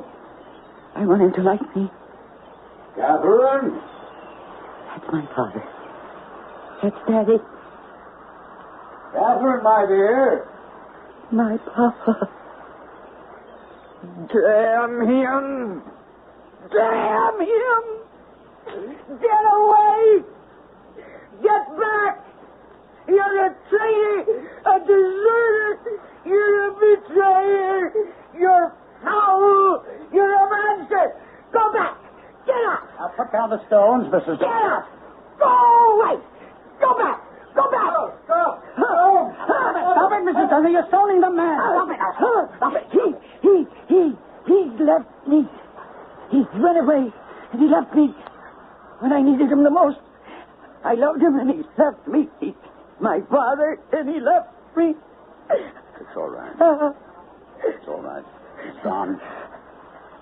It's all right now. I hate him. I know. I want him dead. I understand. And tomorrow we'll talk it all out. Right now, let's walk back to the house. That's it. Remember what Catullus wrote? I hate, and I love, and I am in torment.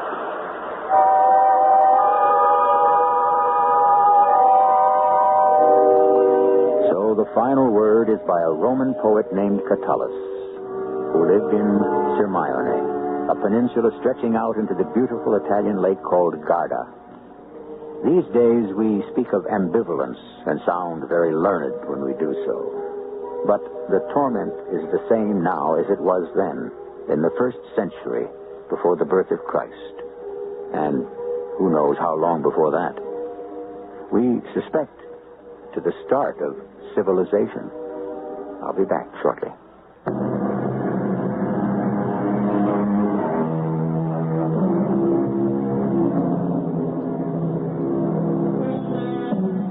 Our play is finished, and it's time to leave. In perpetuum frater ave atque valet. Those, too, are the words of Catullus, but in the original Latin, and they translate, forever, brother, hail and farewell. But we can alter them slightly for the purposes of our little show. Till the next time, brothers and sisters, hail and farewell. Our cast included Mercedes McCambridge, Ralph Bell, Terry Keane, and Ian Martin. The entire production was under the direction of Hyman Brown.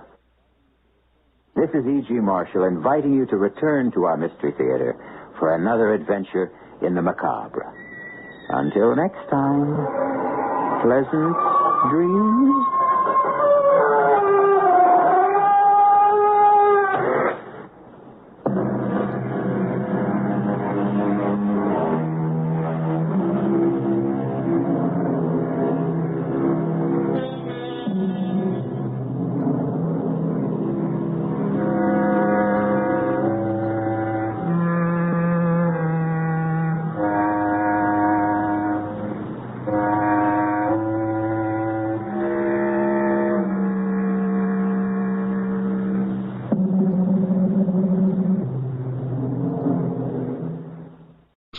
$185 Dallas Parkway. Call us at 233-0313 when you're ready to talk Mercedes-Benz. The CBS Radio Mystery Theater presents...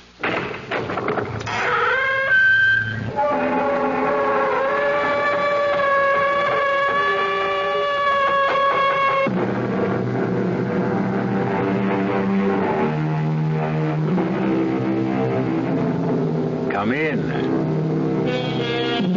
Welcome. I'm E.G. Marshall. Won't you join me once again for an adventure in mystery and suspense, where space is as boundless and as unlimited as your imagination, and time is measured by the beat of your heart. Most of us know who we are, but how many of us know why we are? Rich man, poor man, beggar man, thief. Is each man's lot ordained from the beginning and fated to be, or not to be? Or is it all a random throw of the dice, a casual flip of a coin? Do we tamper with fate at our peril? Who is it? Police. How do I know? You got a chain lock, lady. Just open the door a couple inches. You can see my badge. Oh, my goodness. What a relief. Please, come in. I saw this man. He was prowling around in the dark, outside in the back. I was so frightened. Can you describe him? Well, he was tall. How tall? Tall, about like you are. What else? And he had broad shoulders, like you have. Why are you looking at me like that? Please, don't look at me like... No! No, don't come any closer. Why would you want to hurt me? No! No!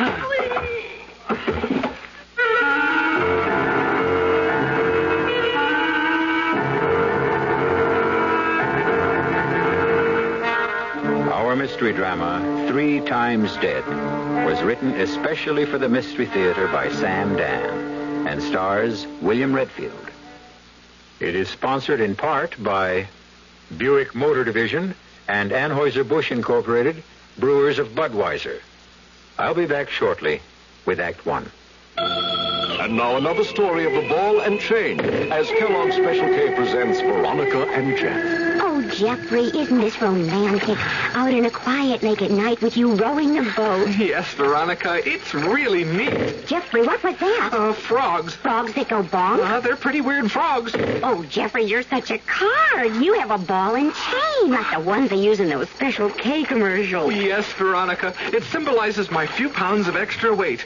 But I'm going to get rid of it. How?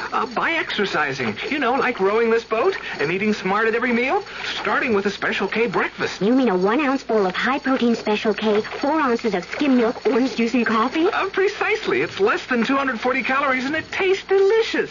It'll help me get rid of this ball and chain. I'll help too, Jeff. After all, we're all in the same boat. You have a ball and chain, too. Your happy ending could begin with the Special K breakfast from Kellogg's. How do you do? Can I help you? Yeah, I just want a can of Rust-Oleum. What do you mean, I got some patio furniture that's getting rusty. And I know Rust-Oleum comes in lots of colors and will stop that rust, and I want some of it. Look, this is a retail store, right? Right. You sell people like me the things we want, right? Right. And I want some Rust-Oleum, right? Right. So you're going to sell me some, right? And why not? Well, we think people should use Rust-Oleum only on weekends. Today's only Tuesday. If you took some Rust-Oleum home today, you'd want to try it right away. Once you saw how easy it is to use Rust-Oleum and how good it looks, why, you'd want to touch up everything that needs touching up, and that might take you through Thursday, and your boss will be calling to find out how come you missed work for 2 days. Now, do you think we want a thing like that in our conscience? That's why we sell Rust-Oleum only on weekends. But I'm on vacation. When the weekends come, use Rust-Oleum. Rust-Oleum.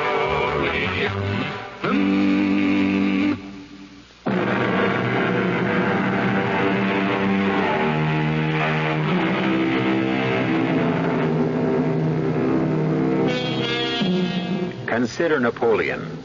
Historians agree that his doom at Waterloo had been ordained some 3 years before in his costly victory at Borodino, a tiny village on the road to Moscow.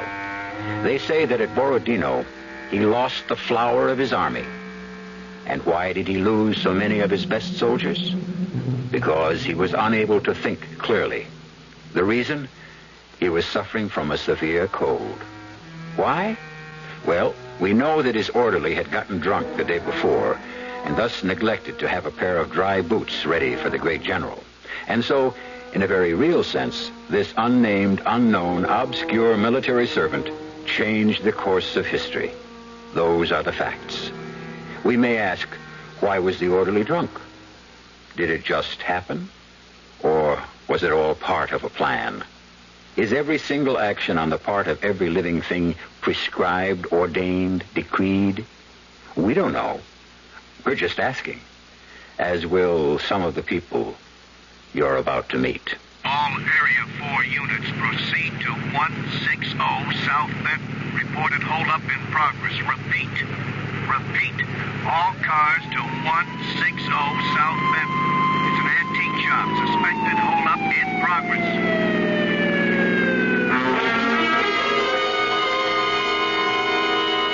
But I tell you, I have nothing. Easy. If you hit him any harder, you'll kill him. Listen, Grandpa. Be smart, huh? Take my money. It's in the drawer. Take my money. We don't want your money, Grandpa. All we want is that little statue. Now, you got it here somewhere. Get it. Please don't. You hand it over, Grandpa. Hand it over. Hold it right there. Drop those guns. Sure, officer. Sure thing. You okay, sir? I think so. There's 2 men. I know. Take it easy. Greenway, what happened? I guess they're dead. Hey, Red, get on the radio and get us an ambulance, huh? Sergeant, they both had guns. One was pistol whipping this old man. Sir, We'd better get you to a doctor. I'm sorry to have caused you so much trouble. They started to shoot as soon as they saw me. I guess I was luckier than both of them. Yeah, you did a good job. Hey, Greenway, what is it? I've been a cop for 8 years. You know, it's the first time I ever had to draw the gun out of the holster. Can you drive? Drive? Oh, sure. Yeah, I don't think so. I'll get somebody to take your car. You come back with me. Write up your report. Now? Sure, right now, while it's fresh.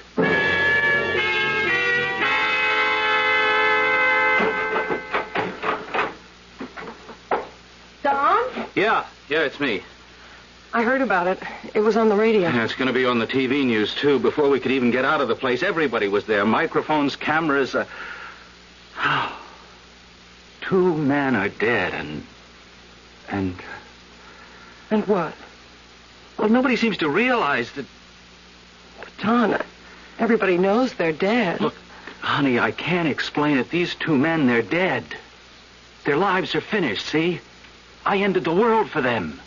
They don't exist anymore. That's what being dead is. Don, you had no choice. I know. It's part of your job. I know. I guess I never looked at that part of the job. I always had the idea I was a cop because I wanted to help people. You helped that poor old man today. You saved his life. I understand, honey. I know all the arguments. And what is it? I just never thought I'd have to go for the gun. Don. I feel as if some part of me is gone. What? I don't know. When I saw those 2 men dead on the floor, I felt that some part of me simply disappeared. Something in my mind. Something like what? I don't know, but it's something that I felt was very special and important to me, and now it's gone. It's disappeared. What you did was absolutely necessary. I agree, but it doesn't change the basic fact, which is I killed. Listen, how about dinner? I didn't know how you feel, so it's wide open. Okay, let's go out. Sure. Dress up. I'll take you to Ferretti's. Oh, we're going to make this an occasion. Well, it is an occasion, I guess. Maybe it marks my coming of age.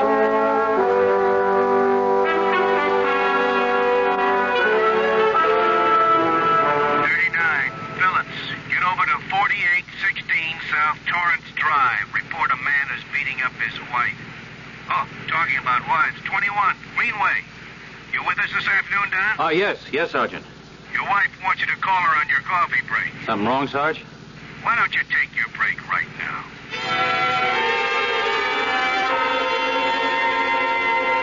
He said he wants to entertain both of us this evening at his home. Are you sure? He said his name was Mr. Sanchez, the one whose life you saved. Oh, I thought it was something important. It is important. Well, that is, he made it seem like a matter of life and death. Look, I already promised him we'd be there.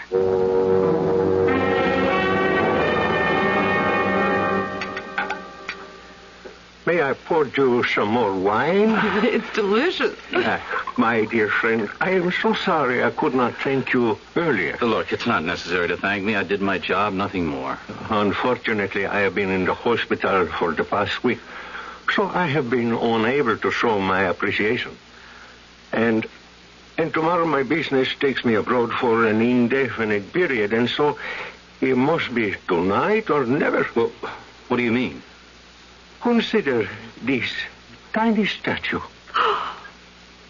Oh, it's beautiful. Hardly 6 inches tall, and is pure gold. It's exquisitely made. See? The figure of a woman, and twined around her, a serpent. Now, why do I show you this? Because this is the object those 2 thugs were after. Oh. But why? I mean, what did they know about it? Probably nothing. Perhaps someone had paid them to get it. Who? It could be anyone. That is, anyone who might be aware of the legend that surrounds this statue. A legend of Don. It is said that whoever owns this statue will be granted 3 wishes. Well, oh, no. Oh, don't mind him, Mr. Sanchez. He's always skeptical about everything. Now, do you know what year this is, Mr. Sanchez? All that went out with the Arabian Nights. Son, can't we have a little romance? You say that the statue will grant you 3 wishes, so why didn't you use it to save yourself when those hoods were beating you up? I did. What do you mean you did? I wished to be saved, and you arrived. Mr. Sanchez, I arrived because I got a call on the police radio. But you arrived, and it was their 2 guns against your 1. And they fired first. Yet you killed them both.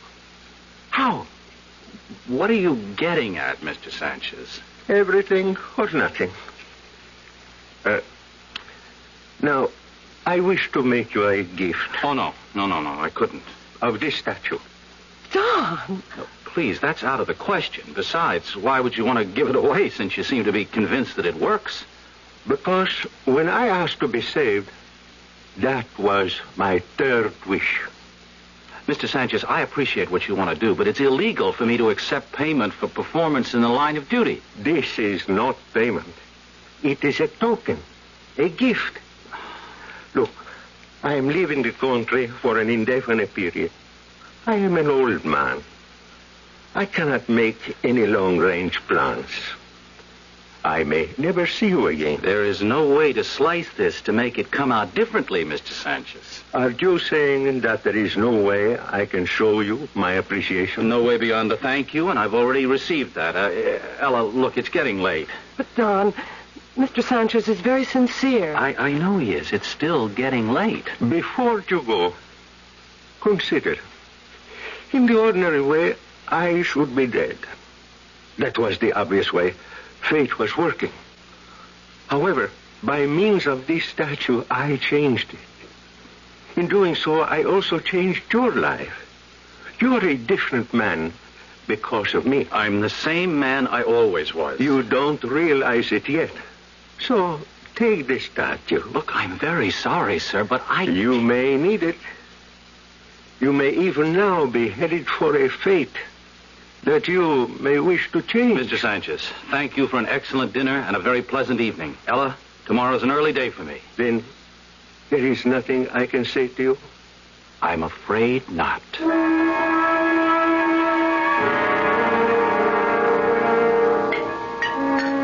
Wow, honey, this is a spread. I thought you'd be hungry tonight. Look at that steak. And you even baked a pie. Yes, I did. Look, I'm going to have to start losing weight soon. Don, I have to tell you something. Sure, what? Well, at first I thought maybe I could keep it a secret, but... Hey, what is it? Look up there. On the shelf. On the statue. Before you say another word, it's mine. Yours? Listen, Don. He stopped off here this afternoon on the way to the airport. He asked me to accept the statue. Couldn't you tell him that I can't? I told him. I even told him I couldn't accept it as a gift either. Well, so how does it happen that it's sitting Well, he said, let me sell it to you. Sell it? Let me sell it to you, he said, for $50. $50? It's worth at least $1,000. Don, he convinced me we might need this statue one day. Honey, for what? Who knows? Anyhow, it's my statue. I have the bill of sale made out to me. Here it is.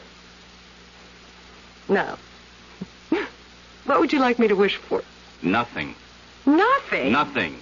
And Ella, I want your word of honor that you will never use that statue to wish for anything. But, Don... I want your promise. But you can't be serious. Look, I'll tell you how serious I am. If you ever make a wish on that statue, I will break up our marriage. Now, can I have your promise?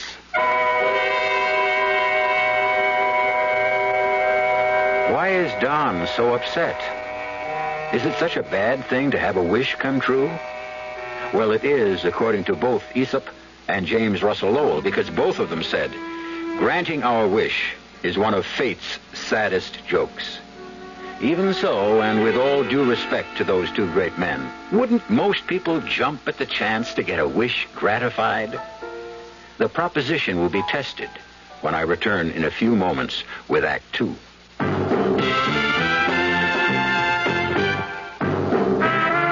You don't see many people putting salt in their beer nowadays. Not that there's anything wrong with salt on radishes or French fries, but man, not in the king of beers. Truth is, the only thing salt can do for Budweiser is make it salty. An unwise thing to do to the only beer in America that's Beechwood aged. Unsalted Budweiser has become the most popular beer in the world. That's because in brewing Bud, the Budweiser brewmaster goes all the way for a taste, a smoothness, a drinkability you'll find in no other beer at any price.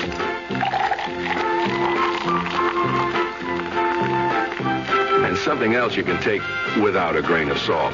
The fact that when you say Budweiser, you've said it all. Anheuser-Busch, St. Louis.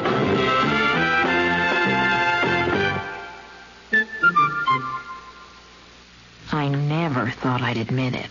I'm Susan X, and I used to be a deodorant switcher. I kept switching from one underarm spray to another, looking for one that gives me everything I want. And I found it. It's called Body Oil. Body Oil is different. It says so right on the label. Its deodorant is micro-encapsulated, so I get a fresh surge of deodorant every time I perspire. Now that I switched to Body Oil, I promise I'll never switch again. This is Al Wisk. Southern Methodist University and the Southwest Conference will be our topics Tuesday night on Sports Central Dallas. My guest will be SMU's athletic director, Dick Davis. We'll talk about the Mustangs and the expansion of soccer in SMU's athletic program. We'll look at what's brewing in the Southwest Conference, like the postseason basketball tournament. SMU athletic director Dick Davis, our guest, Tuesday night, 6:15 to 7 p.m., right here on KRLD, the sports voice of the great Southwest.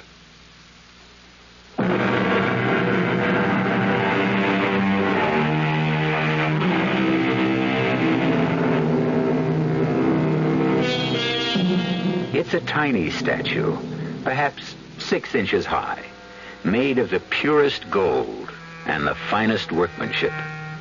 It's the figure of a beautiful woman with a serpent coiled about her waist. It is said to have the power to grant its owner 3 wishes. And would you believe that it's the source of a violent argument between Don and Ella Greenway? In this day and age of electronics and jets. Don, wouldn't it be something, though? Wouldn't what be something? If it were all really true. If we could get 3 wishes out of it. Now, Ella, I meant what I said before. No wishing on that statue. Don, do you mean you believe the old man? Well, do you? What's the difference? But, Don, how could... Ella, remember what he said last night about how I happened to be there? Yes, but... When I pulled up in the squad car and jumped out, I couldn't see inside that shop. Do you know what I mean? No. There's a window display. It blocks your view. The door was closed, and it's a heavy wooden door. What are you trying to tell me? Listen. The call came in, you see? It was relayed to Sergeant Carter. The assumption was some passerby had seen the holdup. Well, that has to be what happened. How? How could anyone on the street have seen anything inside the shop? Maybe someone passing by heard the old man scream. No. See, I was there at the height of it. I didn't hear a thing. I didn't see a thing. Until I threw that door open. Well, but what? I got there first because mine was the nearest car to the scene. Each of them got off a shot at me before I could even fire. Don. Please, I don't even like to think about it. Ella, I didn't even want to shoot. Would you believe it? I had to force myself to pull the trigger. Still, when the smoke clears, there they are. They're dead. I'm alive. Could there have been, fate or whatever you call it involved there? On the other hand, it could just be the way things happen sometimes. That's right. So, let's let things determine themselves, right? For better or for worse. How would it be if I wished you made sergeant? I'm going to make sergeant anyhow. That's true. How about money? No, Ella, I want you to listen. Forget that statue. I won't wish for $1 million. Look, Ella, I'm telling you. All this is extremely practical and justified.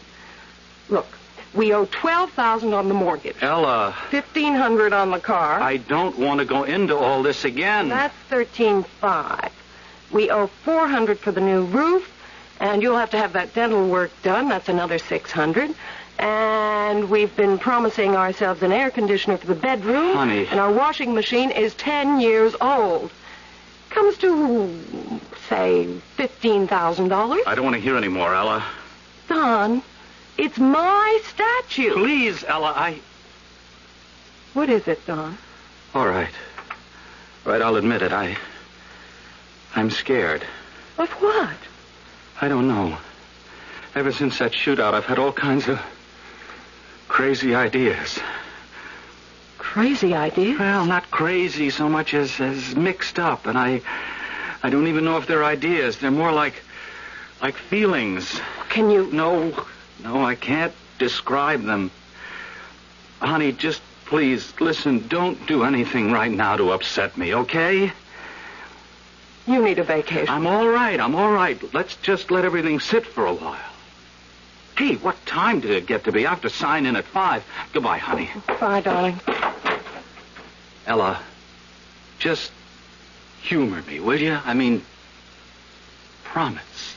I promise.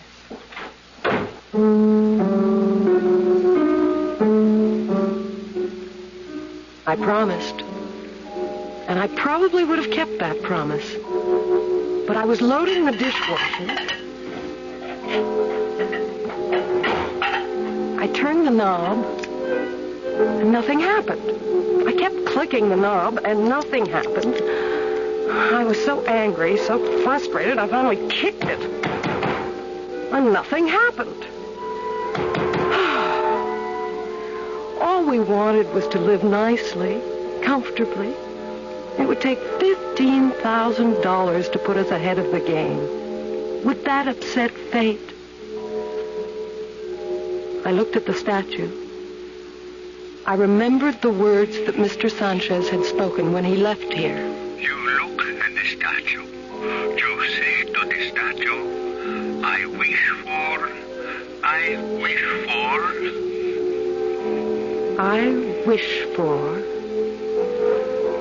I wish for $15,000.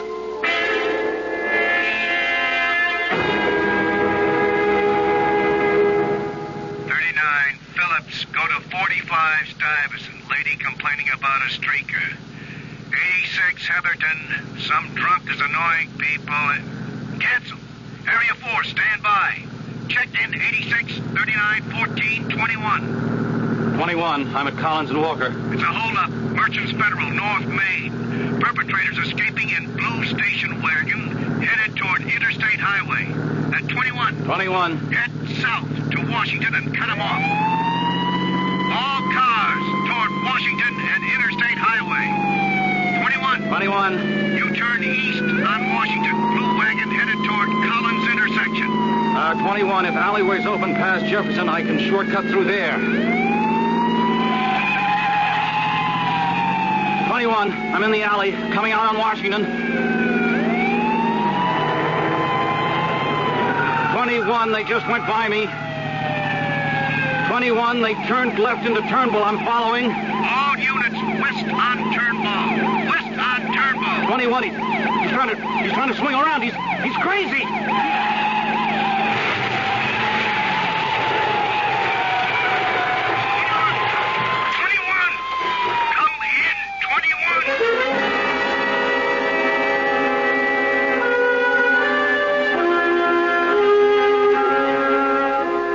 Mrs. Greenway? Sergeant Carter. Where is he?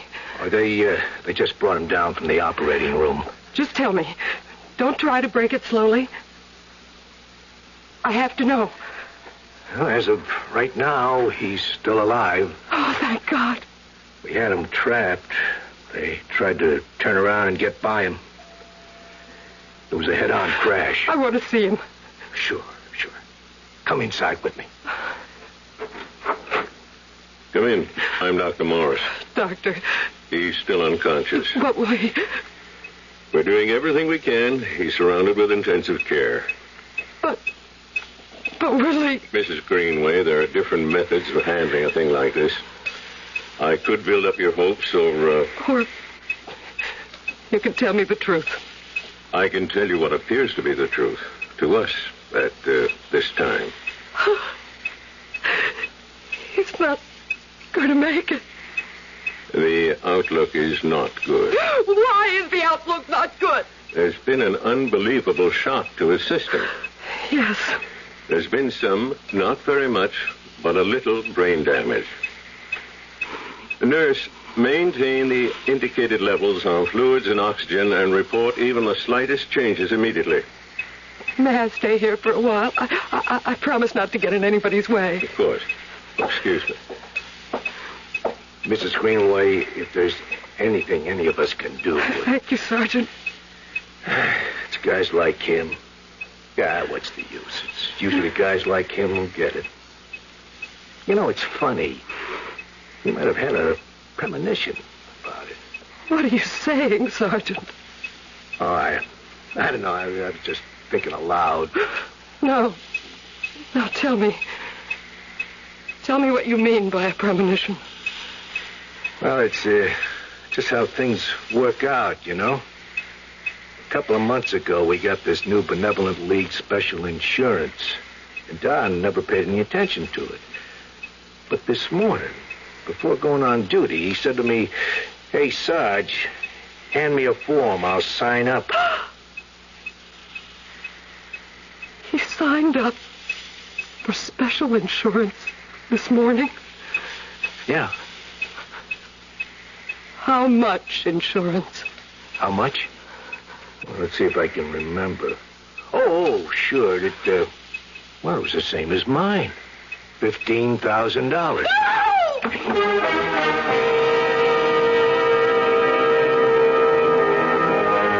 This morning, Ella Greenway stood before a tiny gold statue and wished for $15,000. Taken by itself, we could call it an act of superstition. Now, 14 hours later, her husband is dying, and we find he has just insured his life for, you guessed it, $15,000. Rarely is superstition so scientifically supported by mathematics. We'll have another set of numbers when I return shortly with Act 3. Hello, Ms. Goldilocks here, and welcome to my professional taste testing laboratory. Oh, Papa Bear, could you bring that case of sugar-free Diet 7-Up over here? Another case? Miss Goldilocks, you're drinking this sugar-free Diet 7-Up like there's no tomorrow. You can't still be taste testing it. Oh, no, Papa Bear. Sugar-free Diet 7-Up has already earned my seal of approval. It's fresh, light, natural, delicious. I drink it because I love its taste. Now hurry up. Okay, here. This sugar-free Diet 7-Up really tastes delicious. Ladies, if you're tired of switching from one diet drink to another, take some advice from Ms. Goldilocks. Try sugar-free Diet 7-Up and you'll say, yes, this one's just right. I'll bear witness to that, Goldie.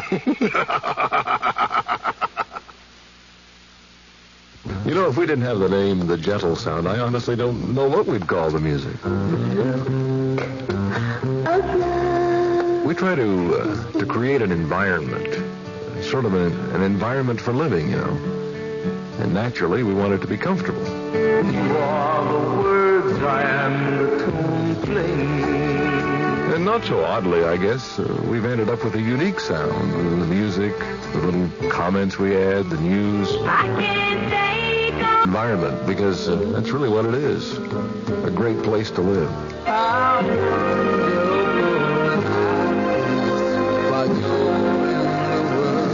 You know what KRLD does, but if you don't listen daily, you probably don't know how well. KRLD is the most listened to station in Dallas. The Gentle Sound is one reason.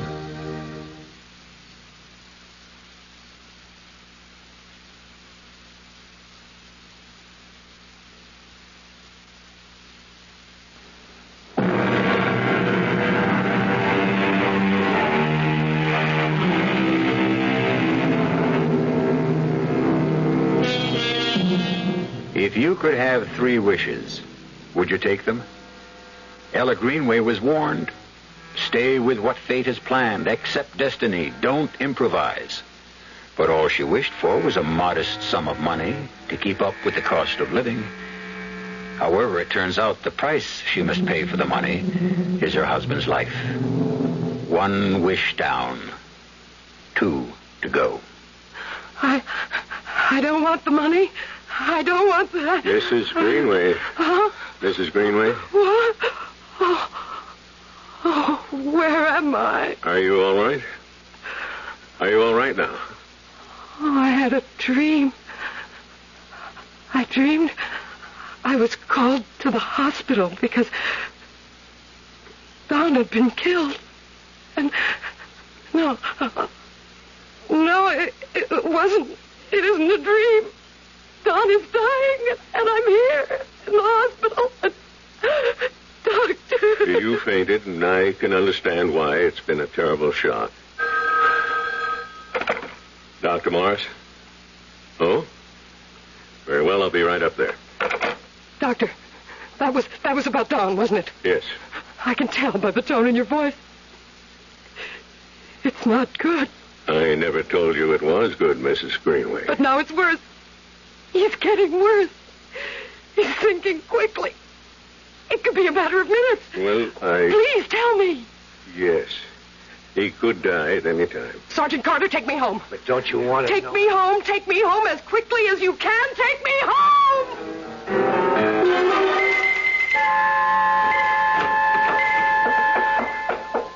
I wish for Don to live.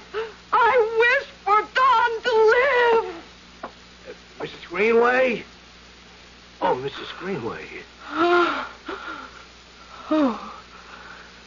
Yes. Yes. I just had to make sure you were okay. I'm all right.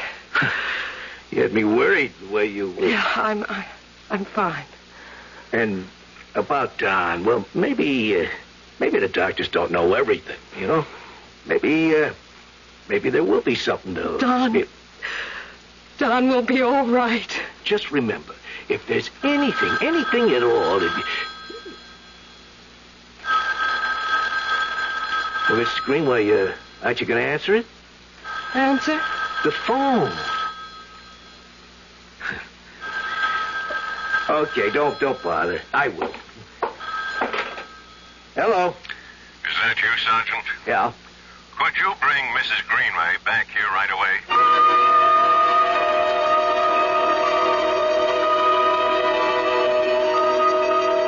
We never saw or even heard of such a remarkable turnabout. You could almost say it's a miracle. Well, why not say it? There was one thing for sure. Mrs. Greenway never gave up hope, never lost faith. Look at that man. He's got his color back. Respiration, pressure, heartbeat, everything. Everything is perfectly normal. I still can't believe it. Don. Ella? Ella, is it you? It's Ella. Where are you? I'm here, Don. You're going to be all right. You're going to be all right.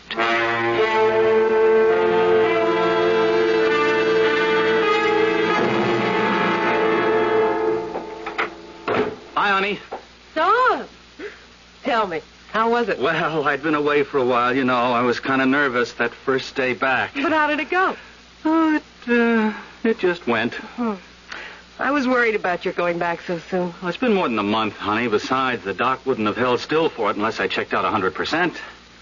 Don, did you tell the doctors about The headaches?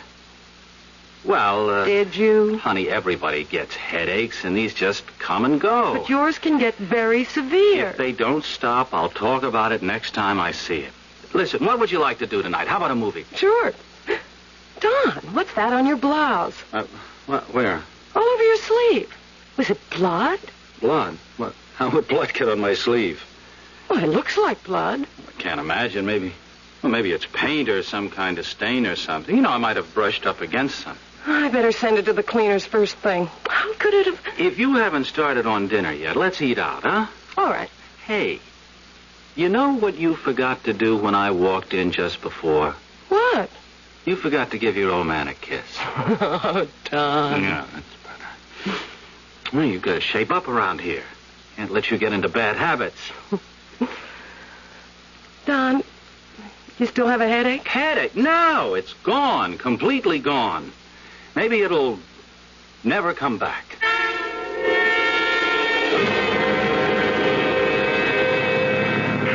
All right, we got some new little goodies for you boys in blue out there. Be alert for stolen Gold Arrow convertible. License plate 1232N, as in nobody. Brand new Toro sedan, shell pink, yes indeedy. Plate number 5498. 21 calling in. 21 calling in. Yes, 21. Sarge, I think I should come in. Something wrong, Don? Oh, I think I'm starting to get a headache. Where are you? 3100 block on North Sheridan. Well, this is on your way. Just check it out. A woman, apartment 3A, 560 Cheyenne. That's 2 blocks west of you. Woman reports prowler in the vicinity. She must be a nut. She calls an average of 3 times a week, but take down her story. It makes her feel better. Then come in. Okay.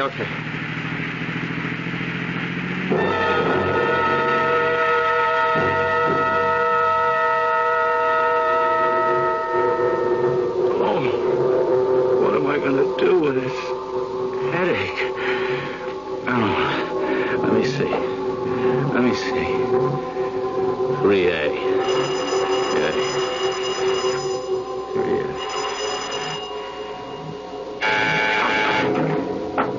In here, officer. In here. Oh, come in. You took your sweet time getting here. I could have been murdered. Yes, ma'am. Yes, now just tell me. You ride around in your cars and you think you do a day's work. Please, madam, just tell me. I pay my rent. I pay my taxes. Just tell me what... Oh, my head. Will you just tell me what you saw? Don't you yell at me. You're a public servant. My servant. Huh? Why are you looking at me like that? Why are you looking at me? No! Don't, please!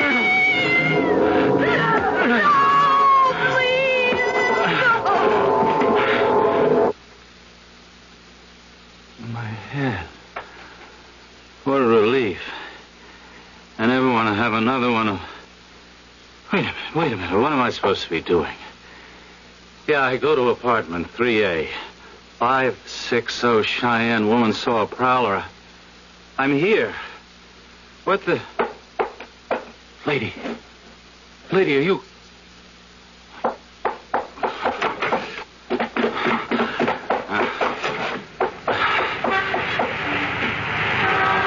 Twenty-one calling in. You heading in, John? No, you better be headed out.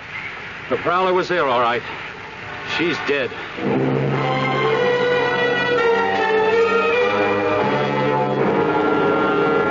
What is it, Doc? Won't know till the autopsy. He hit her a few heavy blows, and that was enough to kill her. She was lying there. I could see she was dead or close to it, so then I called in. Then what did you do? I had a look around the back. Anything? Nothing. From what I can see here, she tried to put up a little bit of a fight anyhow. See? Yeah. Slight trace of blood under this fingernail.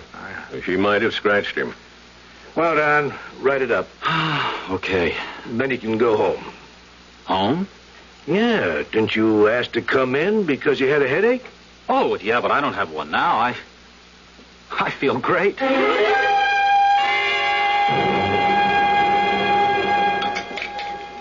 Oh, sweetie, I'm sorry I was so late for dinner. I heard about the murder on the news. Yeah, I know. Oh, she wasn't a pretty sight to see. Why? Why was she killed? We don't know. Well, did you get a chance to see anything? No, I got the call to go to the address because she'd complained about a prowler. The next thing I knew, I was in the apartment. She was dead on the floor. Don, what do you mean? The next thing you knew? Well, because that's the next thing that happened. You know, that's how you write your report. You go from one fact to the next. Listen, honey, let's not talk about it, please. I never wanted to be a guy who brings his job home. Don, what did you do to your face? Huh? Where? Well, it looks like a scratch. Just below your right ear. I don't know. Well, how did you... You sure there's a scratch there? Well, it looks like one. Well, I might have gotten it from shaving this morning. But you don't shave there. All right, look, it doesn't bother me. But how did And if we worry about every tiny little scratch... Honey, what are you looking so serious for? I can't even feel it. All right, if it makes you feel better, I'll put some antiseptic on it. Ella? Ella, what's wrong? Oh, nothing. I'm just tired. I feel so worn out. Taxi! Taxi! Take me to the 500 block on Cheyenne.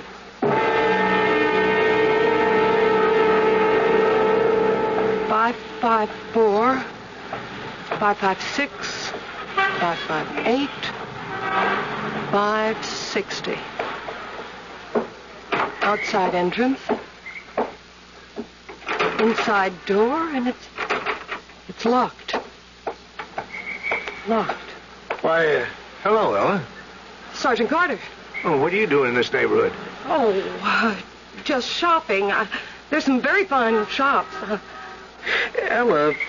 Yes, Sergeant. Tell me, since Don's been home from the hospital, has he... Well, have you noticed anything unusual about him? Unusual? In what way? Oh, I don't know. He has complained of headaches. Headaches? He may have come back to duty just a little bit too soon. Although I must say it hasn't interfered with his performance of duty. He's a great cop. Well, see you around.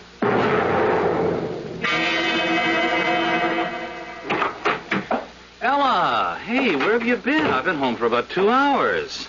Oh, I was out. It's okay. I made supper. Chili. What do you think? Pull up a chair and enjoy a treat. Huh? Don, how do you feel? Right now, I feel fantastic. I've never been in better shape in all my life. I look at you and I don't know how to begin. Begin what? Don, the cleaner said you had blood on your sleeve. That was the other day. And the other day, there was a knifing. Some old tramp had been... Wait a minute. What are you saying? And yesterday, you went to the scene of another killing. You had a scratch, as if someone... Ella, is this your idea of a joke? Hear it all first. You went to this lady's apartment. Now, if she was already dead when you got there, how did you get in there? The door to the hallway is locked. You have to ring the bell. Donald, how did you get in there? How did I get in there? Look, how do you think I got in there? I rang the bell. No. Listen. No. What are you making it so complicated for? I rang the bell. She sounded the buzzer. She let me in. She let you in? Well, who else would have let me in? She lives all alone, doesn't she? But Don. Oh, Don. Look, I got this headache again. Don, listen to me. I have to lie down. Something's terribly wrong. When I get this headache, I can go crazy. It really wasn't murder. You didn't know. I knew. When I feel this way, I can kill. Carter. Sergeant Carter. He was there again today for the same reason I was. He suspects. Will you shut up? You need help. Don, oh, darling, don't. Don't, please. Don't look at me that way. Don, don't look at me that way. No, it isn't even human. Look.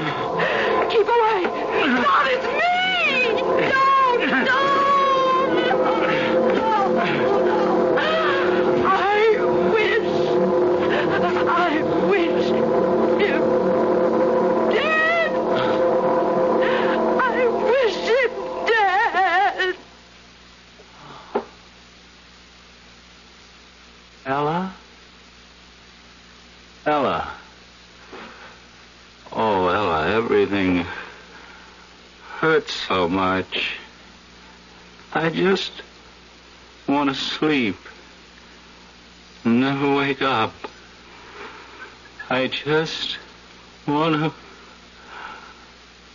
sleep. Don.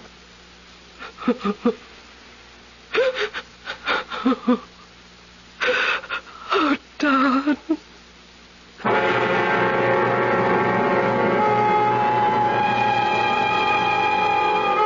3 times dead. And you can have the story any way you like. The supernatural powers of the little golden statue, or the sudden rallies and collapses that still defy the best thinking of medical science. Random accident or predestined fate. We always have something for everybody. As usual, I'll have something for you when I return shortly. I'd like to describe a car to you. See what you think of it. First of all, it's small. Second, it's got a 6-cylinder engine, a pretty handy asset these days. Third, it's a Buick. Now, in spite of the fact that it's small, this car can seat 6 easily. It's got a 21-gallon fuel tank, which gives it great range. And it weighs several hundred pounds more than most imports, which in a small car is good. Now, what does it look like? Well, that's pretty tough to handle on radio. I'd hesitate to call it glamorous, and it sure isn't homely. I think handsome would be fair, and it offers some pretty attractive styling and trim options. The interior is definitely its strong suit. Now, if that sounds like a little more than your average small car, then I've described it properly. Because remember, this small car is a Buick. The car is called Apollo, Buick Apollo, and it's about as much small car as you'll find on the road today. See for yourself at your Buick Opel dealer. I want that sinus medicine. Headache tablets? No, sinus medicine. Sinus tablets. Helps the headache under pressure. Oh, you mean sign-off. Exactly. Headache pain is one thing. A sinus headache is something else. Sometimes your whole face can seem to throb with pain. You want relief. Take Sign-Off tablets. Sineoff, the sinus medicine that gives you a full dose of pure aspirin, plus a sinus drainer. Sign-Off, the sinus medicine that helps relieve sinus pain while you drain. And Sign-Off doesn't stop there. Have you tried Sign-Off Sinus Spray, the fastest known form of sinus congestion relief? It works in seconds. That's Sign-Off Sinus Spray. When sinus flares up, use Sign-Off tablets and spray only as directed. Sineoff. Sign-Off. Exactly. Sign-Off, the sinus medicines in the bright red box.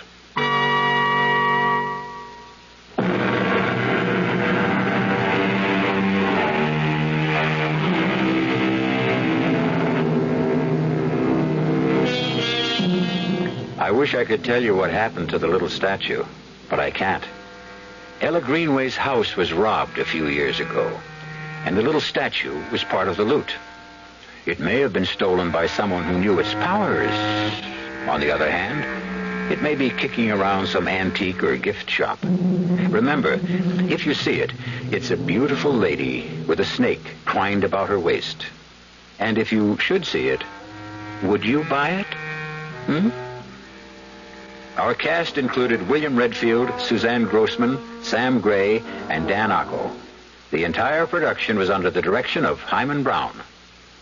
Radio Mystery Theater was sponsored in part by the Kellogg Company, makers of Kellogg's Special K cereal, new sugar-free diet 7-Up, and Sign-Off, the sinus medicines.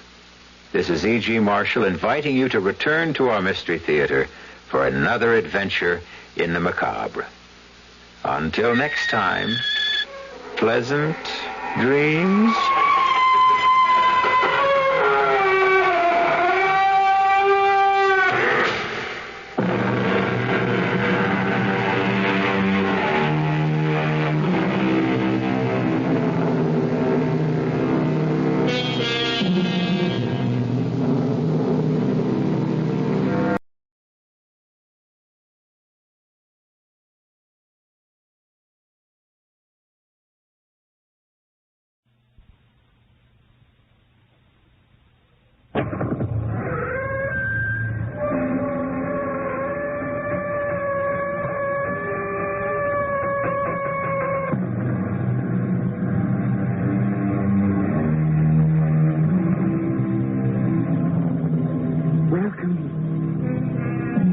in. I am Tammy Grimes. To this day, there are no solid facts, only hearsay and conjecture about Henry VIII's second wife, Anne Boleyn. Was she a scheming siren, a witch, a wanton who intrigued her way to Henry's side? Or a much-maligned, courageous woman whose inability to produce a male heir for England was the sole cause of her destruction? King Henry, would you look at this list of names? Norris, Brereton, Weston. Well, are there more? Where did you get this list, Norfolk? From Lord Cromwell. And what do they signify? It is with horror that I answer you, Your Majesty. These are men who have intimately known Anne Boleyn. Oh, when she was Anne Boleyn, or when she was my wife, the Queen? When she was the Queen, Your Majesty.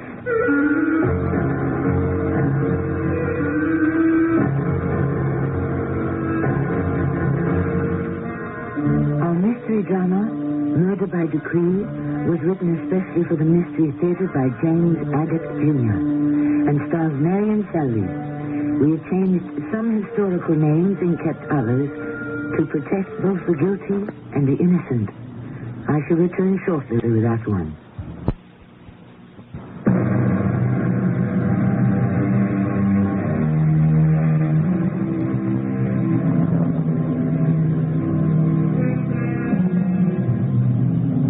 We take you to a time when primogeniture was on the mind of most sovereigns. The custom was that the eldest son shall inherit the crown, or in exceptional cases, the eldest daughter. And when he wasn't in the tilt yard, jousting, it certainly was on the mind of Henry VIII.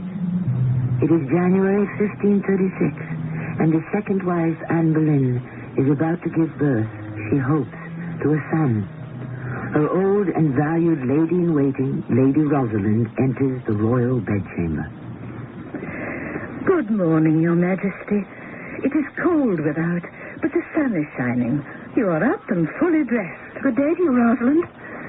Perhaps my child will be born on a sunny day.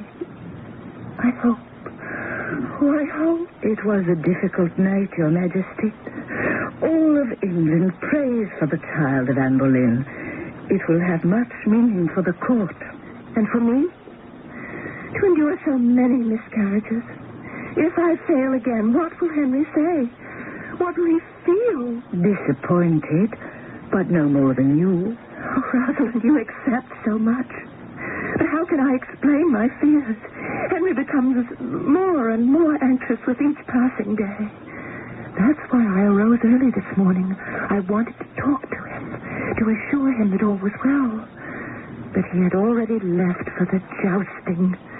Men tilting one another from their horses.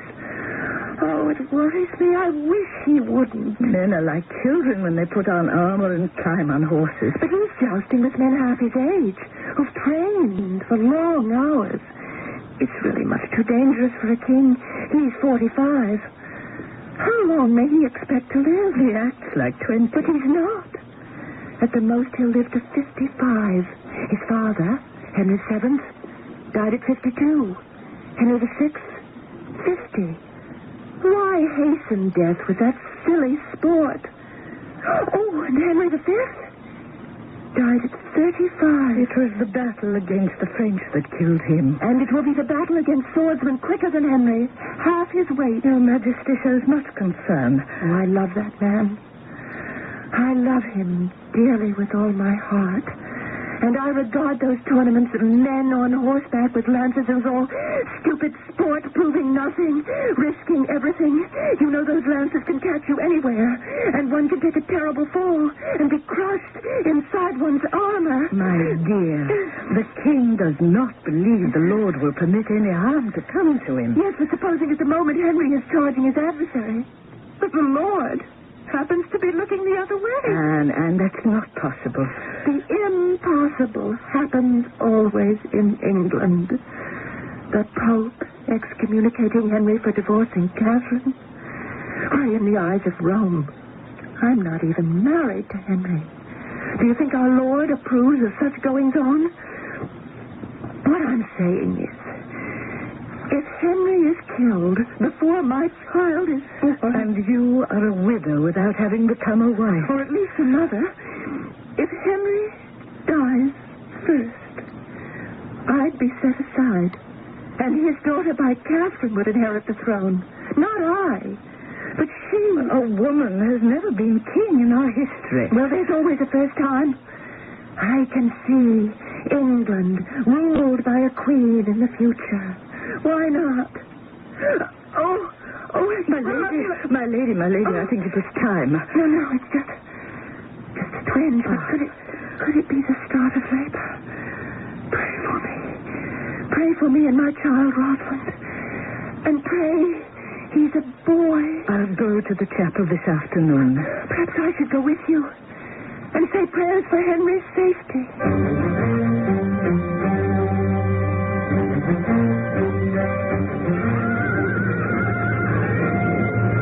Henry, enough is enough. You've run 8 courses and unseated every opponent. No, Norfolk, not yet. One more course. That will make it an even 9. And 9 is my lucky number. Oh, that's us. I see my man. He's about to charge. Henry, your highness, I beg you. I know the man. It's the Black Knight. Oh, is he? Oh, good. Let go of my reins, Norfolk. Let go, I say.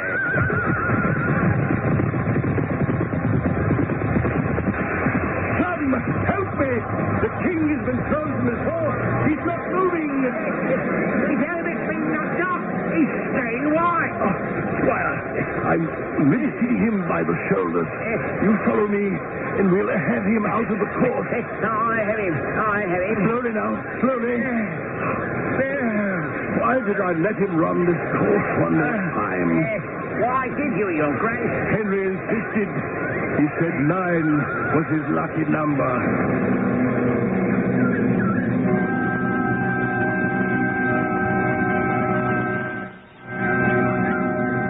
Lady Rosalind. Oh, Your Grace.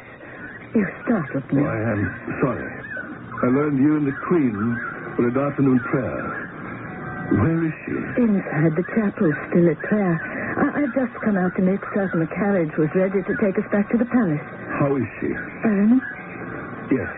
How is she? Sometimes in great pain because of the coming baby. But she's been very careful to avoid any strain that might have, as in the past, produced the other miscarriages. I cannot decide what would be the best place to give her the news. Oh, the king. Yes. Certainly I cannot tell her as we stand here on the steps of the chapel. Perhaps I should wait until she has returned to her chambers. May I ride back to Hampton with you? Oh, no. She would suspect something immediately. The king has been hurt. Indeed. Oh, my lord. Mortally? Seriously. You cannot tell her here. You simply cannot. Anne is in such a nervous state. She could not cope with the distressing news. She's been like that since her last miscarriage. She won't weep. She won't cry. She bursts into uncontrollable laughter. The news of Henry's accident had better wait. She cannot. I must tell her. I've been ordered to. And I must return to him. He's still flat on his back. Henry needs... Norfolk, is that you? What did you just say? Your Majesty. Oh, Thomas, Norfolk. Get up off your knees. It makes me feel ridiculous. What is it? What were you just saying about Henry? Why are you here? Oh, it's not true. No, it's not. Tell me it's not so. He's been hurt. Rosalind, help me. Please. Your Majesty. Today he ran 8 courses. Won them all. But you see, during the night, he was tilted from his horse. He is all right now. Please believe me. The doctors have all given him and he's resting comfortably. Oh, Your Grace, support her. Let's see if we can bring her over to the bench behind the hedge. Come along, lady, come along. Hold on to me. I knew I should have waited. It was cruel to tell her so much at this time. Why did I? Oh, I'm better now. I can disregard these pains if I can know the truth. The moment you said Henry'd been hurt, Thomas, I just felt a wrench in my body that I've never felt before. Henry sent me here specially, Anne, to reassure you. How badly is he hurt? My lady, I told you he is all right now. But what happened? I want the truth and all of it. His Majesty had completed 8 jousts, and one each tilted his adversaries to the ground and sprawled. But in the 9th, he himself was unseated, and he fell heavily to the ground. We carried him to the royal tent, removed his armor. Need I continue? Oh, yes, please go on. I had all the doctors at Henry's side within moments, and it took them some 2 hours before he could be brought back to consciousness. Your Majesty, please, Anne, please stop that. Now, stop that this minute. She's hysterical. Shall I fetch some more? No, it does no good, Your Grace. When she's in this state, nothing can be done to bring her out of it until finally the shock wears off. Anne, my dearest Anne, it's all right. Henry is not in danger anymore. He is resting and well. Rosalind speaks the truth. I must leave you now and return to him. Yes, thank you. Oh, Rosalind, may we go home? I feel very, very ill.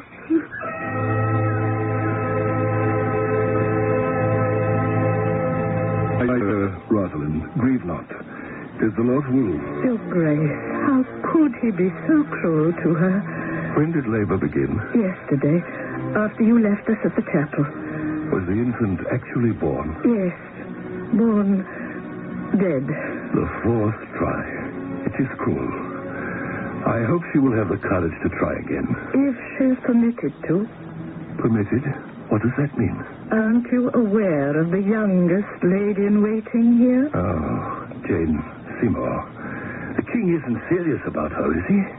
I thought it was a mild flirtation during Anne's pregnancy. No, it's more than that. Has she been told yet about the boy? The midwives have just gone to a chamber to tell her. I must go in to be with her. Please, give her my deepest regrets. Of course I shall, Your Grace. Norfolk, are you in the Queen's antechamber? Yes, Your Majesty. What is that screaming all about? The Queen, Your Majesty. Not again. The midwives are with her now. It's over with, is it? A son, Your Majesty. Born dead. Dead, eh? Useless. I know how deeply you feel this loss. Well, you're quite mistaken. I don't feel a thing. Are you going in to see her? Yes, when it suits me. Not before. May I venture a suggestion, Henry? Yes, venture away, Thomas. There's nothing gained whether we venture or not. I was talking to the French doctor at the court of Francis I. Yes, indeed. He's been aware, of course, of the Queen's many miscarriages. And it is his learned opinion that if your Royal Highness could, Well, could what? This is a little difficult to put into words. Oh, Thomas rubbish. But Thomas Norfolk, the highest voice in Britain, the greatest admiral, or the man who defied Wolsey and spoke up for my divorce from Catherine? Oh, no. Nothing is too difficult for you to say. Henry, if you could refrain from exerting your marital rights with the Queen for 6 months after a miscarriage or a deceased baby, the next child would be born and live. Yes, well, now, the weeping and wailing seems to have subsided in there, so I shall enter the Queen's bedchamber. Will you be kind to her, Henry? I will be patient. I will not remonstrate. But as for kindness, may I suggest when next you attend chapel, ask the Lord himself, is he being kind to me?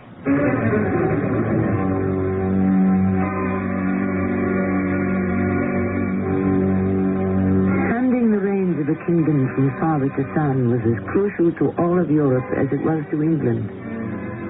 So long as men believe in the divine right of kings, the end of a royal line was the greatest tragedy that could befall any country. I shall return shortly with Act 2.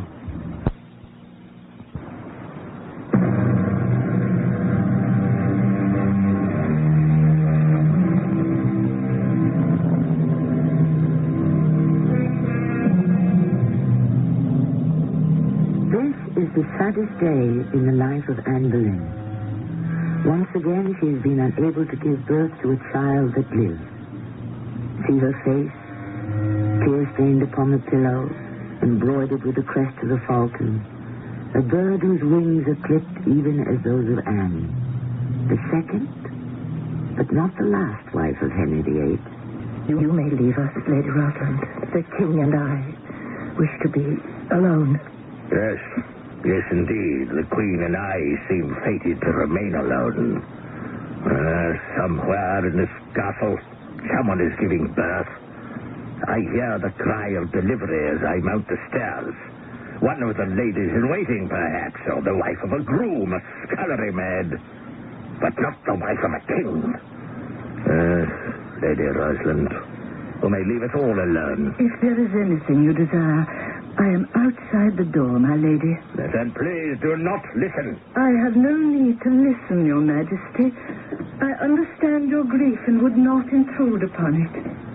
Henry, I haven't seen you since the tournament. You suffered a terrible fall, I was told. I ordered Norfolk to tell you it was nothing. My leg caught in a stirrup and I became unbalanced. But my love, I was so worried. You have no idea. Well, I'm sorry if the news troubled you.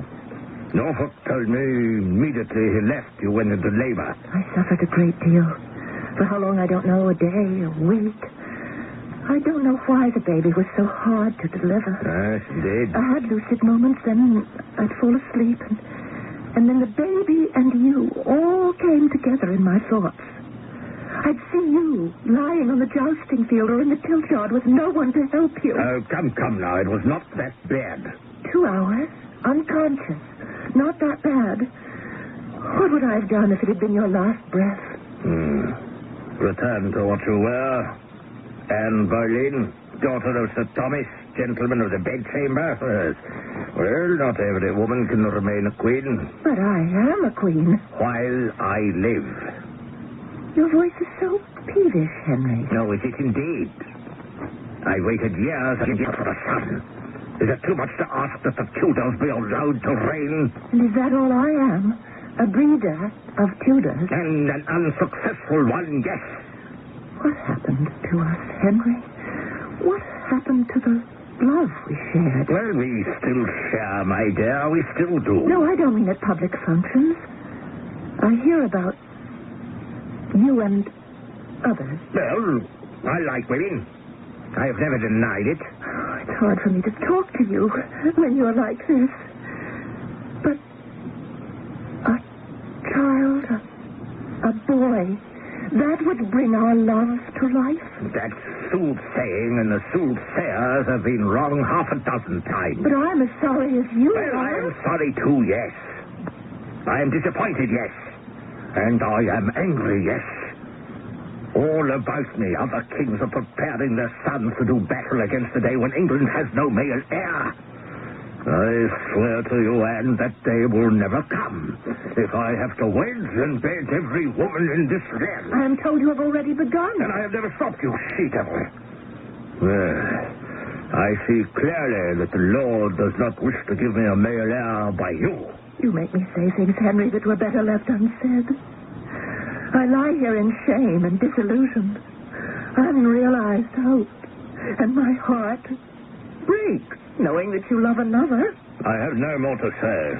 But I shall get well soon, and the next time there will be a boy. And how many next times is a king supposed to endure? Well, it was not all my fault. Oh, indeed, yes, indeed. Well, whose fault was it then this time? Mine, Norfolk came to tell me of your accident, that you lay hardly breathing for 2 hours. It turned my insides upside down, and my little boy with it. Oh, yes, I see. So that's the fault of my justice. I couldn't bear the thought of you injured. I ached with pain. I cried out. I had to be restrained. It could not have been the easiest time for our son within me. Well, I'll grant you that. But it is the last time a son of mine will occupy that space. You shall have no more boys by me. Are you going away again? Yes, to Westminster. I will speak to you again when you have recovered.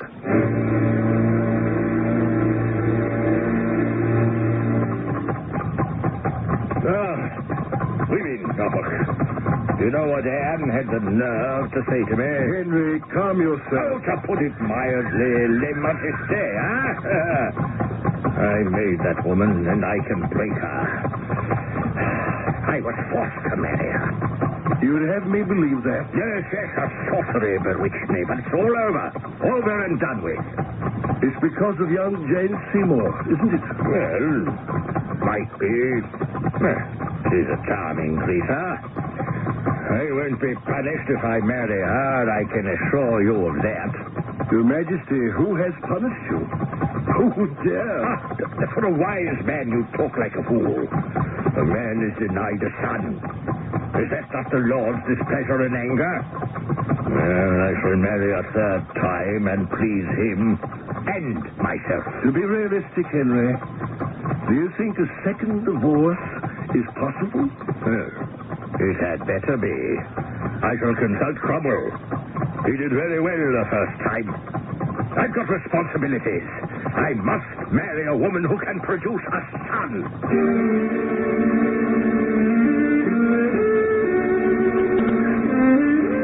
Oh, Rosalind, I feel 1,000 times stronger. How long has it been since we began these morning walks? A month. 6 weeks. Well, I've regained my strength.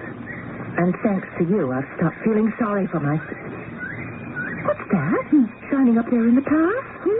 Oh, it's only a locket. Then put it away. Let me see it. Well, it belongs to the Duchess of Norfolk, I'm certain. Thomas's wife. Oh, this is beautifully made. But I've never seen her wear it. Oh, it's completely covered in these seed pearls. It's exquisite. I'll see she gets it back, Your Majesty. I'm dying to see what's inside. Now, got it open. Rosalind, this locket does not belong to the Duchess. Whose is it? Please don't ask me. You have seen it on the neck of one of my ladies-in-waiting. No, I haven't. Who? Tell me. I don't know, Your Majesty. Have you noticed, Rosalind, that when you wish to keep something from me, you call me Your Majesty? And all other times, I'm just plain Anne. This locket belongs to Jane Seymour, doesn't it? Jane Seymour? You heard me well. Jane Seymour, my youngest lady-in-waiting. Anne, I beg you, don't let it upset you. It doesn't. Not in the slightest. I have known for some time that Henry's roving eye has settled upon little Miss Seymour. Oh, it's rich, isn't it? My dear. Rich, really rich? My dear, please. Oh, he sees her wherever I am. Oh, yes. Hampton Court, St. James, Westminster. And there's nothing I can do about it. At least when she's in my service, I know her whereabouts. If I let her go, Henry will see her in secret elsewhere. Oh, what a laughing stock I must be for the court. Well, take the bauble. Give it to the girl. I wish her every unhappiness with it. Anne, I shall speak to Thomas Norfolk about this. He has great influence with Henry. Perhaps he can make him realize how unhappy these events are making you.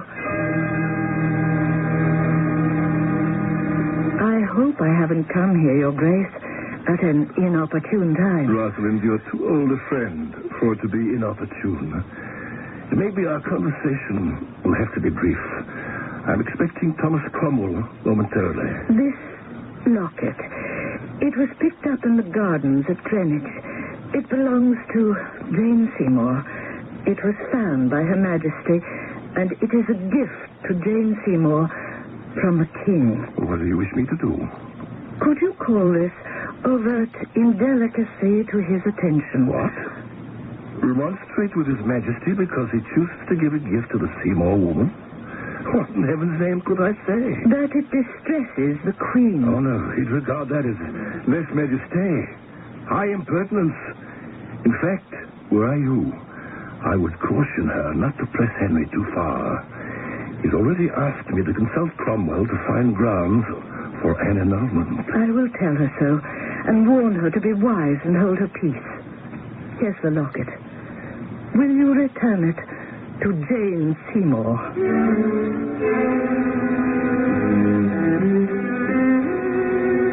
What do you say, Cromwell? It is very serious. Then you agree. The problem is, Norfolk, that had Anne Boleyn given birth to a son, there would have been no problem. What is that bauble in your hand, Norfolk? A locket belonging to Lady Jane. She was waiting outside when I came in. Why don't we have her in? No. She may give us an inkling how to approach this ticklish subject. Jameson, have Miss Seymour come into the tower room?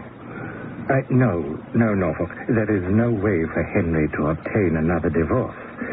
After all, this is England. You bid me enter, Your Grace? Yes, Lady Jane, I did. Lord Cromwell, Lady Jane, you care to put a few questions to her? No, not at all. Why don't you dispense with the locket? I believe this belongs to you. Why, yes. Oh, where is it found? In one of the gardens. I would like to caution you to be more careful in the future. The Queen found it. Rosalind? Jane? Where is everybody? Oh, she's followed me here. What shall I do? I do not wish to see the Queen or be seen by her. Norfolk, get word to me so that we can meet elsewhere. His Majesty is concerned and anxious. Rosalind, are you in the tower room? I shall leave by the back stairs. Why don't anyone answer me? What is all this secrecy? Nothing secret at all. I was just having a conversation with one of your ladies in waiting. But didn't I just see Thomas Cromwell disappearing down the back stairs? Cromwell? Norfolk? And Seymour? What are you three plotting? Nothing, Your Majesty. You keep quiet. I'll deal with you in a moment. Your Majesty, there is no plotting whatsoever. Cromwell asked to see me. At the same time, I asked Lady Jane Seymour to come in so I could... Return that filthy trinket I see on a gold chain about her neck? How dare you wear that in my presence? Take it off or I shall pull it off. I will not. It's mine. Oh! Sorry I broke the chain and not your neck. You give that back to me. I want you to have a look at this locket. Open it up. Go on, please do. Now tell me, whose face is that staring out at you? I don't know. But you know. Well, I know. And Jane knows. You give it back to me. I had it made. You have no right. I am the Queen. And I have no right. Did you hear that, Norfolk? So, you had what is inside this locket made, did you, Lady Jane? You employed the court painter, did you? To paint the miniature for you? Norfolk, wouldn't you say it is quite an accurate representation of my husband? And the artist, none other than the great Holbein himself, wouldn't you say? You had Holbein paint the king's miniature for you, Lady Jane? Oh, you liar, you hussy. It's not my fault. The king gave it to me. Oh, did he now? And what did you give him in return? Oh, please, stand to me. Norfolk, what the devil is going on here? Something, you husband stealer. Your Majesty, please, I beg of you. Anne, take your hands from that girl. Stop it, I say. Well, that's better. Jane, go on. Go to your quarters. He's right. Oh, yes. As usual, Henry is right. It is not my job to choke the vixen to death. I'll have her snuffed out by experts. Henry, I want Jane Seymour taken to the Tower of London immediately. I am sorry, my dear, but that is impossible. There is someone else who will have to be placed in the tower first. Is there? Well, who might that be? You, my dear Anne. But for the present, I ask that you be at peace. Norfolk, where's Cromwell? Find him and fetch him. I want the both of you in my private chambers within the hour. We have a great deal to talk about.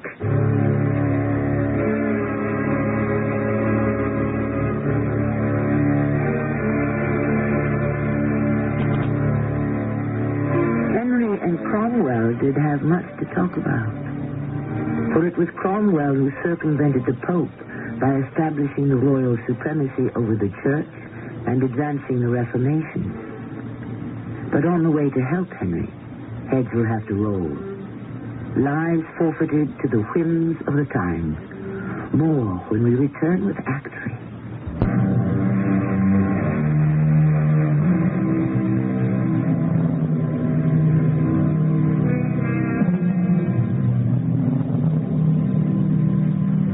It is unthinkable inevitable that the Tudor line should stop because no male heir exists. You are Henry VIII, King of England. What do? You set the problem before the most powerful man in the country, who for reasons of honor and state spins a web of lies, so that legally your fruitless wife can be murdered. The Duke of Norfolk and Thomas Cromwell start hatching a plot. Cromwell, what options do we have so that Henry can divorce Anne and find himself a woman who will bear him a son? We have none. Not one alternative, Thomas. Divorce or annulment are out of the question. Only one plan remains.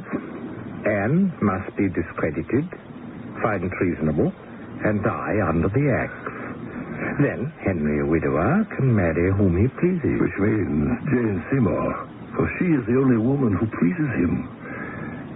And when? As quickly as possible, so that Henry appears as the injured party. Henry dishonored? But that would mean... Yes, it does. Anne Boleyn must be proven adulteress. Once proved, the battle is won. Not because adultery is ground for divorce, but illicit intrigue against the king is treason. How will you find witnesses? Or traitors? Well, those who cannot be frightened with threats will be bought. Do you really think Henry will believe that of his wife? If I believe it, he will. I shall be shocked, amazed, and grieved. The rest will follow. And where to begin? I think with the person closest to the Queen, Lady Rosalind. She will not falsify evidence against Anne. She will. I shall wager on it. Knowingly? Oh, no, I didn't say that. But she will talk, nevertheless.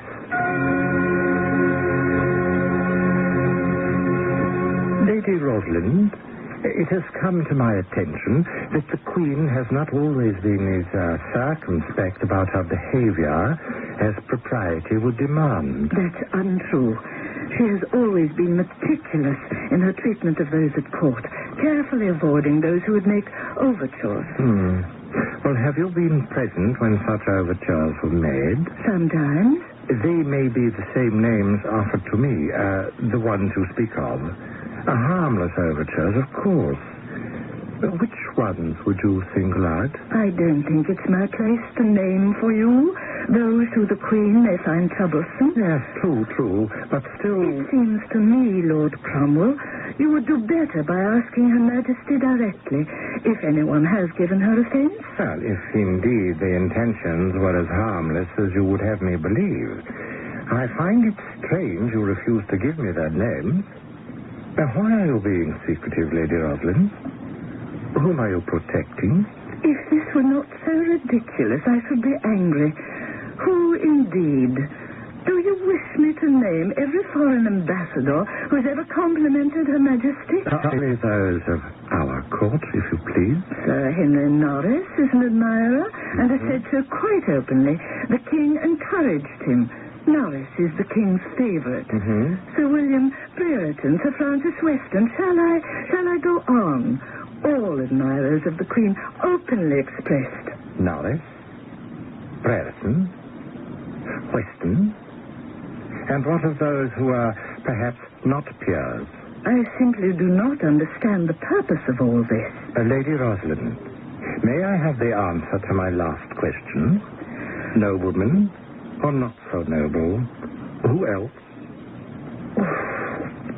Oh, yes. One day when we had returned from exercising the dogs in the park, there was Mark Smeaton standing in the Queen's presence chamber. Smeaton? The musician? Yes. He has always complimented Anne. I rather think he's in love with her. Ah? Why do you say that? Poor boy. You know he has an excellent voice, and he would compose ballads which she would have him sing to her. I think a bit of his heart went into them. Smeaton, eh? And anyone else? Lord Cromwell, I should be most embarrassed if any word of our conversation happened to reach the ears of the Queen. It's all so innocent, and I'm not even sure she is aware she's being complimented. You won't say anything to her, will you? You have my word, milady. I see those names on that fool's cap in your own hand, Cromwell. But I still cannot believe it. The list speaks for itself. My heart is broken. The next move is yours, Norfolk. The king must be told. Yes, I know. I'll do it now. Speak to you later. Jameson. Yes, Your Grace? We're going to the royal chamber. Hold your taper high and open the doors. Thomas, is that you? Yes, Henry. Norfolk. What is that list you're holding? Another cross, I'm afraid, Henry. One so very heavy, I wish I were not the bearer. You sound disturbed, Thomas. Would you please look at these names, Your Majesty? Norris, Benedictine, Weston. Where did you get this list? From Lord Cromwell. Cromwell? And why has he written down these names? It is with horror that I answer you. These are the names of those who have intimately known Anne Boleyn. When she was Anne Boleyn, or when she was the Queen? When she was Queen. I can't bear it. I can't bear the thought. That woman. You knew of this. No. I never dreamed such a thing, Henry. Never. Yes, of course. The days, the weeks when I was away adjusting, or at the hunt. She had all the opportunity. How learned Cromwell of this? Inquiries through a personal maid and ladies in waiting, I believe. The lies, the cheating. What does Cromwell advise? To have these men arrested. Yes, of course, naturally, quickly, and without ado. Arrest them! Torture them! I'll have them drawn and quartered. How could she? And when she would say, be careful, Henry. You are 45 years old. Do not risk yourself in jousts. She would have me believe it was her concern, her love for me. Yes, I see it all now. It wasn't that she feared danger to my life. She hoped it... how easily I was taken in.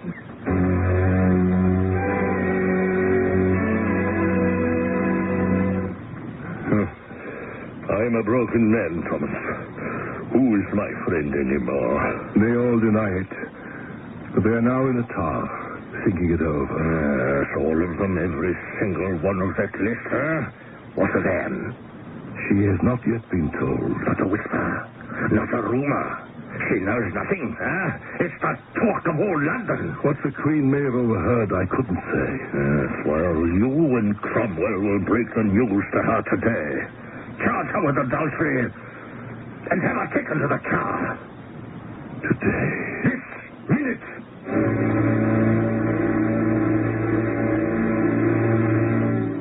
I don't know how to answer these charges. Are these words, have you brought them to me from Henry himself? His orders were you were to be told this morning. There is a puzzle here, a nightmare of sorts from which I shall presently awaken. When Henry sent you both to me with these accusations, how did he say it? With hatred? With sorrow? With both hatred and sorrow. Hatred for the treachery and sorrow for the loss of you.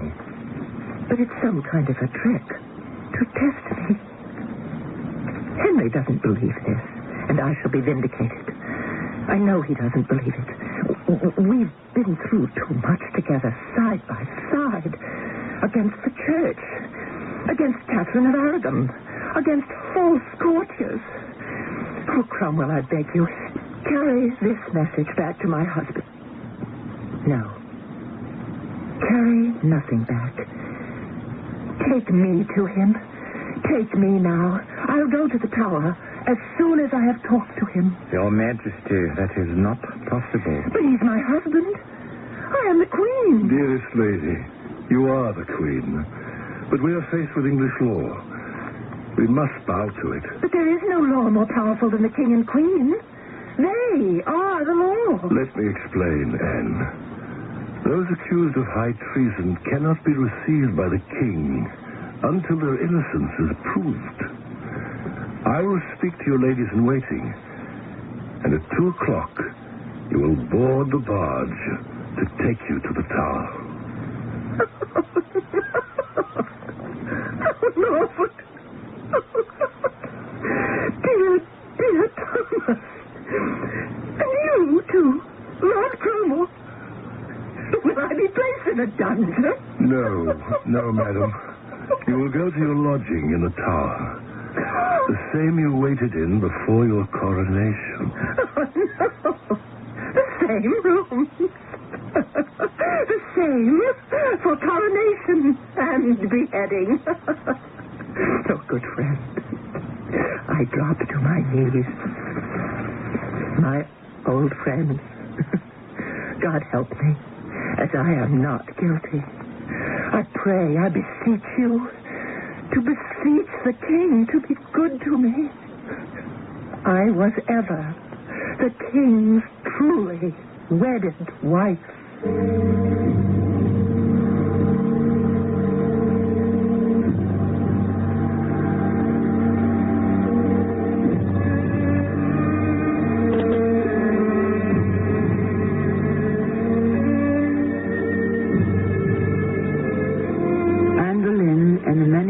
With her were led to the scaffold and died at the hands of a headman and his axe.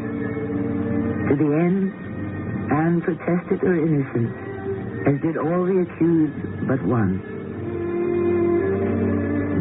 He had been tortured until he swore away his honor. I shall return shortly.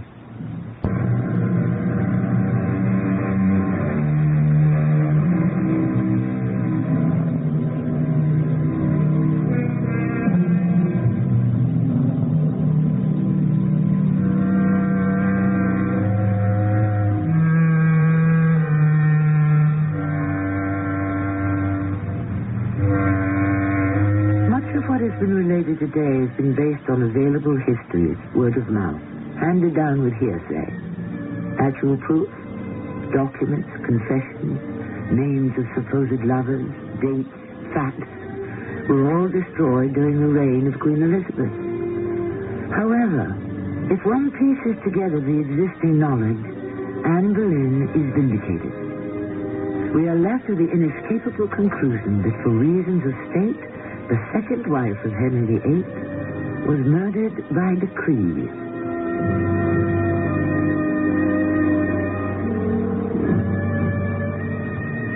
Our cast included Marion Seldes, Earl Hamlin, Carol Teitel, and Bernard Grant. The entire production was under the direction of Hyman Brown. And now a preview of our next tale. He will still look death in the face with such indifference on the eve of marriage as he did eating cherries at dawn. So, that is why you're leaving Kampala. The man said he was at my service, didn't he? I don't like to keep anyone waiting. Why are you so determined to fire that last shot, Sergio? Because he slapped you? Or because when he shot you believed he missed killing you deliberately? Nicholson, it's getting late. I've one more bag to pack. And I don't want to miss the 6 o'clock coach. Suppose you find George in Madras. Suppose you arrange to fire that shot, and you miss. Then what? It is again his turn to fire at me.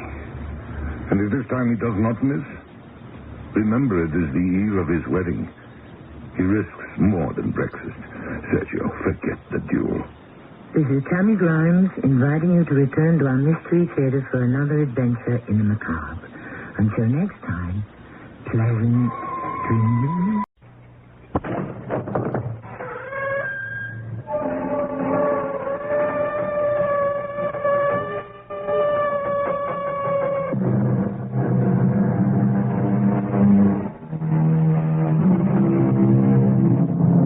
Come in.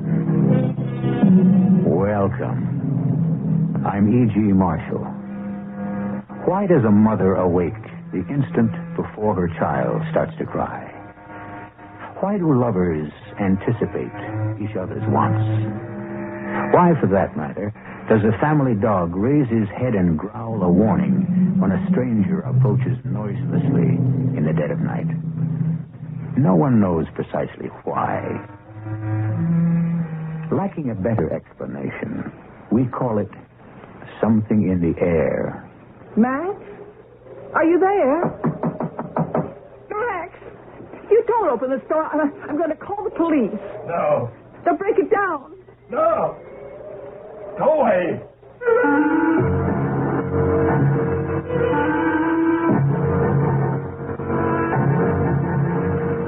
Our mystery drama, Something in the Air, was written especially for the Mystery Theater by Elspeth Eric and stars Gordon Heath.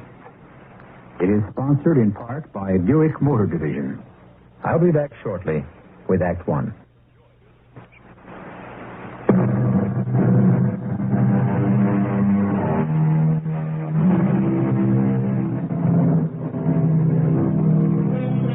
This is a love story.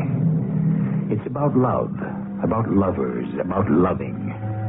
Do not expect that we will define or explain love, lovers, or loving. No one can do that. But at least we can present for your consideration some of the aspects of love, some of the obsessions of lovers, and some of the strange manifestations of loving.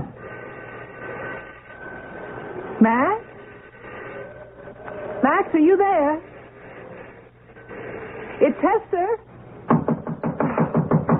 Max, I haven't seen you for a whole month, and neither has anyone else, or heard from you. Well, we've all called, and you won't answer the phone. Then do you think that's right? To worry your friends that way? And me? I'm a little bit more than a friend, wouldn't you say? Well, do you think it's right to upset me like this? Max, please. I love you, Max. Doesn't that mean anything to you?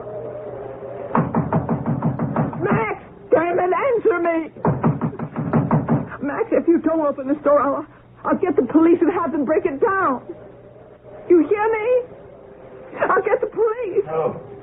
No. I will. I swear I will. Don't do that, Hester. Well, then let me in. Open the store and let me in. Go away, Hester. How can I go away when I love you? How can I go away until I know you're all right? Go away, Hester. All right, Max. I'll go away. But first I want to tell you something.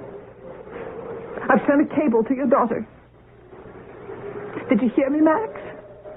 I cabled Nina yesterday. You had no right to do that. I had to do it, Max. I sent a cable to Barbados. The cruise ship stops there for 2 days. She's probably on her way back right now. You have no right. She'll get in sometime today. No. And when she gets here, Max, she'll come right to the house. No. And when she does, you let her in. You hear me? You let her in. I'm leaving now, Max. I won't bother you again. But when your daughter shows up at this store, you let her in.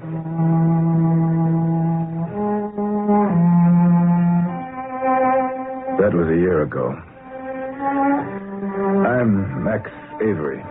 Perhaps you've heard of me. Max Avery, the great modern painter. Hester was my model during one of my more fertile periods. Then she became my mistress, and that relationship had gone on for 5 or 6 years. I never wanted to marry after my wife died, but the liaison with Hester had been very satisfactory. Now she had violated every tenet of our understanding. She had intruded herself, her judgment, into my intensely private life, and more than that, she had involved my daughter, my lovely 18-year-old daughter, Nina, who at any moment might arrive at my front door. Nina. Is that you, darling? Forgive me, sweetheart, if I don't come to the door. I've not been well, you see. Darling, perhaps in a day or two. Next week. I'm so sorry Hester sent you that cable. What did she say, that I was ill or something? Well, it's nothing serious. Love, really, nothing serious. Oh, darling, please. Darling. Oh, Nina, wait, sweetheart. I'll open it. Just wait. Nina, what? Max. What? Who? Nina? No, it's not Nina, Max. Were you expecting Nina? Yes. Max, what's wrong? Don't you recognize me? Dan Fogarty. Dan? That's right. From the old days in the village? Dan Fogarty. Max, let me in, will you? Please, I wish you would. I thought you were Nina. Max, what have you been doing to yourself? Doing? Nothing. Oh, don't tell me nothing. Granted, I haven't seen you for a year or more, but, well, nobody could change so much in a year. I've changed. Have you looked at yourself lately? Not for a while. Not since when? Since about a month ago. Well, don't you care how you look? How do I look? Like a ghost. That bad. Look, would you care for a drink, Daniel? Well, for old time's sake, sure. If you'll have one with me. For old time's sake. A glass of old Madeira wine. For old time's sake. There you are. 2 old times. 2. Oh, Max, for heaven's sake. Max, what is it? I'm all right. Well, I thought for a moment you'd fainted. You just toppled over. Here, let me help you up. Here. That's it. Now, sit down. You all right? All right. Well, you must be sick. Not sick. Well, why would you fall down like that if you're not sick? I've been fasting. You've been fasting? No food at all? Just water. Well, how long has this been going on? I think for about a month. Yes. For a month. Dan Fogarty was kindness itself. Helped me upstairs, into bed. Went down to the kitchen, heated a can of beef broth, and brought it up to me. Perhaps you're wondering who is Daniel Fogarty and how did he wander into my life at this particular point in time? Well, Dan's a painter, like myself. Talented, I've always thought, but unlike me, he's never achieved any success whatsoever. Max, a month without food. So wonder you're functioning at all. Why'd you do it? I was desperate. You of all people, Daniel, you'll understand this. I dried up, went stale. I can't paint a thing that isn't a repetition of something I've done before. Ever run into a snag like that? Huh. Who hasn't? I've tried everything, even tried the geography cure. Went to Kyushu. Where's that? Island south of Japan, between the Pacific and the East China Sea. That sort of thing's worked for me before. You remember?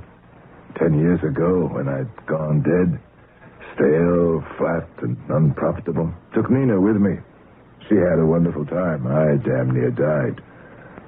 I did die. I kept turning out the same old stuff, dry, boring, rehash of everything I'd done before. It was hell. Oh, I can imagine. How is Nina, by the way? All right, I guess. I haven't seen her since she was, 10 or 12, I guess. She's a big girl now. You'd hardly recognize her. She is so beautiful. She's the light of my life, you might say, my reason for being. Especially now that I can't paint anymore. Oh, come on. It'll come back. It's bound to. Maybe. Maybe it will. Give it time. When I decided to go on my fast, I sent Nina on a cruise to the Caribbean. I couldn't have her around. You know, she'd have interfered. Well, sure. She's due back, matter of fact. When you rang the bell, I thought it was Nina. Yes, I know you did. See, Hester was here before. You remember Hester? The gorgeous redhead. She was your model, wasn't she? The last few years, she's been my paramour, you might say. Oh. Esther's been trying to bust in here, find out why I was holed up. I wouldn't let her in, wouldn't answer the phone. Just before you showed up, she was banging on the door, threatening to call the police. And finally, she told me she'd sent a wire to Nina in Barbados. And I should expect my daughter to show up any minute. So when the bell rang, I thought, of course, it was Nina. Even after I saw it wasn't, I didn't know who it was. What are you doing there? On my doorstep. Why today?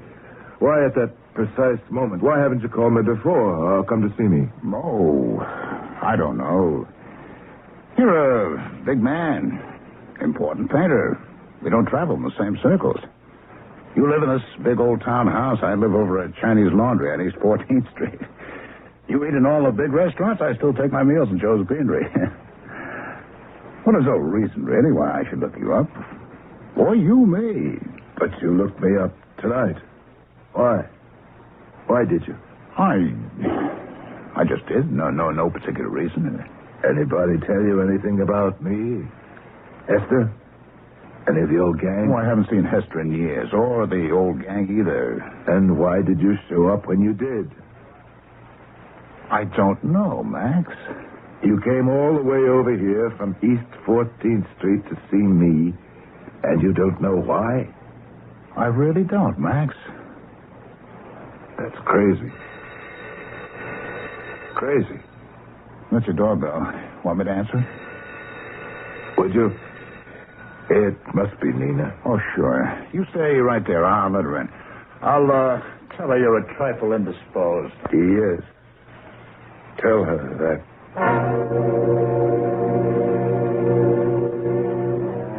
I lay in bed, staring at the ceiling, pondering what Daniel had just said. From downstairs, I could hear the door open. I could hear voices. You're Nina. I'm Daniel Fogarty. Oh. Your father's not feeling quite up to par. I'm an old friend. I've been sort of taking care of him. Oh, I see. I don't suppose you remember me. I think I do. Well, I remember you when you were a little girl. Why don't I come inside? Oh, yes. Why don't you? Come in. Come in. I was growing impatient. What was going on downstairs? Why didn't Daniel bring my daughter up to see me? What were they doing? What were they saying? I got heavily out of bed and walked out into the hall to the head of the stairs. When I leaned over the banister, I could see him.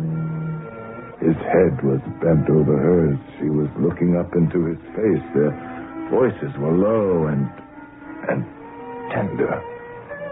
I could feel, yes, from where I stood, I could feel the tenderness. Yes, feel it in the air. The tenderness and the love.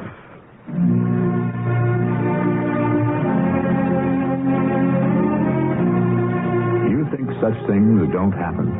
That a man and a woman meet, speak, and touch, or do not touch, and love is born between them?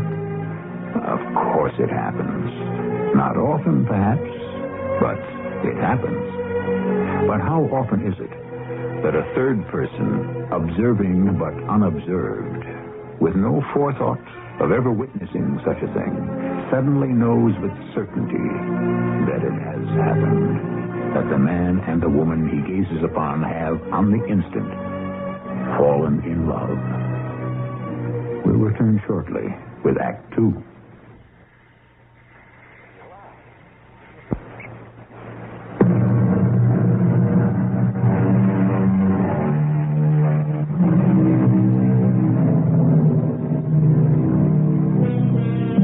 An oddly, if not ill-matched couple that stands at the front entrance to Max Avery's house.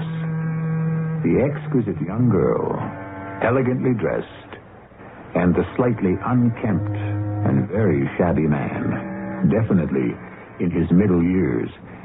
Yet something in the air tells Max Avery, standing at the top of the stairs and looking down at the incongruous couple, that these two have simultaneously and instantly fallen in love.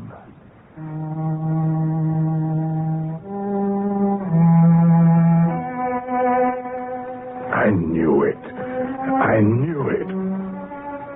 Within the few minutes since Nina had rung the doorbell to my house and Daniel Fogarty had admitted her, the most powerful experience that can befall a human being had transpired.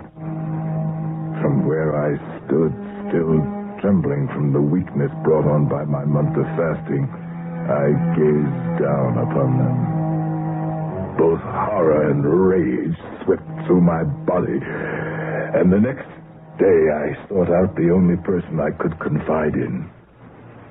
Hester. But how can you know, Max? How can you be so sure? I know.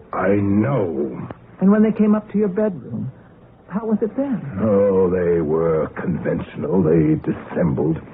Nina was solicitous about my health. Daniel reassured her that I'd be up and about in a few days. And you were? We spoke briefly of my work. There wasn't much to say about that. I asked about her Caribbean cruise. She went into detail about that.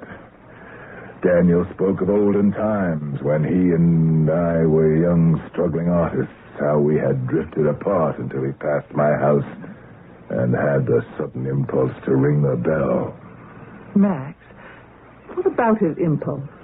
Have you thought about that? It was an impulse. What is there to think about? Perhaps something told him that you needed him.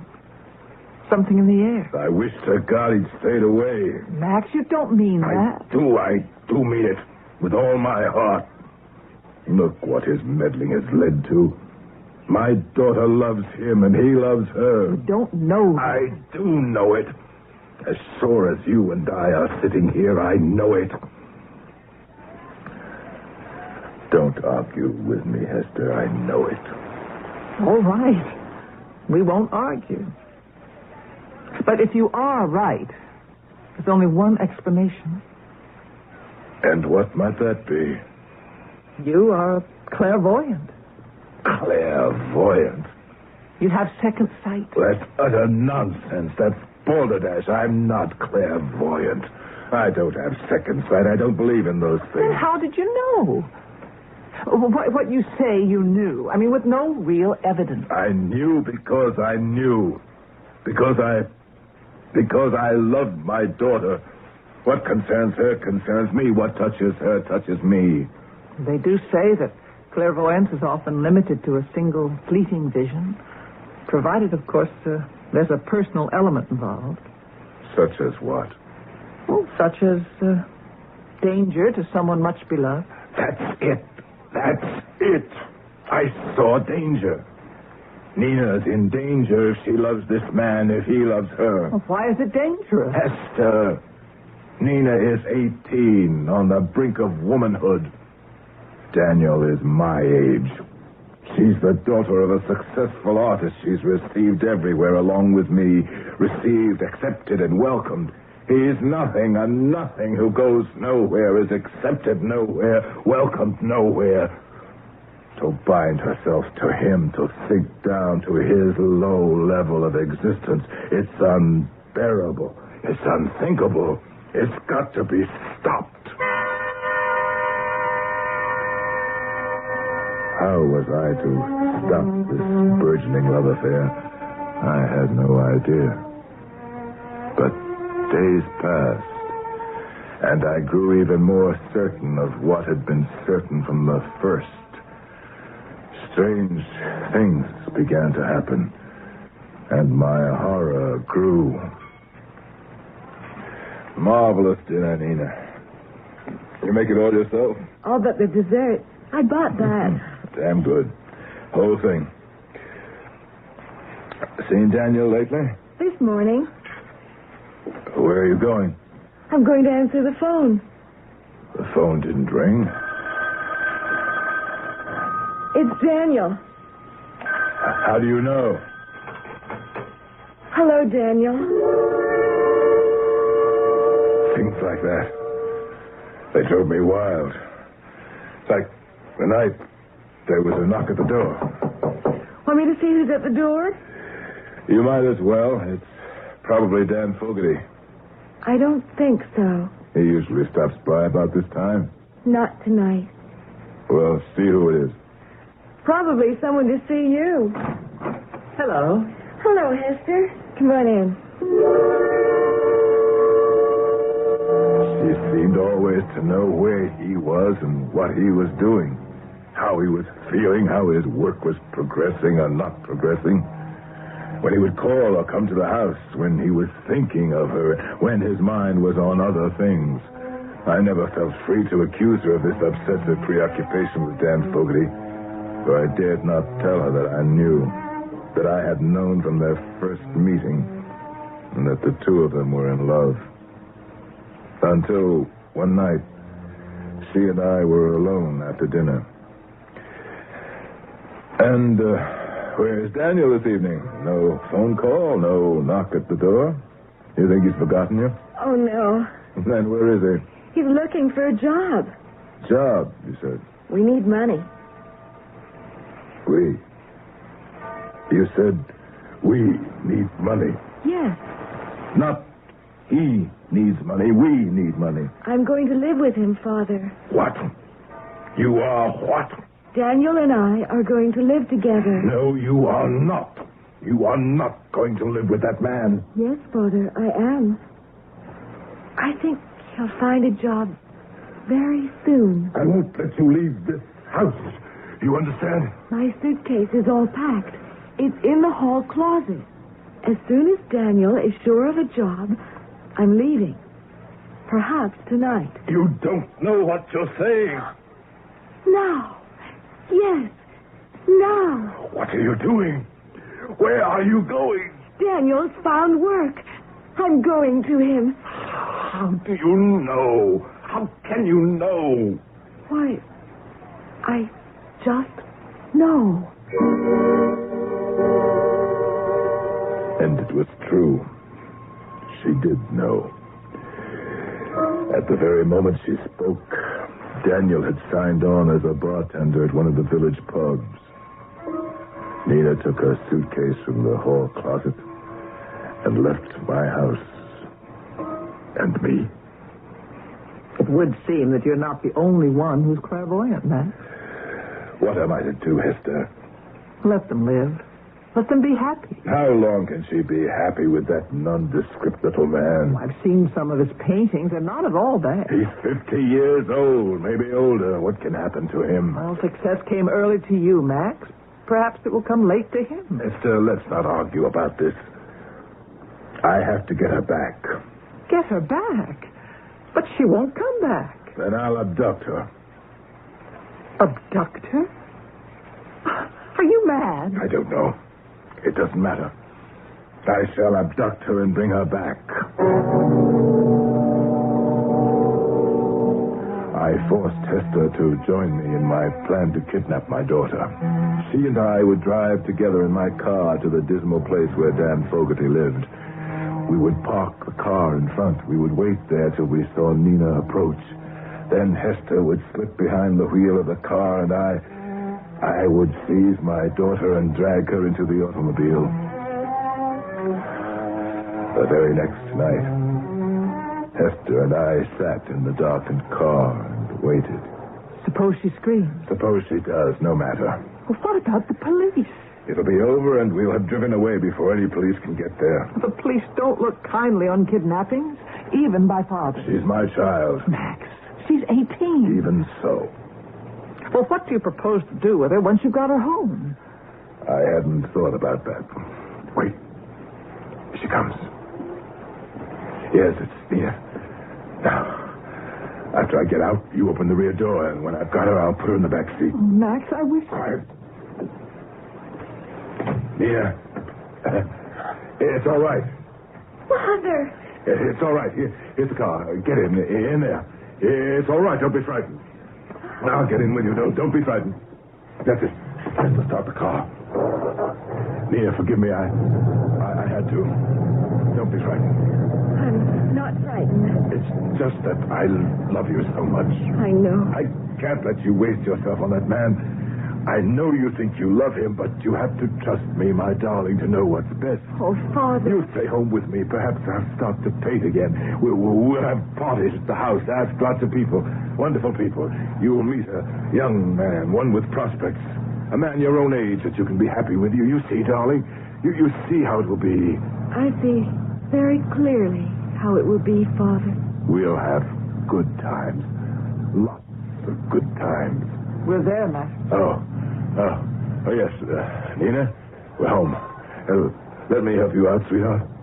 That's it. Oh, my darling, I'm so glad to have you home with me. Let's go inside. Father, it's no use. But we're here, sweetheart. We're home. Come inside with me. Max? Look there.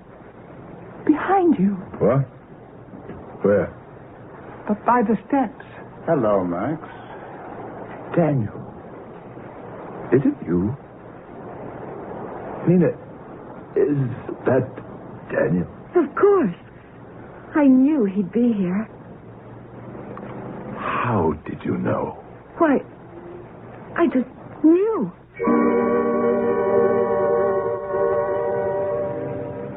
So we return to the simple statement. I knew. I just knew.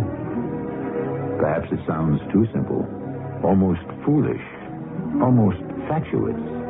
I just knew indicates that you had no clear reason to know, no proof that you knew, no real excuse for knowing.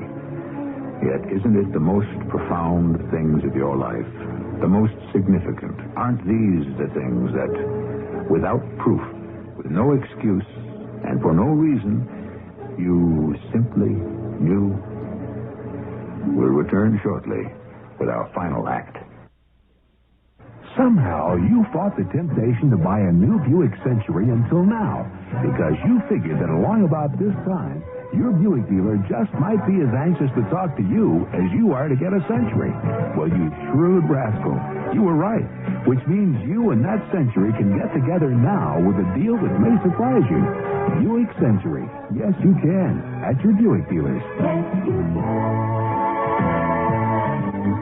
Yes, you can.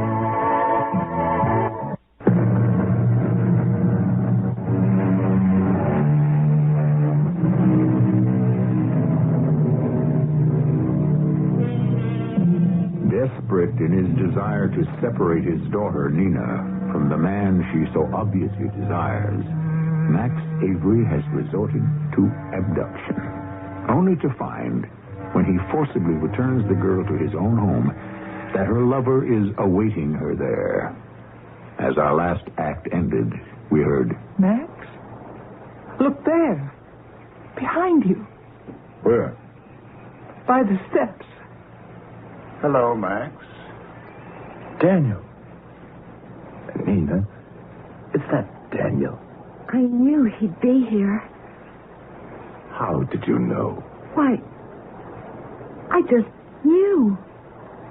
Max, give up. Why don't you? I can't do that. Take Nina into the house. Take her upstairs. Nina, go with Hester. Please, my darling. Let me talk to Dan. Will you do that for me? Come on, Nina. Let's go inside. All right. When I've talked to Daniel, I'll be up to see you. All right, Father. You want to come in the house, Dan? We can talk here. Let's sit in the car. All right. Get in. I'm after you.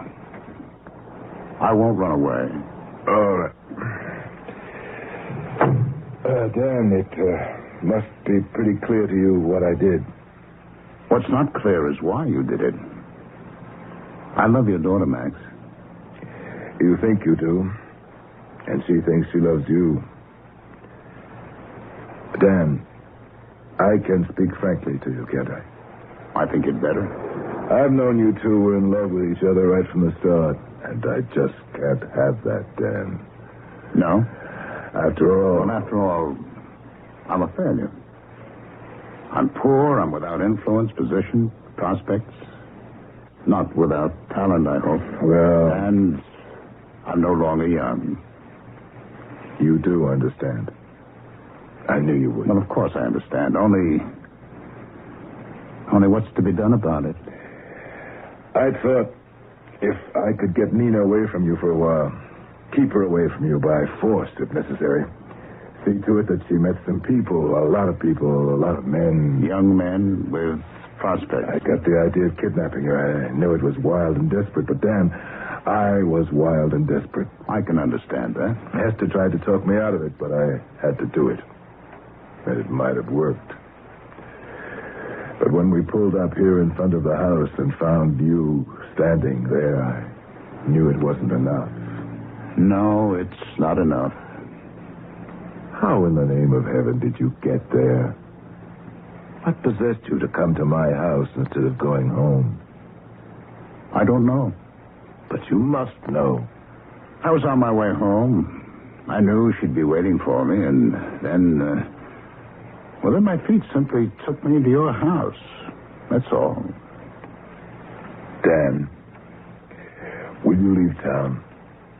Leave town? Why should I leave town? I know you want to be fair to Nina. Of course I do. I know you don't blame me for trying to find a more suitable man for her. No, I don't blame you. Then listen, will you go away for, say, 6 months? And swear to me you won't write to Nina or phone her? Where would I dare? I have a little shack down on the Jersey Shore. I've had it for 30 years. Lived in it all 1 year when I first started to paint. First picture I ever sold, I painted there. Oh, yes. I remember that shack. That's right. I've held on to the place for sentimental reasons. I don't even know what kind of shape it's in. I haven't seen it since I took Hester there one day when we were getting acquainted. Nina doesn't even know I own the place. Here's the keys. I've carried them all these years, sort of a good luck charm. If you take the keys and take the car and go down there, would you, Dan? Would you do that? And stay 6 months. You'll be on the ocean. You can paint. 6 months incommunicado. Will you do it, Dan? Will you? Dan nodded without speaking. I gave him the keys to the shack. We shook hands. I trusted him. I got out of the car. I stood on the sidewalk and watched him drive away. Then I turned and walked into the house.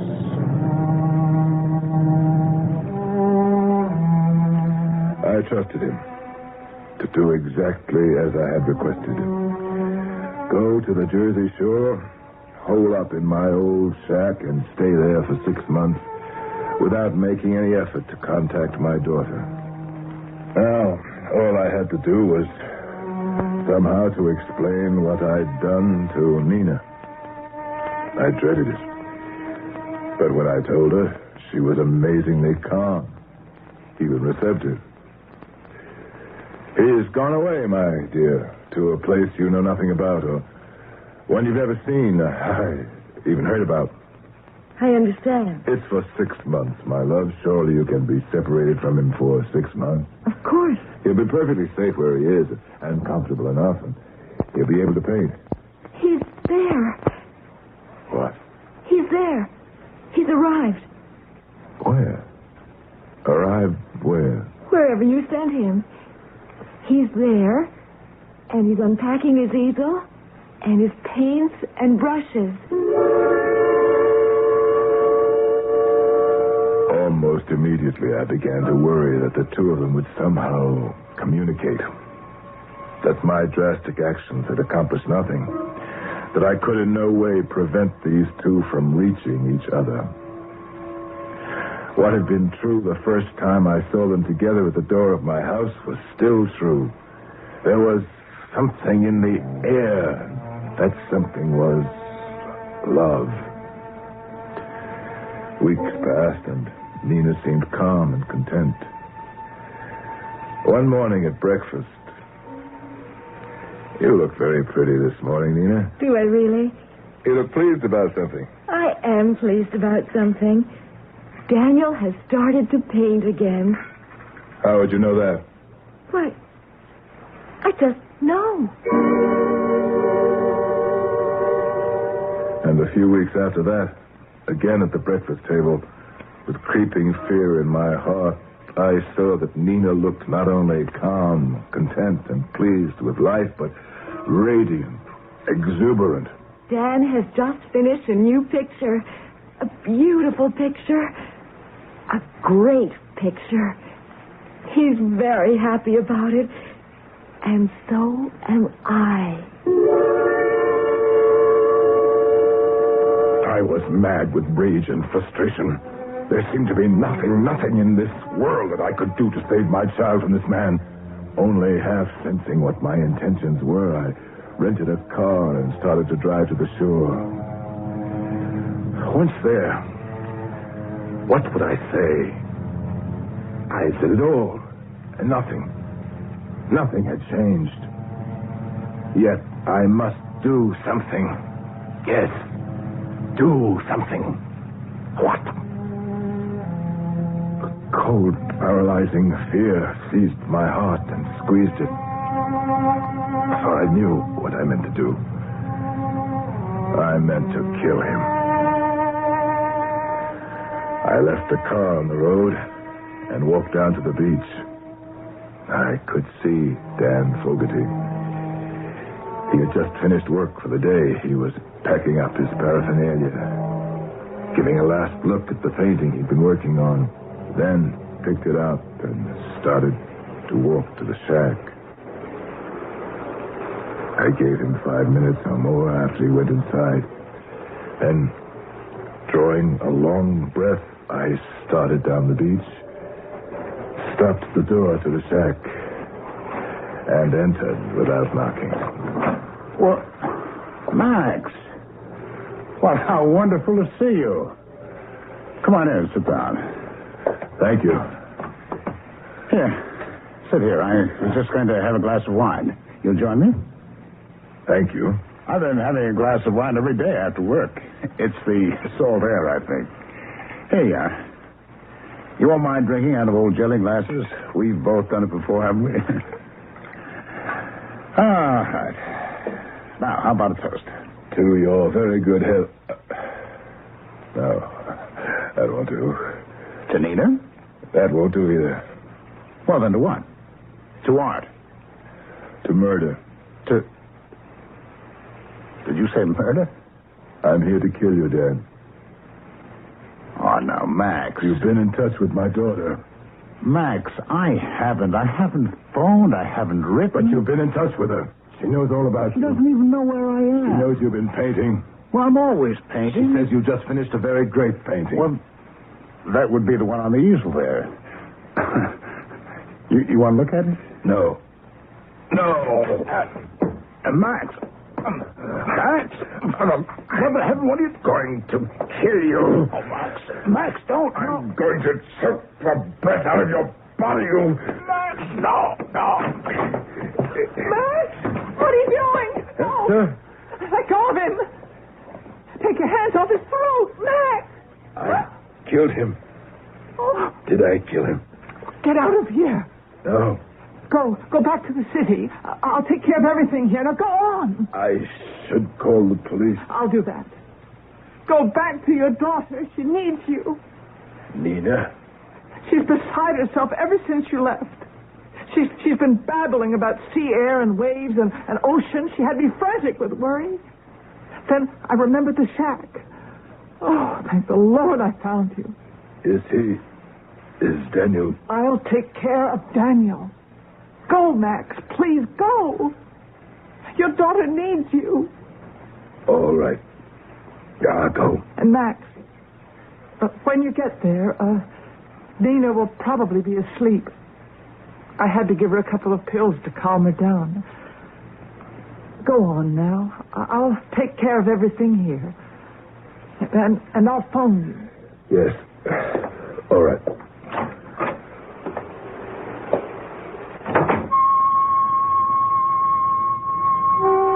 I drove back with the uncanny accuracy of a man in shock. And when I reached the house, I parked the car expertly in front of it, got out and went inside. Nina was in her room, lying on her bed, her face turned to the wall. My darling. Oh, my dear, can you hear me? I'm sorry. I'm so sorry. Your father is so sorry. Your father is a fool. He loves you. Nina, turn and face me, sweetheart. I want to tell you what a fool I've been. Nina. Nina. She stirred. A tiny tremor ran through her body. Very slowly she turned toward me till she lay on her back. And there, on her neck, on her pure white neck, I saw the crimson mark of a pair of hands. Then the phone rang. Yes? He's all right, Max. Daniel's all right. You're sure? I'm sure. Thank you.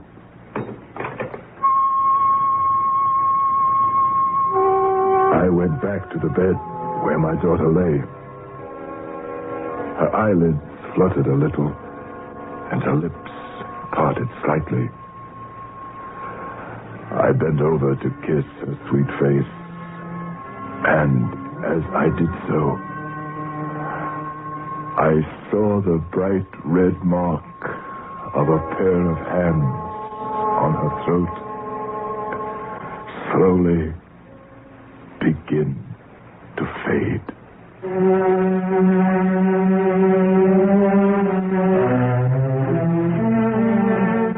You don't believe this story? Very well. That's your business. But if you have ever been very deeply, really deeply in love, you know how the entire texture of life changed, and how the two of you changed till you seemed two quite different people. If you have never been so deeply in love, what can I say? Except, I'm sorry. I'll be back shortly.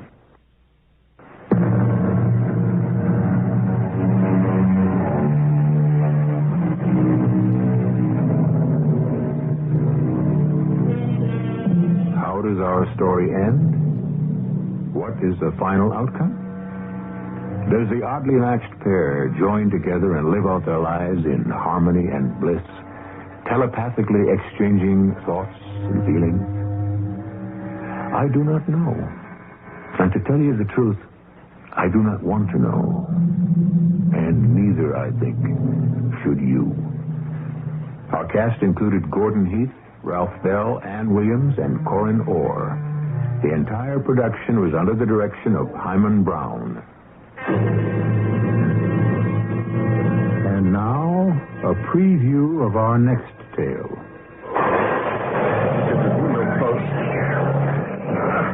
There. I'd better see what's going on downstairs. No, David, no. No what? I don't want you going downstairs. Please, darling, it's not worth the risk. What risk? It's just some crazy kind of storm. With no rain, no thunder or lightning. With all that Wind? What else could it be? I'm scared to think. Something terrible is in store. Something incomprehensible beyond our imagination. The same thing that frightened poor old Mrs. Adam to death. Please, darling. Oh, just hold me close. And don't question whatever it is that's happened. For heaven's touch us. Whatever it is that's invaded our house means us no harm. But maybe if we just shut our eyes and ears, please, God, it will go away. This is E.G. Marshall inviting you to return to our Mystery Theater for another adventure in the macabre. Until next time, pleasant dreams.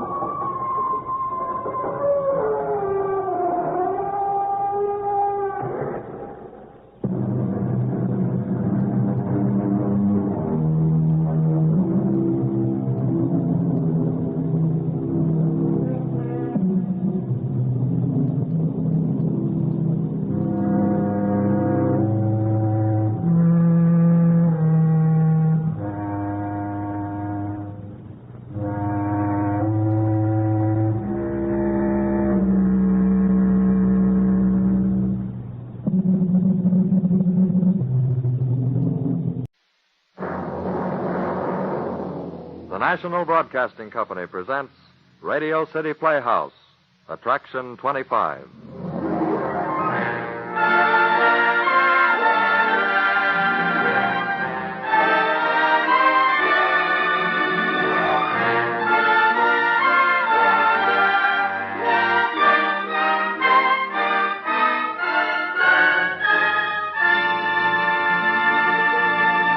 Ladies and gentlemen, here's the director of Radio City Playhouse, Harry W. Junkin. Thanks, Bob. Friends, the story we have for you tonight is not a nice story. It is, however, a true story as it deals with the truth in a human situation, and we feel that once in a while, radio can do with true and realistic stories. Our star is Miss Elspeth Eric, one of New York's most talented actresses. She plays the very difficult and penetrating role of Martha Hillman. Here, then, with Elspeth Eric as Martha and Adelaide Klein as her mother, is tonight's play, Machine, Attraction 25 on Radio City Playhouse.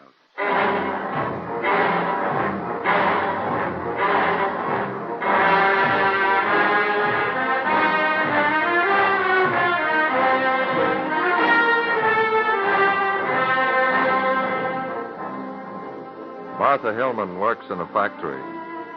It's a good factory, good pay, good working conditions. Martha's job consists of soldering together two copper wires, which protrude from an aluminum ring. The ring, after several additional operations, may end up in any one of a dozen electrical devices. All Martha knows is this one job. She is a human machine, efficient, quiet, dependable. A big, overweight, 24-year-old, bad-complexioned machine. She is also generous and kind and the hardest worker in her department. Okay, girls, one. That's it. Martha goes on working for a few minutes, then turns off her soldering iron, puts down her work gloves, and finds herself at the end of a line of girls checking out their worksheets before going to lunch. She waits patiently, her turn at the supervisor's window. Mary Bishop, 432, 16 defective. Bishop, 432, 16, okay. Martha Hillman, 645, 4 defective. Hi, Martha. You the last one? Yeah. 6454 defective. Well, I don't know how you do it. That Bishop kid took all morning to do 432. She's new, isn't she? Yeah, here she's leaving, getting married. Well, you seeing Eugene? Hey, just a second, Martha. Huh? Mrs. Forrest up in personnel wants to see you. See me? Yeah. She phoned down this morning. Wants you to drop into her office before you go to lunch. What for? I don't know. She hasn't done anything. Look, kid, all I know that is Mrs. Forrest just wants to see you. Better go up before you eat. It's on the 4th floor, room 428. Okay? Okay. Sure can't understand why she wants to see me.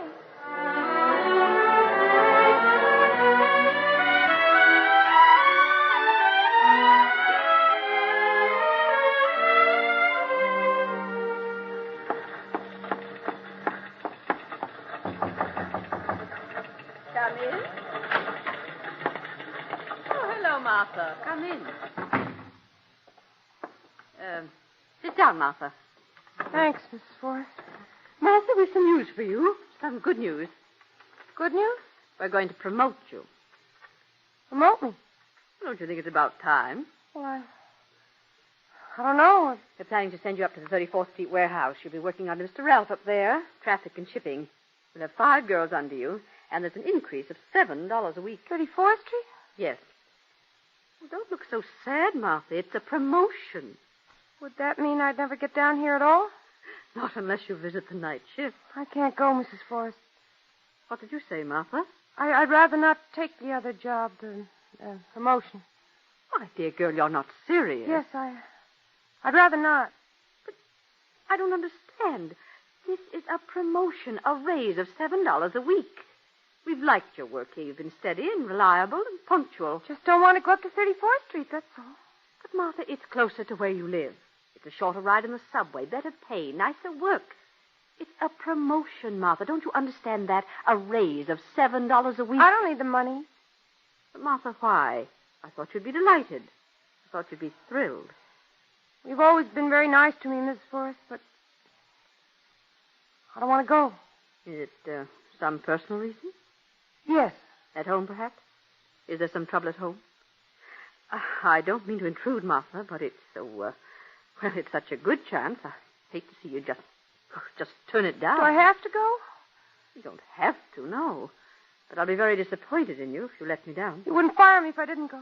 Well, of course not. Martha, how can you talk that way? Nobody wants to fire you. And I'll just stay where I am. Martha, I wish you'd be frank with me. I don't want to go, that's all. Oh, now, Martha, you mustn't cry about it. If you don't want to go, well, that's all there is to it. Look, supposing you think it over till tomorrow at noon. I'll keep the job open till then. I won't change my mind. But you'd meet new people, make new friends. It's a wise step in your career. I don't want to meet any new people. But, my dear I don't want to make girl, any new friends. I want to stay here. I like it here. All right, Martha. That's the way you want it. I'll keep the job open till tomorrow noon. To change your mind, come in and let me know. That's all, Martha.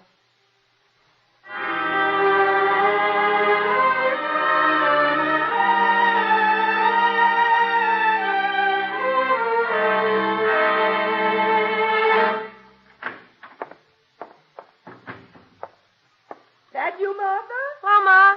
Hello, baby. I just made us a nice pitcher of lemonade. I thought it would cool us off.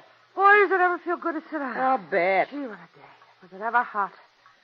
I'm boiled, aren't you? Absolutely I boiled. was till I washed my hair. I feel better now. Here, have a nice glass of cold lemonade. Isn't there any beer? No, baby. We just didn't have enough money this week to buy any beer. Okay, lemonade's fine. Thanks, Ma. Tastes good, doesn't it, huh? Yeah, well. Swell. Martha. Matter, Ma. Well, baby, Mrs. Forrest phoned me from the plant this afternoon. She's a personnel lady. She told me all about this new job. She seemed to think you ought to take it. She said she hoped I didn't mind her phoning, but that she couldn't understand why you didn't want to go. Just don't want to go? Don't pick at your face, Martha. Why don't you want to go? 'Cause I don't. Well, that's no reason, honey. Okay, so that's no reason. But 34th Street's closer and a raise. $7 a week, that pays the rent. So it pays the rent. We can pay the rent on what I make now. It's at times like this I sure wish your father was alive. I'll bet. Martha. Oh, now let's not get into a row, Ma. But I'm only trying to advise you to help you. I know. Leave your face alone, Martha. You'll make it bleed if you keep picking at it. Look, Ma, I'm tired. Let's have dinner, huh? But why? Why? Just answer me that one question and I'll keep quiet. Because I don't want to. Now let's drop it. No, I won't drop it, Martha Hillman. You just got to come to your senses. I never heard of anything so silly in my life. You're behaving like a silly kid. Ma, will you lay off? Honest, I'm tired out. Now let's drop it. $7 a week. A raise of $7 a week and you're being airy-fairy. Well, you'll learn, young lady. I suppose you think you should have Mrs. Forrest's job. $7 a week isn't good enough for I don't you. want to talk about it. Opportunity only knocks once. Remember that. Besides, it isn't as though you were so crazy about this job you got now. I like it fine. One day you like it, next day you hate it. Once you make up your mind, will you please leave your face alone? bad enough now without you picking it all the time. Will you shut up, Ma? For heaven's sake, lay off of me. Why don't you make up your mind? Since you're not getting married, you might as well get ahead in your work, because if you don't... Shut up! Will you shut up, Ma? Well, are you getting married? Do I ever see any boys around here? When I was your age, I was married for 3 years. If you don't want to get married and you don't want to be a success in your job, what do you want? I just want to be left alone. Now, will you stop it before I get mad? Don't you talk to me that way, young lady, and stop pacing up and down. And be careful of that lemonade. You'll spill all over you. Will you shut up? Have you gone crazy? No, but I'm telling you, if you don't shut your mouth and get dinner, I'll... You might have hit me with that glass. You might have... I'm sick and tired of you yapping about this job. I worked hard all day, and you make me sick with your yap. Now just shut up and leave me alone. You're an ungrateful, rude, nasty girl. That's what you are. An ungrateful, stupid, rude, nasty... Oh, Martha! You struck me. My own daughter. Shut up, will ya? I haven't got enough to put up with without having to listen to you all night. Make me sick sitting around all day, nothing to do but wash your hair. You struck me. My own daughter here. There's no use just throwing yourself on that couch and kicking, Martha Hillman. You're a nasty, horrible-tempered girl. I don't care what you do.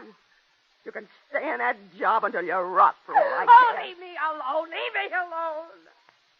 I wish I was dead.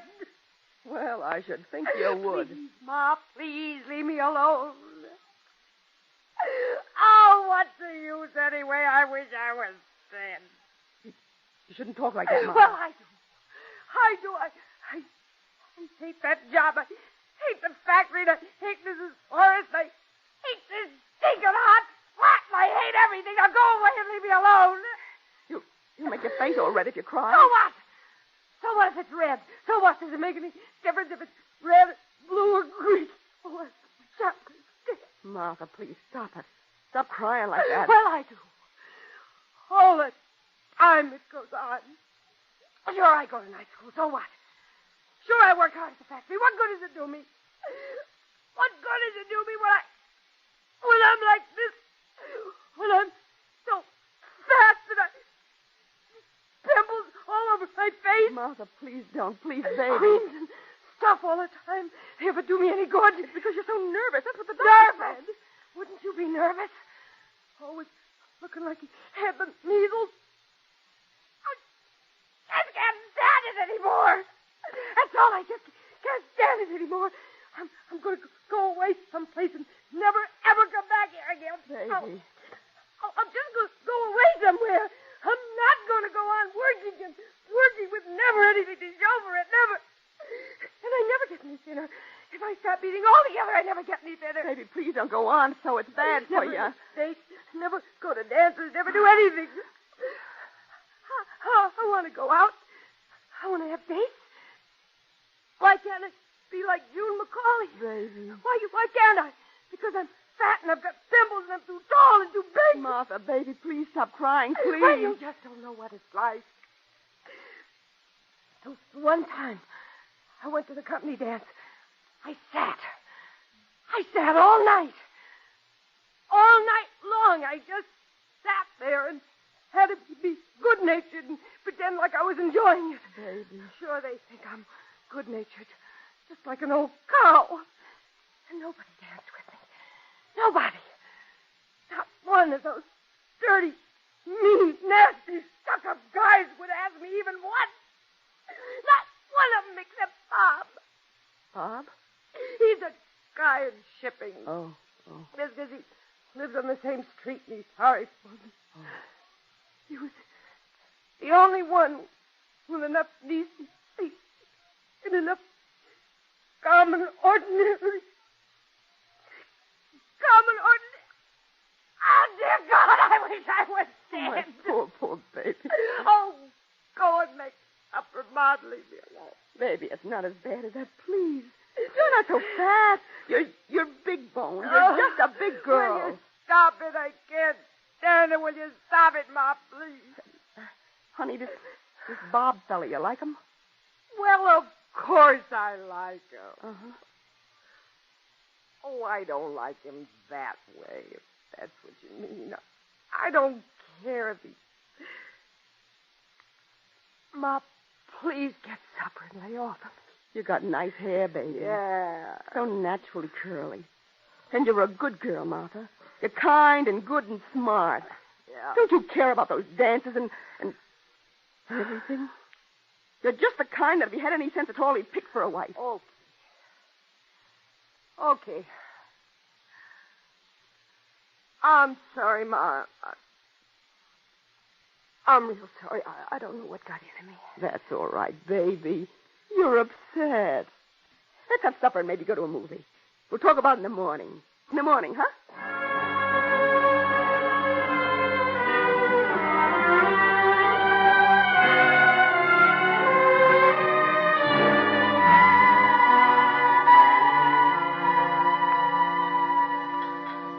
More toast, baby? No, thanks, Ma. Coffee? No, thanks. Oh, you should eat more breakfast. Work all morning on one slice of toast and one cup of I'm coffee. fine. Got time for cigarettes? It's a good date. So I'll have a smoke. Sure. Take your time, honey. Martha. You're my own daughter, Martha, and... Well, honey, I'd do anything that would help to make you feel happy. I know you would, Ma. So would I. Look, Martha, can't we just say everything we're thinking real honest and straight from the shoulder? Can't we? All right. Go ahead. Well, look, honey, have you always felt like this? I mean, have you always felt sort of, well, self-conscious about being, well, about not being as pretty as some girls? Yep. And have you, well, have you wanted... It's awful hard for me to say all this, Martha. It's your idea. Yeah, I know. Well, have you always wanted to have more dates with fellas? Yep. And this Bob fella, well, supposing he asked you to marry him. Drop dead. Now, Martha, you promised we'd be real honest. I'm only trying to help. If he asked you to marry him, what would you say? Say yes. You like him, huh? Is he the reason you didn't want this promotion, so that you could stay where you might see him once in a while? Yep. You love him, maybe? Maybe. Well, then you've got to... To what? Well, if you never try, if you just sit around and never try... What do you want me to do, hog tie him? But why make yourself... I mean, well, how do you think I got your father to propose? You didn't weigh 158. But you're big in the bones, baby. You're not fat. You're just a big girl. All over. Big all over. Couldn't you just...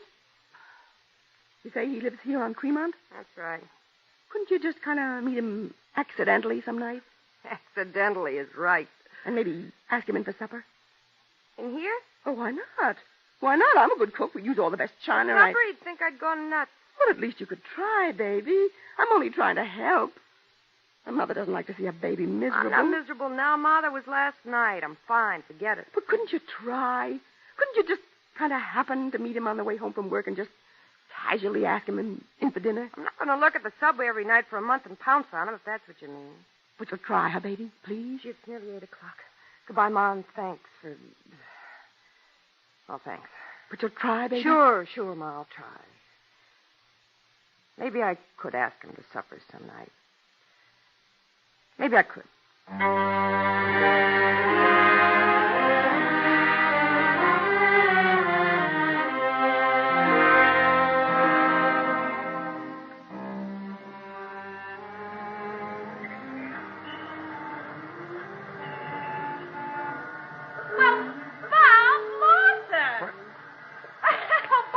In this neck of the woods. Oh, hiya, Martha. How are you? Whatever are you doing way out here? Well, I live here on Tremont. You do? Yeah. Well, isn't it a small world after all? you walking my way? Well, sure. Aren't those subways awful? Honestly. Yeah. Schooler today, though. Honest, that hot spell 2 weeks ago, we nearly died in our department. Yeah. I sure will be glad to get out of that joint. Out? Yeah, I'm quitting. Getting another job over in Jersey. My brother-in-law's got a garage over there. Wants me to go in with him. Jersey? Yeah. Well, isn't that just fine? Well, I figured I wasn't getting anywhere with old Jorgensen. Everybody says you're twice as smart as Jorgensen. Oh, yeah? If they had any sense, they'd fire him, give you his job. Well, it doesn't matter now. I'm leaving the end of this week. This week? Mm-hmm. Gave my notice Monday. So you're leaving? Yeah. Gee whiz, the shipping department will fall apart. Honest, Frank Henley says you're the strongest man they ever had in shipping. Yeah? Sure, that's true. Said you do more boxes in a day than any other guy they got. Oh, it's just my good living. I'll bet. That's a fact. I'll bet you're not so good living. Oh, yeah? I'll bet you're a wild one. Oh, you think so, huh? I can tell. Yeah? Ah, you men.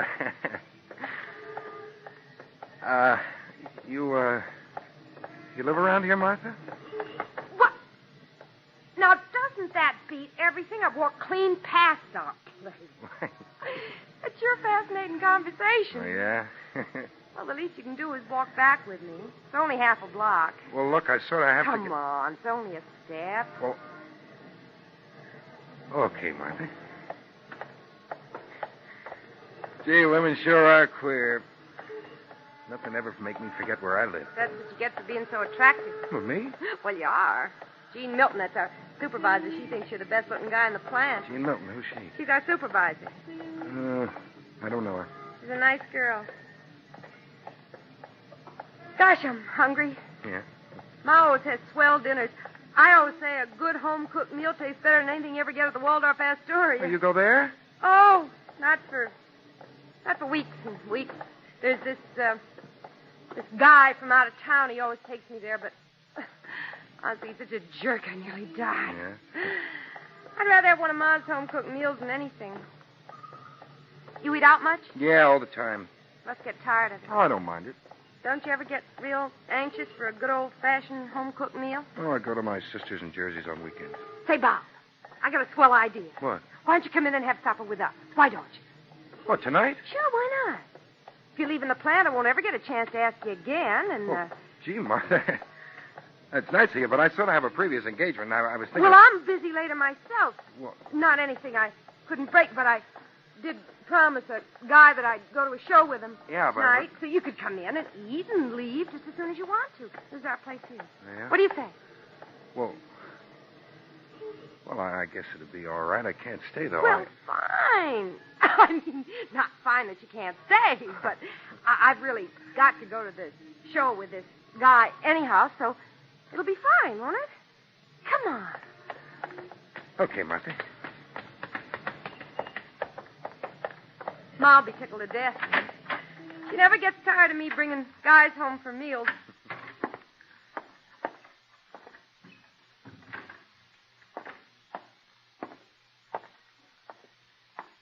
Mother! Me! Come on in. Thanks. Martha, don't sit in the living room. I washed the slip covers and they're still wet. Honestly, I never saw such a wash in my life as we had today. I thought I'd never... Oh. Ma, this is Bob Lawson. Bob, this is my mother. How do you do, Mrs. Hillman? Well, Mr. Lawson, this is Bob's a surprise. coming for dinner, Ma. I hope you got something wonderful. Oh. Well, isn't that silly? I washed the slip covers on a Chesterfield suit and I... Well, I'll just sit on them anyway. Well, look, don't go into any trouble, Mrs. Hillman. We can sit anywhere. Well, they're really pretty wet. Couldn't we bring in the kitchen chairs, Ma? Well, why can't we sit in the kitchen? Oh, no, that's awesome. Suppose we bring in the kitchen chairs, Ma. Well, I'll get them. Oh, no, Mr. Lawson, I'll get them. You children go on in the living room and I'll bring the chairs. Wouldn't this be the day Ma would wash everything? Yeah. Honestly, she's the most particular housekeeper I ever saw. Honestly, you could eat off the floor. Well, this is home sweet home. Oh, it's real nice. Gee, those slip covers are still pretty damp. Guess we'll just have to sit on the kitchen chairs. Yeah. Here we are. This is just the silliest thing. But those slip covers were so dusty. Well, I'm afraid you'll just have to have a straight back chair, Mr. Oh, well, Lawson. look, that's all right, Mrs. Hillman. Martha, you sit on this No, bucket. no. You sit down. I'll get the other chair. Mother, you keep Bob company for a while. All right, dear. Sit down, Mr. Lawson. Well, what about you, Mrs. Oh, Hillman? no. Sit down. I have to see about dinner anyway in a minute. Sit down. Okay. Martha said you lived just up the street a bit. Oh? Yeah. Oh. Oh, yeah, that's right. Well, I'm real glad you came. Yeah, me too. Well, if you'll excuse me just a moment. Well, sure, Mrs. Hillman. I'll just see about dinner. There's some magazines right there next to you, right there. Okay, Miss Hillman, take your time. I'm okay. What a night you picked, Martha. Wash What have we got for dinner? We've got nothing. Good night, Martha. Couldn't you let me know? Met him at the subway. And those slip covers soaking wet, and I look such a mess. I washed the whole afternoon. Is there any beer? No, I'll go down and get some, and we got no meat either. No meat? No, I thought we just had eggs tonight. Oh, we can't give him eggs or a can of something. I'll go right down to the supermarket. Closed. It's nearly 6:30. What about Bernstein? It's a Jewish holiday, and they're closed, too. I phoned this morning. Mrs. Leipzig told me. Can't just stand here and wonder what we're doing. Well, you go on in. I'll manage. You go and put on your black pumps Yeah, first. all right. And use the good Yeah, I will. Oh, wouldn't you know you'd wash those slip covers? Honestly, I could die. Get in there. Here, what we're doing? Go on. I'll get dinner. I'll get something.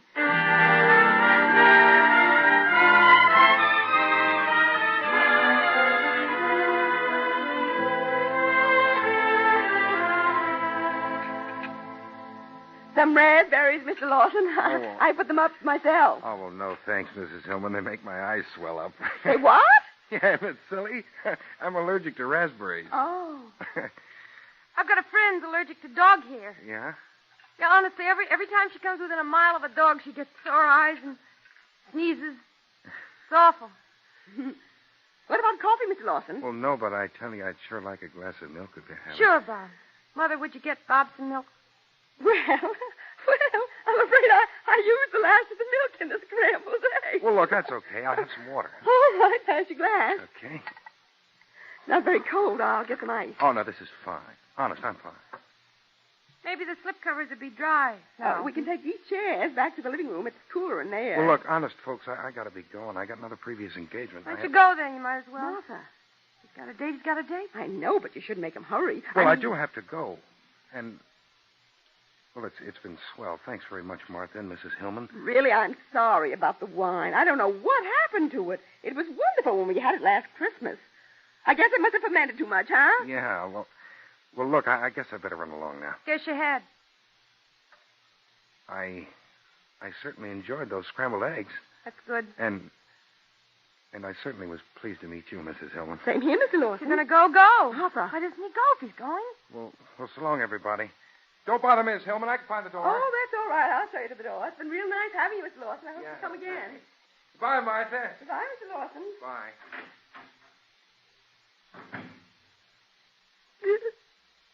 He's a real nice fellow, that Bob. Oh, Martha, baby, I'm real sorry about the wine. I never thought to get beer today with Bernstein's closed. Doesn't matter. I'm sorry if everything wasn't just right, but honestly, honey, I washed the whole afternoon. If you'd only let me know. Stop it, I Bob. could... Oh, and those slip covers.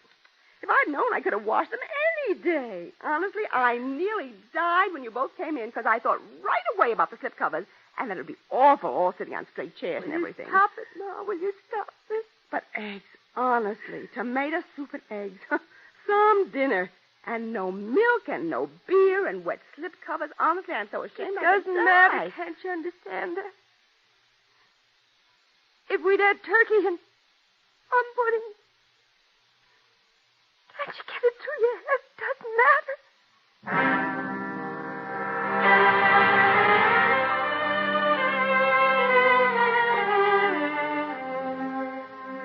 When the lunch whistle blows, Martha doesn't hear it. The constant noise about her has trained her to shut her ears. She goes on working for a few minutes, then turns off her soldering iron, puts down her work gloves, and finds herself at the end of a line of girls checking out their worksheets before going to lunch. Martha waits patiently for her turn at the supervisor's window. Mary Bishop, 311, 20 defective. Mary Bishop, 311, 20 defective. Well, it's a good thing you're getting married, Mary. You're sure not much use around here. Just thinking, after the end of this week, I'll never, ever have to touch a soldering iron as long as I live. Oh, brother, am I?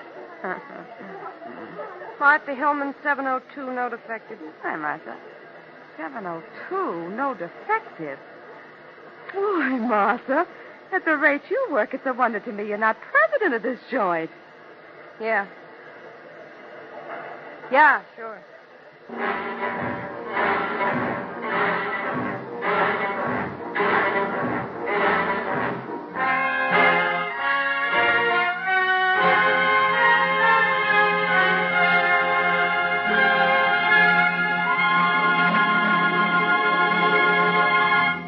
You have just heard Machine, as written and directed by Harry W. Junkin. The part of Martha was played by Elspeth Eric. Ma was Adelaine Klein. Other players included Grace Keddy, Phil Sterling, and Ann Petoniak. The music was composed and conducted by Dr. Roy Shield. Radio City Playhouse is supervised for the National Broadcasting Company by Richard P. McDonough.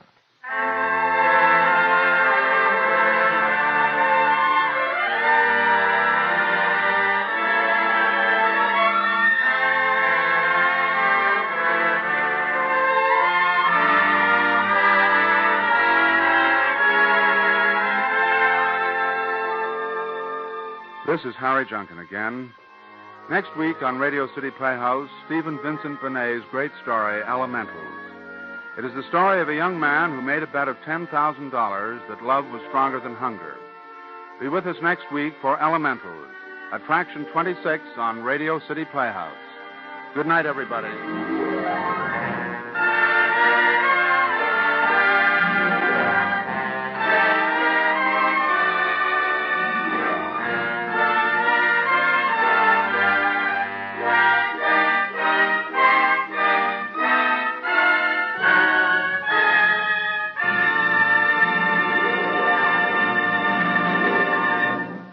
Bob Warren speaking. This is NBC, the National Broadcasting Company.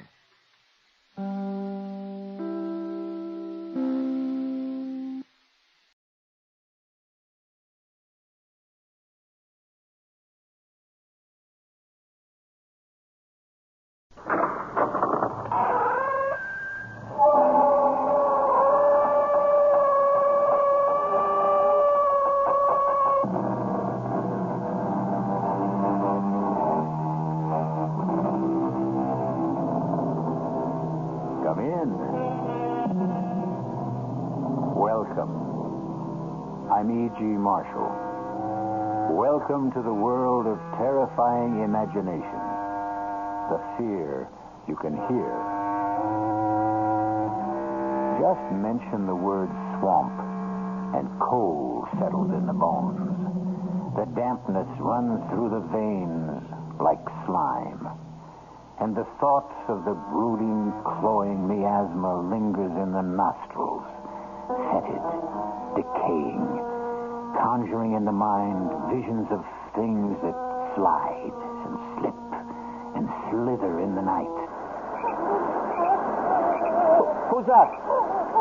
Where are you?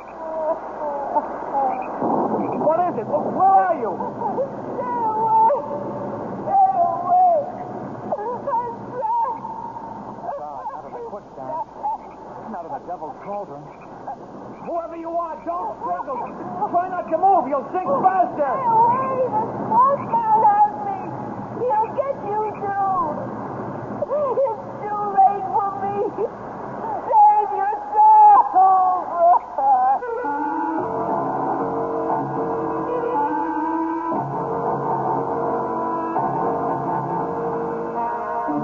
Our mystery drama, The Creature from the Swamp, was written especially for the Mystery Theater by Ian Martin and stars Jack Grimes and Joan Loring.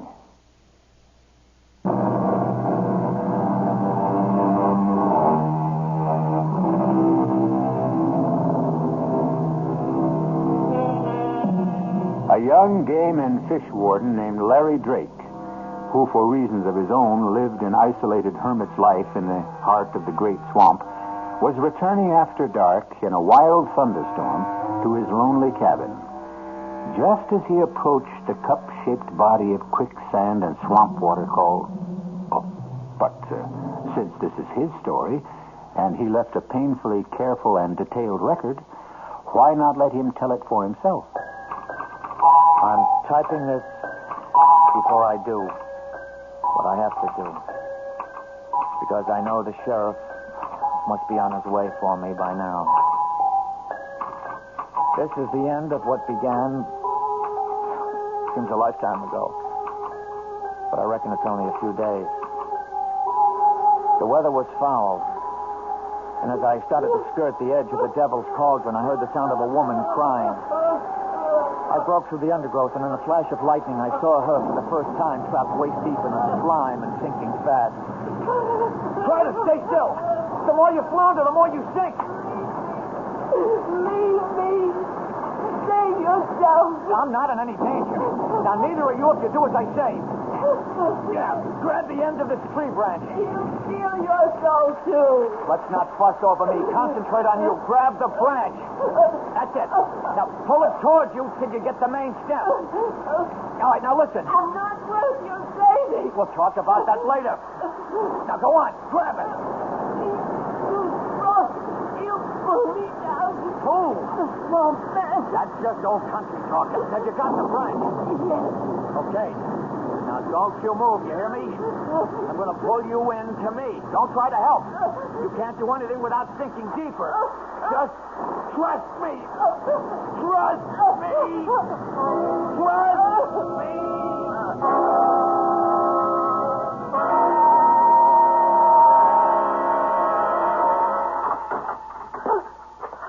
Now, hush up, hush up. You're all right. Who are you? Oh, just the guy who pulled you out of the swamp. My name's Larry Drake. Here, I brought you some soup. It's so dark in here. It's the middle of the night. Don't you have any light? Just a gas lantern in the other room. Oh, Here, I'll set this down the table by the bed. can't you bring the lantern in here? I'd rather not. You have enough light to see. I want to look at you.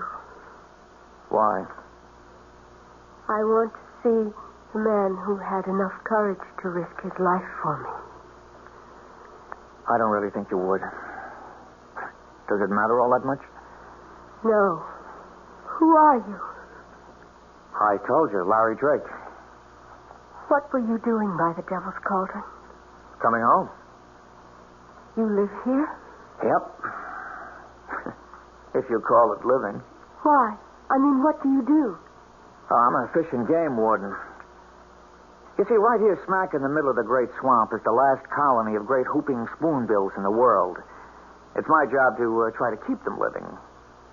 The blind leading the blind, or the damned trying to preserve the damned. I don't quite understand you. No, I suppose not. See, the spoonbill and me, we're just the same kind of species, right out of Mr. Darwin. What does that mean? We don't seem to fit our environment. Oh, that makes me sort of the same. Well, now I don't understand you. It doesn't matter. Who are you? My name is Udine.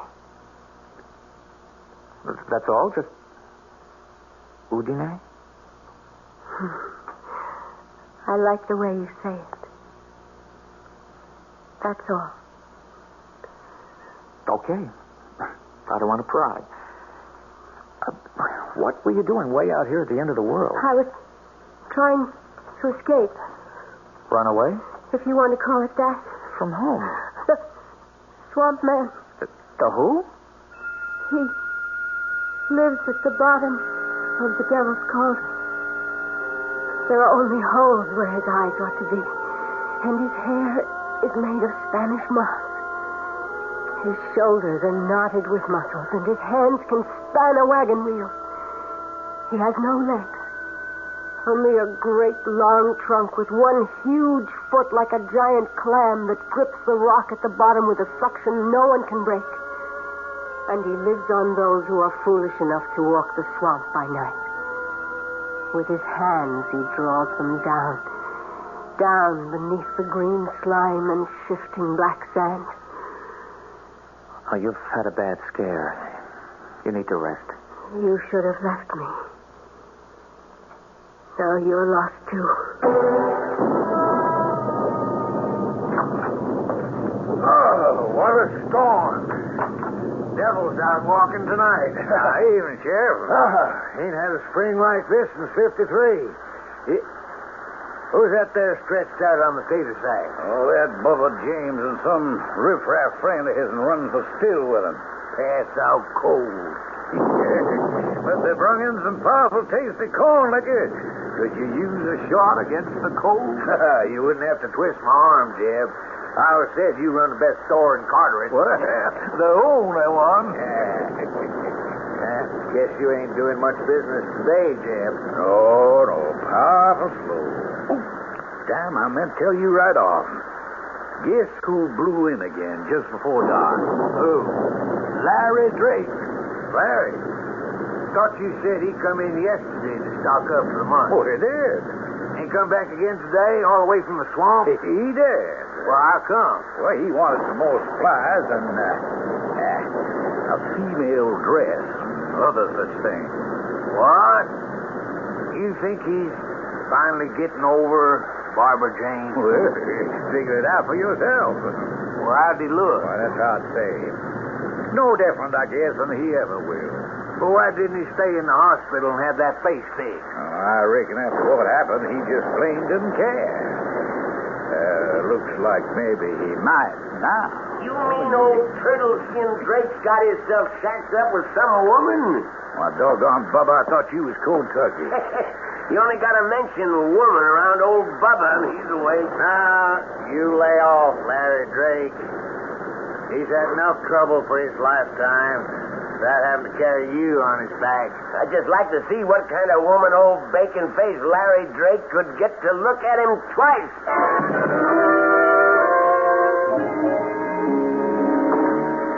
You reckon you can sleep now, Udine? You're going to leave me, Larry? Bring the lantern. Why? I want to look at you. Very well. Maybe it's best. I'm shading this light. I wouldn't want you to turn away from me. Uncover it. Let me see. All right. Oh, poor Larry. What happened? I had the world in my pocket, Udine. I was going to be married to Barbara Jane, who everybody said would be next Miss America. We were golden boy and golden girl. Wasn't it Byron who said, "Whom the gods love, die young"? I got myself all liquored up at a party 2 nights before the wedding and insisted on driving home. We went off the road and into a ditch. I was thrown clear, but she was trapped in the car. I tried to get through the flames to her, but she was burned to a crisp. As you can see, there wasn't much more left of me, except I lived. Your poor, poor face. If they wanted to fix it, I suppose it could have been made better, but I had no money and less interest. I want you to go to the swamp and bring me water from the cauldron and mud from the edge. What for? I'll show you. I don't want to leave you now. I wouldn't let you leave me now. You can only go by daylight. He can only come out of the swamp by night.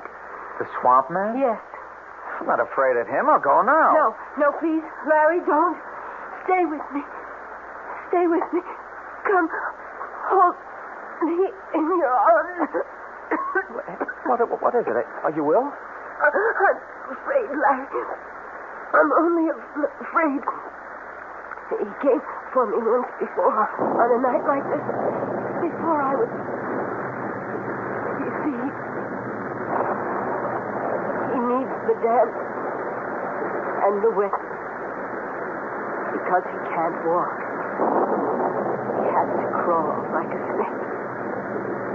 Please. Larry, please, hold me. Hold me. Oh. Do you know what it's like to hold a woman again? To be warm again. To feel you dry and smooth. What? Oh, no. What? He's coming for me. He's coming to take me back. It's the swamp man.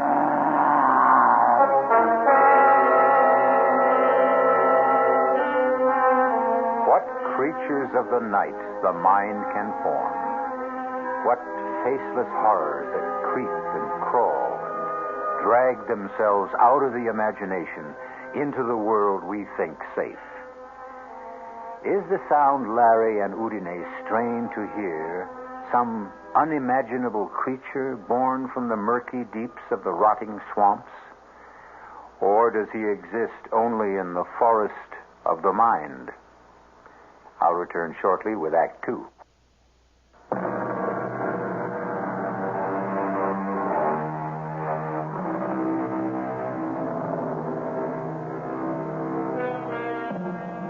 An isolated cabin deep in a semi-tropical swampland. A young man scarred physically and mentally by a tragic accident. A strange girl called only Udine, rescued from being sucked to death in smothering quicksand. And outside, a something that bumps and crawls in the rain-swept night. Listen. Let me go. No. If he's there, I'll get rid of him. You can't stand against the swamp man, Larry. I can try. No, it's me he's come for. Don't go out there. Wait. What is it? Listen. Do you hear anything? The rain has stopped. He isn't moving anymore. Damn all, let's settle this. Larry! It's all right, Udine. Nobody here. And the sun is coming up. Oh, he's afraid of life. He can't face the day. Oh. What is it, Udine? I don't know. I'm burning up. Hold me, Larry. Hold me. You want to, don't you? Yes. I don't know why, but yes. Oh, yes. Oh. Is it because I look like her? Who? Barbara Jane. Maybe. No. Yes. I don't know. I need you so. I need you so. As I need you. As I need you.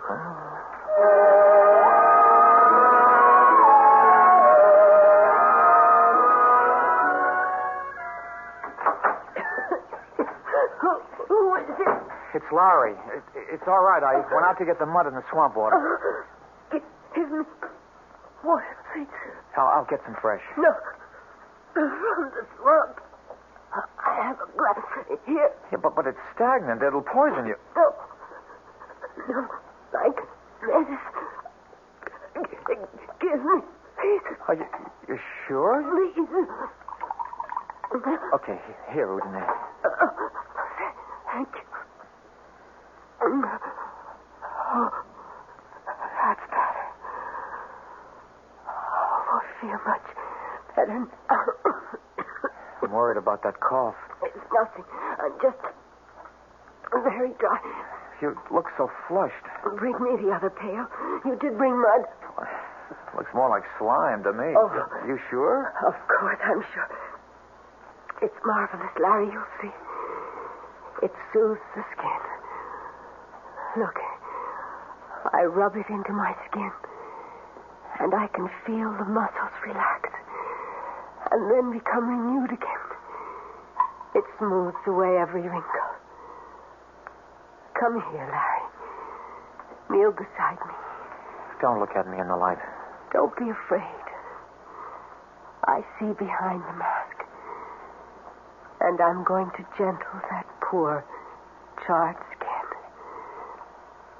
Feel how smooth and gentle. Shut your eyes. And you are in a cave of water. Down in the cool, green depths, quiet and soulful, like a cathedral at the silent bottom of a sun-struck lake. I could have this moment last forever, or choose it for the one to die. Does it feel good? I don't know about this primeval slime. It's all in the touch of your hands. Oh, if only it were. I'm sorry. I'm so tired. Oh, I should let you rest. No. Here, let me get a cloth to wash your face. No, leave it up. Don't. Let me feel your brow. No. Oh, Janae, you're running a fever. I'm going to get it to a doctor. I don't need a doctor. Don't leave me alone. Dearest, what is it you're afraid of? I told you. The swamp man? Yes. But that's plain fancy, hallucination. Oh, Janae, who are you? Where do you come from? Are you a husband, a lover, of a family? No family, no husband, and nobody looking for me but him. But I have a lover now. Larry.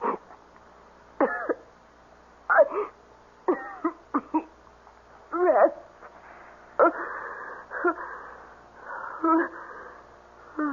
Udine?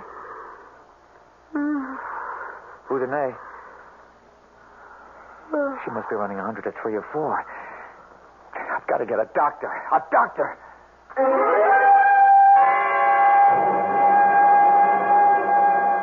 Tarnation, Larry. You can't just bust in here and ask me to go traipsing off into the swamp with you to look at this girl. But she's sick, Dr. Prince. Very sick. It sounds to me like she could have double pneumonia. I can't, son.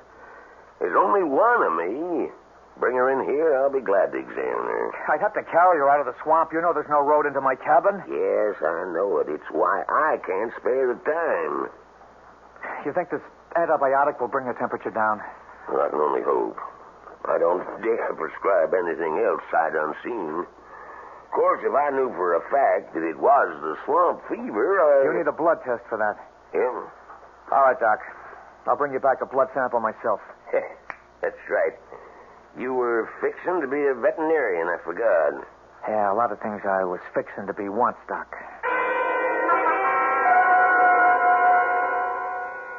There you are, Larry, boy. That'll be $3.75 out of 10. Now, you take 2 every 4 hours. You want some water to start off here? Oh, they're not for me, Jeb. Yeah, well, now, I didn't somehow suspect they was. You don't act like you was sick none. Oh, I'm not. Jeb, I want to buy a gun. Oh, stuff me for a little. I thought you was plumb set against any sort of firearm. Well, I've changed. How much is that one there? This year, 45? Yeah. And a box of shells. Now, what do you want it for? Protection.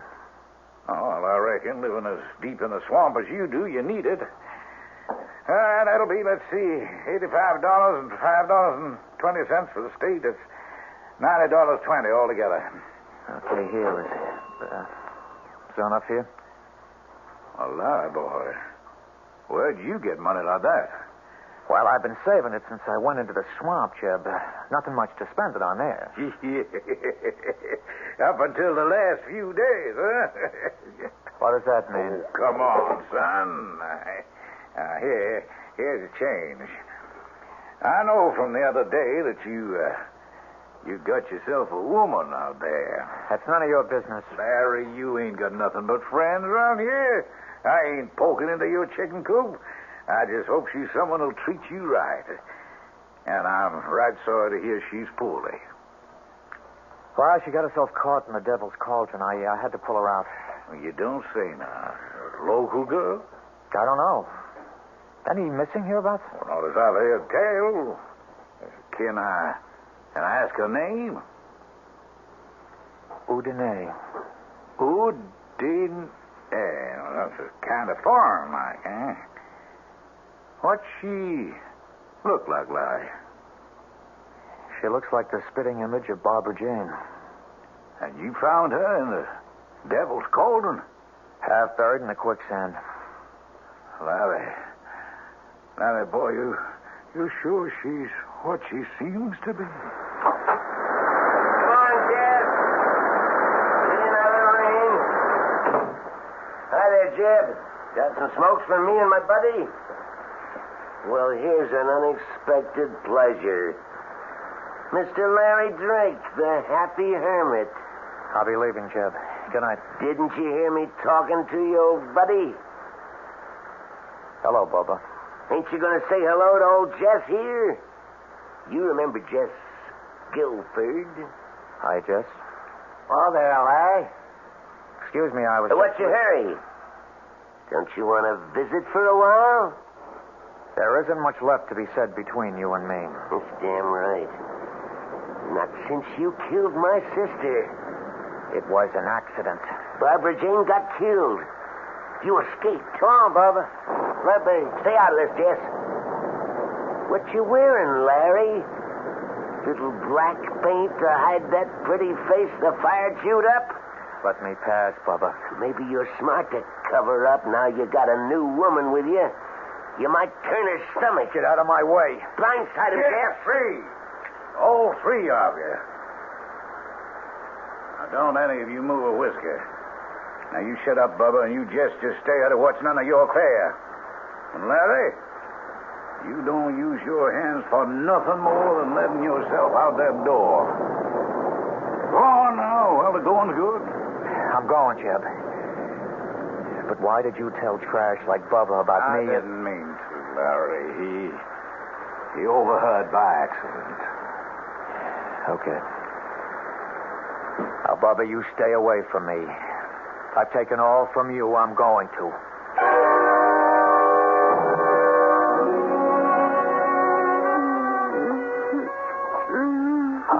Hush, Udine. Larry? Oh, I thought... No, nothing to worry about. How do you feel? Some water, please.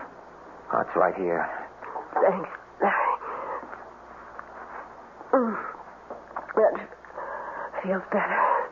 I feel like getting up for a while. I've made us some dinner. If you want me to. Oh, what happened to my dress? I threw it away. It was all stained and torn. Oh, well, then what am I brought you a new one from the store. I hope it fits, and, I mean, you like it. You bought me a new gown? Well, you had to have something to wear. Oh. Open this glass. I haven't had a new gown for... Oh, Larry. It's beautiful. Oh, it's beautiful. Give me a little time by myself to freshen up and put it on. Oh, you're beautiful. You're so beautiful. Is it because I look like her? Yes. And no. Barbara Jane is dead. You're alive. What is it? Nothing. Larry, tired again. So tired. Oh, I've kept you sitting here too long in front of the fire. No.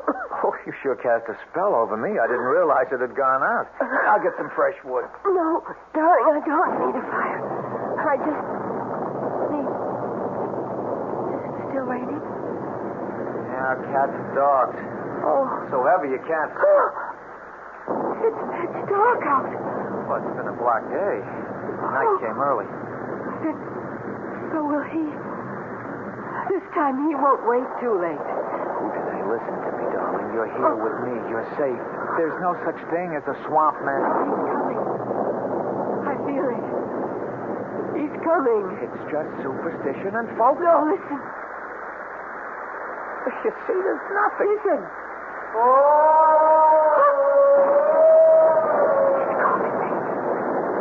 He won't leave without me. He won't leave with you as long as I'm here. No, hurry. Don't go after him. I've brought some protection. My son's no use against him. We'll find out soon enough. Swamp man, if you come for her, you won't get it. I'm giving you one last warning. Stay back.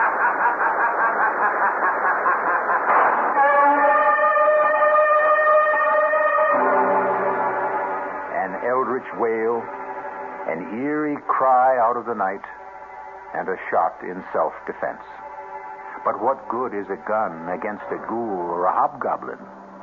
Creatures of the mind and dark night fantasies are not laid to rest by a bullet. I'll return shortly with Act 3.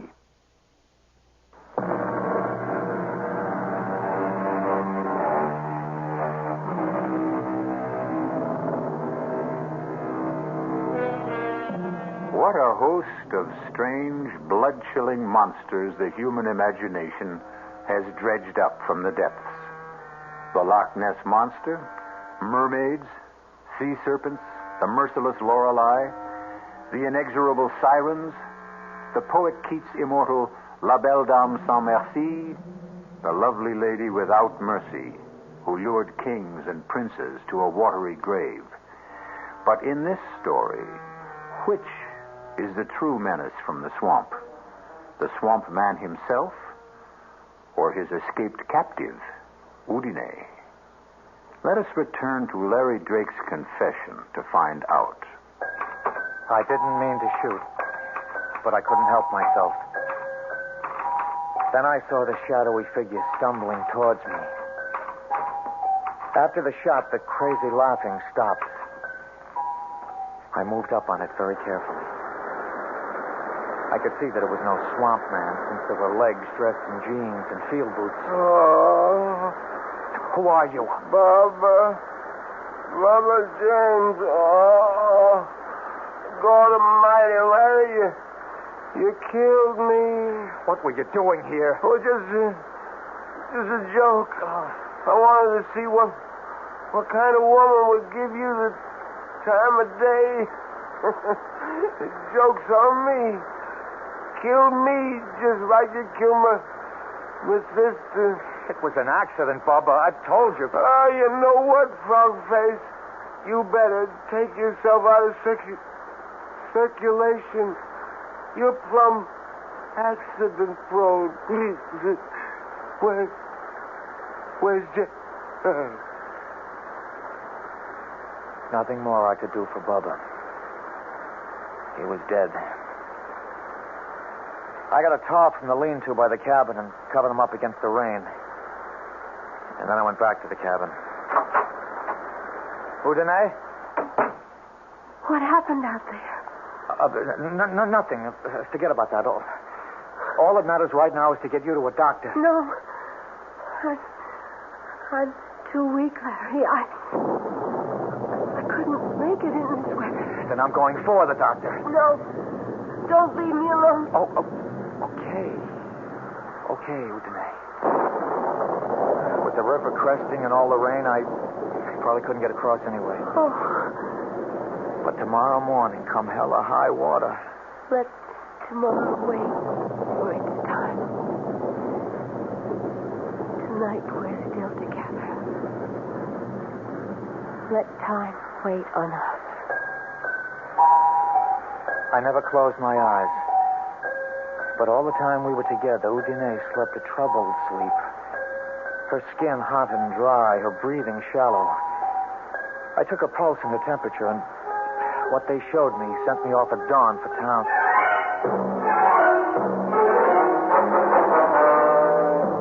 I don't know what the Sam Hill you're up to, Larry. Have you been drinking? No, Doctor. What do you mean? Well, I don't know about the blood sample. That'll have to be tested. But those other vital signs you described... That's why I'm here, to drag you back to see her. Well, it ain't possible. A pulse of under 30, a BP of 60 over 40, flushed and feverish and running a temperature of under 90? Well, she should be cold and clammy. That isn't enough to sustain life, human life anyway. You must have made a mistake. No mistake. I was as careful as I could be. Udine is alive. You can see for yourself when you come.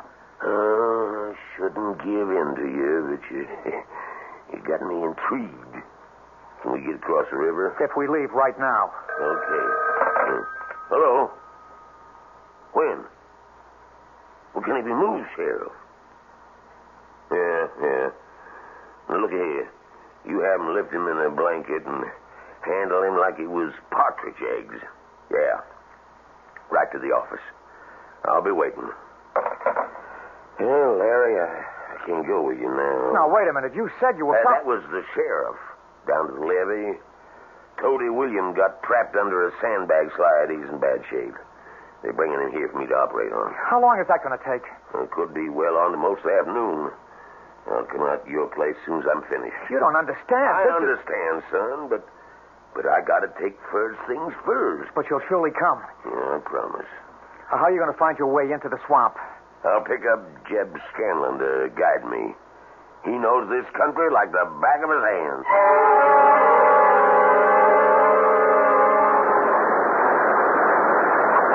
Jeb! Just calling. What is you, boy? You look nigh on the ground. Now, where's your sidekick, Bubba? Bubba, he's dead, Jeb. He's dead. Larry Drake blew a hole in him with a big old 45. Lord almighty. Does Sheriff know about this? No, I just got to town. I thought I might find him here. Oh, he's down the river. Cress goes by this afternoon around 4. Here's your drink. Oh, thank you. When did all this happen? Last night. Bubba and me, You know, Bubba, he figured he was going to bother Larry some about the woman he was supposed to be shacked up with. We come up on the cabin, and the lights was on. And Bubba, he says, I want to give old frog-faced Larry and his fancy woman some big scare. He just watched me make like old swamp man. And then he started calling kind of ghostly-like, and the next thing I knew... Now, come on, boy. Pull yourself together. Larry come out on the porch, and he called out. Then he just let rip with that big old cannon. I heard that slug rip right through Bubba, and I took off for the trees like all the devils in hell was on my tail. So you don't know if Bubba's dead? Oh, the way I heard him take it, I don't see how he could be anything else. You didn't stay to find out? No, sir, not me. You just took out, yeah? Larry don't know you was with Bubba last night? You know, I wouldn't think it. You see, he come out thinking Bubba was the swamp man, and old Bubba, he's just trying to keep up the fun and all that. Yeah, that Bubba was a card. He just picked himself the wrong poker game this time. Sure looks like Larry's got himself mixed up in something mighty strange.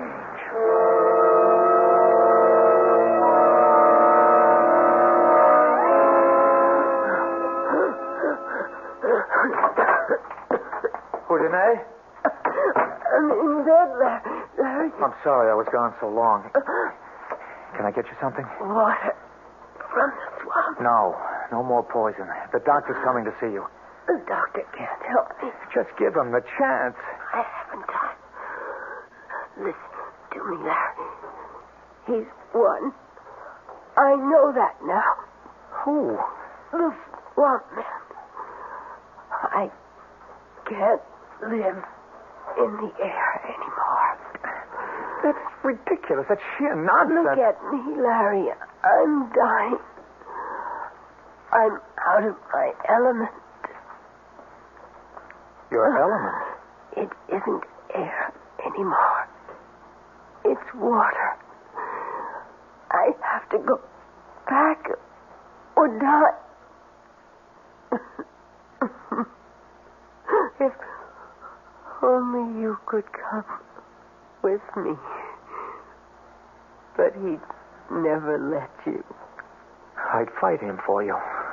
Oh, I suppose you'd try. You love me that much. Larry? Yes? The wine we had at dinner last night. Yes? Could you bring a glass and share it with me? Okay, I'll get it.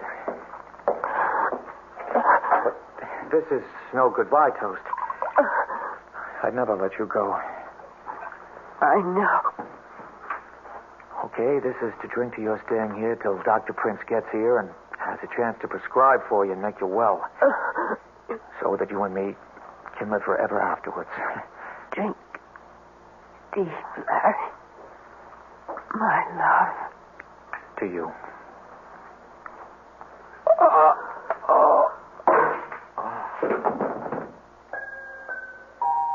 Sleep, my love, till I call for you again. I have to leave you now. The water is green and cool, and it washes the skin like ointment. And the moss dampness makes you whole again. You will be so fair, your skin renewed, your youth returned. So much for so little. What is a soul worth, after all?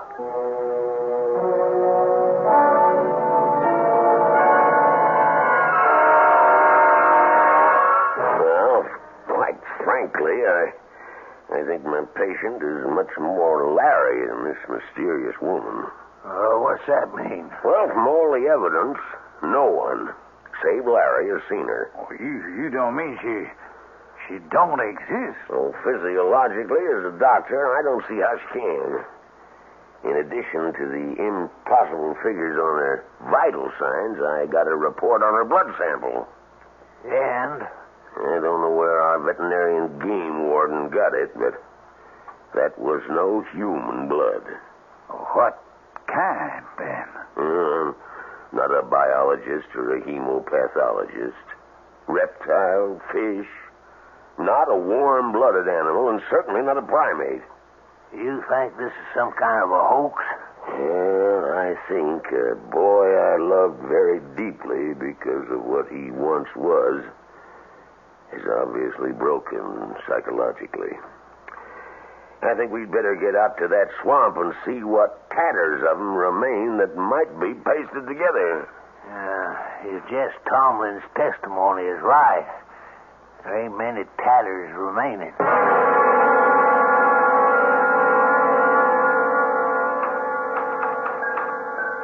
So this is the end of it.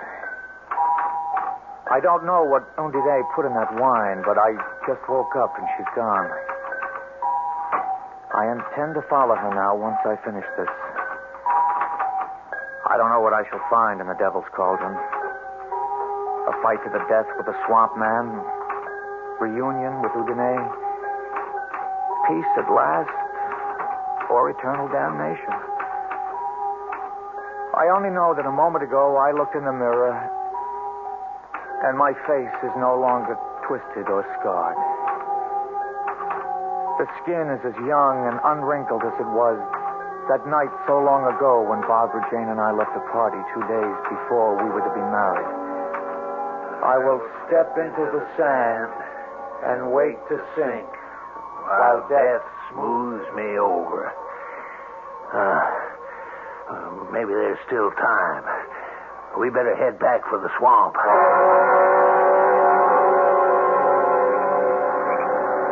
Hold the light higher, Jeb. You ever see anything like that? The old Devil's Cauldron is boiling like the fires of hell was under it. Probably all the rain in the high surface table. Trapped swamp gas bubbling to the surface. Yeah, Larry and old One-Toe locked in combat. Oh, there ought to be some way we could get in there and try to help the boy. You stay where you are. This swamp has brought enough lives in its time. Come daylight, we'll see. My God, look. What's that? I can't see too good. Hold your lanterns high. Oh. Well, that's a body surfacing. It ain't Larry. How do you know in this half-light? I ain't got no legs. That's a swamp man. Or a manatee or some other animal. To that sea. By tomorrow, the currents will have sucked it away. Well, maybe if it is the swamp man, he's the lucky one. Who's to say the woman ain't the one who sucks them dry, spews them out? You spend too much time gossiping around the stove, Jim. It could be. That's what the old ones say. The swamp is a woman that drags men down, often her body, in exchange for their souls.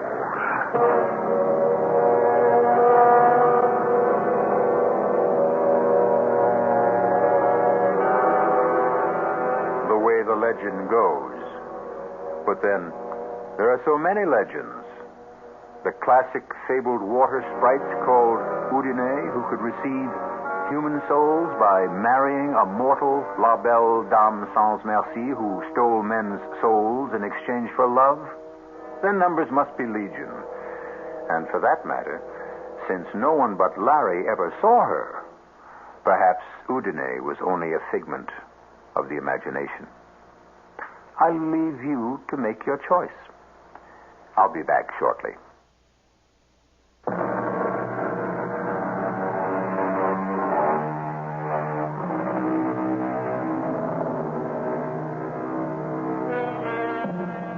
One footnote before we part.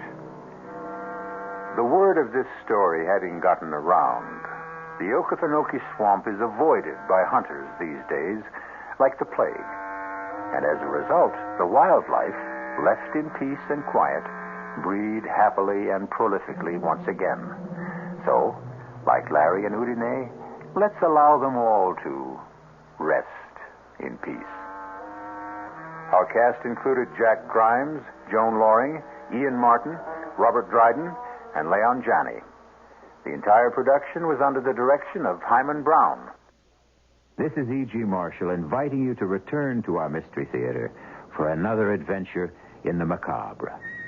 Until next time, pleasant dreams.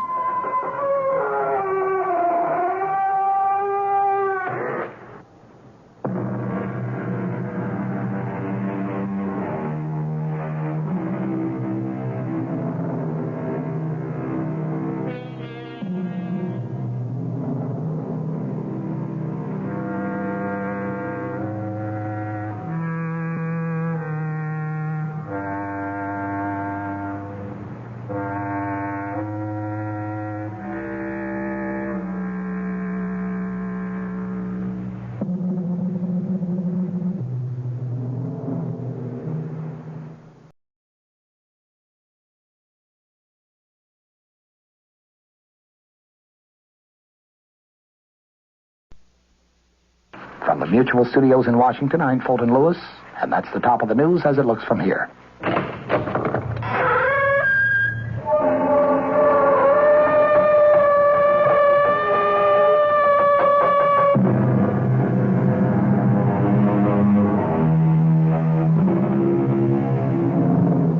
Come in. Welcome. I am E.G. Marshall, and I have a ghost story to tell you. But a most unusual ghost story, since it violates all the established rules. You know the rules for a ghost story. It must be set on some desolate, windswept moor, or perhaps in a ruined, isolated mansion, or a lonely, deserted castle. However, this spine-tingling tale actually takes place in a modern, luxury, high-rise apartment building, and in broad daylight. Don't want to die, George, please. I don't want to die. Margaret, darling, listen to me. No. Margaret, it would be better.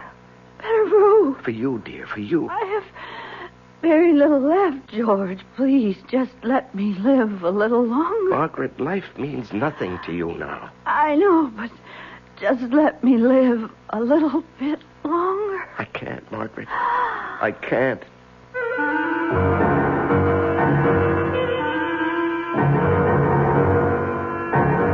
Our mystery drama, The Man Who Heard Voices, was written especially for the Mystery Theater by Sam Dan and stars Larry Haynes.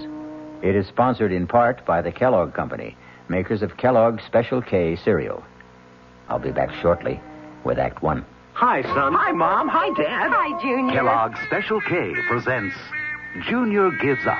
Junior, why aren't you eating your Special K? It's your favorite cereal. Oh, just 'cause. Just 'cause why, honey? Just 'cause Darla said some evil things about it. That's just 'cause why. Hi, Mom. Hi, Dad. Hi, Darla. Hi, Sis. Hi, Junior. Darla, what did you tell Junior about his Special K? Daddy, all I told him was that Special K is good for him. Yeah, and anything that's good for me never seems to taste good. But, Junior, you already know that Special K tastes good. Who do I believe? Darla or my taste buds? What's that, son? Oh, nothing, Dad. Son, Special K is America's favorite high-protein cereal. It's got minerals, vitamins, iron, and all those good, nutritious things. But it got to be so popular over the years because it tastes good, too. You mean it's good for me and tastes good, too? Right, son. Right, Dad. Right, Junior. Right, Mom. Right, indeed. Start your balanced breakfast with Kellogg's Special K. It's nutritious and delicious. Right, Dad.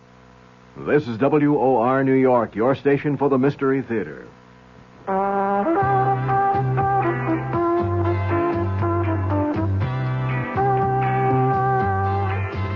No matter what you're saving for, that's what Suburban Savings for Suburban. Suburban Savings offers you a regular savings account with flexibility. You can add any amount to your account whenever you wish. Withdraw whenever you want. Suburban Savings pays a 5.25% annual interest rate on regular savings paid quarterly, which earns an annual effective yield of 5.47%. Interest is compounded continuously from day of deposit to day of withdrawal, as long as $50 is maintained in the account to the end of the quarter. Come into Suburban Savings and open an account with flexibility. our regular savings account. In New Jersey, at Bayonne, Edgewater, Elmwood Park, Emerson, Hackettstown, Morris Plains, Nutley, Paramus, and Sparta.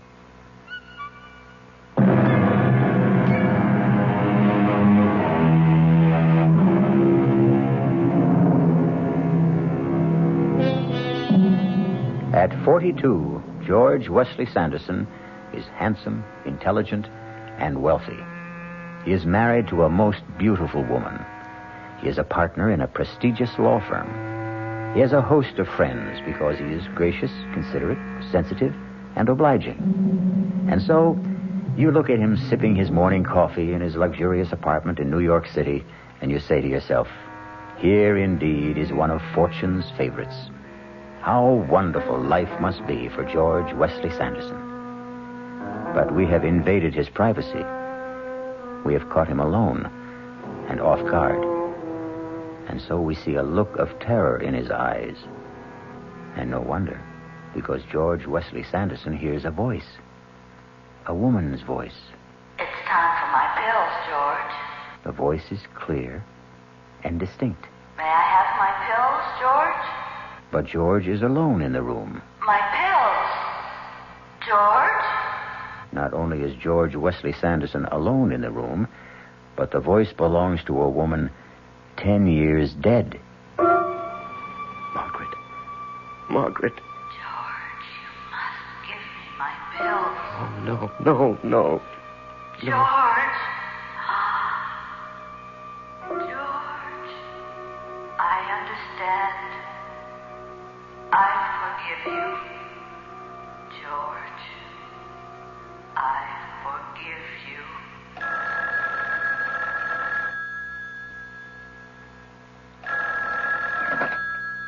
Hello? Georgie, get on the 10 o'clock plane and come down. Georgie, are you there? Yes, I'm here, Sally. We all decided that you should be down here. Well, Well, you what? Are you all right, George? Yes, I'm fine. Good. Get on the plane. Well, darling, somebody has to work. Oh, come on. That silly place runs itself. Goodbye, dear. Georgie, are you sure you're all right? Yes, I'm fine. And, really, I have to get to the office. I notice you'd rather get to the office than fly to me. Darling, it's not what I'd rather do. It's what I have to do. My next husband will be a man with absolutely no ethics at all. Goodbye. My name, as you know, is George Wesley Sanderson. And I must talk to somebody, unburden myself, but there is nobody. Oh, my wife loves me. My father-in-law is most understanding. I have good friends. I could confess to a priest, visit a psychiatrist. But you see, each in his own way would fail me because no one would accept the basic point of my problem. No one would ever believe that I'm a man who hears voices. There are times when I can hear what people think, what they're going to think. And there are times when I can hear people who are miles away or even dead. It started, 15 years ago. I was married to my first wife then. Her name was Margaret. She was 23 years old, vivacious, active, loved sports. She could even beat me in tennis, but she did it with such charm, I didn't mind it a bit. That's out. Oh, that looked into me. Okay. If you want the point, you can have the point. You should have a handicap anyhow. Okay. Just look out for this ace. An ace. How'd you like that, huh? I say, how'd you like that? Margaret?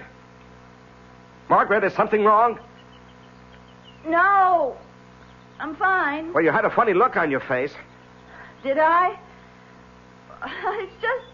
Just what? Nothing. I just had a funny little twinge in my back.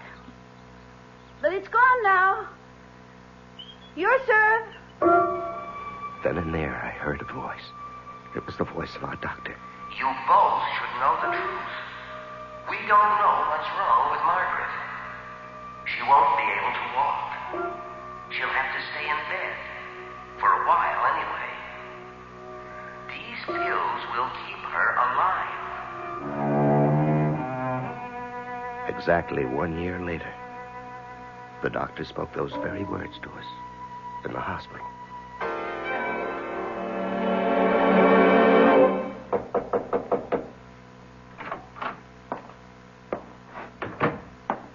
You sent for me, Mr. Cartwright? Yes, George, sit down. Thank you, sir. George, I read your brief on the Hollingsworth case. Brilliant. Is that what you'd like to specialize in? Criminal law? Yes, sir. Good. This firm could use a crackerjack trial lawyer. Let's have dinner one night this week and start making some plans for you. Well, sir, I really can't go out much at night. You know? No, you see, my wife is bedridden. Oh, well, I'm sorry to hear that. We don't even know what it is. One of those mysterious ailments. Anyhow, she has to have constant attention. I have a woman who stays with her during the day, but at night I can't leave her alone. Well, that's too bad. We'll arrange for lunch, perhaps. Then I heard his voice. His silent voice, but to me, it was crystal clear. Too bad. We may have to forget about George. It's a tragedy. But if he wants to be an 8-hour-a-day man, he'll remain in an 8-hour-a-day job.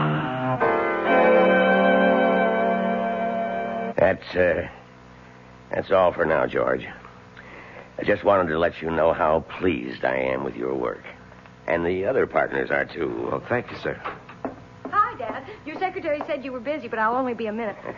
Well, hello. Who is this? This is one of our new young attorneys, George Wesley Sanderson, and my daughter, Sally. How do you do? George Wesley Sanderson. Even sounds like a great lawyer. Now, dear, save that ravishing smile for where it'll do you some good. George Sanderson is a married man. And once again, I heard a voice. Sally's voice. I don't care if he is married. I want him. I never believed it, but now I know it's absolutely true. There is such a thing as love at first sight. I love him.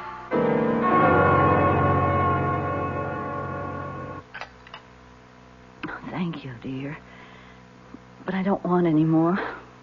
It's time for my pill. Oh, yes, so it is. I'll get it for you. Those pills, they're like a lifeline. Well, let's be thankful they work. Poor George. You've become a full-time nurse. And in addition, you've got a full-time job. You really don't get much sleep, darling. You have to set an alarm every 2 hours to give me my pill. Darling, we stood up together and we took a vow for richer, for poorer, for better, for worse, in sickness and health. Till death do us part. Let's change the subject, huh? Okay. Well, how'd it go at work today? Oh, everybody flipped for the way I handled the Hollingsworth case. Oh, will it mean a promotion? Well, maybe, but more important is the additional money. Oh, George. Now what? If you become important, we'll be expected to entertain. Oh, no, nothing of the sort. I'm going to run my business the way I want. I intend to do my work during the day, in the office. I don't have to socialize with people. Merit, ability, that's what should count.